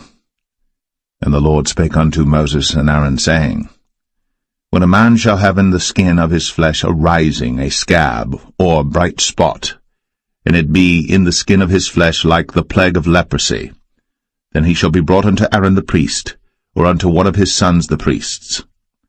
And the priest shall look on the plague in the skin of the flesh, and when the hair in the plague is turned white, and the plague in sight be deeper than the skin of his flesh, it is a plague of leprosy, and the priest shall look on him, and pronounce him unclean. If the bright spot be white in the skin of his flesh, and in sight be not deeper than the skin, and the hair thereof be not turned white, then the priest shall shut up him that hath the plague 7 days. And the priest shall look on him the 7th day, and behold, if the plague in his sight be at a stay, and the plague spread not in the skin, then the priest shall shut him up 7 days more. And the priest shall look on him again the 7th day, and behold, if the plague be somewhat dark, and the plague spread not in the skin, the priest shall pronounce him clean. It is but a scab, and he shall wash his clothes, and be clean. But if the scab spread much abroad in the skin, after that he hath been seen of the priest for his cleansing, he shall be seen of the priest again. And if the priest see that, behold, the scab spreadeth in the skin, then the priest shall pronounce him unclean. It is a leprosy. When the plague of leprosy is in a man, then he shall be brought unto the priest. And the priest shall see him, and behold, if the rising be white in the skin, and it have turned the hair white, and there be quick raw flesh in the rising, it is an old leprosy in the skin of his flesh, and the priest shall pronounce him unclean, and shall not shut him up, for he is unclean. And if a leprosy break out abroad in the skin, and the leprosy cover all the skin of him that hath the plague from his head even to his foot, wheresoever the priest looketh, then the priest shall consider, and behold, if the leprosy have covered all his flesh, he shall pronounce him clean that hath the plague. It is all turned white, he is clean. But when raw flesh appeareth in him, he shall be unclean. And the priest shall see the raw flesh, and pronounce him to be unclean. For the raw flesh is unclean, it is a leprosy. Or if the raw flesh turn again, and be changed unto white, he shall come unto the priest. And the priest shall see him, and behold, if the plague be turned into white, Then the priest shall pronounce him clean that hath the plague. He is clean. The flesh also, in which even in the skin thereof was a boil, and is healed, and in the place of the boil there be a white rising, or a bright spot, white and somewhat reddish, and it be shown to the priest. And if, when the priest seeth it, behold, it be in sight lower than the skin, and the hair thereof be turned white, the priest shall pronounce him unclean. It is a plague of leprosy broken out of the boil. But if the priest look on it, and behold, there be no white hairs therein, and if it be not lower than the skin, but be somewhat dark, then the priest shall shut him up 7 days. And if it spread much abroad in the skin, then the priest shall pronounce him unclean. It is a plague. But if the bright spot stay in his place, and spread not, it is a burning boil, and the priest shall pronounce him clean. Or if there be any flesh in the skin whereof there is a hot burning, and the quick flesh that burneth have a white bright spot, somewhat reddish or white, then the priest shall look upon it, and behold, if the hair in the bright spot be turned white, and it be in sight deeper than the skin, it is a leprosy broken out of the burning. Wherefore the priest shall pronounce him unclean. It is the plague of leprosy. But if the priest look on it, and behold, there be no white hair in the bright spot, and it be no lower than the other skin, but be somewhat dark, then the priest shall shut him up 7 days. And the priest shall look upon him the 7th day, and if it be spread much abroad in the skin, then the priest shall pronounce him unclean. It is the plague of leprosy. And if the bright spot stay in his place, and spread not in the skin, but it be somewhat dark, it is a rising of the burning, and the priest shall pronounce him clean. For it is an inflammation of the burning. If a man or woman have a plague upon the head or the beard, then the priest shall see the plague, and behold, if it be in sight deeper than the skin, and there be in it a yellow thin hair, then the priest shall pronounce him unclean. It is a dry scall, even a leprosy upon the head or beard. And if the priest look on the plague of the scall, and behold, it be not in sight deeper than the skin, and that there is no black hair in it, then the priest shall shut up him that hath the plague of the scall 7 days. And in the 7th day the priest shall look on the plague, and behold, if the scall spread not, and there be in it no yellow hair, and the scall be not in sight deeper than the skin, he shall be shaven, but the scall shall he not shave, and the priest shall shut up him that hath the scall 7 days more. And in the 7th day the priest shall look on the scall, and behold, if the scall be not spread in the skin, nor be in sight deeper than the skin, then the priest shall pronounce him clean, and he shall wash his clothes, and be clean. But if the scall spread much in the skin after his cleansing, then the priest shall look on him, and behold, if the scall be spread in the skin, the priest shall not seek for yellow hair. He is unclean. But if the scall be in his sight at a stay, and that there is black hair grown up therein, the scall is healed. He is clean, and the priest shall pronounce him clean. If a man also or a woman have in the skin of their flesh bright spots, even white bright spots, then the priest shall look, and behold, if the bright spots in the skin of their flesh be darkish white, it is a freckled spot that groweth in the skin. He is clean. And the man whose hair is fallen off his head, he is bald, yet is he clean. And he that hath his hair fallen off from the part of his head toward his face, he is forehead bald, yet is he clean. And if there be in the bald head or bald forehead a white reddish sore, it is a leprosy sprung up in his bald head, or his bald forehead. Then the priest shall look upon it, and behold, if the rising of the sore be white, reddish in his bald head, or in his bald forehead, as leprosy appeareth in the skin of the flesh, he is a leprous man. He is unclean. The priest shall pronounce him utterly unclean. His plague is in his head. And the leper in whom the plague is, his clothes shall be rent, and his head bare, and he shall put a covering upon his upper lip, and shall cry, Unclean, unclean. All the days wherein the plague shall be in him, he shall be defiled. He is unclean. He shall dwell alone Without the camp shall his habitation be. The garment also that the plague of leprosy is in, whether it be a woolen garment or a linen garment, whether it be in the warp or woof of linen or of woolen, whether in a skin or in anything made of skin, and if the plague be greenish or reddish in the garment or in the skin, either in the warp or in the woof or in anything of skin, it is a plague of leprosy, and shall be shown unto the priest. And the priest shall look upon the plague, and shut up it that hath the plague 7 days. And he shall look on the plague on the 7th day, if the plague be spread in the garment, either in the warp, or in the woof, or in a skin, or in any work that is made of skin, the plague is a fretting leprosy, it is unclean. He shall therefore burn the garment, whether warp or woof, in woolen or in linen, or anything of skin, wherein the plague is, for it is a fretting leprosy, it shall be burnt in the fire. And if the priest shall look, and behold, the plague be not spread in the garment, either in the warp or in the woof, or in anything of skin, then the priest shall command that they wash the thing wherein the plague is, and he shall shut it up 7 days more. And the priest shall look on the plague, after that it is washed, and behold, if the plague have not changed his colour, and the plague be not spread, it is unclean. Thou shalt burn it in the fire. It is fret inward, whether it be bare within or without. And if the priest look, and behold, the plague be somewhat dark after the washing of it, then he shall rend it out of the garment, or out of the skin, or out of the warp, or out of the woof. And if it appear still in the garment, either in the warp or in the woof, or in anything of skin, it is a spreading plague. Thou shalt burn that wherein the plague is, with fire. And the garment, either warp or woof, or whatsoever thing of skin it be, which thou shalt wash, if the plague be departed from them, then it shall be washed the 2nd time, and shall be clean.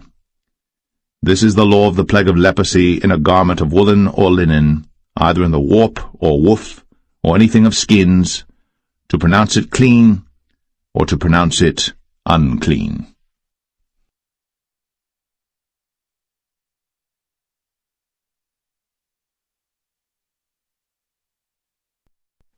Leviticus 14. And the Lord spake unto Moses, saying, This shall be the law of the leper in the day of his cleansing. He shall be brought unto the priest. And the priest shall go forth out of the camp, and the priest shall look, and behold, if the plague of leprosy be healed in the leper, then shall the priest command to take for him that is to be cleansed 2 birds alive and clean, and cedar wood, and scarlet and hyssop. And the priest shall command that one of the birds be killed in an earthen vessel over running water. As for the living bird, he shall take it, and the cedar wood, and the scarlet, and the hyssop, and shall dip them and the living bird in the blood of the bird that was killed over the running water. And he shall sprinkle upon him that is to be cleansed from the leprosy 7 times, and shall pronounce him clean, and shall let the living bird loose into the open field. And he that is to be cleansed shall wash his clothes, and shave off all his hair, and wash himself in water, that he may be clean. And after that he shall come into the camp, and shall tarry abroad out of his tent 7 days. But it shall be on the 7th day that he shall shave all his hair off his head, and his beard, and his eyebrows. Even all his hair he shall shave off. And he shall wash his clothes. Also he shall wash his flesh in water, and he shall be clean.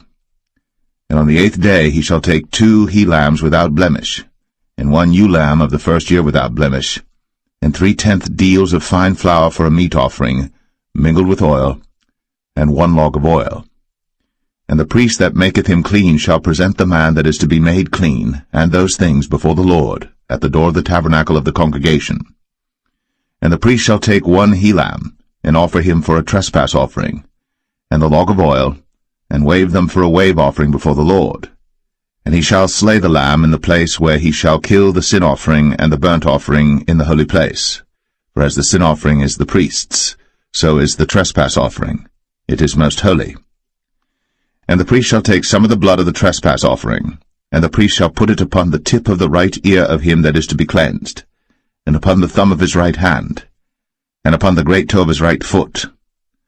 And the priest shall take some of the log of oil, and pour it into the palm of his own left hand, And the priest shall dip his right finger in the oil that is in his left hand, and shall sprinkle of the oil with his finger 7 times before the Lord. And of the rest of the oil that is in his hand shall the priest put upon the tip of the right ear of him that is to be cleansed, and upon the thumb of his right hand, and upon the great toe of his right foot, upon the blood of the trespass offering. And the remnant of the oil that is in the priest's hand he shall pour upon the head of him that is to be cleansed, and the priest shall make an atonement for him before the Lord. And the priest shall offer the sin offering, and make an atonement for him that is to be cleansed from his uncleanness, and afterward he shall kill the burnt offering. And the priest shall offer the burnt offering and the meat offering upon the altar. And the priest shall make an atonement for him, and he shall be clean. And if he be poor, and cannot get so much, then he shall take 1 lamb for a trespass offering to be waved, to make an atonement for him, and 1/10 deal of fine flour mingled with oil for a meat offering, and a log of oil, and 2 turtle doves, or 2 young pigeons, such as he is able to get, and the one shall be a sin offering, and the other a burnt offering. And he shall bring them on the 8th day for his cleansing unto the priest, unto the door of the tabernacle of the congregation before the Lord. And the priest shall take the lamb of the trespass offering, and the log of oil, and the priest shall wave them for a wave offering before the Lord. And he shall kill the lamb of the trespass offering, and the priest shall take some of the blood of the trespass offering, and put it upon the tip of the right ear of him that is to be cleansed, and upon the thumb of his right hand, and upon the great toe of his right foot. And the priest shall pour of the oil into the palm of his own left hand. And the priest shall sprinkle with his right finger some of the oil that is in his left hand 7 times before the Lord. And the priest shall put of the oil that is in his hand upon the tip of the right ear of him that is to be cleansed, and upon the thumb of his right hand, and upon the great toe of his right foot, upon the place of the blood of the trespass offering. And the rest of the oil that is in the priest's hand he shall put upon the head of him that is to be cleansed, to make an atonement for him before the Lord. And he shall offer the one of the turtle doves, or of the young pigeons, such as he can get, even such as he is able to get, the one for a sin offering, and the other for a burnt offering, with the meat offering. And the priest shall make an atonement for him that is to be cleansed before the Lord. This is the law of him in whom is the plague of leprosy, whose hand is not able to get that which pertaineth to his cleansing. And the Lord spake unto Moses and unto Aaron, saying, When ye be come into the land of Canaan, which I give to you for a possession, and I put the plague of leprosy in a house of the land of your possession, and he that owneth the house shall come and tell the priest, saying, It seemeth to me there is as it were a plague in the house. Then the priest shall command that they empty the house before the priests go into it to see the plague, that all that is in the house be not made unclean. And afterward the priest shall go in to see the house. And he shall look on the plague, and behold, if the plague be in the walls of the house with hollow strakes, greenish or reddish, which in sight are lower than the wall, then the priest shall go out of the house to the door of the house, and shut up the house 7 days. And the priest shall come again the 7th day, and shall look, and behold, if the plague be spread in the walls of the house, then the priest shall command that they take away the stones in which the plague is, and they shall cast them into an unclean place without the city. And he shall cause the house to be scraped within round about, and they shall pour out the dust that they scrape off without the city into an unclean place. And they shall take other stones, and put them in the place of those stones. And he shall take other mortar, and shall plaster the house. And if the plague come again, and break out in the house, after that he hath taken away the stones, and after he hath scraped the house, and after it is plastered, then the priest shall come and look, and behold, if the plague be spread in the house, it is a fretting leprosy in the house, it is unclean. And he shall break down the house, the stones of it, and the timber thereof, and all the mortar of the house, and he shall carry them forth out of the city into an unclean place. Moreover, he that goeth into the house all the while that it is shut up shall be unclean until the even. And he that lieth in the house shall wash his clothes, and he that eateth in the house shall wash his clothes. And if the priest shall come in and look upon it, and behold, the plague hath not spread in the house, after the house was plastered, then the priest shall pronounce the house clean, because the plague is healed. And he shall take to cleanse the house 2 birds, and cedar wood, and scarlet, and hyssop. And he shall kill the one of the birds in an earthen vessel over running water. And he shall take the cedar wood, and the hyssop, and the scarlet, and the living bird, and dip them in the blood of the slain bird, and in the running water, and sprinkle the house 7 times. And he shall cleanse the house with the blood of the bird, and with the running water, and with the living bird, and with the cedar wood, and with the hyssop, and with the scarlet. But he shall let go the living bird out of the city into the open fields, and make an atonement for the house, and it shall be clean. This is the law for all manner of plague of leprosy, and scall, and for the leprosy of a garment and of a house, and for a rising, and for a scab, and for a bright spot, to teach when it is unclean, and when it is clean. This is the law of leprosy.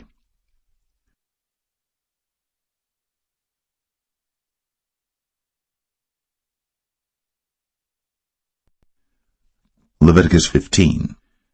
And the Lord spake unto Moses and to Aaron, saying, Speak unto the children of Israel, and say unto them, When any man hath a running issue out of his flesh, because of his issue he is unclean. And this shall be his uncleanness in his issue, whether his flesh run with his issue, or his flesh be stopped from his issue, it is his uncleanness. Every bed whereon he lieth that hath the issue is unclean, and everything whereon he sitteth shall be unclean. And whosoever toucheth his bed shall wash his clothes, and bathe himself in water, and be unclean until the even. And he that sitteth on anything whereon he sat that hath the issue shall wash his clothes, and bathe himself in water, and be unclean until the even. And he that toucheth the flesh of him that hath the issue shall wash his clothes, and bathe himself in water, and be unclean until the even. And if he that hath the issue spit upon him that is clean, then he shall wash his clothes, and bathe himself in water, and be unclean until the even. And what saddle soever he rideth upon that hath the issue shall be unclean. And whosoever toucheth anything that was under him shall be unclean until the even. And he that beareth any of those things shall wash his clothes, and bathe himself in water, and be unclean until the even. And whomsoever he toucheth that hath the issue, and hath not rinsed his hands in water, he shall wash his clothes, and bathe himself in water, and be unclean until the even. And the vessel of earth that he toucheth, which hath the issue, shall be broken, and every vessel of wood shall be rinsed in water.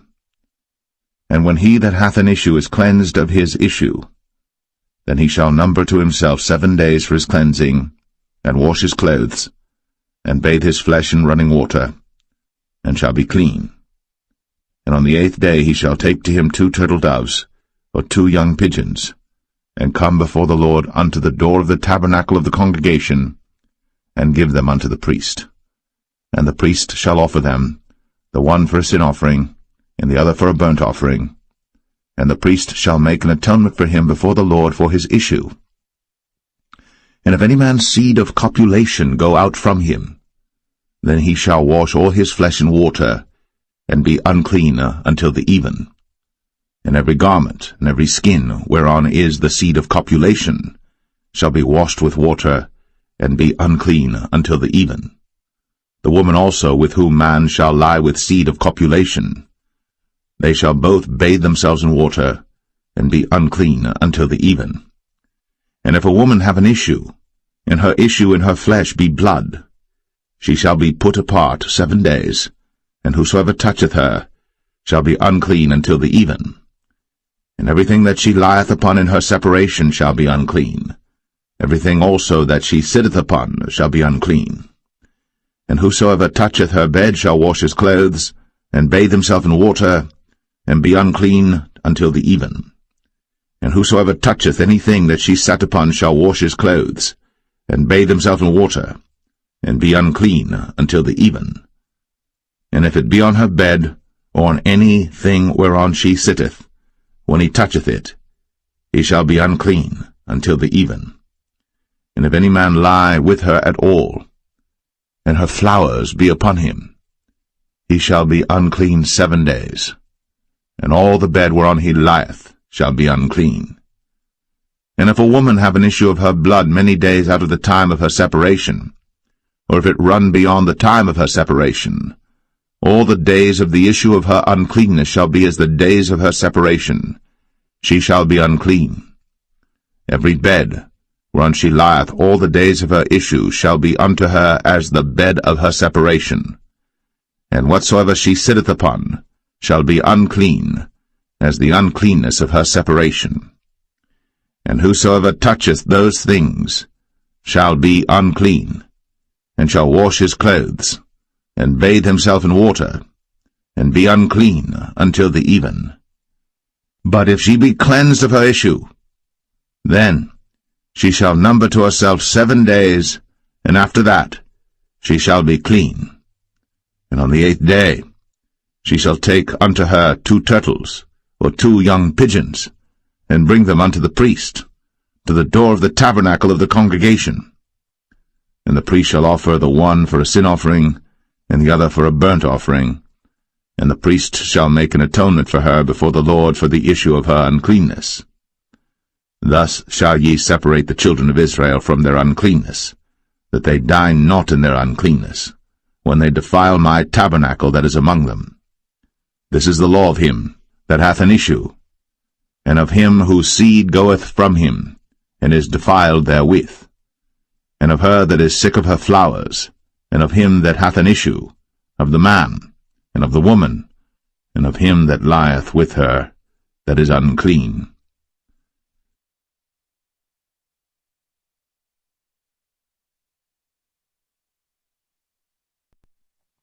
Leviticus 16. And the Lord spake unto Moses after the death of the 2 sons of Aaron, when they offered before the Lord and died. And the Lord said unto Moses, Speak unto Aaron thy brother, that he come not at all times into the holy place within the veil before the mercy seat, which is upon the ark, that he die not. For I will appear in the cloud upon the mercy seat. Thus shall Aaron come into the holy place with a young bullock for a sin offering, and a ram for a burnt offering. He shall put on the holy linen coat, and he shall have the linen breeches upon his flesh, and shall be girded with a linen girdle, and with the linen mitre shall he be attired. These are holy garments. Therefore shall he wash his flesh in water, and so put them on. And he shall take of the congregation of the children of Israel 2 kids of the goats for a sin offering, and 1 ram for a burnt offering. And Aaron shall offer his bullock of the sin offering which is for himself, and make an atonement for himself, and for his house. And he shall take the 2 goats and present them before the Lord at the door of the tabernacle of the congregation. And Aaron shall cast lots upon the 2 goats, 1 lot for the Lord, and the other lot for the scapegoat. And Aaron shall bring the goat upon which the Lord's lot fell, and offer him for a sin offering. But the goat on which the lot fell to be the scapegoat shall be presented alive before the Lord to make an atonement with him, and to let him go for a scapegoat into the wilderness. And Aaron shall bring the bullock of the sin offering which is for himself, and shall make an atonement for himself, and for his house, and shall kill the bullock of the sin offering which is for himself. And he shall take a censer full of burning coals of fire from off the altar before the Lord, and his hands full of sweet incense beaten small, and bring it within the veil. And he shall put the incense upon the fire before the Lord, that the cloud of the incense may cover the mercy seat that is upon the testimony, that he die not. And he shall take of the blood of the bullock, and sprinkle it with his finger upon the mercy seat eastward, and before the mercy seat shall he sprinkle of the blood with his finger 7 times. Then shall he kill the goat of the sin offering that is for the people, and bring his blood within the veil, and do with that blood as he did with the blood of the bullock, and sprinkle it upon the mercy seat, and before the mercy seat. And he shall make an atonement for the holy place, because of the uncleanness of the children of Israel, and because of their transgressions and all their sins. And so shall he do for the tabernacle of the congregation that remaineth among them in the midst of their uncleanness. And there shall be no man in the tabernacle of the congregation when he goeth in to make an atonement in the holy place, until he come out, and have made an atonement for himself, and for his household, and for all the congregation of Israel. And he shall go out unto the altar that is before the Lord, and make an atonement for it, and shall take of the blood of the bullock, and of the blood of the goat, and put it upon the horns of the altar round about. And he shall sprinkle of the blood upon it with his finger 7 times, and cleanse it, and hallow it from the uncleanness of the children of Israel. And when he hath made an end of reconciling the holy place, and the tabernacle of the congregation, and the altar, he shall bring the live goat. And Aaron shall lay both his hands upon the head of the live goat, and confess over him all the iniquities of the children of Israel, and all their transgressions and all their sins, putting them upon the head of the goat, and shall send him away by the hand of a fit man into the wilderness. And the goat shall bear upon him all their iniquities unto a land not inhabited. And he shall let go the goat in the wilderness. And Aaron shall come into the tabernacle of the congregation, and shall put off the linen garments, which he put on when he went into the holy place, and shall leave them there. And he shall wash his flesh with water in the holy place, and put on his garments, and come forth, and offer his burnt offering, and the burnt offering of the people, and make an atonement for himself and for the people. And the fat of the sin offering shall he burn upon the altar. And he that let go the goat for the scapegoat shall wash his clothes, and bathe his flesh in water, and afterward come into the camp. And the bullock for the sin offering, and the goat for the sin offering, whose blood was brought in to make atonement in the holy place, shall one carry forth without the camp, and they shall burn in the fire their skins, and their flesh, and their dung. And he that burneth them shall wash his clothes, and bathe his flesh in water, and afterward he shall come into the camp. And this shall be a statute for ever unto you, that in the 7th month, on the 10th day of the month, ye shall afflict your souls, and do no work at all, whether it be one of your own country or a stranger that sojourneth among you. For on that day shall the priest make an atonement for you, to cleanse you, that ye may be clean from all your sins before the Lord. It shall be a Sabbath of rest unto you, and ye shall afflict your souls, by a statute for ever. And the priest, whom he shall anoint, and whom he shall consecrate to minister in the priest's office in his father's stead, shall make the atonement, and shall put on the linen clothes, even the holy garments. And he shall make an atonement for the holy sanctuary, and he shall make an atonement for the tabernacle of the congregation, and for the altar, and he shall make an atonement for the priests, and for all the people of the congregation. And this shall be an everlasting statute unto you, to make an atonement for the children of Israel, for all their sins, once a year. And he did, as the Lord commanded Moses.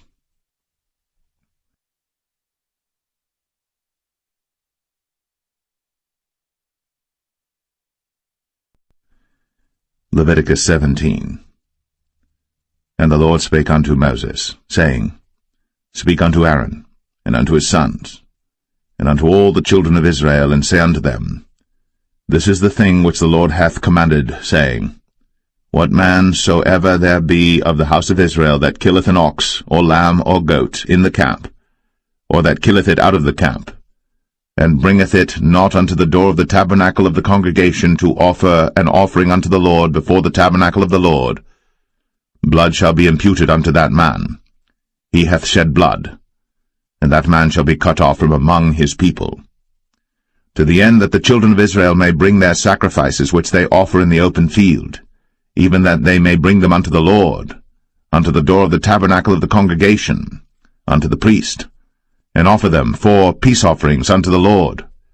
And the priest shall sprinkle the blood upon the altar of the Lord at the door of the tabernacle of the congregation, and burn the fat for a sweet savour unto the Lord. And they shall no more offer their sacrifices unto devils, after whom they have gone a-whoring, This shall be a statute forever unto them throughout their generations. And thou shalt say unto them, Whatsoever man there be of the house of Israel, or of the strangers which sojourn among you, that offereth a burnt offering or sacrifice, and bringeth it not unto the door of the tabernacle of the congregation, to offer it unto the Lord, even that man shall be cut off from among his people. And whatsoever man there be of the house of Israel, or of the strangers that sojourn among you, that eateth any manner of blood, I will even set my face against that soul that eateth blood, and will cut him off from among his people. For the life of the flesh is in the blood, and I have given it to you upon the altar to make an atonement for your souls. For it is the blood that maketh an atonement for the soul. Therefore I said unto the children of Israel, No soul of you shall eat blood, neither shall any stranger that sojourneth among you eat blood. And whatsoever man there be of the children of Israel, or of the strangers that sojourn among you, which hunteth and catcheth any beast or fowl that may be eaten, he shall even pour out the blood thereof, and cover it with dust. For it is the life of all flesh, the blood of it is for the life thereof. Therefore I said unto the children of Israel, Ye shall eat the blood of no manner of flesh, for the life of all flesh is the blood thereof. Whosoever eateth it shall be cut off. And every soul that eateth that which died of itself, or that which was torn with beasts, whether it be one of your own country or a stranger, he shall both wash his clothes, and bathe himself in water, and be unclean until the even. Then shall he be clean. But if he wash them not, nor bathe his flesh, then he shall bear his iniquity.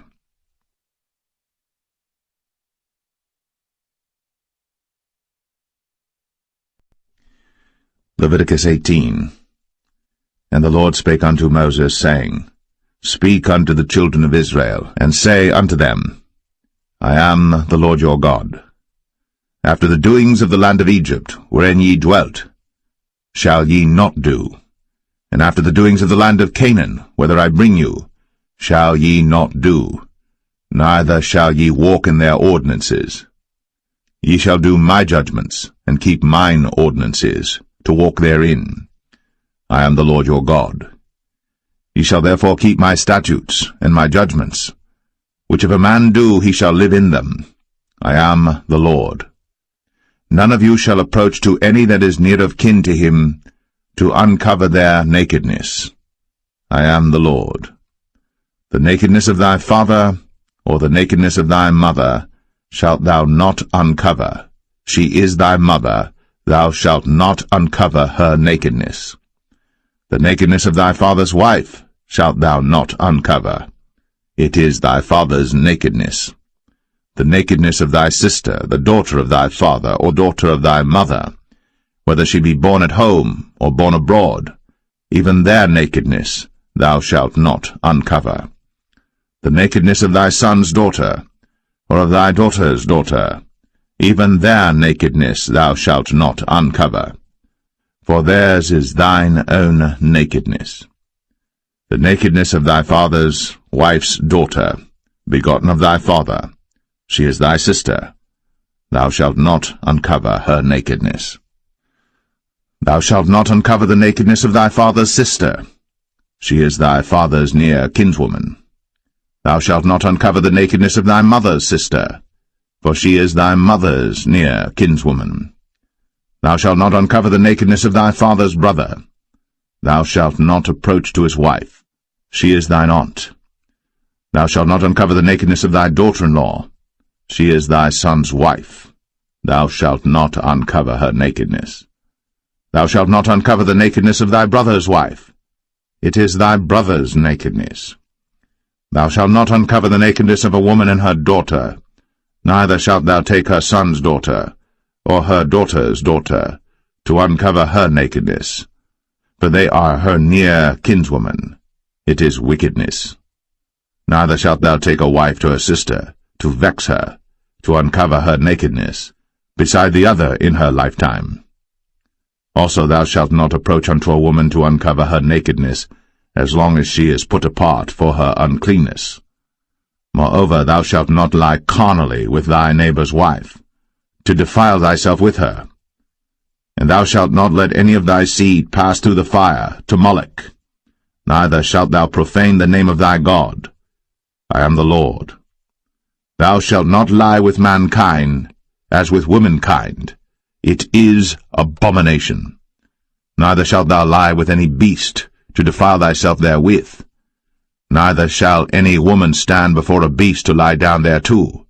It is confusion. Defile not ye yourselves in any of these things. For in all these the nations are defiled which I cast out before you, and the land is defiled. Therefore I do visit the iniquity thereof upon it, and the land itself vomiteth out her inhabitants.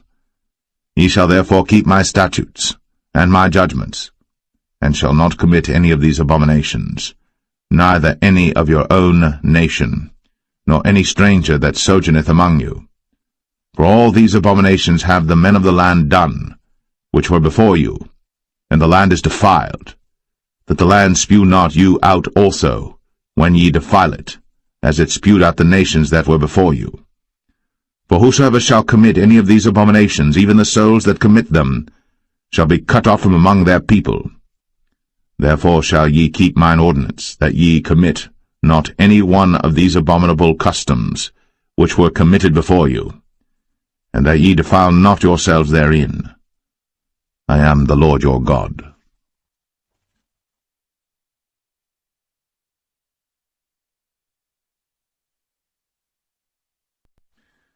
Leviticus 19.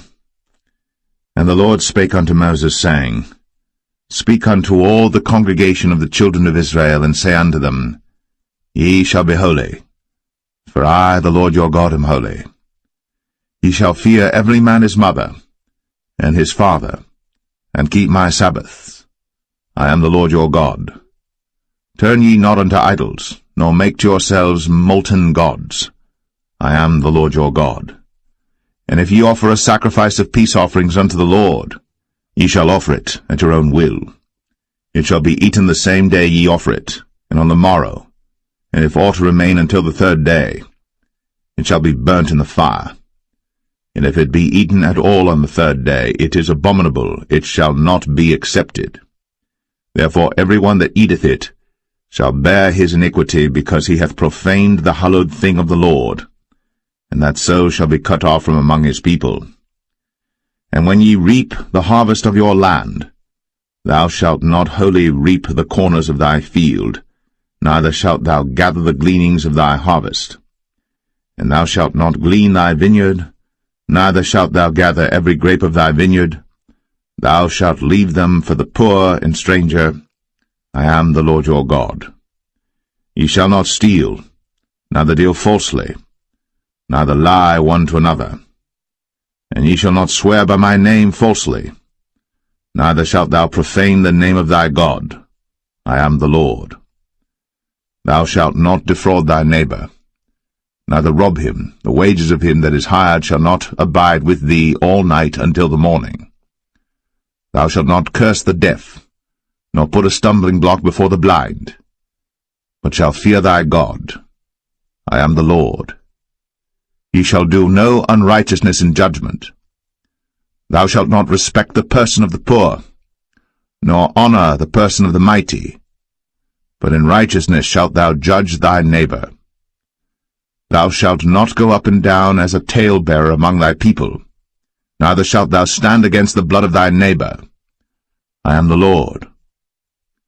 Thou shalt not hate thy brother in thine heart. Thou shalt in any wise rebuke thy neighbor, and not suffer sin upon him. Thou shalt not avenge, nor bear any grudge against the children of thy people, but thou shalt love thy neighbor as thyself. I am the Lord. Ye shall keep my statutes. Thou shalt not let thy cattle gender with a diverse kind. Thou shalt not sow thy field with mingled seed, neither shall a garment mingled of linen and woolen come upon thee. And whosoever lieth carnally with a woman that is a bondmaid, betrothed to an husband, and not at all redeemed, nor freedom given her, she shall be scourged, They shall not be put to death, because she was not free. And he shall bring his trespass offering unto the Lord, unto the door of the tabernacle of the congregation, even a ram for a trespass offering. And the priest shall make an atonement for him with the ram of the trespass offering before the Lord for his sin which he hath done, and the sin which he hath done shall be forgiven him. And when ye shall come into the land, and shall have planted all manner of trees for food, then ye shall count the fruit thereof as uncircumcised. 3 years shall it be as uncircumcised unto you. It shall not be eaten of. But in the 4th year all the fruit thereof shall be holy to praise the Lord withal. And in the 5th year shall ye eat of the fruit thereof, that it may yield unto you the increase thereof. I am the Lord your God. Ye shall not eat anything with the blood, neither shall ye use enchantment, nor observe times. Ye shall not round the corners of your heads, neither shalt thou mar the corners of thy beard. Ye shall not make any cuttings in your flesh for the dead, nor print any marks upon you. I am the Lord. Do not prostitute thy daughter to cause her to be a whore, lest the land fall to whoredom, and the land become full of wickedness. Ye shall keep my Sabbaths, and reverence my sanctuary. I am the Lord. Regard not them that have familiar spirits, neither seek after wizards, to be defiled by them. I am the Lord your God. Thou shalt rise up before the hoary head, and honour the face of the old man, and fear thy God. I am the Lord. And if a stranger sojourn with thee in your land, ye shall not vex him. But the stranger that dwelleth with you shall be unto you as one born among you, and thou shalt love him as thyself. For ye were strangers in the land of Egypt. I am the Lord your God. Ye shall do no unrighteousness in judgment, and mete yard in weight or in measure. Just balances, just weights, a just ephah, and a just hin shall ye have. I am the Lord your God, which brought you out of the land of Egypt. Therefore shall ye observe all my statutes, and all my judgments, and do them. I am the Lord.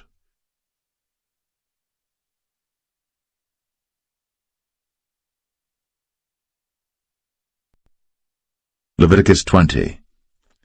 And the Lord spake unto Moses, saying, Again, thou shalt say to the children of Israel, Whosoever he be of the children of Israel, or of the strangers that sojourn in Israel, that giveth any of his seed unto Moloch, he shall surely be put to death. The people of the land shall stone him with stones. And I will set my face against that man, and will cut him off from among his people, because he hath given of his seed unto Moloch, to defile my sanctuary, and to profane my holy name.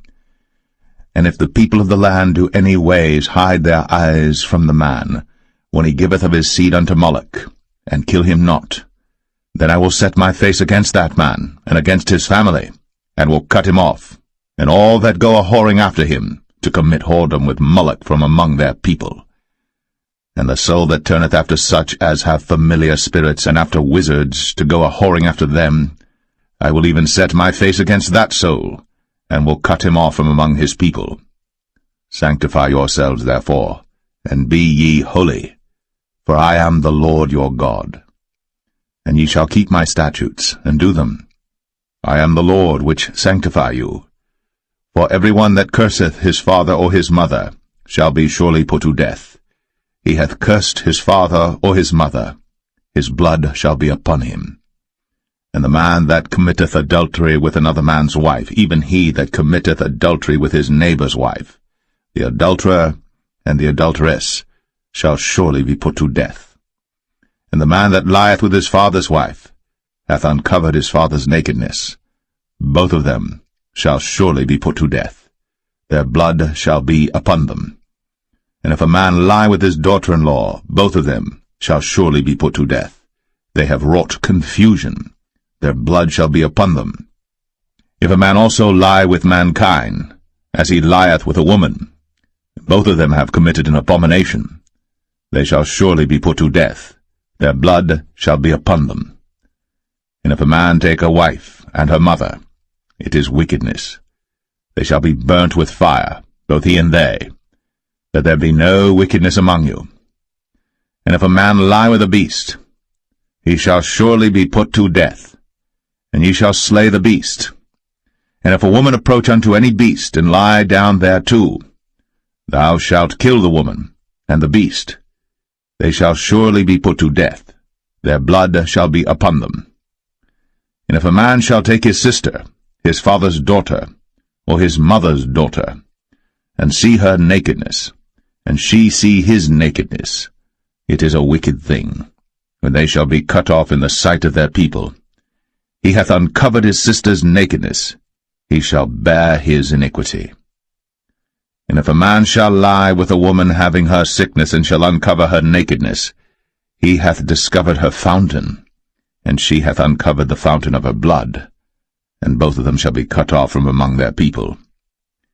And thou shalt not uncover the nakedness of thy mother's sister, nor of thy father's sister, for he uncovereth his near kin, they shall bear their iniquity. And if a man shall lie with his uncle's wife, he hath uncovered his uncle's nakedness, they shall bear their sin, they shall die childless. And if a man shall take his brother's wife, it is an unclean thing. He hath uncovered his brother's nakedness, they shall be childless. Ye shall therefore keep all my statutes and all my judgments, and do them, that the land, whither I bring you to dwell therein, spew you not out. And ye shall not walk in the manners of the nation, which I cast out before you. For they committed all these things, and therefore I abhorred them.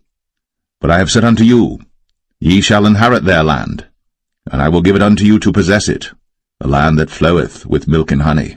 I am the Lord your God, which have separated you from other people. Ye shall therefore put difference between clean beasts and unclean, and between unclean fowls and clean. And ye shall not make your souls abominable by beast, or by fowl, or by any manner of living thing that creepeth on the ground, which I have separated from you as unclean. And ye shall be holy unto me, for I the Lord am holy, and have severed you from other people, that ye should be mine. A man also, or woman that hath a familiar spirit, or that is a wizard, shall surely be put to death. They shall stone them with stones, their blood shall be upon them.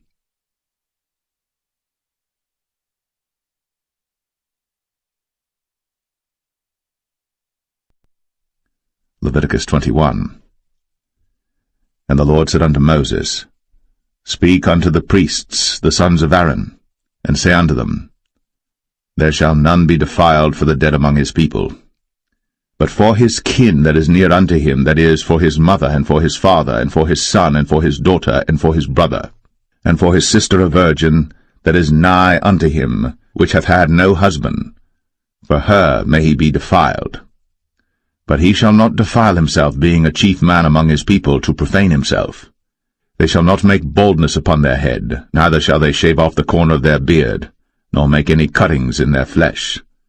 They shall be holy unto their God, and not profane the name of their God, for the offerings of the Lord made by fire, and the bread of their God they do offer, therefore they shall be holy. They shall not take a wife that is a whore, or profane, neither shall they take a woman put away from her husband, for he is holy unto his God. Thou shalt sanctify him therefore, for he offereth the bread of thy God. He shall be holy unto thee, for I, the Lord, which sanctify you, am holy. And the daughter of any priest, if she profane herself by playing the whore, she profaneth her father. She shall be burnt with fire. And he that is the high priest among his brethren, upon whose head the anointing oil was poured, and that is consecrated to put on the garments, shall not uncover his head nor rend his clothes. Neither shall he go into any dead body, nor defile himself for his father, or for his mother. Neither shall he go out of the sanctuary, nor profane the sanctuary of his God, for the crown of the anointing oil of his God is upon him. I am the Lord. And he shall take a wife in her virginity, a widow, or a divorced woman, or profane, or an harlot, these shall he not take. but he shall take a virgin of his own people to wife. Neither shall he profane his seed among his people, for I the Lord do sanctify him. And the Lord spake unto Moses, saying, Speak unto Aaron, saying, Whosoever he be of thy seed in their generations that hath any blemish, let him not approach to offer the bread of his God. For whatsoever man he be that hath a blemish, he shall not approach, a blind man, or a lame, or he that hath a flat nose, or anything superfluous, or a man that is broken-footed, or broken-handed, or crooked-backed, or a dwarf, or that hath a blemish in his eye, or be scurvy, or scabbed, or hath his stones broken. No man that hath a blemish of the seed of Aaron the priest shall come nigh to offer the offerings of the Lord made by fire. He hath a blemish. He shall not come nigh to offer the bread of his God. He shall eat the bread of his God, both of the most holy and of the holy. Only he shall not go in unto the veil, nor come nigh unto the altar, because he hath a blemish, that he profane not my sanctuaries. For I the Lord do sanctify them. And Moses told it unto Aaron and to his sons, and unto all the children of Israel.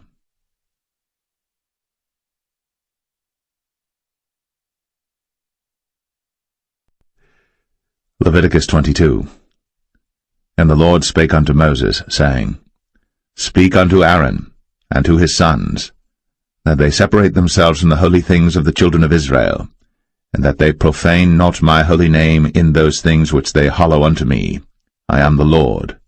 Say unto them, Whosoever he be of all your seed among your generations, that goeth unto the holy things, which the children of Israel hallow unto the Lord, having his uncleanness upon him, that soul shall be cut off from my presence. I am the Lord. What man soever of the seed of Aaron is a leper, or hath a running issue, he shall not eat of the holy things until he be clean. And whoso toucheth anything that is unclean by the dead, or a man whose seed goeth from him, or whosoever toucheth any creeping thing, whereby he may be made unclean, or a man of whom he may take uncleanness, whatsoever uncleanness he hath, the soul which hath touched any such shall be unclean until even, and shall not eat of the holy things, unless he wash his flesh with water.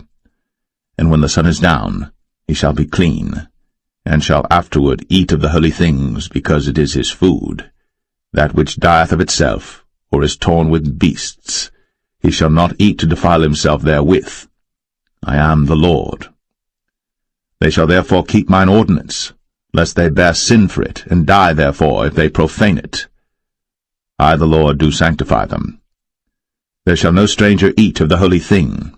A sojourner of the priest, or an hired servant, shall not eat of the holy thing. But if the priest buy any soul with his money, he shall eat of it. And he that is born in his house, they shall eat of his meat. If the priest's daughter also be married unto a stranger, she may not eat of an offering of the holy things. But if the priest's daughter be a widow, or divorced, and have no child, and is returned unto her father's house, as in her youth, she shall eat of her father's meat, but there shall no stranger eat thereof. And if a man eat of the holy thing unwittingly, then he shall put the 5th part thereof unto it, and shall give it unto the priest with the holy thing. And they shall not profane the holy things of the children of Israel, which they offer unto the Lord, or suffer them to bear the iniquity of trespass, when they eat their holy things, for I the Lord do sanctify them. And the Lord spake unto Moses, saying, Speak unto Aaron, and to his sons, and unto all the children of Israel, and say unto them, Whatsoever he be of the house of Israel, or of the strangers in Israel, that will offer his oblation for all his vows, and for all his freewill offerings, which they will offer unto the Lord for a burnt offering, ye shall offer at your own will a male without blemish, of the beeves, of the sheep, or of the goats. But whatsoever hath a blemish, that shall ye not offer, for it shall not be acceptable for you. And whosoever offereth a sacrifice of peace offerings unto the Lord to accomplish his vow, or a freewill offering in beeves or sheep, it shall be perfect to be accepted. There shall be no blemish therein. Blind, or broken, or maimed, or having a wen, or scurvy, or scabbed, ye shall not offer these unto the Lord, nor make an offering by fire of them upon the altar unto the Lord, either a bullock or a lamb that hath anything superfluous or lacking in his parts, that mayest thou offer for a freewill offering, but for a vow it shall not be accepted. Ye shall not offer unto the Lord that which is bruised, or crushed, or broken, or cut. Neither shall ye make any offering thereof in your land. Neither from a stranger's hand shall ye offer the bread of your God of any of these, because their corruption is in them, and blemishes be in them. They shall not be accepted for you. And the Lord spake unto Moses, saying, When a bullock or a sheep or a goat is brought forth, then it shall be 7 days under the dam, and from the 8th day and thenceforth it shall be accepted for an offering made by fire unto the Lord. And whether it be cow or ewe, ye shall not kill it and her young both in 1 day. And when ye will offer a sacrifice of thanksgiving unto the Lord, offer it at your own will. On the same day it shall be eaten up. Ye shall leave none of it until the morrow. I am the Lord. Therefore shall ye keep my commandments, and do them. I am the Lord. Neither shall ye profane my holy name, but I will be hallowed among the children of Israel. I am the Lord which hallow you, that brought you out of the land of Egypt, to be your God. I am the Lord.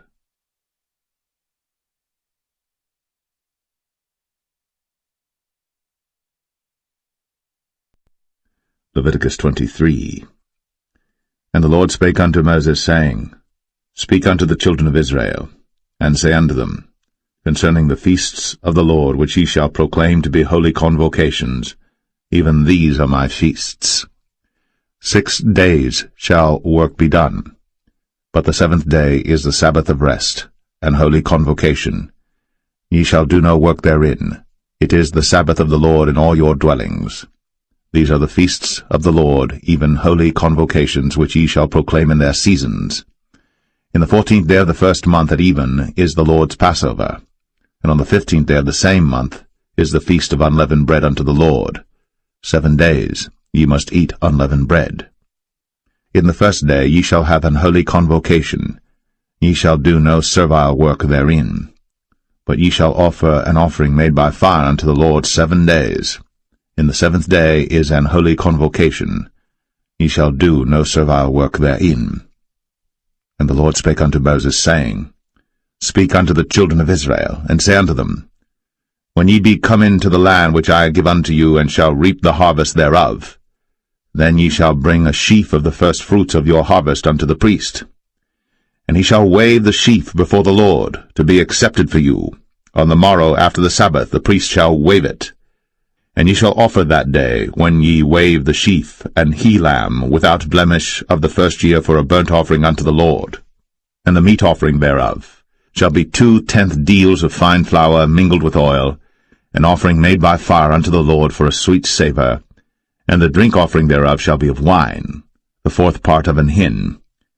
And ye shall eat neither bread, nor parched corn, nor green ears, until the selfsame day that ye have brought an offering unto your God. It shall be a statute for ever throughout your generations in all your dwellings. And ye shall count unto you from the morrow after the Sabbath, from the day that ye brought the sheaf of the wave offering, 7 Sabbaths shall be complete. Even unto the morrow, after the 7th Sabbath, shall ye number 50 days. And ye shall offer a new meat offering unto the Lord. Ye shall bring out of your habitations 2 wave loaves of 2/10 deals. They shall be of fine flour.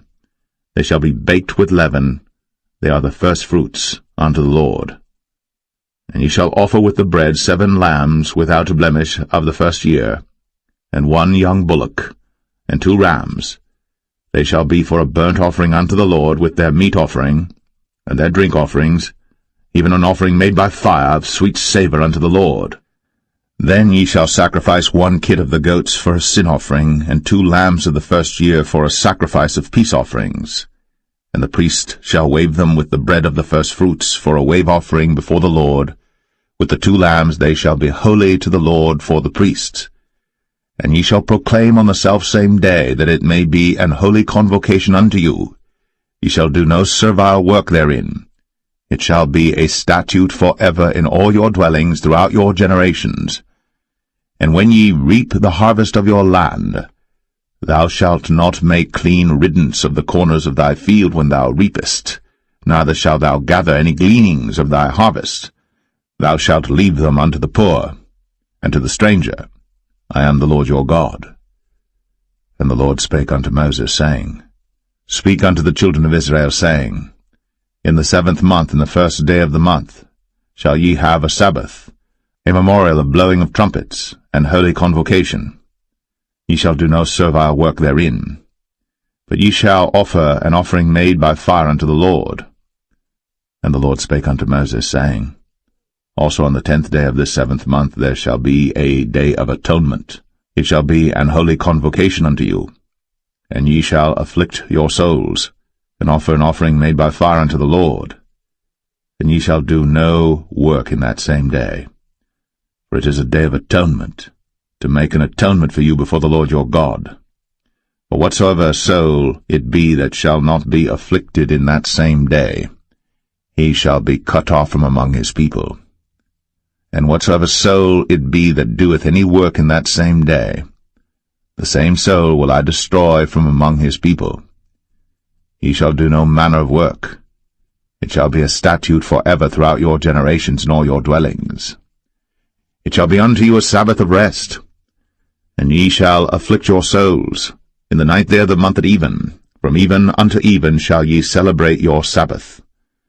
And the Lord spake unto Moses, saying, Speak unto the children of Israel, saying, The 15th day of this 7th month shall be the Feast of Tabernacles for 7 days unto the Lord. On the 1st day shall be an holy convocation. Ye shall do no servile work therein. 7 days ye shall offer an offering made by fire unto the Lord. On the 8th day shall be an holy convocation unto you. And ye shall offer an offering made by fire unto the Lord. It is a solemn assembly, and ye shall do no servile work therein. These are the feasts of the Lord which ye shall proclaim to be holy convocations, to offer an offering made by fire unto the Lord, a burnt offering, and a meat offering, a sacrifice, and drink offerings, everything upon his day. Beside the Sabbaths of the Lord, and beside your gifts, and beside all your vows, and beside all your free will offerings which ye give unto the Lord, also in the 15th day of the 7th month, when ye have gathered in the fruit of the land, ye shall keep a feast unto the Lord 7 days. On the 1st day shall be a Sabbath, and on the 8th day shall be a Sabbath. And ye shall take you on the 1st day the boughs of goodly trees, branches of palm trees, and the boughs of thick trees, and willows of the brook. And ye shall rejoice before the Lord your God 7 days. And ye shall keep it a feast unto the Lord 7 days in the year. It shall be a statute forever in your generations. Ye shall celebrate it in the 7th month. Ye shall dwell in booths 7 days. All that are Israelites born shall dwell in booths. That your generations may know that I made the children of Israel to dwell in booths, when I brought them out of the land of Egypt. I am the Lord your God. And Moses declared unto the children of Israel the feasts of the Lord.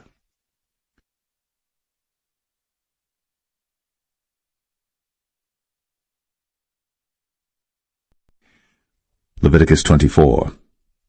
And the Lord spake unto Moses, saying, Command the children of Israel, that they bring unto thee pure oil olive beaten for the light, to cause the lamps to burn continually.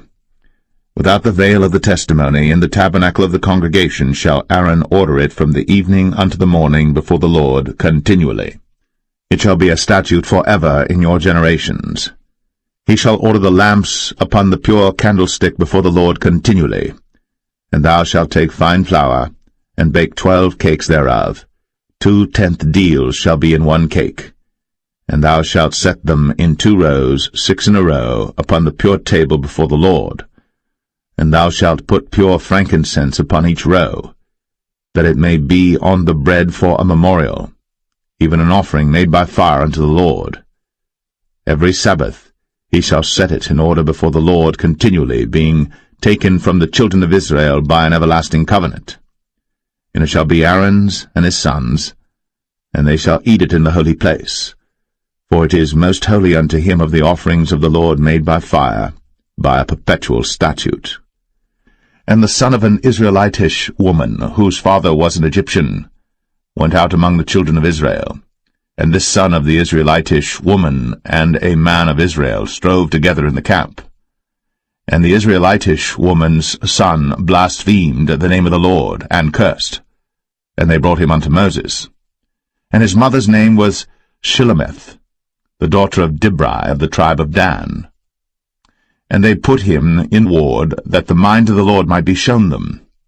And the Lord spake unto Moses, saying, Bring forth him that hath cursed without the camp, and let all that heard him lay their hands upon his head, and let all the congregation stone him. And thou shalt speak unto the children of Israel, saying, Whosoever curseth his God shall bear his sin. And he that blasphemeth the name of the Lord, he shall surely be put to death, and all the congregation shall certainly stone him, as well the stranger, as he that is born in the land, when he blasphemeth the name of the Lord, shall be put to death. And he that killeth any man shall surely be put to death. And he that killeth a beast shall make it good, beast for beast. And if a man cause a blemish in his neighbor, as he hath done, so shall it be done to him. Breach for breach, eye for eye, tooth for tooth. As he hath caused a blemish in a man, so shall it be done to him again. And he that killeth a beast, he shall restore it. And he that killeth a man, he shall be put to death. Ye shall have one manner of law, as well for the stranger, as for one of your own country. For I am the Lord your God. And Moses spake to the children of Israel, that they should bring forth him that had cursed out of the camp, and stone him with stones. And the children of Israel did, as the Lord commanded Moses.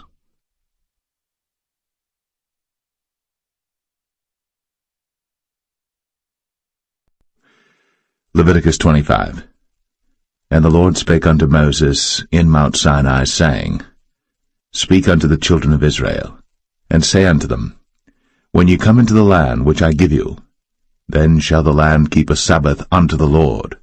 6 years thou shalt sow thy field, and 6 years thou shalt prune thy vineyard, and gather in the fruit thereof. But in the 7th year shall be a Sabbath of rest unto the land, a Sabbath for the Lord. Thou shalt neither sow thy field, nor prune thy vineyard. That which groweth of its own accord of thy harvest thou shalt not reap, neither gather the grapes of thy vine undressed. For it is a year of rest unto the land, and the Sabbath of the land shall be meat for you, for thee and for thy servant, and for thy maid, and for thy hired servant, and for thy stranger that sojourneth with thee, and for thy cattle, and for the beast that are in thy land shall all the increase thereof be meat. And thou shalt number 7 Sabbaths of years unto thee, 7 times 7 years, and the space of the 7 Sabbaths of years shall be unto thee 49 years. Then shalt thou cause the trumpet of the Jubilee to sound on the 10th day of the 7th month. In the day of atonement shall ye make the trumpet sound throughout all your land. And ye shall hallow the 50th year, and proclaim liberty throughout all the land unto all the inhabitants thereof. It shall be a jubilee unto you. And ye shall return every man unto his possession, and ye shall return every man unto his family. A jubilee shall that 50th year be unto you. Ye shall not sow, neither reap that which groweth of itself in it, nor gather the grapes in it of thy vine undressed. For it is the jubilee. It shall be holy unto you. Ye shall eat the increase thereof out of the field. In the year of this jubilee ye shall return every man unto his possession. And if thou sell aught unto thy neighbor, or buyest aught of thy neighbor's hand, ye shall not oppress one another. According to the number of years after the jubilee thou shalt buy of thy neighbor, and according unto the number of years of the fruits he shall sell unto thee. According to the multitude of years thou shalt increase the price thereof, and according to the fewness of years thou shalt diminish the price of it, for according to the number of the years of the fruits doth he sell unto thee. Ye shall not therefore oppress one another, but thou shalt fear thy God, for I am the Lord your God. Wherefore ye shall do my statutes, and keep my judgments, and do them. And ye shall dwell in the land in safety, and the land shall yield her fruit, and ye shall eat your fill, and dwell therein in safety. And if ye shall say, What shall we eat the 7th year? Behold, we shall not sow, nor gather in our increase. Then I will command my blessing upon you in the 6th year, and it shall bring forth fruit for 3 years. And ye shall sow the 8th year, and eat yet of old fruit until the 9th year. Until her fruits come in, ye shall eat of the old store. The land shall not be sold forever, for the land is mine. For ye are strangers and sojourners with me. And in all the land of your possession ye shall grant a redemption for the land. If thy brother be waxen poor, and hath sold away some of his possession, and if any of his kin come to redeem it, then shall he redeem that which his brother sold. And if the man have none to redeem it, and himself be able to redeem it, then let him count the years of the sale thereof, and restore the overplus unto the man to whom he sold it, that he may return unto his possession. But if he be not able to restore it to him, then that which is sold shall remain in the hand of him that hath bought it until the year of Jubilee, and in the Jubilee it shall go out, and he shall return unto his possession. And if a man sell a dwelling house in a walled city, then he may redeem it within a whole year after it is sold. Within a full year may he redeem it. And if it be not redeemed within the space of a full year, then the house that is in the walled city shall be established for ever to him that bought it throughout his generations. It shall not go out in the Jubilee.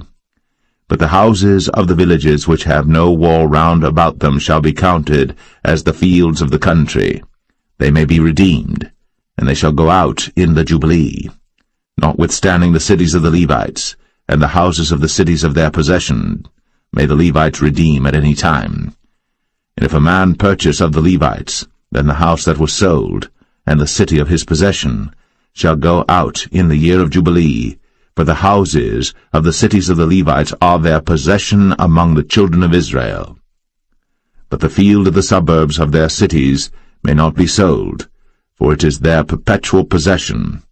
And if thy brother be waxen poor, and fallen in decay with thee, then thou shalt relieve him, yea, though he be a stranger, or a sojourner, that he may live with thee. Take thou no usury of him, or increase, but fear thy God, that thy brother may live with thee. Thou shalt not give him thy money upon usury, nor lend him thy victuals for increase. I am the Lord your God, which brought you forth out of the land of Egypt, to give you the land of Canaan, and to be your God. And if thy brother that dwelleth by thee be waxen poor, and be sold unto thee, thou shalt not compel him to serve as a bondservant, but as an hired servant, and as a sojourner. He shall be with thee, and shall serve thee unto the year of Jubilee. And then shall he depart from thee, both he and his children with him, and shall return unto his own family, and unto the possession of his fathers shall he return. For they are my servants, which I brought forth out of the land of Egypt. They shall not be sold as bondmen. Thou shalt not rule over him with rigor, but shalt fear thy God. Both thy bondmen and thy bondmaids, which thou shalt have, shall be of the heathen that are round about you. Of them shall ye buy bondmen and bondmaids. Moreover, of the children of the strangers that do sojourn among you, of them shall ye buy, and of their families that are with you, which they begat in your land, and they shall be your possession. And ye shall take them as an inheritance for your children after you, to inherit them for a possession. They shall be your bondmen for ever. But over your brethren, the children of Israel, ye shall not rule one over another with rigor. And if a sojourner or stranger wax rich by thee, and thy brother that dwelleth by him wax poor, and sell himself unto the stranger or sojourner by thee, or to the stock of the stranger's family, after that he is sold, he may be redeemed again. One of his brethren may redeem him. Either his uncle or his uncle's son may redeem him, or any that is nigh of kin unto him of his family may redeem him, or if he be able, he may redeem himself. And he shall reckon with him that bought him from the year that he was sold to him unto the year of Jubilee. And the price of his sale shall be according unto the number of years. According to the time of an hired servant shall it be with him. If there be yet many years behind, according unto them, he shall give again the price of his redemption out of the money that he was bought for. And if there remain but few years unto the year of Jubilee, then he shall count with him, and according unto his years shall he give him again the price of his redemption. And as a yearly hired servant shall he be with him, and the other shall not rule with rigor over him in thy sight. And if he be not redeemed in these years, then he shall go out in the year of Jubilee, both he and his children with him. For unto me the children of Israel are servants. They are my servants whom I brought forth out of the land of Egypt. I am the Lord your God.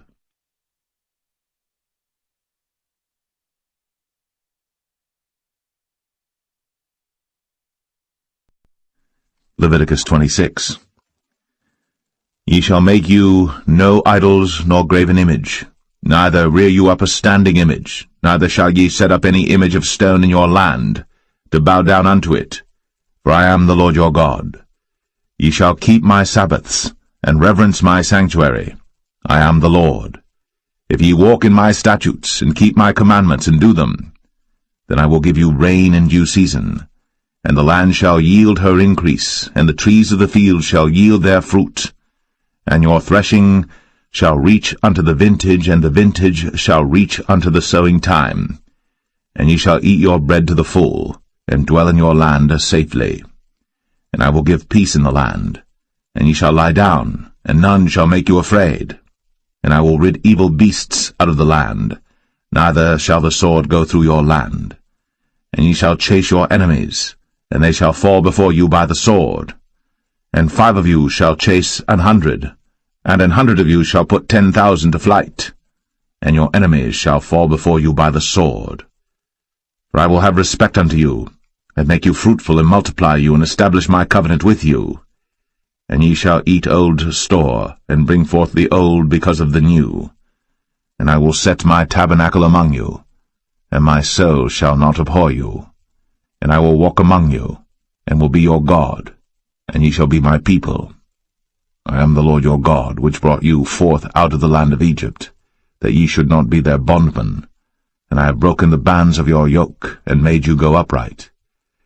But if ye will not hearken unto me, and will not do all these commandments, and if ye shall despise my statutes, or if your soul abhor my judgments, so that ye will not do all my commandments, but that ye break my covenant, I also will do this unto you. I will even appoint over you terror, consumption, and the burning ague, that shall consume the eyes, and cause sorrow of heart. And ye shall sow your seed in vain, for your enemies shall eat it. And I will set my face against you, and ye shall be slain before your enemies. They that hate you shall reign over you, and ye shall flee when none pursueth you. And if ye will not yet for all this hearken unto me, then I will punish you 7 times more for your sins. And I will break the pride of your power, and I will make your heaven as iron, and your earth as brass, and your strength shall be spent in vain. For your land shall not yield her increase, neither shall the trees of the land yield their fruits. And if ye walk contrary unto me, and will not hearken unto me, I will bring 7 times more plagues upon you according to your sins. I will also send wild beasts among you, which shall rob you of your children, and destroy your cattle, and make you few in number, and your highways shall be desolate. And if ye will not be reformed by me by these things, but will walk contrary unto me, then will I also walk contrary unto you, and will punish you yet 7 times for your sins. And I will bring a sword upon you, that shall avenge the quarrel of my covenant. And when ye are gathered together within your cities, I will send the pestilence among you, and ye shall be delivered into the hand of the enemy. And when I have broken the staff of your bread, 10 women shall bake your bread in one oven, and they shall deliver you your bread again by weight, and ye shall eat and not be satisfied. And if ye will not for all this hearken unto me, but walk contrary unto me, then I will walk contrary unto you also in fury, and I, even I, will chastise you 7 times for your sins. And ye shall eat the flesh of your sons, and the flesh of your daughters shall ye eat. And I will destroy your high places, and cut down your images, and cast your carcasses upon the carcasses of your idols. And my soul shall abhor you.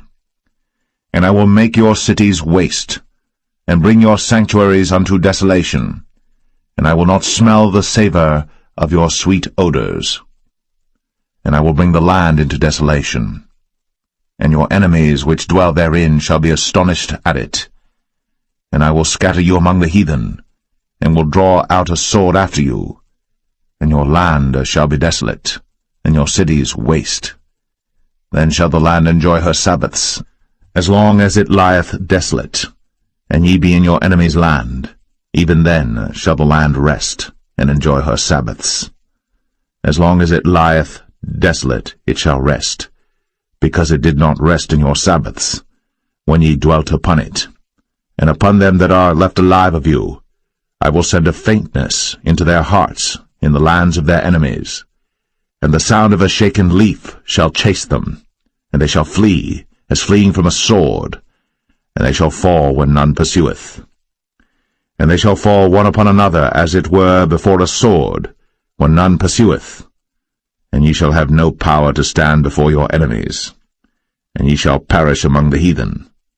And the land of your enemies shall eat you up, and they that are left of you shall pine away in their iniquity in your enemies' lands, and also in the iniquities of their fathers shall they pine away with them, if they shall confess their iniquity, and the iniquity of their fathers, with their trespass which they trespassed against me, and that also they have walked contrary unto me, and that I also have walked contrary unto them, and have brought them into the land of their enemies.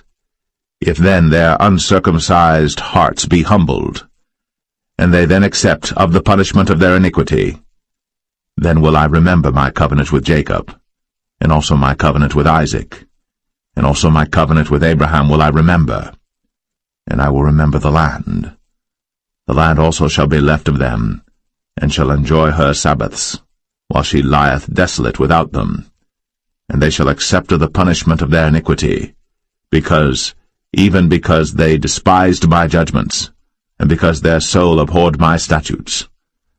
And yet for all that, when they be in the land of their enemies, I will not cast them away, neither will I abhor them to destroy them utterly, and to break my covenant with them, for I am the Lord their God. But I will for their sakes remember the covenant of their ancestors, whom I brought forth out of the land of Egypt, in the sight of the heathen, that I might be their God. I am the Lord. These are the statutes and judgments and laws which the Lord made between him and the children of Israel in Mount Sinai by the hand of Moses.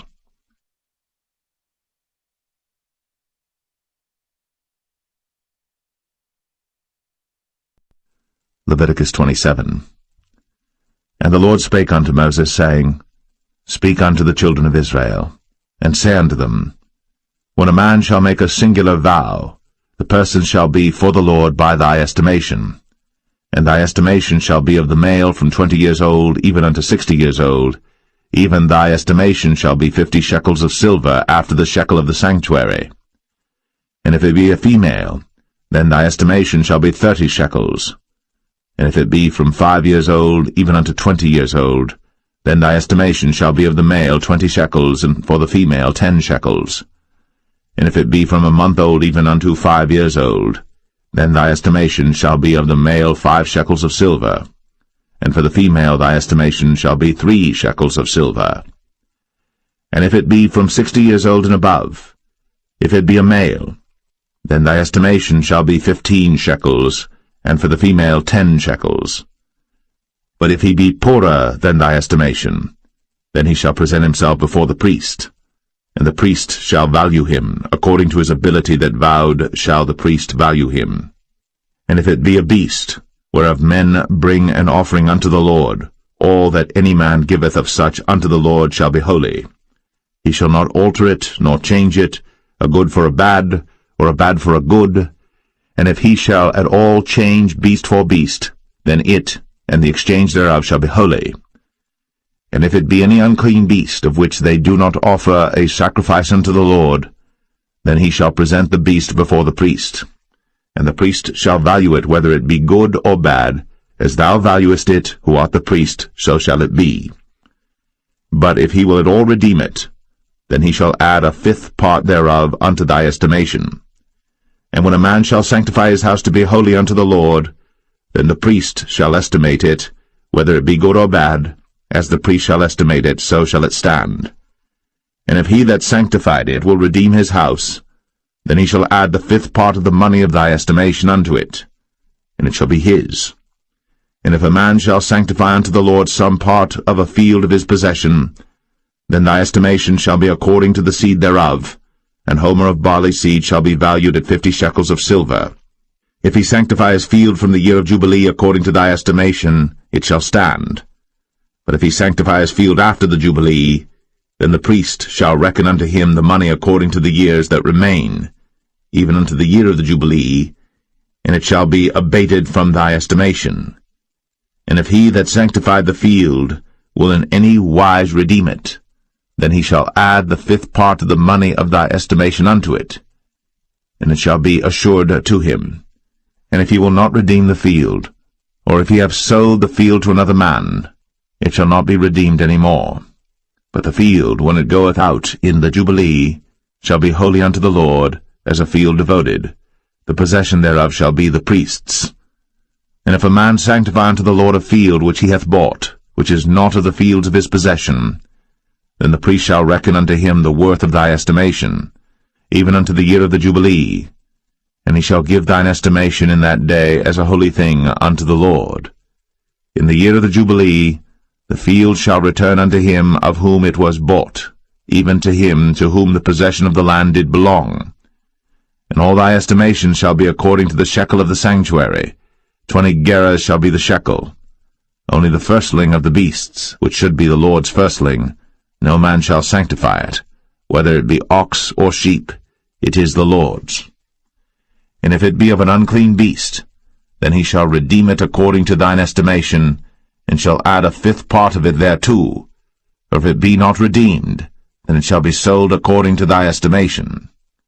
Notwithstanding no devoted thing, that a man shall devote unto the Lord of all that he hath, both of man and beast, and of the field of his possession, shall be sold or redeemed. Every devoted thing is most holy unto the Lord. None devoted, which shall be devoted of men, shall be redeemed, but shall surely be put to death. And all the tithe of the land, whether of the seed of the land or of the fruit of the tree, is the Lord's. It is holy unto the Lord. And if a man will at all redeem aught of his tithes, he shall add thereto the fifth part thereof. And concerning the tithe of the herd or of the flock, even of whatsoever passeth under the rod, the 10th shall be holy unto the Lord. He shall not search whether it be good or bad, neither shall he change it. And if he change it at all, then both it and the change thereof shall be holy. It shall not be redeemed. These are the commandments which the Lord commanded Moses for the children of Israel in Mount Sinai.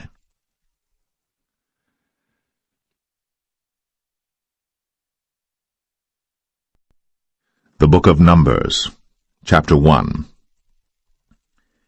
And the Lord spake unto Moses in the wilderness of Sinai, in the tabernacle of the congregation, on the first day of the 2nd month, in the 2nd year after they were come out of the land of Egypt, saying, Take ye the sum of all the congregation of the children of Israel, after their families, by the house of their fathers, with the number of their names, every male by their polls. From 20 years old and upward, all that are able to go forth to war in Israel, thou and Aaron shall number them by their armies. And with you there shall be a man of every tribe, every one head of the house of his fathers. And these are the names of the men that shall stand with you, of the tribe of Reuben, Elizur the son of Shadur, of Simeon, Shelumiel the son of Zurishaddai, of Judah, Nahshon the son of Amminadab, of Issachar, Nethanel the son of Zuar, of Zebulun, Eliab the son of Helon, of the children of Joseph, of Ephraim, Elishama the son of Ammihud, of Manasseh, Gamaliel the son of Pedazur, of Benjamin, Abidan the son of Gideoni, of Dan, Ahiezer the son of Ammishaddai, of Asher, Pagiel the son of Ochran, of Gad, Eliasaph the son of Duel, of Naphtali, Ahira the son of Enan. These were the renowned of the congregation, princes of the tribes of their fathers, heads of thousands in Israel. And Moses and Aaron took these men, which are expressed by their names, and they assembled all the congregation together on the first day of the 2nd month, and they declared their pedigrees after their families, by the house of their fathers, according to the number of the names, from 20 years old and upward, by their polls. As the Lord commanded Moses, so he numbered them in the wilderness of Sinai. And the children of Reuben, Israel's eldest son, by their generations, after their families, by the house of their fathers, according to the number of the names, by their polls, every male from 20 years old and upward, all that were able to go forth to war. Those that were numbered of them, even of the tribe of Reuben, were 46,500. Of the children of Simeon by their generations, after their families, by the house of their fathers, those that were numbered of them, according to the number of the names, by their polls, every male from 20 years old and upward, all that were able to go forth to war. Those that were numbered of them, even of the tribe of Simeon, were 59,300. Of the children of Gad, by their generations, after their families, by the house of their fathers, according to the number of the names, from 20 years old and upward, all that were able to go forth to war. Those that were numbered of them, even of the tribe of Gad, were 45,650. Of the children of Judah, by their generations, after their families, by the house of their fathers, according to the number of the names, from 20 years old and upward, all that were able to go forth to war. Those that were numbered of them, even of the tribe of Judah, were 314,600.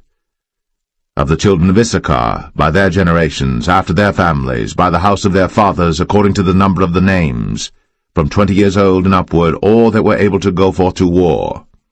Those that were numbered of them, even of the tribe of Issachar, were 54,400.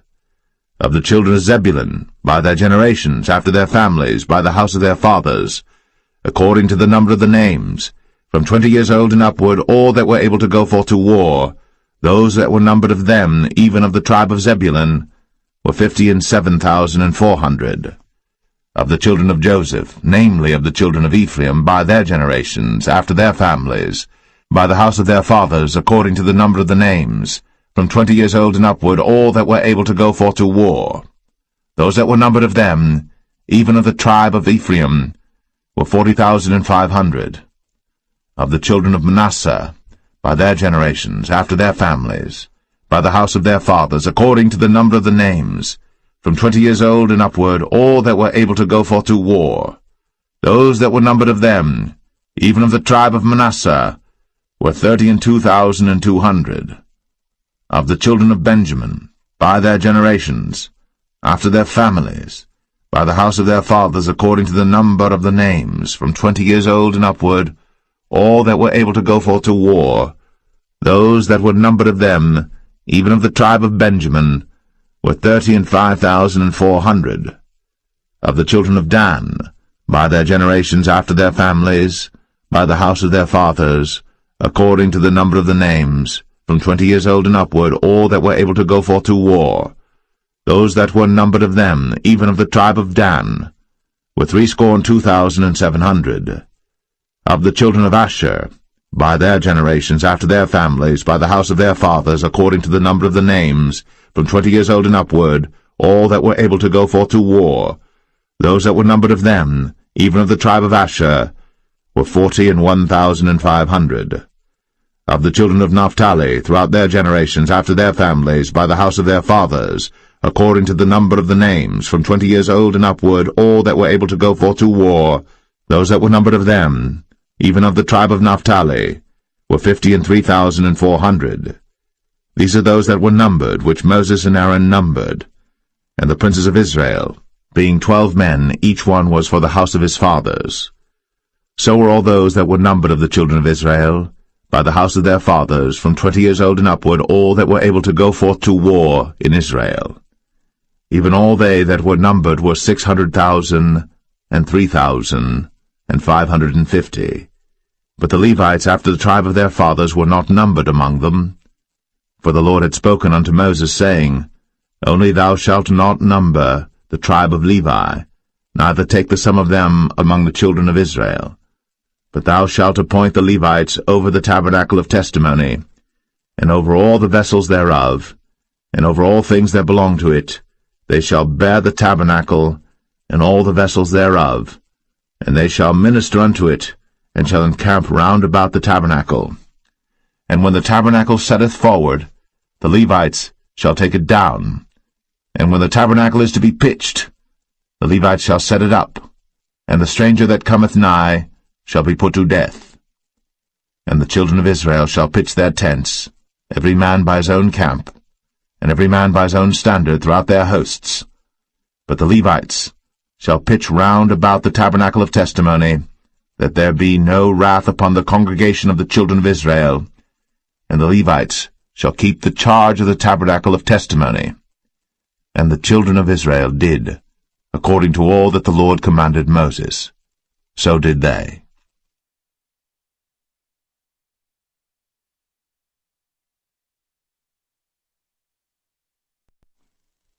Numbers 2. And the Lord spake unto Moses and unto Aaron, saying, Every man of the children of Israel shall pitch by his own standard, with the ensign of their father's house. Far off about the tabernacle of the congregation shall they pitch. And on the east side toward the rising of the sun shall they of the standard of the camp of Judah pitch throughout their armies. And Nahshon the son of Amminadab shall be captain of the children of Judah. And his host, and those that were numbered of them, were 14,600. And those that do pitch next unto him shall be the tribe of Issachar. And Nethaniel the son of Zuar shall be captain of the children of Issachar. And his host, and those that were numbered thereof, were 54,400.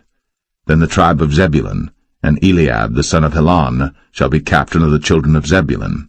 And his host, and those that were numbered thereof, were 57,400. All that were numbered in the camp of Judah were 100,000 and 6,400 throughout their armies. These shall first set forth. On the south side shall be the standard of the camp of Reuben, according to their armies, and the captain of the children of Reuben shall be Elizur, the son of Shedeur. And his host, and those that were numbered thereof, were 46,500.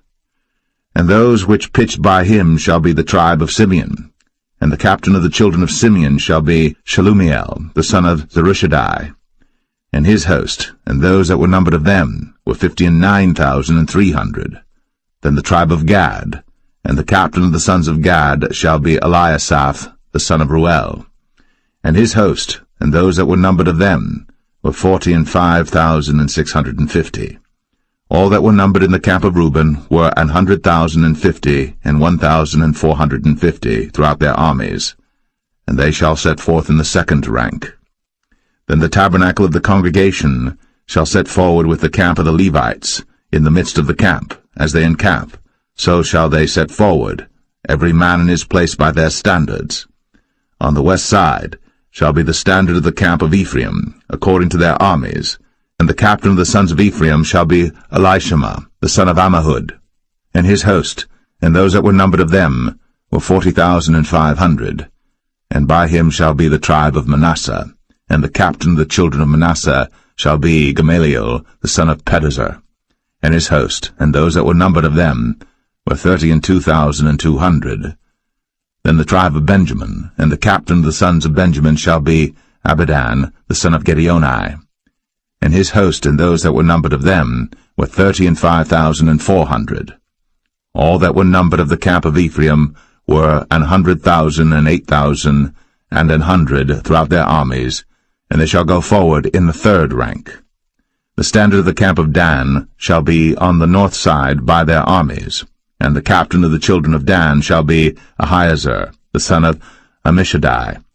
And his host, and those that were numbered of them, were 62,700.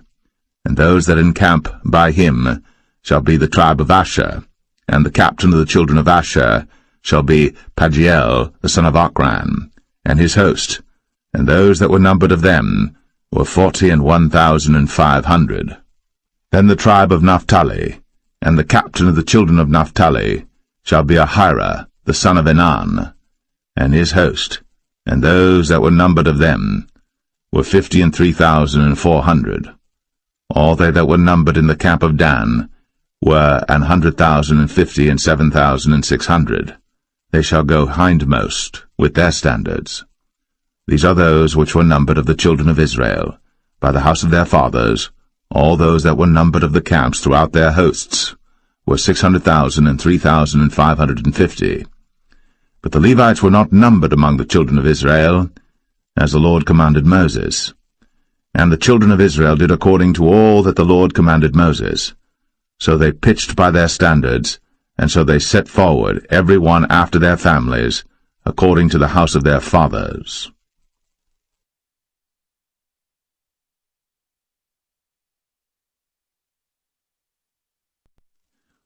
Numbers 3. These also are the generations of Aaron and Moses in the day that the Lord spake with Moses in Mount Sinai. And these are the names of the sons of Aaron: Nadab the firstborn, and Abihu, Eleazar, and Ithamar. These are the names of the sons of Aaron, the priests which were anointed, whom he consecrated to minister in the priest's office. And Nadab and Abihu died before the Lord, when they offered strange fire before the Lord in the wilderness of Sinai, and they had no children. And Eleazar and Ithamar ministered in the priest's office in the sight of Aaron their father.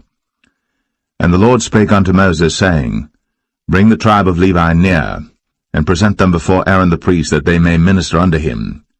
And they shall keep his charge, and the charge of the whole congregation before the tabernacle of the congregation, to do the service of the tabernacle. And they shall keep all the instruments of the tabernacle of the congregation, and the charge of the children of Israel, to do the service of the tabernacle. And thou shalt give the Levites unto Aaron, and to his sons. They are wholly given unto him out of the children of Israel. And thou shalt appoint Aaron and his sons, and they shall wait on their priest's office, and the stranger that cometh nigh shall be put to death. And the Lord spake unto Moses, saying, And I, behold, I have taken the Levites from among the children of Israel, instead of all the firstborn that openeth the matrix among the children of Israel. Therefore the Levites shall be mine. Because all the firstborn are mine, for on the day that I smote all the firstborn in the land of Egypt, I hallowed unto me all the firstborn in Israel, both man and beast. Mine shall they be. I am the Lord. And the Lord spake unto Moses in the wilderness of Sinai, saying, Number the children of Levi after the house of their fathers by their families. Every male from a month old and upward shalt thou number them. And Moses numbered them according to the word of the Lord, as he was commanded. And these were the sons of Levi by their names, Gershon and Kohath and Merari. And these are the names of the sons of Gershon by their families, Libni and Shimei. And the sons of Kohath by their families, Amram, and Izahar, Hebron, and Uzziel. And the sons of Merari by their families, Mahli and Mushai. These are the families of the Levites according to the house of their fathers. Of Gershon was the family of the Libnites, and the family of the Shimeites. These are the families of the Gershonites.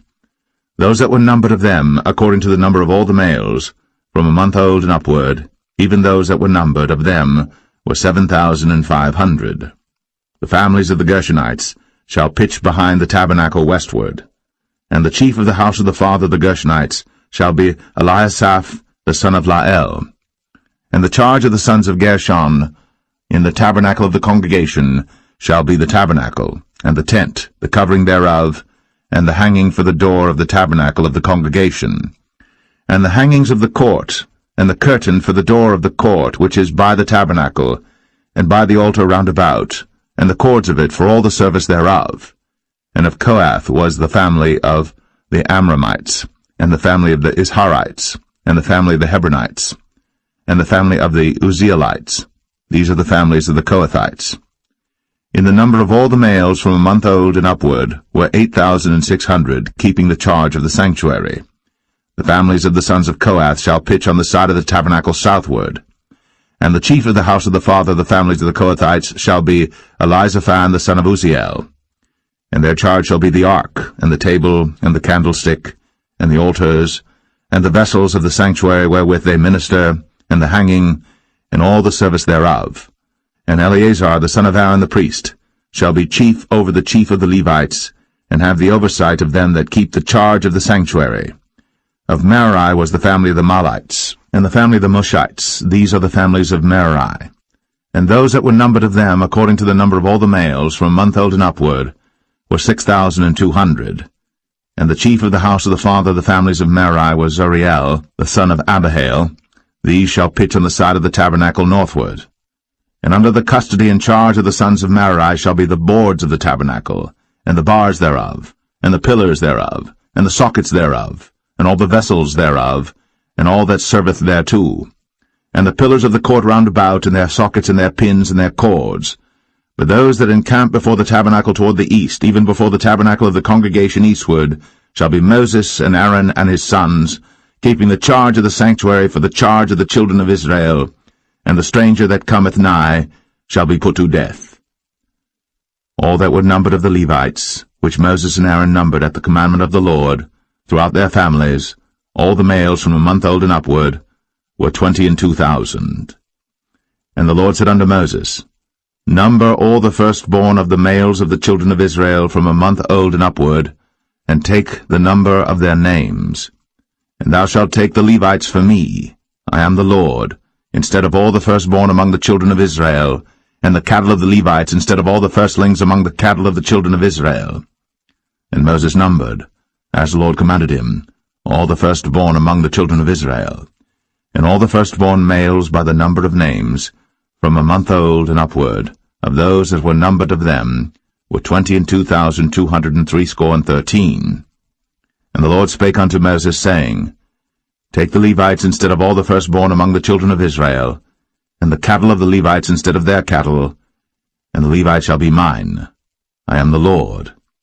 And for those that are to be redeemed of the 213 of the firstborn of the children of Israel, which are more than the Levites, thou shalt even take 5 shekels apiece by the poll. After the shekel of the sanctuary shalt thou take them. The shekel is 20 gerahs. And thou shalt give the money wherewith the odd number of them is to be redeemed, unto Aaron and to his sons. And Moses took the redemption money of them that were over and above them that were redeemed by the Levites. Of the firstborn of the children of Israel took he the money, 1,365 shekels, after the shekel of the sanctuary. And Moses gave the money of them that were redeemed unto Aaron and to his sons, according to the word of the Lord, as the Lord commanded Moses.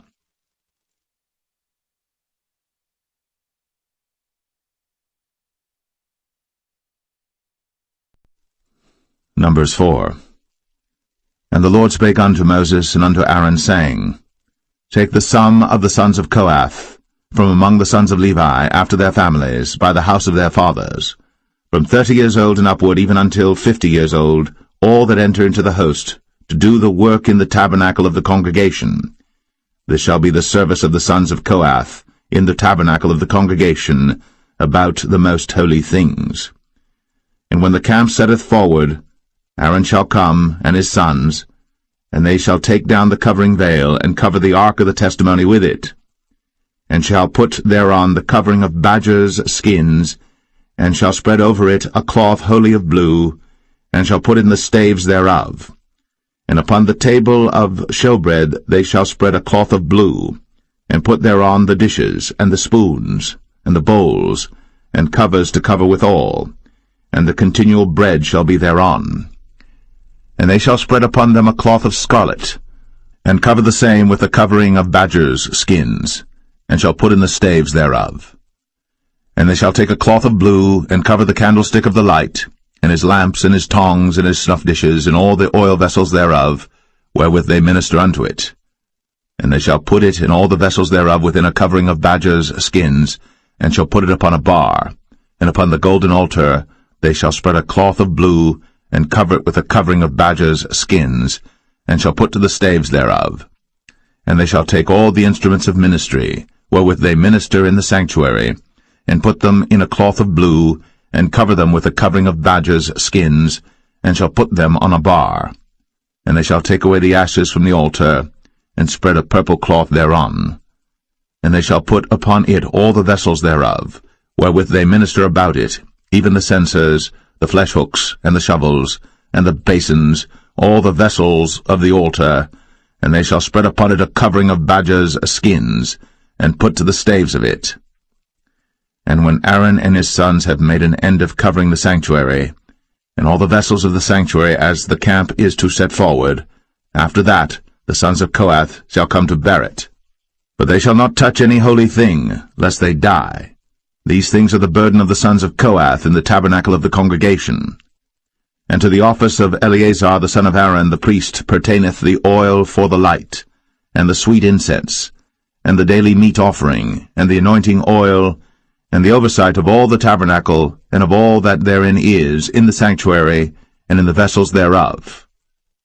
And the Lord spake unto Moses and unto Aaron, saying, Cut ye not off the tribe of the families of the Kohathites from among the Levites, but thus do unto them, that they may live and not die, when they approach unto the most holy things. Aaron and his sons shall go in, and appoint them every one to his service and to his burden. But they shall not go in to see when the holy things are covered, lest they die. And the Lord spake unto Moses, saying, Take also the sum of the sons of Gershon, throughout the houses of their fathers by their families. From 30 years old and upward until 50 years old shalt thou number them, all that enter in to perform the service, to do the work in the tabernacle of the congregation. This is the service of the families of the Gershonites, to serve and for burdens. And they shall bear the curtains of the tabernacle, and the tabernacle of the congregation, his covering, and the covering of the badger skins that is above upon it, and the hanging for the door of the tabernacle of the congregation, and the hangings of the court, and the hanging for the door of the gate of the court, which is by the tabernacle, and by the altar round about, and their cords, and all the instruments of their service, and all that is made for them, so shall they serve. At the appointment of Aaron and his sons shall be all the service of the sons of the Gershonites, in all their burdens, and in all their service, and ye shall appoint unto them in charge all their burdens. This is the service of the families of the sons of Gershon, in the tabernacle of the congregation, and their charge shall be under the hand of Ithamar the son of Aaron the priest. As for the sons of Merari, thou shalt number them after their families by the house of their fathers. From 30 years old and upward, even unto 50 years old, shalt thou number them, every one that entereth into the service, to do the work of the tabernacle of the congregation. And this is the charge of their burden, according to all their service in the tabernacle of the congregation, the boards of the tabernacle, and the bars thereof, and the pillars thereof, and sockets thereof. And the pillars of the court round about, and their sockets, and their pins, and their cords, with all their instruments, and with all their service. And by name ye shall reckon the instruments of the charge of their burden. This is the service of the families of the sons of Merari, according to all their service, in the tabernacle of the congregation under the hand of Ithamar the son of Aaron the priest. And Moses and Aaron, and the chief of the congregation numbered the sons of the Kohathites after their families, and after the house of their fathers, from 30 years old and upward, even unto 50 years old, every one that entereth into the service, for the work in the tabernacle of the congregation. And those that were numbered of them by their families were 2,750. These were they that were numbered of the families of the Kohathites, all that might do service in the tabernacle of the congregation, which Moses and Aaron did number, according to the commandment of the Lord, by the hand of Moses. And those that were numbered of the sons of Gershon throughout their families and by the house of their fathers, from 30 years old and upward, even unto 50 years old, every one that entereth into the service, for the work in the tabernacle of the congregation, even those that were numbered of them throughout their families by the house of their fathers, were 2,630.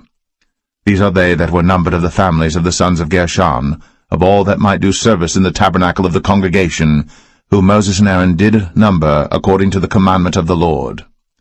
And those that were numbered of the families of the sons of Merari throughout their families by the house of their fathers, from 30 years old and upward, even unto 50 years old, every one that entereth into the service, for the work in the tabernacle of the congregation, even those that were numbered of them after their families were 3,200. These be those that were numbered of the families of the sons of Merari, whom Moses and Aaron numbered according to the word of the Lord by the hand of Moses. All those that were numbered of the Levites, whom Moses and Aaron and the chief of Israel numbered, after their families, and after the house of their fathers. From 30 years old and upward, even unto 50 years old, every one that came to do the service of the ministry, and the service of the burden in the tabernacle of the congregation. Even those that were numbered of them were 8,580. According to the commandment of the Lord they were numbered by the hand of Moses, every one according to his service, and according to his burden.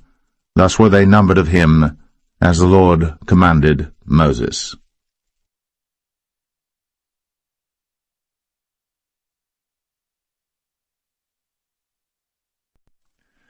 Numbers 5. And the Lord spake unto Moses, saying, Command the children of Israel, that they put out of the camp every leper, and every one that hath an issue, and whosoever is defiled by the dead. Both male and female shall ye put out, without the camp shall ye put them, that they defile not their camps, in the midst whereof I dwell. And the children of Israel did so, and put them out without the camp, as the Lord spake unto Moses. So did the children of Israel. And the Lord spake unto Moses, saying, Speak unto the children of Israel, when a man or woman shall commit any sin that men commit, to do a trespass against the Lord, and that person be guilty, then they shall confess their sin which they have done, and he shall recompense his trespass with the principal thereof, and add unto it the 5th part thereof, and give it unto him against whom he hath trespassed.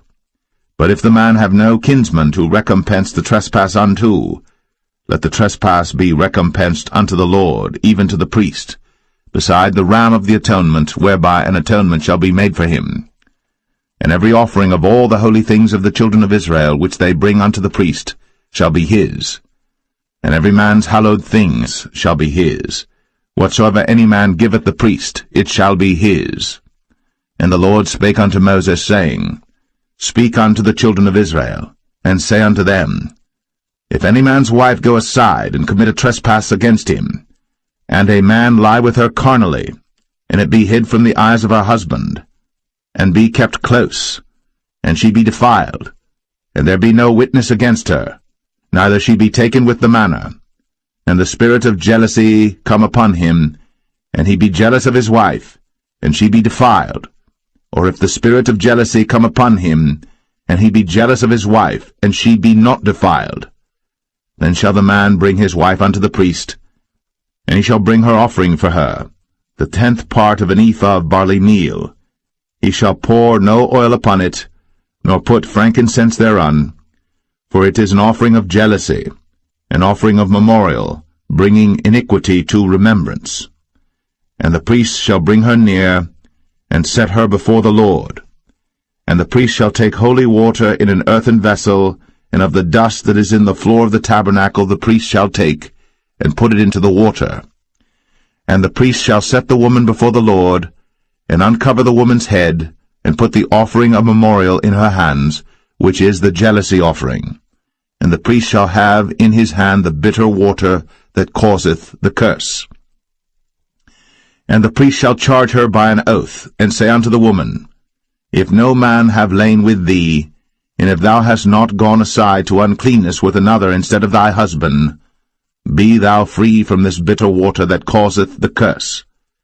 But if thou hast gone aside to another instead of thy husband, and if thou be defiled, and some man have lain with thee beside thine husband, then the priest shall charge the woman with an oath of cursing, and the priest shall say unto the woman, The Lord make thee a curse, and an oath among thy people, when the Lord doth make thy thigh to rot, and thy belly to swell.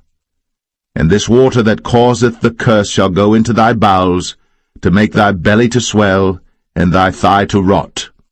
And the woman shall say, Amen, Amen. And the priest shall write these curses in a book, and he shall blot them out with the bitter water. And he shall cause the woman to drink the bitter water that causeth the curse, and the water that causeth the curse shall enter into her, and become bitter. Then the priest shall take the jealousy offering out of the woman's hand, and shall wave the offering before the Lord, and offer it upon the altar. And the priest shall take an handful of the offering, even the memorial thereof, and burn it upon the altar, and afterward shall cause the woman to drink the water.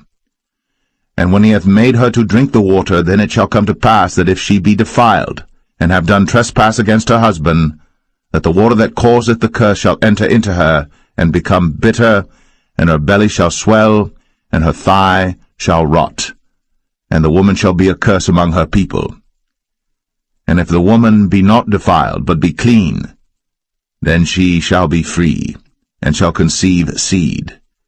This is the law of jealousy, when a wife goeth aside to another instead of her husband, and is defiled. Or when the spirit of jealousy cometh upon him, and he be jealous over his wife, and shall set the woman before the Lord, and the priest shall execute upon her all this law. Then shall the man be guiltless from iniquity, and this woman shall bear her iniquity.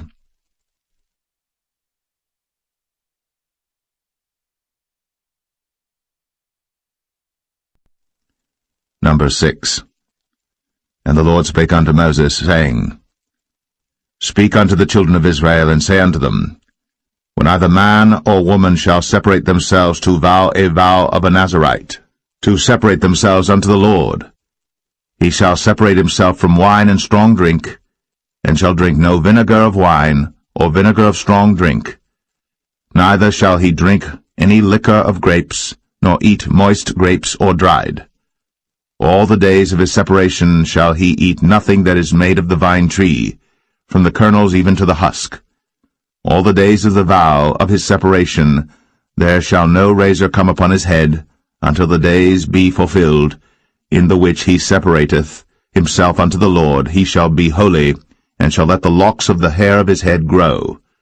All the days that he separateth himself unto the Lord, he shall come at no dead body. He shall not make himself unclean for his father, or for his mother, for his brother, or for his sister, when they die, because the consecration of his God is upon his head.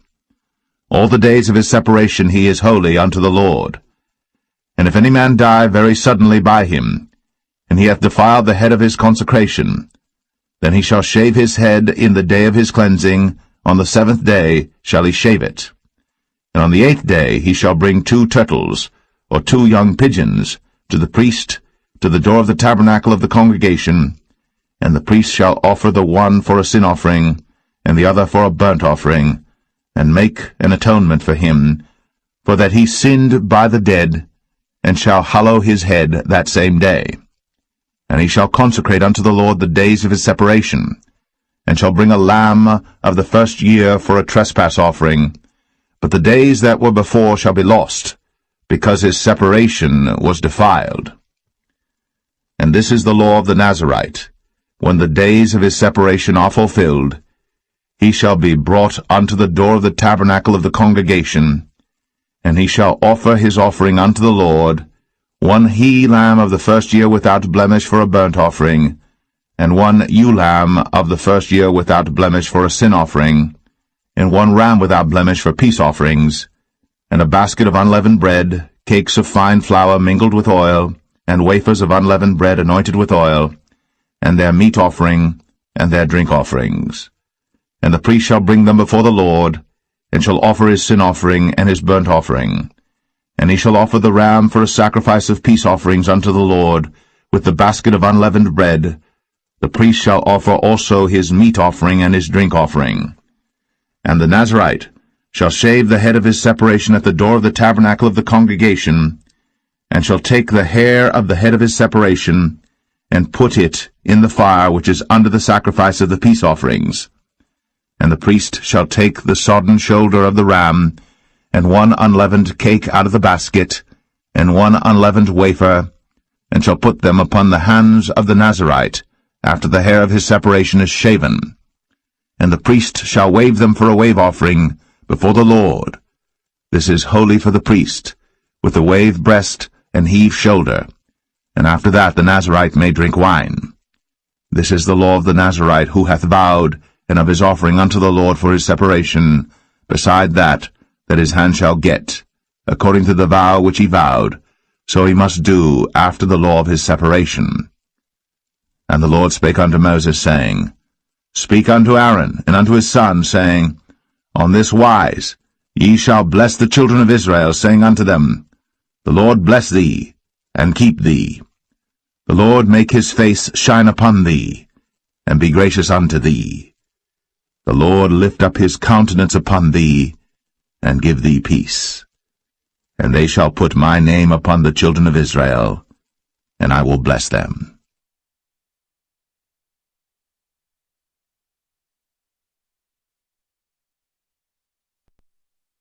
Number 7. And it came to pass on the day that Moses had fully set up the tabernacle, and had anointed it, and sanctified it, and all the instruments thereof, both the altar and all the vessels thereof, and had anointed them and sanctified them, that the princes of Israel, heads of the house of their fathers, who were the princes of the tribes, and were over them that were numbered, offered. And they brought their offering before the Lord, 6 covered wagons, and 12 oxen, a wagon for 2 of the princes, and for each one an ox. And they brought them before the tabernacle. And the Lord spake unto Moses, saying, Take it of them, that they may be to do the service of the tabernacle of the congregation, and thou shalt give them unto the Levites, to every man according to his service. And Moses took the wagons and the oxen, and gave them unto the Levites. 2 wagons and 4 oxen he gave unto the sons of Gershon, according to their service. And 4 wagons and 8 oxen he gave unto the sons of Merari, according unto their service, under the hand of Ithamar the son of Aaron the priest. But unto the sons of Kohath he gave none, because the service of the sanctuary belonging unto them was that they should bear upon their shoulders. And the princes offered for dedicating of the altar in the day that it was anointed, even the princes offered their offering before the altar. And the Lord said unto Moses, They shall offer their offering, each prince on his day, for the dedicating of the altar. And he that offered his offering the first day was Nahshon the son of Amminadab of the tribe of Judah. And his offering was 1 silver charger, the weight thereof was 130 shekels, 1 silver bowl of 70 shekels after the shekel of the sanctuary. Both of them were full of fine flour, mingled with oil, for a meat offering. 1 spoon of 10 shekels of gold, full of incense. 1 young bullock, 1 ram, 1 lamb of the first year, for a burnt offering. 1 kid of the goats for a sin offering, and for a sacrifice of peace offerings. 2 oxen, 5 rams, 5 he-goats, 5 lambs of the first year. This was the offering of Nahshon the son of Amminadab. On the 2nd day, Nathanael the son of Zuar, prince of Issachar, did offer. He offered for his offering 1 silver charger, the weight whereof was 130 shekels, 1 silver bowl of 70 shekels after the shekel of the sanctuary, both of them full of fine flour, mingled with oil, for a meat offering. 1 spoon of gold of 10 shekels, full of incense. 1 young bullock, 1 ram, 1 lamb of the first year, for a burnt offering. 1 kid of the goats for a sin offering. And for a sacrifice of peace offerings, 2 oxen, 5 rams, 5 he-goats, 5 lambs of the first year. This was the offering of Nathanael the son of Zuar. On the 3rd day, Eliab the son of Helon, prince of the children of Zebulun, did offer. His offering was 1 silver charger, the weight whereof was 130 shekels, 1 silver bowl of 70 shekels after the shekel of the sanctuary, both of them full of fine flour, mingled with oil, for a meat offering. 1 golden spoon of 10 shekels, full of incense. 1 young bullock, 1 ram, 1 lamb of the first year, for a burnt offering. 1 kid of the goats for a sin offering. And for a sacrifice of peace offerings, 2 oxen, 5 rams, 5 he-goats, 5 lambs of the first year. This was the offering of Eliab the son of Helon. On the 4th day, Eleazar the son of Shadur, prince of the children of Reuben, did offer. His offering was 1 silver charger of the weight of 130 shekels, 1 silver bowl of 70 shekels after the shekel of the sanctuary, both of them full of fine flour, mingled with oil, for a meat offering. 1 golden spoon of 10 shekels, full of incense. 1 young bullock, 1 ram, 1 lamb of the first year, for a burnt offering. 1 kid of the goats for a sin offering. And for a sacrifice of peace offerings, 2 oxen, 5 rams, 5 he-goats, 5 lambs of the first year. This was the offering of Eliezer the son of Shadur. On the 5th day, Shelumiel the son of Zerushadai, prince of the children of Simeon, did offer. His offering was 1 silver charger, the weight whereof was 130 shekels, 1 silver bowl of 70 shekels after the shekel of the sanctuary, both of them full of fine flour, mingled with oil, for a meat offering. 1 golden spoon of 10 shekels, full of incense. 1 young bullock, 1 ram, 1 lamb of the first year, for a burnt offering. 1 kid of the goats for a sin offering. and for a sacrifice of peace offerings, 2 oxen, 5 rams, 5 he-goats, 5 lambs of the first year. This was the offering of Shelumiel, the son of Zerushadai.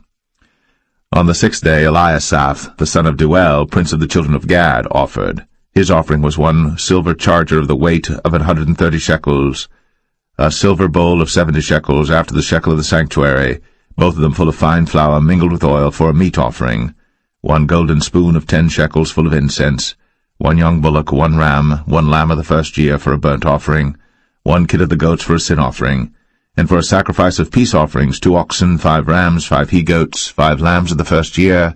This was the offering of Eliasaph, the son of Deuel. On the 7th day, Elishama, the son of Ammihud, prince of the children of Ephraim, offered. His offering was 1 silver charger, the weight whereof was 130 shekels, 1 silver bowl of 70 shekels, after the shekel of the sanctuary, both of them full of fine flour mingled with oil for a meat offering, 1 golden spoon of 10 shekels full of incense, 1 young bullock, 1 ram, 1 lamb of the first year for a burnt offering, 1 kid of the goats for a sin offering, and for a sacrifice of peace offerings, 2 oxen, 5 rams, 5 he-goats, 5 lambs of the first year. This was the offering of Elishama, the son of Ammihud. On the 8th day offered Gamaliel, the son of Pedahzur, prince of the children of Manasseh. His offering was 1 silver charger of the weight of 130 shekels, 1 silver bowl of 70 shekels after the shekel of the sanctuary, both of them full of fine flour, mingled with oil for a meat offering, 1 golden spoon of 10 shekels full of incense, 1 young bullock, 1 ram, 1 lamb of the first year for a burnt offering, 1 kid of the goats for a sin offering, and for a sacrifice of peace offerings, 2 oxen, 5 rams, 5 he-goats, 5 lambs of the first year. This was the offering of Gamaliel, the son of Pedahzur. On the 9th day, Abidan, the son of Gideoni, prince of the children of Benjamin, offered. His offering was 1 silver charger, the weight whereof was 130 shekels, 1 silver bowl of 70 shekels after the shekel of the sanctuary, both of them full of fine flour mingled with oil for a meat offering, 1 golden spoon of 10 shekels full of incense, 1 young bullock, 1 ram, 1 lamb of the first year for a burnt offering, 1 kid of the goats for a sin offering, and for a sacrifice of peace offerings, 2 oxen, 5 rams, 5 he-goats, 5 lambs of the first year. This was the offering of Abidan, the son of Gideoni. On the 10th day, Ahiezer, the son of Ammishaddai, prince of the children of Dan, offered. His offering was 1 silver charger, the weight whereof was 130 shekels, 1 silver bowl of 70 shekels after the shekel of the sanctuary, both of them full of fine flour mingled with oil for a meat offering, 1 golden spoon of 10 shekels full of incense, 1 young bullock, 1 ram, 1 lamb of the first year for a burnt offering, 1 kid of the goats for a sin offering, and for a sacrifice of peace offerings, 2 oxen, 5 rams, 5 he-goats, 5 lambs of the first year. This was the offering of Ahiezer, the son of Ammishaddai. On the 11th day, Pagiel, the son of Ochran, prince of the children of Asher, offered. His offering was 1 silver charger, the weight whereof was 130 shekels, 1 silver bowl of 70 shekels after the shekel of the sanctuary, both of them full of fine flour mingled with oil for a meat offering, 1 golden spoon of 10 shekels full of incense, 1 young bullock, 1 ram, 1 lamb of the first year for a burnt offering, 1 kid of the goats for a sin offering, and for a sacrifice of peace offerings, 2 oxen, 5 rams, 5 he-goats, 5 lambs of the first year. This was the offering of Pagiel, the son of Ochran. On the 12th day, Ahira, the son of Anan, prince of the children of Naphtali, offered. His offering was 1 silver charger, the weight whereof was 130 shekels, 1 silver bowl of 70 shekels after the shekel of the sanctuary, both of them full of fine flour mingled with oil for a meat offering, 1 golden spoon of 10 shekels full of incense, 1 young bullock, 1 ram, 1 lamb of the first year for a burnt offering, 1 kid of the goats for a sin offering, and for a sacrifice of peace offerings, 2 oxen, 5 rams, 5 he-goats, 5 lambs of the first year. This was the offering of Ahira, the son of Anan. This was the dedication of the altar in the day when it was anointed by the princes of Israel, 12 chargers of silver, 12 silver bowls, 12 spoons of gold, each charger of silver weighing 130 shekels, each bowl 70, all the silver vessels weighed 2,400 shekels after the shekel of the sanctuary. The golden spoons were 12, full of incense, weighing 10 shekels apiece, after the shekel of the sanctuary. All the gold of the spoons was 120 shekels. All the oxen for the burnt offering were 12 bullocks, the rams 12, the lambs of the first year 12, with their meat offering, and the kids of the goats for sin offering 12. And all the oxen for the sacrifice of the peace offerings were 24 bullocks, the rams 60, the he-goats 60, the lambs of the first year 60. This was the dedication of the altar. After that it was anointed. And when Moses was gone into the tabernacle of the congregation to speak with him, then he heard the voice of one speaking unto him from off the mercy seat, that was upon the ark of testimony, from between the two cherubims, and he spake unto him.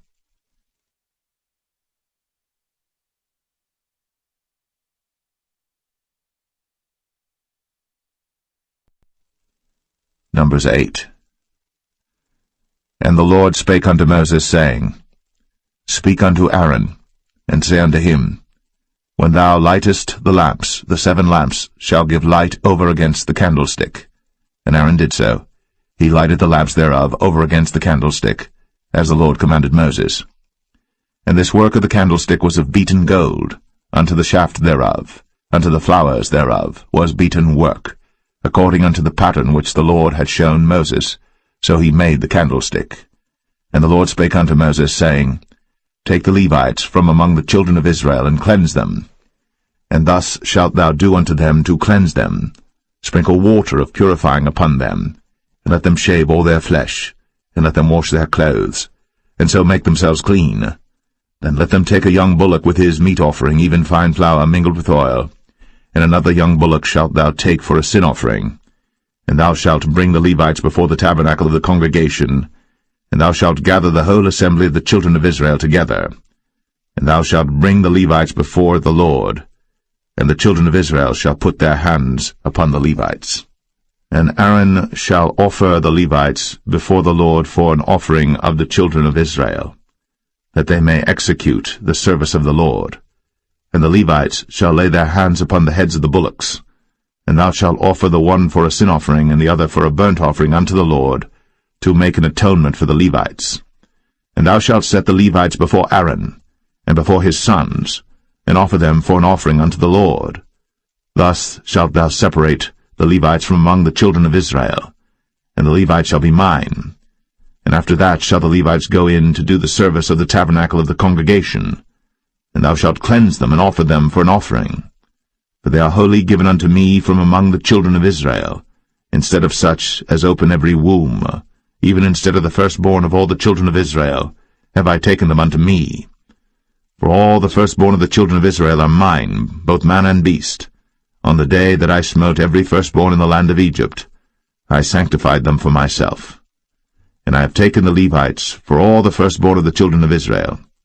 And I have given the Levites as a gift to Aaron and to his sons from among the children of Israel, to do the service of the children of Israel in the tabernacle of the congregation, and to make an atonement for the children of Israel, that there be no plague among the children of Israel, when the children of Israel come nigh unto the sanctuary. And Moses and Aaron and all the congregation of the children of Israel did to the Levites according unto all that the Lord commanded Moses concerning the Levites. So did the children of Israel unto them. And the Levites were purified, and they washed their clothes, and Aaron offered them as an offering before the Lord. And Aaron made an atonement for them to cleanse them. And after that went the Levites in to do their service in the tabernacle of the congregation before Aaron, and before his sons, as the Lord had commanded Moses concerning the Levites, so did they unto them. And the Lord spake unto Moses, saying, This is it that belongeth unto the Levites.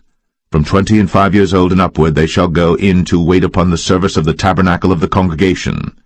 And from the age of 50 years they shall cease waiting upon the service thereof, and shall serve no more, but shall minister with their brethren in the tabernacle of the congregation, to keep the charge, and shall do no service. Thus shalt thou do unto the Levites touching their charge.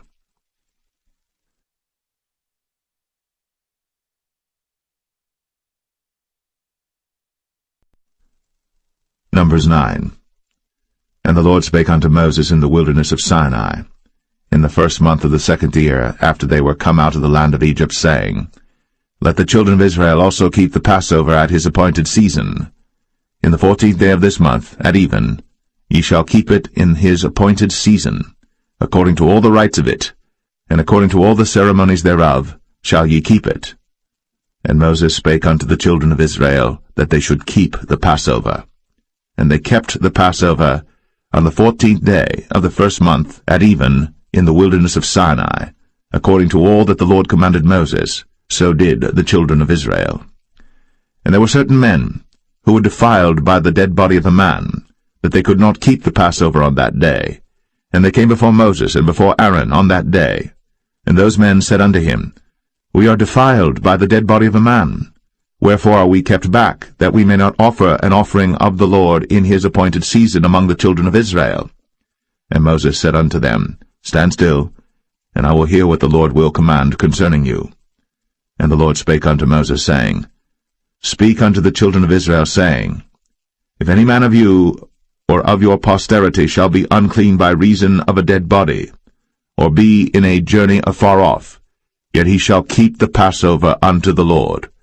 The 14th day of the second month at even they shall keep it, and eat it with unleavened bread and bitter herbs. They shall leave none of it unto the morning, nor break any bone of it. According to all the ordinances of the Passover they shall keep it. But the man that is clean, and is not in a journey, and forbeareth to keep the Passover, even the same soul shall be cut off from among his people, because he brought not the offering of the Lord in his appointed season. That man shall bear his sin. And if a stranger shall sojourn among you, and will keep the Passover unto the Lord, according to the ordinance of the Passover, and according to the manner thereof, so shall he do. Ye shall have one ordinance, both for the stranger and for him that was born in the land. And on the day that the tabernacle was reared up, the cloud covered the tabernacle, namely the tent of the testimony. And at even there was upon the tabernacle as it were the appearance of fire until the morning. So it was always. The cloud covered it by day, and the appearance of fire by night. And when the cloud was taken up from the tabernacle, then after that the children of Israel journeyed. In the place where the cloud abode, there the children of Israel pitched their tents. At the commandment of the Lord the children of Israel journeyed, and at the commandment of the Lord they pitched. As long as the cloud abode upon the tabernacle they rested in their tents. And when the cloud tarried long upon the tabernacle many days, then the children of Israel kept the charge of the Lord, and journeyed not. And so it was, when the cloud was a few days upon the tabernacle, according to the commandment of the Lord, they abode in their tents, and according to the commandment of the Lord they journeyed. And so it was, when the cloud abode from even unto the morning, and that the cloud was taken up in the morning, then they journeyed. Whether it was by day or by night that the cloud was taken up, they journeyed. Or whether it were 2 days, or a month, or a year, that the cloud tarried upon the tabernacle, remaining thereon, the children of Israel abode in their tents, and journeyed not. But when it was taken up, they journeyed. At the commandment of the Lord they rested in the tents, and at the commandment of the Lord they journeyed. They kept the charge of the Lord, at the commandment of the Lord, by the hand of Moses.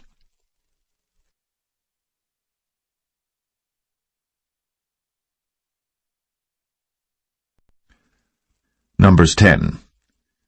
And the Lord spake unto Moses, saying, Make thee 2 trumpets of silver, of a whole piece shalt thou make them, that thou mayest use them for the calling of the assembly, and for the journeying of the camps. And when they shall blow with them, all the assembly shall assemble themselves to thee at the door of the tabernacle of the congregation. And if they blow but with 1 trumpet, then the princes, which are heads of the thousands of Israel, shall gather themselves unto thee. When ye blow an alarm, then the camps that lie on the east parts shall go forward. When ye blow an alarm the 2nd time, then the camps that lie on the south side shall take their journey. They shall blow an alarm for their journeys. But when the congregation is to be gathered together, ye shall blow, but ye shall not sound an alarm. And the sons of Aaron the priests shall blow with the trumpets, and they shall be to you for an ordinance forever throughout your generations. And if ye go to war in your land against the enemy that oppresseth you, then ye shall blow an alarm with the trumpets, and ye shall be remembered before the Lord your God, and ye shall be saved from your enemies.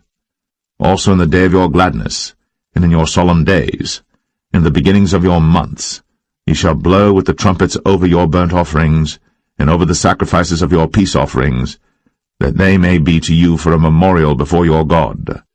I am the Lord your God. And it came to pass on the 20th day of the 2nd month, in the 2nd year, that the cloud was taken up from off the tabernacle of the testimony. And the children of Israel took their journeys out to the wilderness of Sinai, and the cloud rested in the wilderness of Paran. And they first took their journey according to the commandment of the Lord by the hand of Moses. In the first place went the standard of the camp of the children of Judah according to their armies, and over his host was Nahshon the son of Amminadab. And over the host of the tribe of the children of Issachar was Nethaniel the son of Zuar. And over the host of the tribe of the children of Zebulun was Eliab the son of Helon. And the tabernacle was taken down, and the sons of Gershon and the sons of Merari set forward, bearing the tabernacle. And the standard of the camp of Reuben set forward according to their armies. And over his host was Elizur the son of Shadur. And over the host of the tribe of the children of Simeon was Shelumiel the son of Zerushadai. And over the host of the tribe of the children of Gad was Eliasaph the son of Duel. And the Kohathites set forward, bearing the sanctuary, and the other did set up the tabernacle against they came.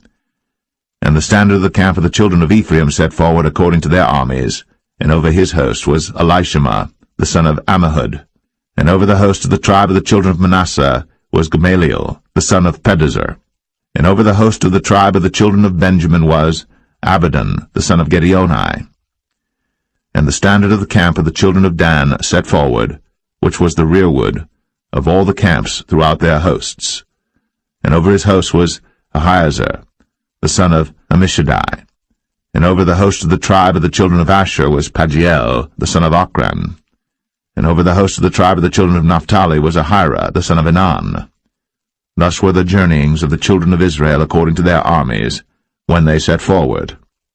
And Moses said unto Hobab the son of Raguel the Midianite, Moses' father-in-law, We are journeying unto the place of which the Lord said, I will give it you. Come thou with us, and we will do thee good. For the Lord hath spoken good concerning Israel. And he said unto him, I will not go, but I will depart to mine own land, and to my kindred. And he said, Leave us not, I pray thee, for as much as thou knowest how we are to encamp in the wilderness, and thou mayest be to us instead of eyes.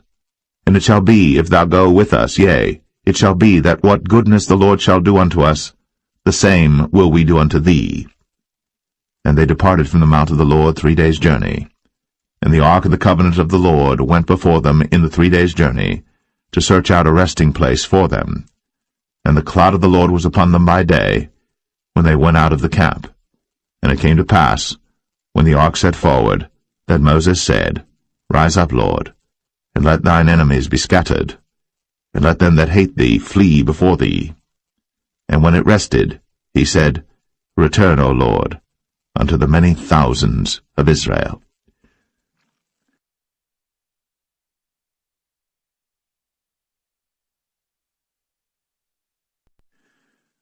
Numbers 11. And when the people complained, it displeased the Lord. And the Lord heard it, and his anger was kindled. And the fire of the Lord burnt among them, and consumed them that were in the uttermost parts of the camp. And the people cried unto Moses. And when Moses prayed unto the Lord, the fire was quenched. And he called the name of the place Taberah, because the fire of the Lord burnt among them. And the mixed multitude that was among them fell a-lusting. And the children of Israel also wept again, and said, Who shall give us flesh to eat? We remember the fish which we did eat in Egypt freely, the cucumbers, and the melons, and the leeks, and the onions, and the garlic. But now our soul is dried away. There is nothing at all beside this manna before our eyes. And the manna was as coriander seed, and the color thereof as the color of bdellium. And the people went about, and gathered it, and ground it in mills, or beat it in a mortar, and baked it in pans, and made cakes of it. And the taste of it was as the taste of fresh oil. And when the dew fell upon the camp in the night, the manna fell upon it. Then Moses heard the people weep throughout their families, every man in the door of his tent. And the anger of the Lord was kindled greatly. Moses also was displeased. And Moses said unto the Lord, Wherefore hast thou afflicted thy servant? And wherefore have I not found favor in thy sight, that thou layest the burden of all this people upon me? Have I conceived all this people? Have I begotten them, that thou shouldst say unto me, Carry them in thy bosom, as a nursing father beareth the sucking child, unto the land which thou swarest unto their fathers? Whence should I have flesh to give unto all this people? For they weep unto me, saying, Give us flesh, that we may eat. I am not able to bear all this people alone, because it is too heavy for me. And if thou deal thus with me, kill me, I pray thee, out of hand, if I have found favor in thy sight, and let me not see my wretchedness.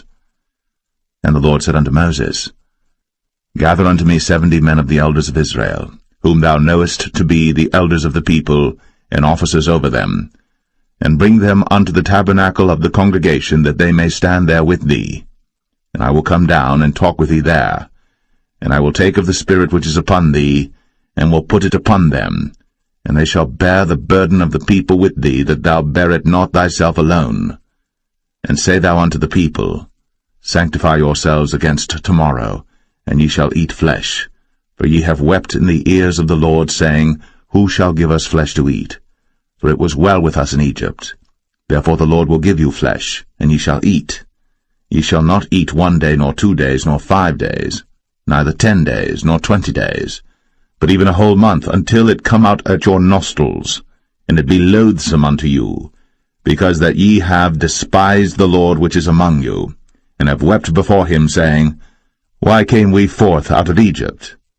And Moses said, The people among whom I am are 600,000 footmen, and thou hast said, I will give them flesh, that they may eat a whole month. Shall the flocks and the herds be slain for them to suffice them? Or shall all the fish of the sea be gathered together for them to suffice them?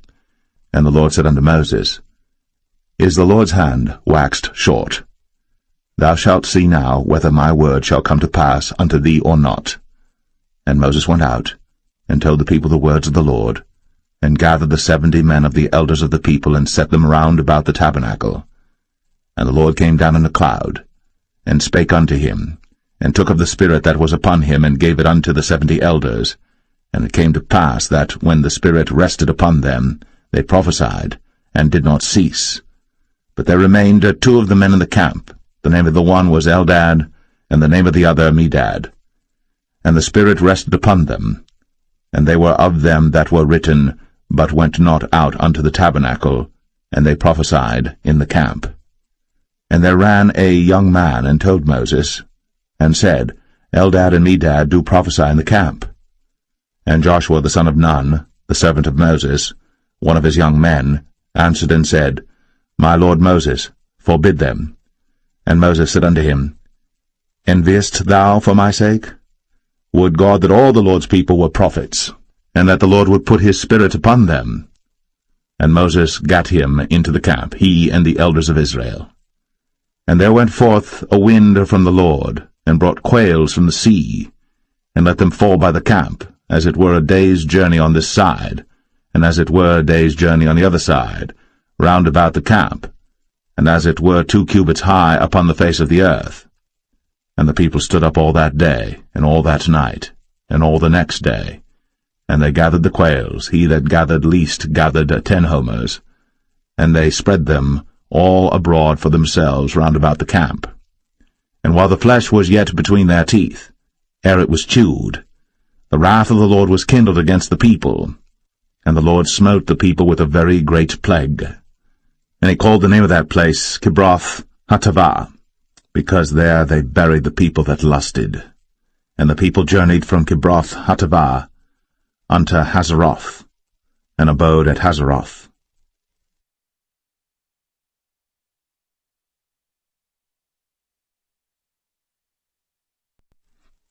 Numbers 12. And Miriam and Aaron spake against Moses because of the Ethiopian woman whom he had married, for he had married an Ethiopian woman.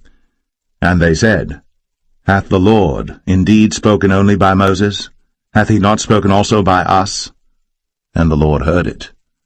Now the man Moses was very meek, above all the men which are upon the face of the earth. And the Lord spake suddenly unto Moses, and unto Aaron, and unto Miriam, Come out ye three unto the tabernacle of the congregation. And they three came out.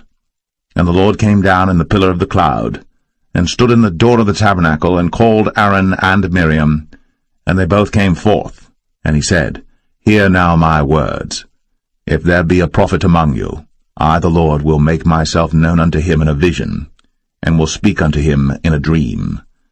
My servant Moses is not so, who is faithful in all mine house. With him will I speak mouth to mouth, even apparently, and not in dark speeches. And the similitude of the Lord shall he behold. Wherefore then were ye not afraid to speak against my servant Moses? And the anger of the Lord was kindled against them, and he departed. And the cloud departed from off the tabernacle, and behold, Miriam became leprous, white as snow. And Aaron looked upon Miriam, and behold, she was leprous. And Aaron said unto Moses, Alas, my Lord, I beseech thee, lay not the sin upon us, wherein we have done foolishly, and wherein we have sinned. Let her not be as one dead, of whom the flesh is half consumed, when he cometh out of his mother's womb. And Moses cried unto the Lord, saying, Heal her now, O God, I beseech thee. And the Lord said unto Moses, If her father had but spit in her face, should she not be ashamed 7 days? Let her be shut out from the camp 7 days, and after that let her be received in again. And Miriam was shut out from the camp 7 days. And the people journeyed not till Miriam was brought in again. And afterward the people removed from Hazeroth, and pitched in the wilderness of Paran.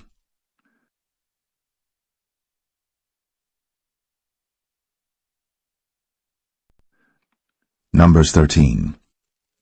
And the Lord spake unto Moses, saying, Send thou men, that they may search the land of Canaan, which I give unto the children of Israel. Of every tribe of their fathers shall ye send a man, every one a ruler among them.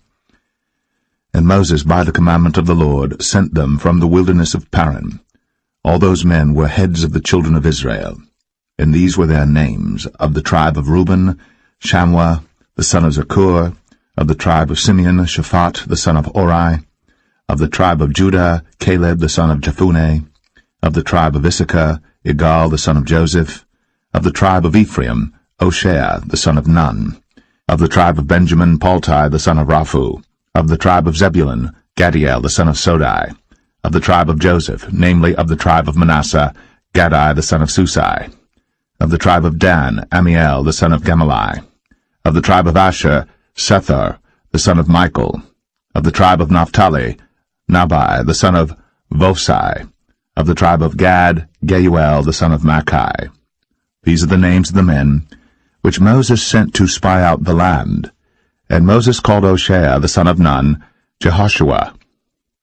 And Moses sent them to spy out the land of Canaan, and said unto them, Get you up this way southward, and go up into the mountain, and see the land what it is, and the people that dwelleth therein, whether they be strong or weak, few or many, and what the land is that they dwell in, whether it be good or bad, and what cities they be that they dwell in, whether in tents or in strongholds, and what the land is, whether it be fat or lean, whether there be wood therein or not.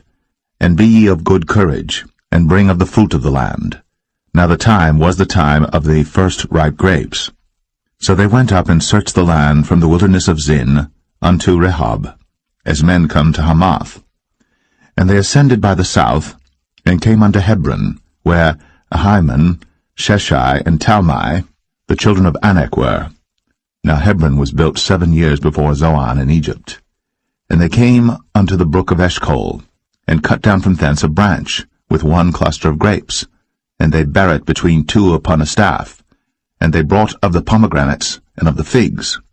The place was called the brook Eshcol, because of the cluster of grapes which the children of Israel cut down from thence.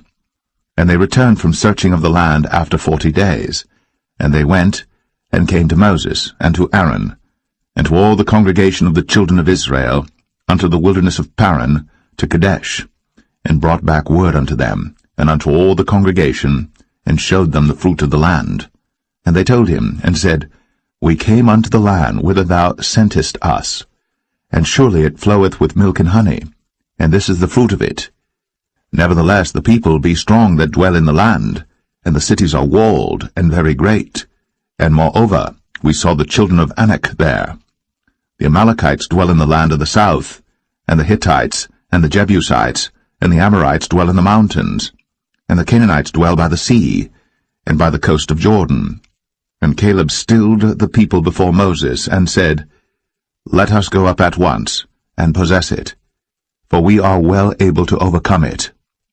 But the men that went up with him said, We be not able to go up against the people, for they are stronger than we. And they brought up an evil report of the land, which they had searched unto the children of Israel, saying, The land, through which we have gone to search it, is a land that eateth up the inhabitants thereof, and all the people that we saw in it are men of a great stature. And there we saw the giants, the sons of Anak, which come of the giants. And we were in our own sight as grasshoppers, and so we were in their sight.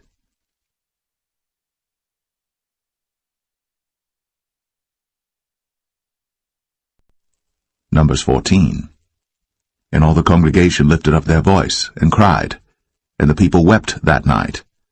And all the children of Israel murmured against Moses, and against Aaron. And the whole congregation said unto them, Would God that we had died in the land of Egypt, or would God we had died in this wilderness? And wherefore hath the Lord brought us unto this land, to fall by the sword, that our wives and our children should be a prey? Were it not better for us to return into Egypt? And they said one to another, Let us make a captain, and let us return into Egypt. Then Moses and Aaron fell on their faces before all the assembly of the congregation of the children of Israel. And Joshua, the son of Nun, and Caleb, the son of Jephunneh, which were of them that searched the land, rent their clothes. And they spake unto all the company of the children of Israel, saying, The land, which we passed through to search it, is an exceeding good land. If the Lord delight in us, then he will bring us into this land, and give it us, a land which floweth with milk and honey. Only rebel not ye against the Lord, neither fear ye the people of the land, for they are bread for us, their defense is departed from them, and the Lord is with us, fear them not. But all the congregation bade stone them with stones. And the glory of the Lord appeared in the tabernacle of the congregation before all the children of Israel.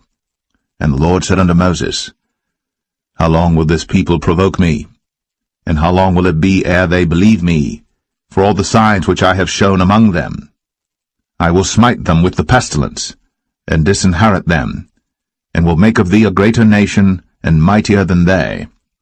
And Moses said unto the Lord, Then the Egyptians shall hear it, for thou broughtest up this people in thy might from among them, and they will tell it to the inhabitants of this land.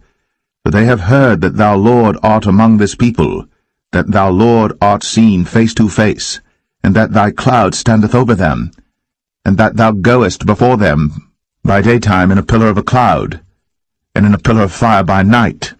Now if thou shalt kill all this people as one man, then the nations which have heard the fame of thee will speak, saying, Because the Lord was not able to bring this people into the land which he sware unto them, therefore he hath slain them in the wilderness. And now I beseech thee, let the power of my Lord be great, according as thou hast spoken, saying, The Lord is long-suffering, and of great mercy, forgiving iniquity and transgression, and by no means clearing the guilty, visiting the iniquity of the fathers upon the children unto the third and fourth generation. Pardon, I beseech thee, the iniquity of this people according unto the greatness of thy mercy, and as thou hast forgiven this people from Egypt even until now. And the Lord said, I have pardoned according to thy word. But as truly as I live, all the earth shall be filled with the glory of the Lord, because all those men which have seen my glory and my miracles, which I did in Egypt and in the wilderness, and have tempted me now these 10 times, and have not hearkened to my voice, surely they shall not see the land, which I swear unto their fathers, neither shall any of them that provoked me see it. But my servant Caleb because he had another spirit with him, and hath followed me fully. Him will I bring into the land whereinto he went, and his seed shall possess it. Now the Amalekites and the Canaanites dwelt in the valley. Tomorrow turn you, and get you into the wilderness by the way of the Red Sea. And the Lord spake unto Moses and unto Aaron, saying, How long shall I bear with this evil congregation, which murmur against me? I have heard the murmurings of the children of Israel, which they murmur against me. Say unto them, As truly as I live, saith the Lord, as ye have spoken in mine ears, so will I do to you. Your carcasses shall fall in this wilderness, and all that were numbered of you according to your whole number, from 20 years old and upward, which have murmured against me. Doubtless ye shall not come into the land, concerning which I swear to make you dwell therein, save Caleb the son of Jephunneh, and Joshua the son of Nun. But your little ones, which ye said should be a prey, them will I bring in, and they shall know the land which ye have despised.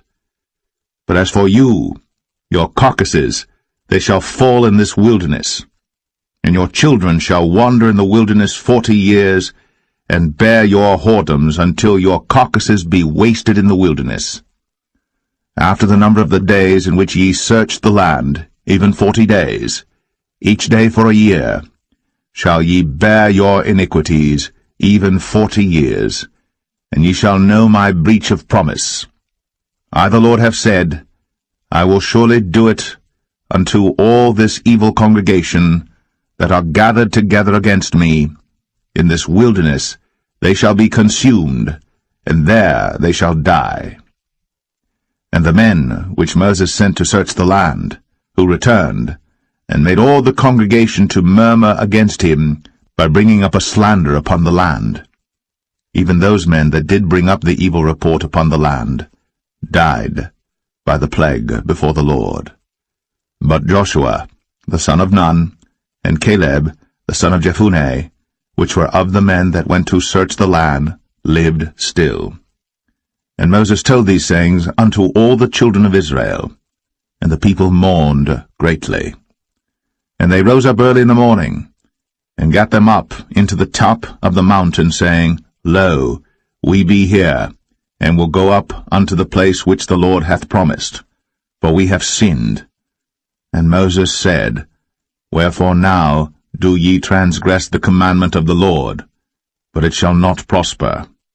Go not up, for the Lord is not among you, that ye be not smitten before your enemies. For the Amalekites and the Canaanites are there before you, and ye shall fall by the sword, because ye are turned away from the Lord. Therefore the Lord will not be with you. But they presumed to go up unto the hilltop. Nevertheless the ark of the covenant of the Lord and Moses departed not out of the camp. Then the Amalekites came down, and the Canaanites which dwelt in that hill, and smote them, and discomfited them, even unto Hormah.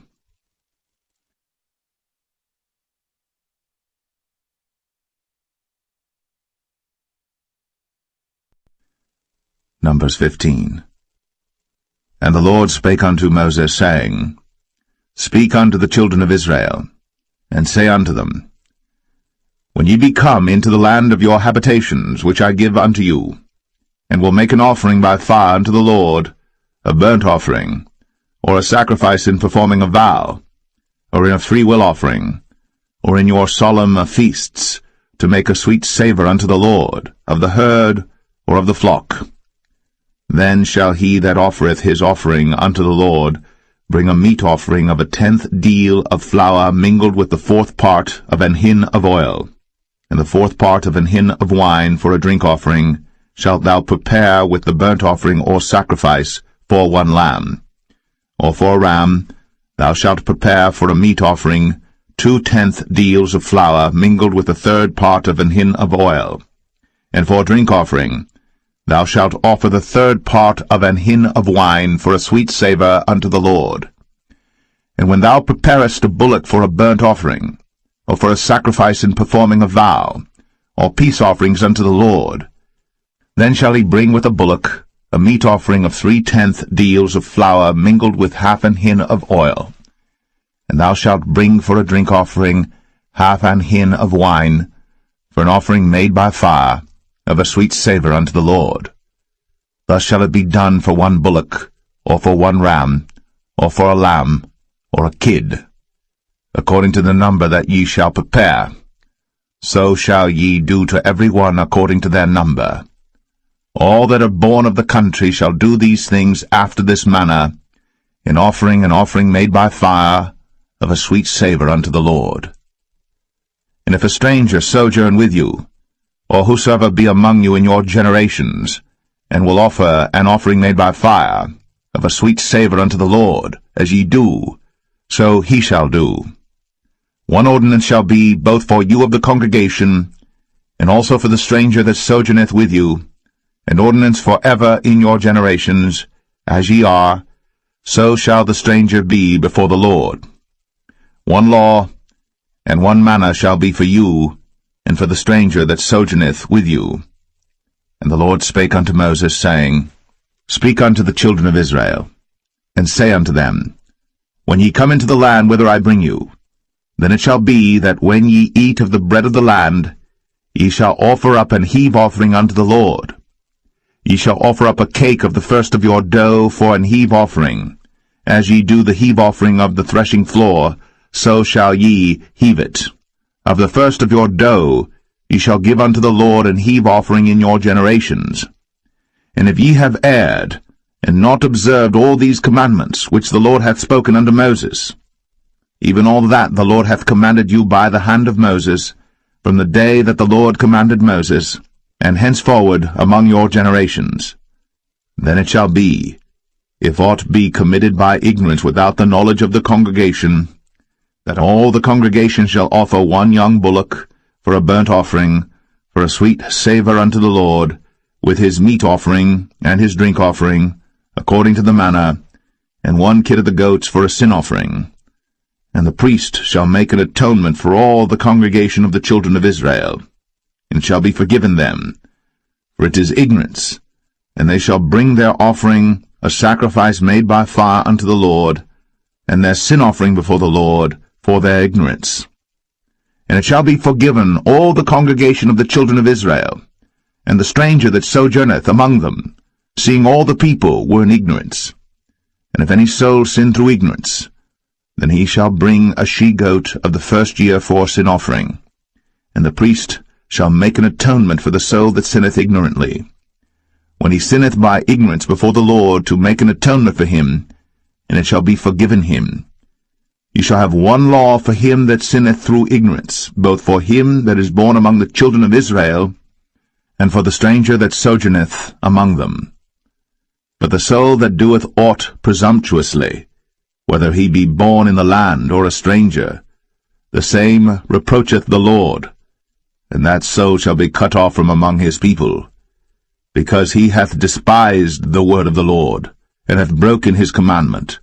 That soul shall utterly be cut off. His iniquity shall be upon him. And while the children of Israel were in the wilderness, they found a man that gathered sticks upon the Sabbath day. And they that found him gathering sticks brought him unto Moses and Aaron, and unto all the congregation. And they put him in ward, because it was not declared what should be done to him. And the Lord said unto Moses, The man shall be surely put to death. All the congregation shall stone him with stones without the camp. And all the congregation brought him without the camp, and stoned him with stones, and he died, as the Lord commanded Moses. And the Lord spake unto Moses, saying, Speak unto the children of Israel, and bid them that they make them fringes in the borders of their garments throughout their generations, and that they put upon the fringe of the borders a ribbon of blue. And it shall be unto you for a fringe, that ye may look upon it, and remember all the commandments of the Lord, and do them, and that ye seek not after your own heart, and your own eyes, after which ye used to go a-whoring, that ye may remember, and do all my commandments, and be holy unto your God.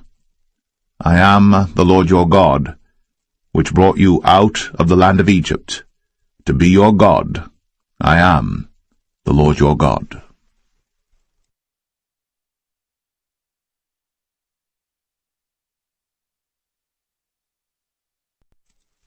Numbers 16. Now Korah the son of Izhar, the son of Kohath, the son of Levi, and Dathan and Abiram, the sons of Eliab, and On, the son of Peleth, sons of Reuben, took men. And they rose up before Moses with certain of the children of Israel, 250 princes of the assembly, famous in the congregation, men of renown. And they gathered themselves together against Moses and against Aaron, and said unto them, Ye take too much upon you, seeing all the congregation are holy, every one of them, and the Lord is among them, wherefore then lift ye up yourselves above the congregation of the Lord. And when Moses heard it, he fell upon his face. And he spake unto Korah, and unto all his company, saying, Even tomorrow the Lord will show who are his, and who is holy, and will cause him to come near unto him. Even him whom he hath chosen will he cause to come near unto him. This do, take your censers, Korah, and all his company, and put fire therein, and put incense in them before the Lord tomorrow. And it shall be, that the man whom the Lord doth choose, he shall be holy. Ye take too much upon you, ye sons of Levi. And Moses said unto Korah, Hear, I pray you, ye sons of Levi. Seemeth it but a small thing unto you, that the God of Israel hath separated you from the congregation of Israel, to bring you near to himself, to do the service of the tabernacle of the Lord, and to stand before the congregation to minister unto them? And he hath brought thee near to him, and all thy brethren, the sons of Levi, with thee. And seek ye the priesthood also? For which cause both thou and all thy company are gathered together against the Lord? And what is Aaron, that ye murmur against him? And Moses sent to call Dathan and Abiram, the sons of Eliab, which said, We will not come up.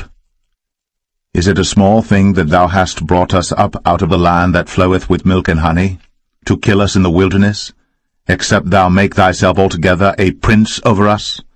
Moreover, thou hast not brought us into a land that floweth with milk and honey, or given us inheritance of fields and vineyards. Wilt thou put out the eyes of these men? We will not come up. And Moses was very wroth, and said unto the Lord, Respect not thou their offering. I have not taken one ass from them, neither have I hurt one of them. And Moses said unto Korah, Be thou and all thy company before the Lord, thou and they, and Aaron, tomorrow. And take every man his censer, and put incense in them, and bring ye before the Lord every man his censer, 250 censers, thou also, and Aaron, each of you his censer. And they took every man his censer, and put fire in them, and laid incense thereon, and stood in the door of the tabernacle of the congregation with Moses and Aaron. And Korah gathered all the congregation against them unto the door of the tabernacle of the congregation. And the glory of the Lord appeared unto all the congregation. And the Lord spake unto Moses and unto Aaron, saying, Separate yourselves from among this congregation, that I may consume them in a moment.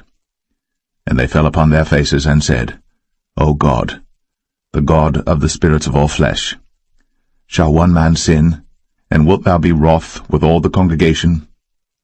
And the Lord spake unto Moses, saying, Speak unto the congregation, saying, Get you up from about the tabernacle of Korah, Dathan, and Abiram.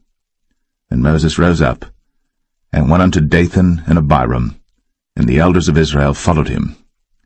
And he spake unto the congregation, saying, Depart, I pray you, from the tents of these wicked men, and touch nothing of theirs, lest ye be consumed in all their sins. So they gat up from the tabernacle of Korah, Dathan and Abiram, on every side. And Dathan and Abiram came out, and stood in the door of their tents, and their wives and their sons, and their little children. And Moses said, Hereby ye shall know that the Lord hath sent me to do all these works, for I have not done them of mine own mind. If these men die the common death of all men, or if they be visited after the visitation of all men, then the Lord hath not sent me. But if the Lord make a new thing, and the earth open her mouth, and swallow them up, with all that appertain unto them, and they go down quick into the pit. Then ye shall understand that these men have provoked the Lord. And it came to pass, as he had made an end of speaking all these words, that the ground clave asunder that was under them, and the earth opened her mouth, and swallowed them up, and their houses, and all the men that appertained unto Korah, and all their goods. They and all that appertained to them went down alive into the pit, and the earth closed upon them, and they perished from among the congregation. And all Israel that were round about them fled at the cry of them, for they said, Lest the earth swallow us up also. And there came out a fire from the Lord, and consumed the 250 men that offered incense. And the Lord spake unto Moses, saying, Speak unto Eleazar, the son of Aaron the priest, that he take up the censers out of the burning, and scatter thou the fire yonder, for they are hallowed. The censers of these sinners against their own souls, let them make them broad plates for a covering of the altar, for they offered them before the Lord. Therefore they are hallowed, and they shall be a sign unto the children of Israel.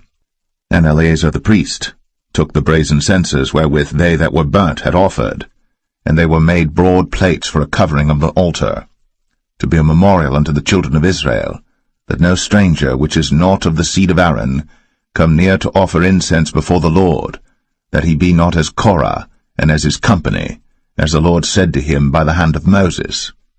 But on the morrow all the congregation of the children of Israel murmured against Moses, and against Aaron, saying, Ye have killed the people of the Lord.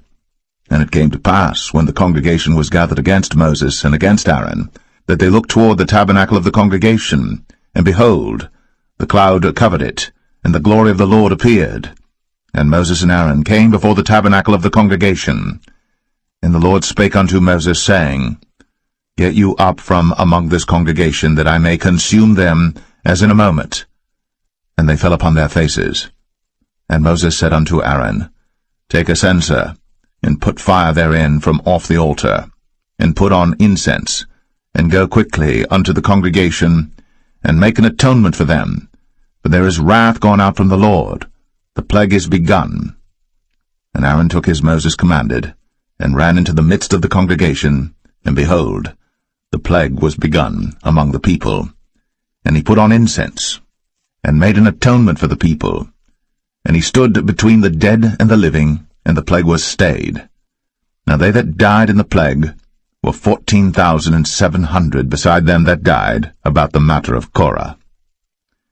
And Aaron returned unto Moses, unto the door of the tabernacle of the congregation, and the plague was stayed.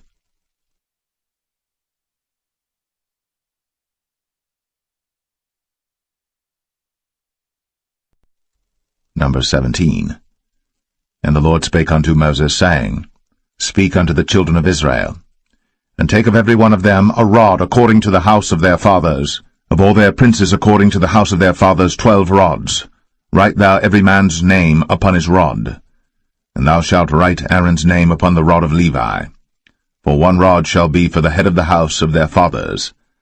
And thou shalt lay them up in the tabernacle of the congregation before the testimony, where I will meet with you. And it shall come to pass that the man's rod, whom I shall choose, shall blossom, and I will make to cease from me the murmurings of the children of Israel, whereby they murmur against you. And Moses spake unto the children of Israel, and every one of their princes gave him a rod apiece, for each prince 1 according to their fathers' houses, even 12 rods, and the rod of Aaron was among their rods. And Moses laid up the rods before the Lord in the tabernacle of witness. And it came to pass that on the morrow Moses went into the tabernacle of witness, and behold, the rod of Aaron for the house of Levi was budded, and brought forth buds, and bloomed blossoms, and yielded almonds. And Moses brought out all the rods from before the Lord unto all the children of Israel. And they looked, and took every man his rod. And the Lord said unto Moses, Bring Aaron's rod again before the testimony to be kept for a token against the rebels. And thou shalt quite take away their murmurings from me, that they die not. And Moses did so. As the Lord commanded him, so did he. And the children of Israel spake unto Moses, saying, Behold, we die, we perish, we all perish. Whosoever cometh anything near unto the tabernacle of the Lord shall die. Shall we be consumed with dying?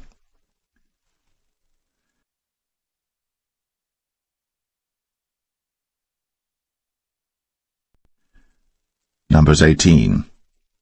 And the Lord said unto Aaron, Thou and thy sons, and thy father's house with thee shall bear the iniquity of the sanctuary, and thou and thy sons with thee shall bear the iniquity of your priesthood.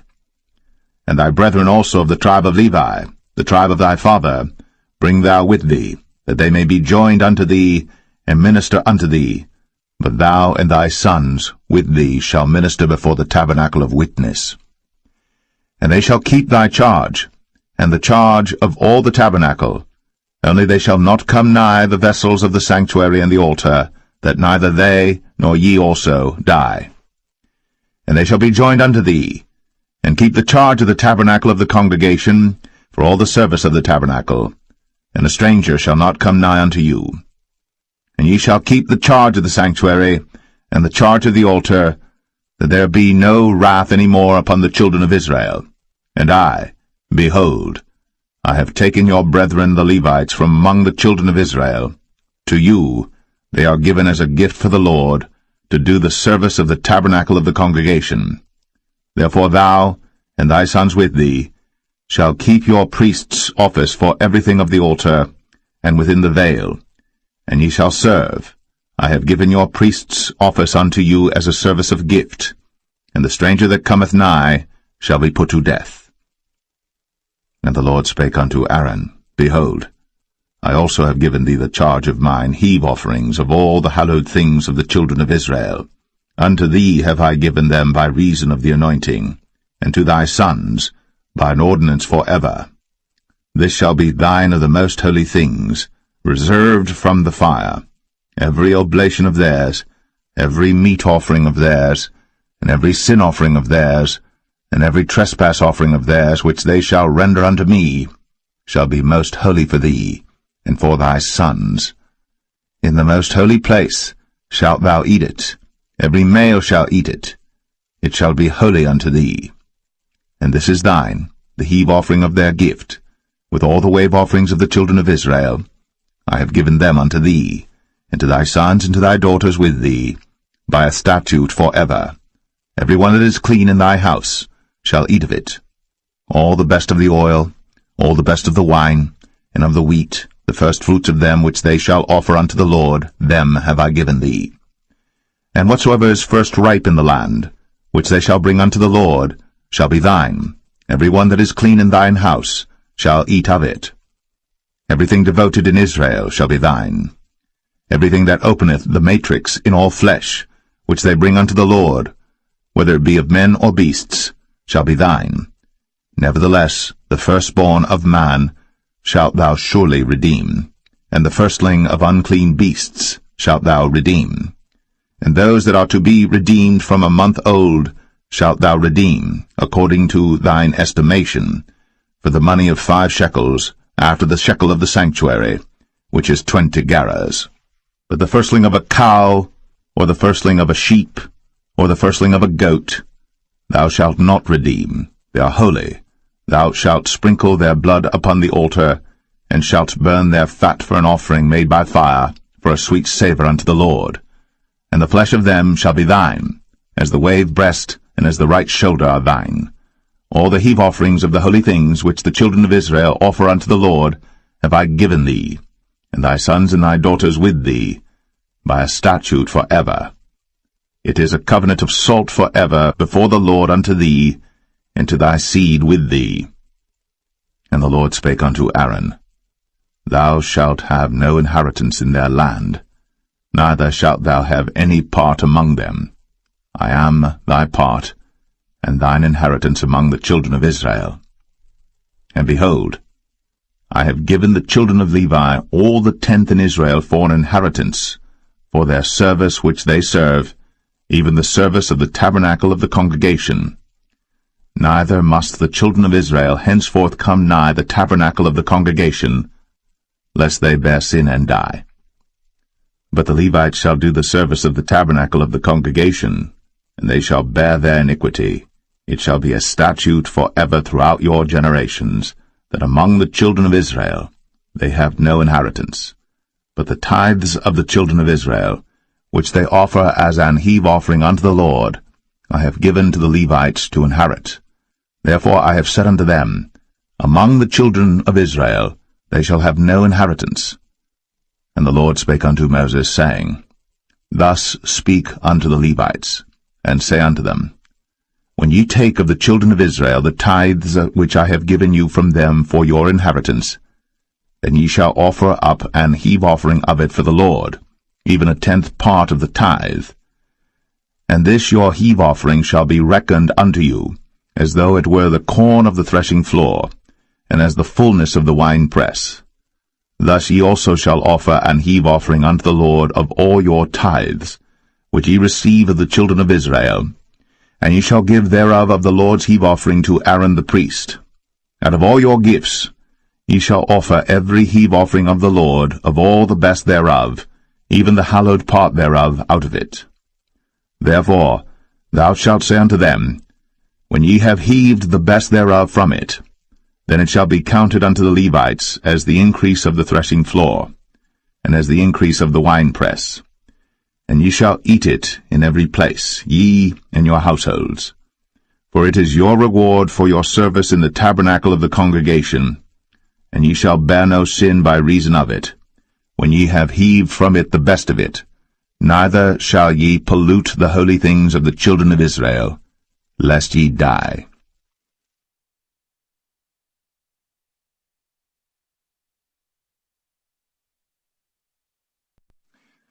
Numbers 19. And the Lord spake unto Moses and unto Aaron, saying, This is the ordinance of the law which the Lord hath commanded, saying, Speak unto the children of Israel, that they bring thee a red heifer without spot, wherein is no blemish, and upon which never came yoke. And ye shall give her unto Eleazar the priest, that he may bring her forth without the camp, and one shall slay her before his face. And Eleazar the priest shall take of her blood with his finger, and sprinkle of her blood directly before the tabernacle of the congregation 7 times. And one shall burn the heifer in his sight, her skin and her flesh, and her blood, with her dung shall he burn. And the priest shall take cedar wood and hyssop, and scarlet, and cast it into the midst of the burning of the heifer. Then the priest shall wash his clothes, and he shall bathe his flesh in water, and afterward he shall come into the camp, and the priest shall be unclean until the even. And he that burneth her shall wash his clothes in water, and bathe his flesh in water, and shall be unclean until the even. And the man that is clean shall gather up the ashes of the heifer, and lay them up without the camp in a clean place. And it shall be kept for the congregation of the children of Israel for a water of separation. It is a purification for sin. And he that gathereth the ashes of the heifer shall wash his clothes, and be unclean until the even. And it shall be unto the children of Israel, and unto the stranger that sojourneth among them, for a statute forever. He that toucheth the dead body of any man shall be unclean 7 days. He shall purify himself with it on the 3rd day, and on the 7th day he shall be clean. But if he purify not himself the 3rd day, then the 7th day he shall not be clean. Whosoever toucheth the dead body of any man that is dead, and purifieth not himself, defileth the tabernacle of the Lord, and that soul shall be cut off from Israel, because the water of separation was not sprinkled upon him. He shall be unclean, his uncleanness is yet upon him. This is the law when a man dieth in a tent. All that come into the tent, and all that is in the tent, shall be unclean 7 days. And every open vessel, which hath no covering bound upon it, is unclean. And whosoever toucheth one that is slain with a sword in the open fields, or a dead body, or a bone of a man, or a grave, shall be unclean 7 days. And for an unclean person, they shall take of the ashes of the burnt heifer, of purification for sin, and running water shall be put thereto in a vessel. And a clean person shall take hyssop, and dip it in the water, and sprinkle it upon the tent, and upon all the vessels, and upon the persons that were there, and upon him that touched a bone, or one slain, or one dead, or a grave. And the clean person shall sprinkle upon the unclean on the 3rd day, and on the 7th day.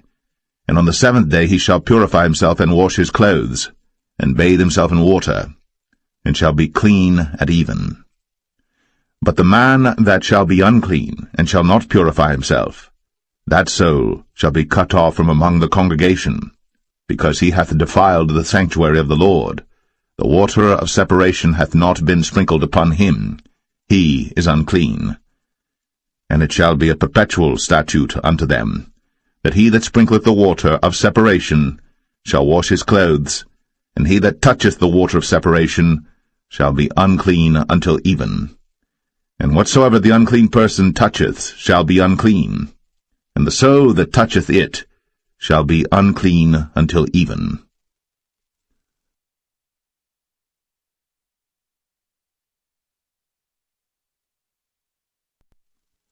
Numbers 20. Then came the children of Israel, even the whole congregation, into the desert of Zin, in the 1st month, and the people abode in Kadesh. And Miriam died there, and was buried there.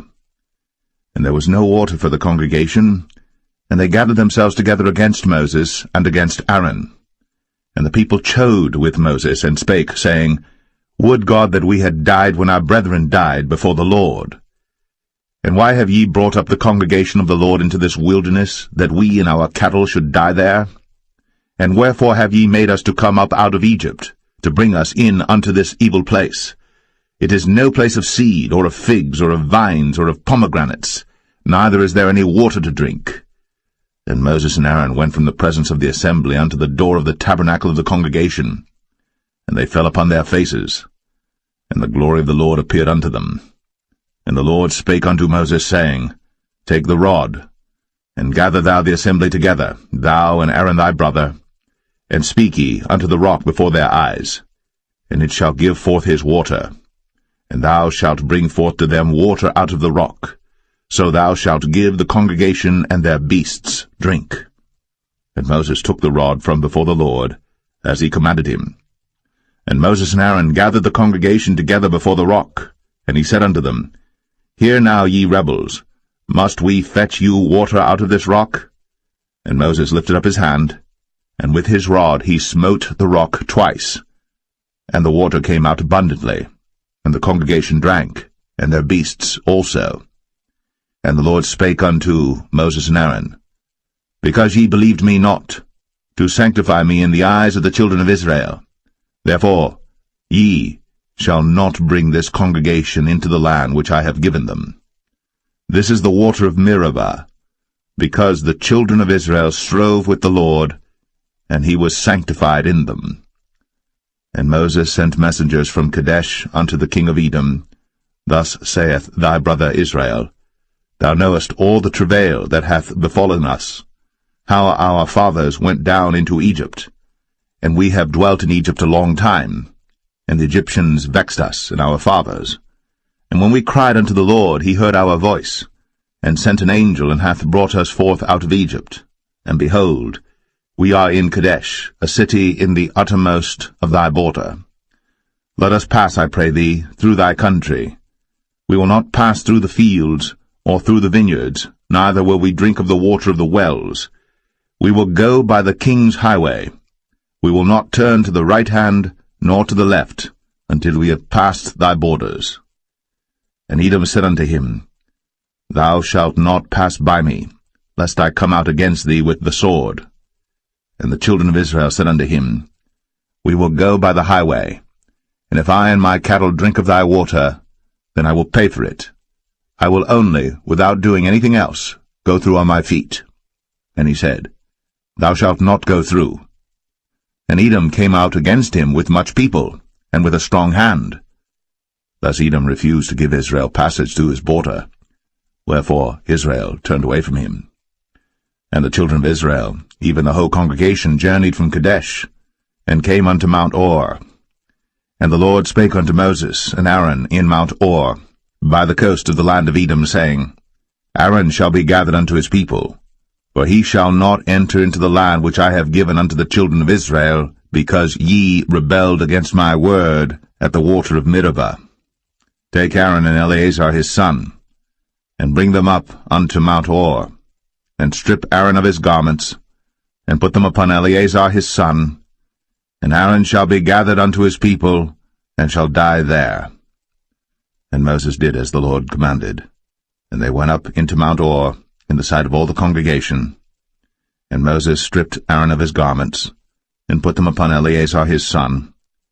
And Aaron died there, in the top of the mount. And Moses and Eleazar came down from the mount.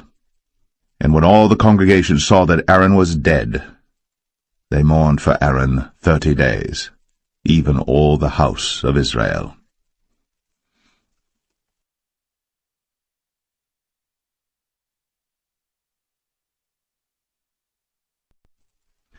Numbers 21. And when King Arad, the Canaanite, which dwelt in the south, heard tell that Israel came by the way of the spies, then he fought against Israel, and took some of them prisoners. And Israel vowed a vow unto the Lord, and said, If thou wilt indeed deliver this people into my hand, then I will utterly destroy their cities. And the Lord hearkened to the voice of Israel, and delivered up the Canaanites, and they utterly destroyed them in their cities. And he called the name of the place Ormah. And they journeyed from Mount Or by the way of the Red Sea to compass the land of Edom. And the soul of the people was much discouraged because of the way. And the people spake against God, and against Moses. Wherefore have ye brought us up out of Egypt to die in the wilderness? For there is no bread, neither is there any water, and our soul loatheth this light bread. And the Lord sent fiery serpents among the people, and they bit the people, and much people of Israel died. Therefore the people came to Moses and said, We have sinned, for we have spoken against the Lord, and against thee. Pray unto the Lord that he take away the serpents from us. And Moses prayed for the people. And the Lord said unto Moses, Make thee a fiery serpent, and set it upon a pole. And it shall come to pass, that every one that is bitten, when he looketh upon it, shall live. And Moses made a serpent of brass, and put it upon a pole. And it came to pass, that if a serpent had bitten any man, when he beheld the serpent of brass, he lived. And the children of Israel set forward, and pitched in Oboth. And they journeyed from Oboth, and pitched at Ije-Abarim, in the wilderness which is before Moab, toward the sunrising. From thence they removed, and pitched in the valley of Zered. From thence they removed, and pitched on the other side of Arnon, which is in the wilderness that cometh out of the coasts of the Amorites. For Arnon is the border of Moab, between Moab and the Amorites. Wherefore it is said in the book of the wars of the Lord, what he did in the Red Sea, and in the brooks of Arnon, and at the stream of the brooks that goeth down to the dwelling of Ar, and lieth upon the border of Moab. And from thence they went to Beer, that is the well whereof the Lord spake unto Moses, Gather the people together, and I will give them water. Then Israel sang this song, Spring up, O well, sing ye unto it. The princes digged the well, the nobles of the people digged it, by the direction of the lawgiver, with their staves. And from the wilderness they went to Mattanah, and from Mattanah to Nahaliel, and from Nahaliel to Bamoth, and from Bamoth in the valley, that is in the country of Moab, to the top of Pisgah, which looketh toward Jeshimon. And Israel sent messengers unto Sihon, king of the Amorites, saying, Let me pass through thy land. We will not turn into the fields or into the vineyards, we will not drink of the waters of the well, but we will go along by the king's highway until we be past thy borders. And Sihon would not suffer Israel to pass through his border. But Sihon gathered all his people together, and went out against Israel into the wilderness. And he came to Jahaz, and fought against Israel. And Israel smote him with the edge of the sword, and possessed his land from Arnon unto Jabbok, even unto the children of Ammon.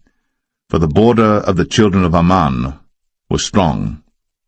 And Israel took all these cities, And Israel dwelt in all the cities of the Amorites, in Heshbon, in all the villages thereof.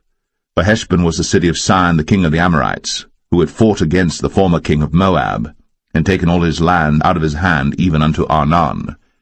Wherefore they that speak in Proverbs say, Come into Heshbon, let the city of Sihon be built and prepared.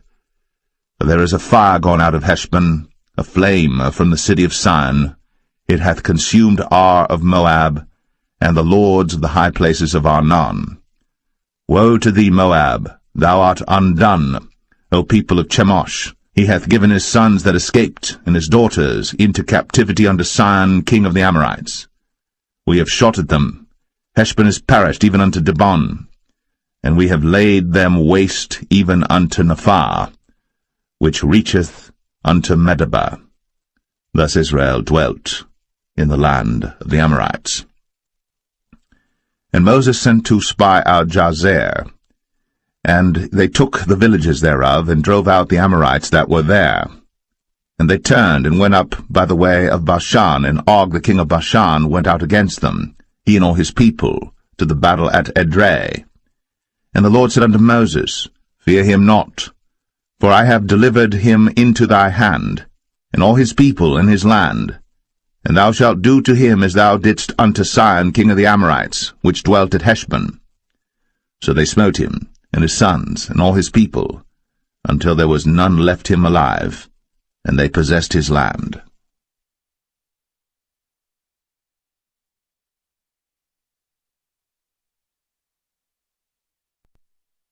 Numbers 22.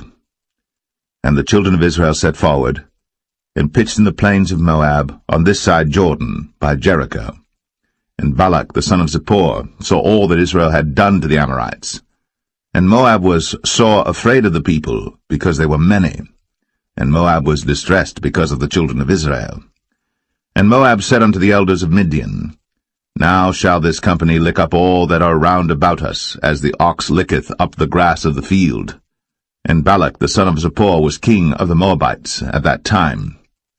He sent messengers, therefore, unto Balaam the son of Beor to Pethor, which is by the river of the land of the children of his people, to call him, saying, Behold, there is a people come out from Egypt. Behold, they cover the face of the earth, and they abide over against me.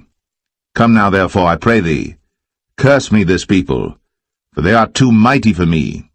Peradventure I shall prevail, that we may smite them, and that I may drive them out of the land.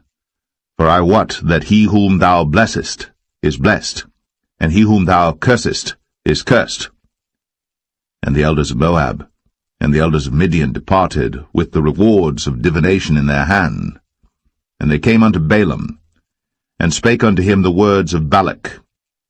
And he said unto them, Lodge here this night, and I will bring you word again, as the Lord shall speak unto me.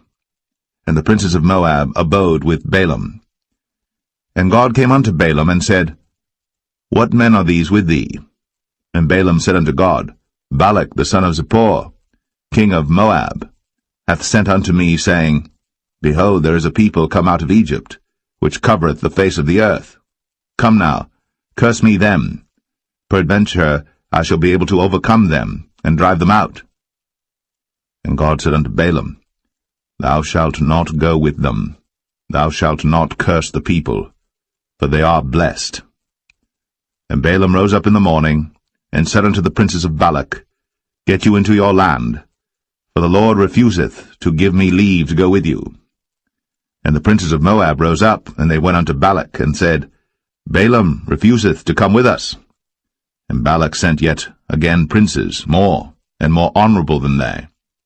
And they came to Balaam, and said to him, Thus saith Balak the son of Zippor, Let nothing, I pray thee, hinder thee from coming unto me. For I will promote thee unto very great honor, and I will do whatsoever thou sayest unto me. Come therefore, I pray thee, curse me this people. And Balaam answered and said unto the servants of Balak, If Balak would give me his house full of silver and gold, I cannot go beyond the word of the Lord my God, to do less or more. Now therefore I pray you, tarry ye also here this night, that I may know what the Lord will say unto me more. And God came unto Balaam at night, and said unto him, If the men come to call thee, rise up and go with them. But yet the word which I shall say unto thee, that shalt thou do. And Balaam rose up in the morning, and saddled his ass, and went with the princes of Moab. And God's anger was kindled because he went. And the angel of the Lord stood in the way for an adversary against him. Now he was riding upon his ass, and his 2 servants were with him. And the ass saw the angel of the Lord standing in the way, and his sword drawn in his hand. And the ass turned aside out of the way, and went into the field. And Balaam smote the ass, to turn her into the way. But the angel of the Lord stood in a path of the vineyards, a wall being on this side, and a wall on that side. And when the ass saw the angel of the Lord, she thrust herself unto the wall, and crushed Balaam's foot against the wall. And he smote her again. And the angel of the Lord went further, and stood in a narrow place, where was no way to turn either to the right hand or to the left. And when the ass saw the angel of the Lord, she fell down under Balaam, and Balaam's anger was kindled, and he smote the ass with a staff. And the Lord opened the mouth of the ass, and she said unto Balaam, What have I done unto thee, that thou hast smitten me these 3 times? And Balaam said unto the ass, Because thou hast mocked me, I would there were a sword in mine hand, for now would I kill thee. And the ass said unto Balaam, Am not I thine ass, upon which thou hast ridden ever since I was thine unto this day? Was I ever wont to do so unto thee? And he said, Nay.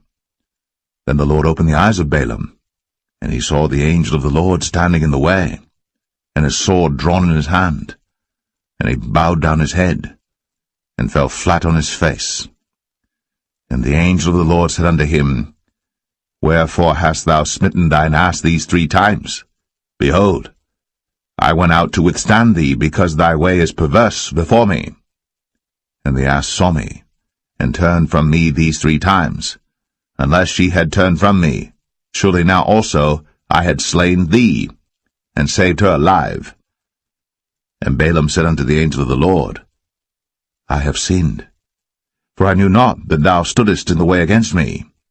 Now therefore, if it displease thee, I will get me back again. And the angel of the Lord said unto Balaam, Go with the men, but only the word that I shall speak unto thee, that thou shalt speak. So Balaam went with the princes of Balak. And when Balak heard that Balaam was come, he went out to meet him unto a city of Moab, which is in the border of Arnon, which is in the utmost coast. And Balak said unto Balaam, Did I not earnestly send unto thee to call thee? Wherefore camest thou not unto me? Am I not able indeed to promote thee to honour? And Balaam said unto Balak, Lo, I am come unto thee. Have I now any power at all to say anything? The word that God putteth in my mouth, that shall I speak. And Balaam went with Balak, and they came unto Kirjath Uzoth. And Balak offered oxen and sheep, and sent to Balaam, and to the princes that were with him. And it came to pass on the morrow that Balak took Balaam, and brought him up into the high places of Baal, that thence he might see the utmost part of the people.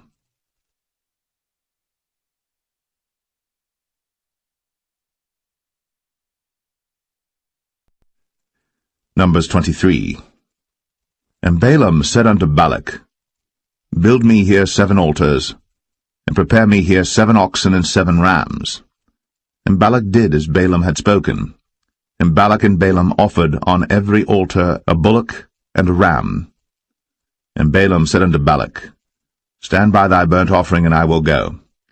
Peradventure the Lord will come to meet me, and whatsoever he showeth me, I will tell thee. And he went to an high place. And God met Balaam, and he said unto him, I have prepared 7 altars, and I have offered upon every altar a bullock and a ram. And the Lord put a word in Balaam's mouth, and said, Return unto Balak, and thus thou shalt speak. And he returned unto him, and lo, he stood by his burnt sacrifice, he and all the princes of Moab.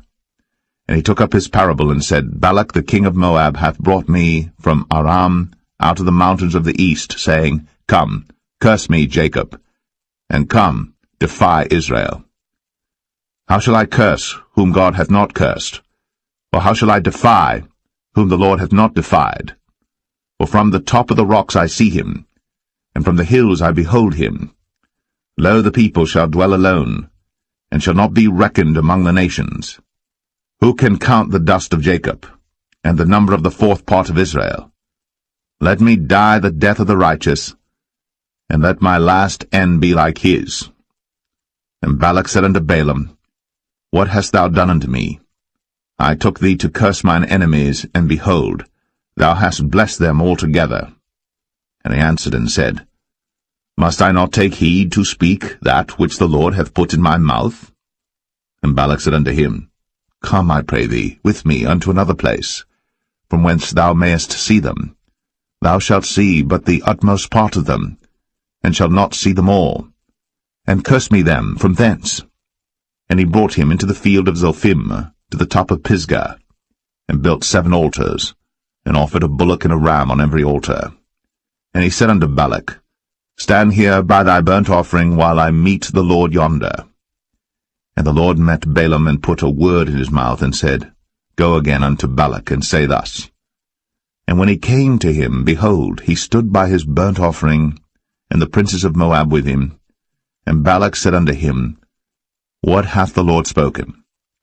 And he took up his parable, and said, Rise up, Balak, and hear. Hearken unto me, thou son of Zippor. God is not a man, that he should lie, neither the son of man, that he should repent. Hath he said, and shall he not do it? Or hath he spoken, and shall he not make it good? Behold, I have received commandment to bless, and he hath blessed, and I cannot reverse it. He hath not beheld iniquity in Jacob, neither hath he seen perverseness in Israel. The Lord his God is with him, and the shout of a king is among them. God brought them out of Egypt. He hath, as it were, the strength of an unicorn. Surely there is no enchantment against Jacob, neither is there any divination against Israel. According to this time it shall be said of Jacob and of Israel, What hath God wrought? Behold, the people shall rise up as a great lion, and lift up himself as a young lion. He shall not lie down until he eat of the prey, and drink the blood of the slain. And Balak said unto Balaam, Neither curse them at all, nor bless them at all. But Balaam answered, and said unto Balak, Told not I thee, saying, All that the Lord speaketh, that I must do? And Balak said unto Balaam, Come, I pray thee, I will bring thee unto another place. Peradventure it will please God that thou mayest curse me them from thence. And Balak brought Balaam unto the top of Peor, that looketh toward Jeshimon. Then Balaam said unto Balak, Build me here 7 altars, and prepare me here 7 bullocks and 7 rams. And Balak did as Balaam had said, and offered a bullock and a ram on every altar.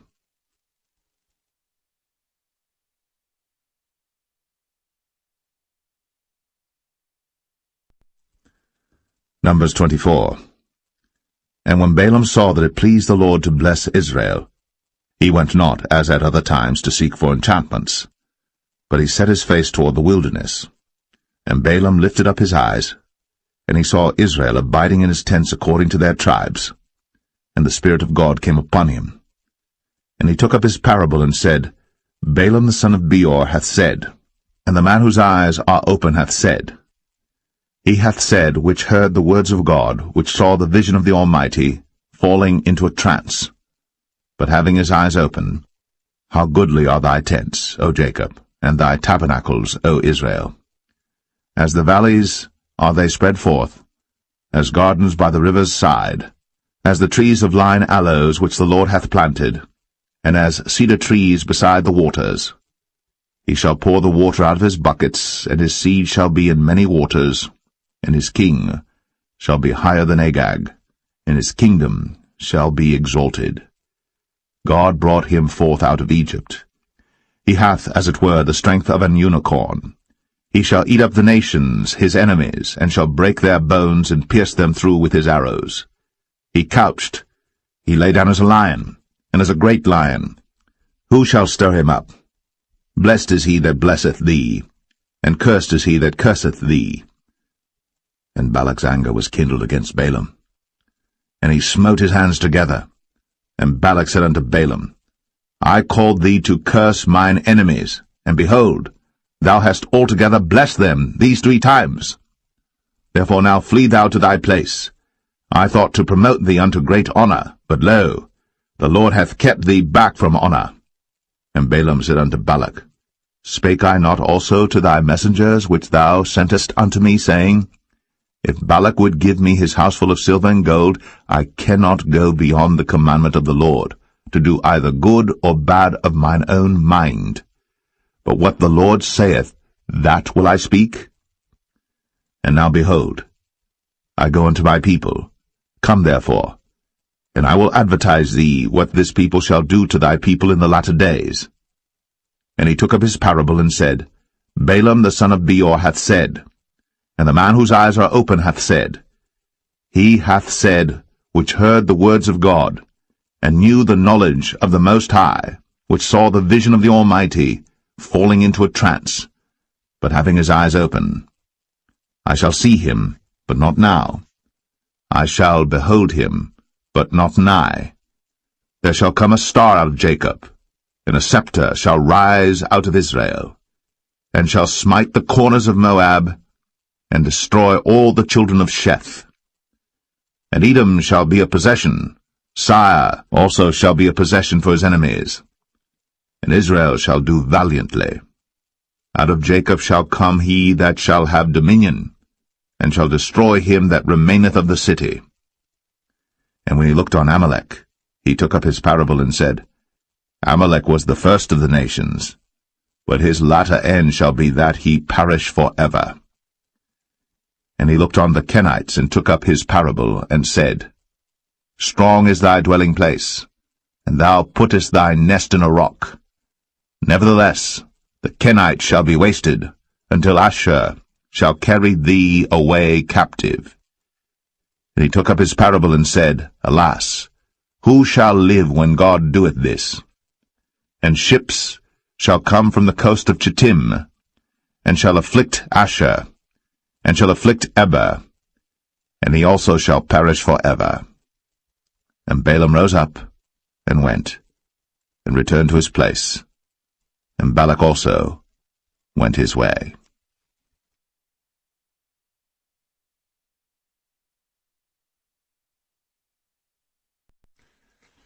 Numbers 25. And Israel abode in Shittim, and the people began to commit whoredom with the daughters of Moab. And they called the people unto the sacrifices of their gods, and the people did eat, and bowed down to their gods. And Israel joined himself unto Baal Peor, and the anger of the Lord was kindled against Israel. And the Lord said unto Moses, Take all the heads of the people, and hang them up before the Lord against the sun, that the fierce anger of the Lord may be turned away from Israel. And Moses said unto the judges of Israel, Slay ye every one his men that were joined unto Baal Peor. And behold, one of the children of Israel came and brought unto his brethren a Midianitish woman in the sight of Moses, and in the sight of all the congregation of the children of Israel, who were weeping before the door of the tabernacle of the congregation. And when Phinehas the son of Eleazar the son of Aaron the priest saw it, he rose up from among the congregation, and took a javelin in his hand, and he went after the man of Israel into the tent, and thrust both of them through, the man of Israel, and the woman through her belly. So the plague was stayed from the children of Israel. And those that died in the plague were 24,000. And the Lord spake unto Moses, saying, Phinehas the son of Eleazar, the son of Aaron the priest, hath turned my wrath away from the children of Israel, while he was zealous for my sake among them, that I consumed not the children of Israel in my jealousy. Wherefore say, Behold, I give unto him my covenant of peace, and he shall have it, and his seed after him, even the covenant of an everlasting priesthood, because he was zealous for his God, and made an atonement for the children of Israel. Now the name of the Israelite that was slain, even that was slain with the Midianitish woman, was Zimri, the son of Salu, a prince of a chief house among the Simeonites. And the name of the Midianitish woman that was slain was Cosbi, the daughter of Zur. He was head over a people, and of a chief house in Midian. And the Lord spake unto Moses, saying, Vex the Midianites, and smite them, for they vex you with their wiles, wherewith they have beguiled you in the matter of Peor, and in the matter of Cosbi, the daughter of a prince of Midian, their sister, which was slain in the day of the plague, for Peor's sake.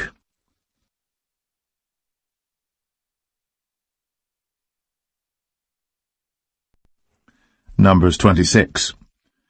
And it came to pass after the plague, that the Lord spake unto Moses and unto Eleazar the son of Aaron the priest, saying, Take the sum of all the congregation of the children of Israel, from 20 years old and upward, throughout their father's house, all that are able to go to war in Israel. And Moses and Eleazar the priest spake with them in the plains of Moab by Jordan near Jericho, saying, Take the sum of the people from 20 years old and upward, as the Lord commanded Moses and the children of Israel, which went forth out of the land of Egypt. Reuben, the eldest son of Israel, the children of Reuben, Hanok, of whom cometh the family of the Hanokites, of Palu, the family of the Paluites, of Hezron, the family of the Hezronites, of Carmi, the family of the Carmites. These are the families of the Reubenites, and they that were numbered of them were 40,003,730. And the sons of Palu, Eliab, and the sons of Eliab, Nemuel, and Dathan, and Abiram. This is that Dathan and Abiram which were famous in the congregation, who strove against Moses and against Aaron in the company of Korah, when they strove against the Lord. And the earth opened her mouth, and swallowed them up together with Korah, when that company died, what time the fire devoured 250 men, and they became a sign. Notwithstanding, the children of Korah died not. The sons of Simeon after their families, of Nemuel, the family of the Nemuelites, of Jamin, the family of the Jaminites, of Jachin, the family of the Jachinites, of Zerah, the family of the Zarhites, of Shaul, the family of the Shaulites. These are the families of the Simeonites, 22,200. The children of Gad after their families, of Zephon, the family of the Zephonites, of Haggai, the family of the Haggites, of Shunai, the family of the Shunites, of Ozni, the family of the Oznites, of Eri, the family of the Erites, of Arad, the family of the Aradites, of Arali, the family of the Aralites. These are the families of the children of Gad according to those that were numbered of them, 40,500. The sons of Judah were Er and Onan, and Er and Onan died in the land of Canaan. And the sons of Judah after their families were, of Shelah, the family of the Shelonites, of Pharez, the family of the Pharzites, of Zerah, the family of the Zarhites. And the sons of Pharez were, of Hezron, the family of the Hezronites, of Hamul, the family of the Hamulites.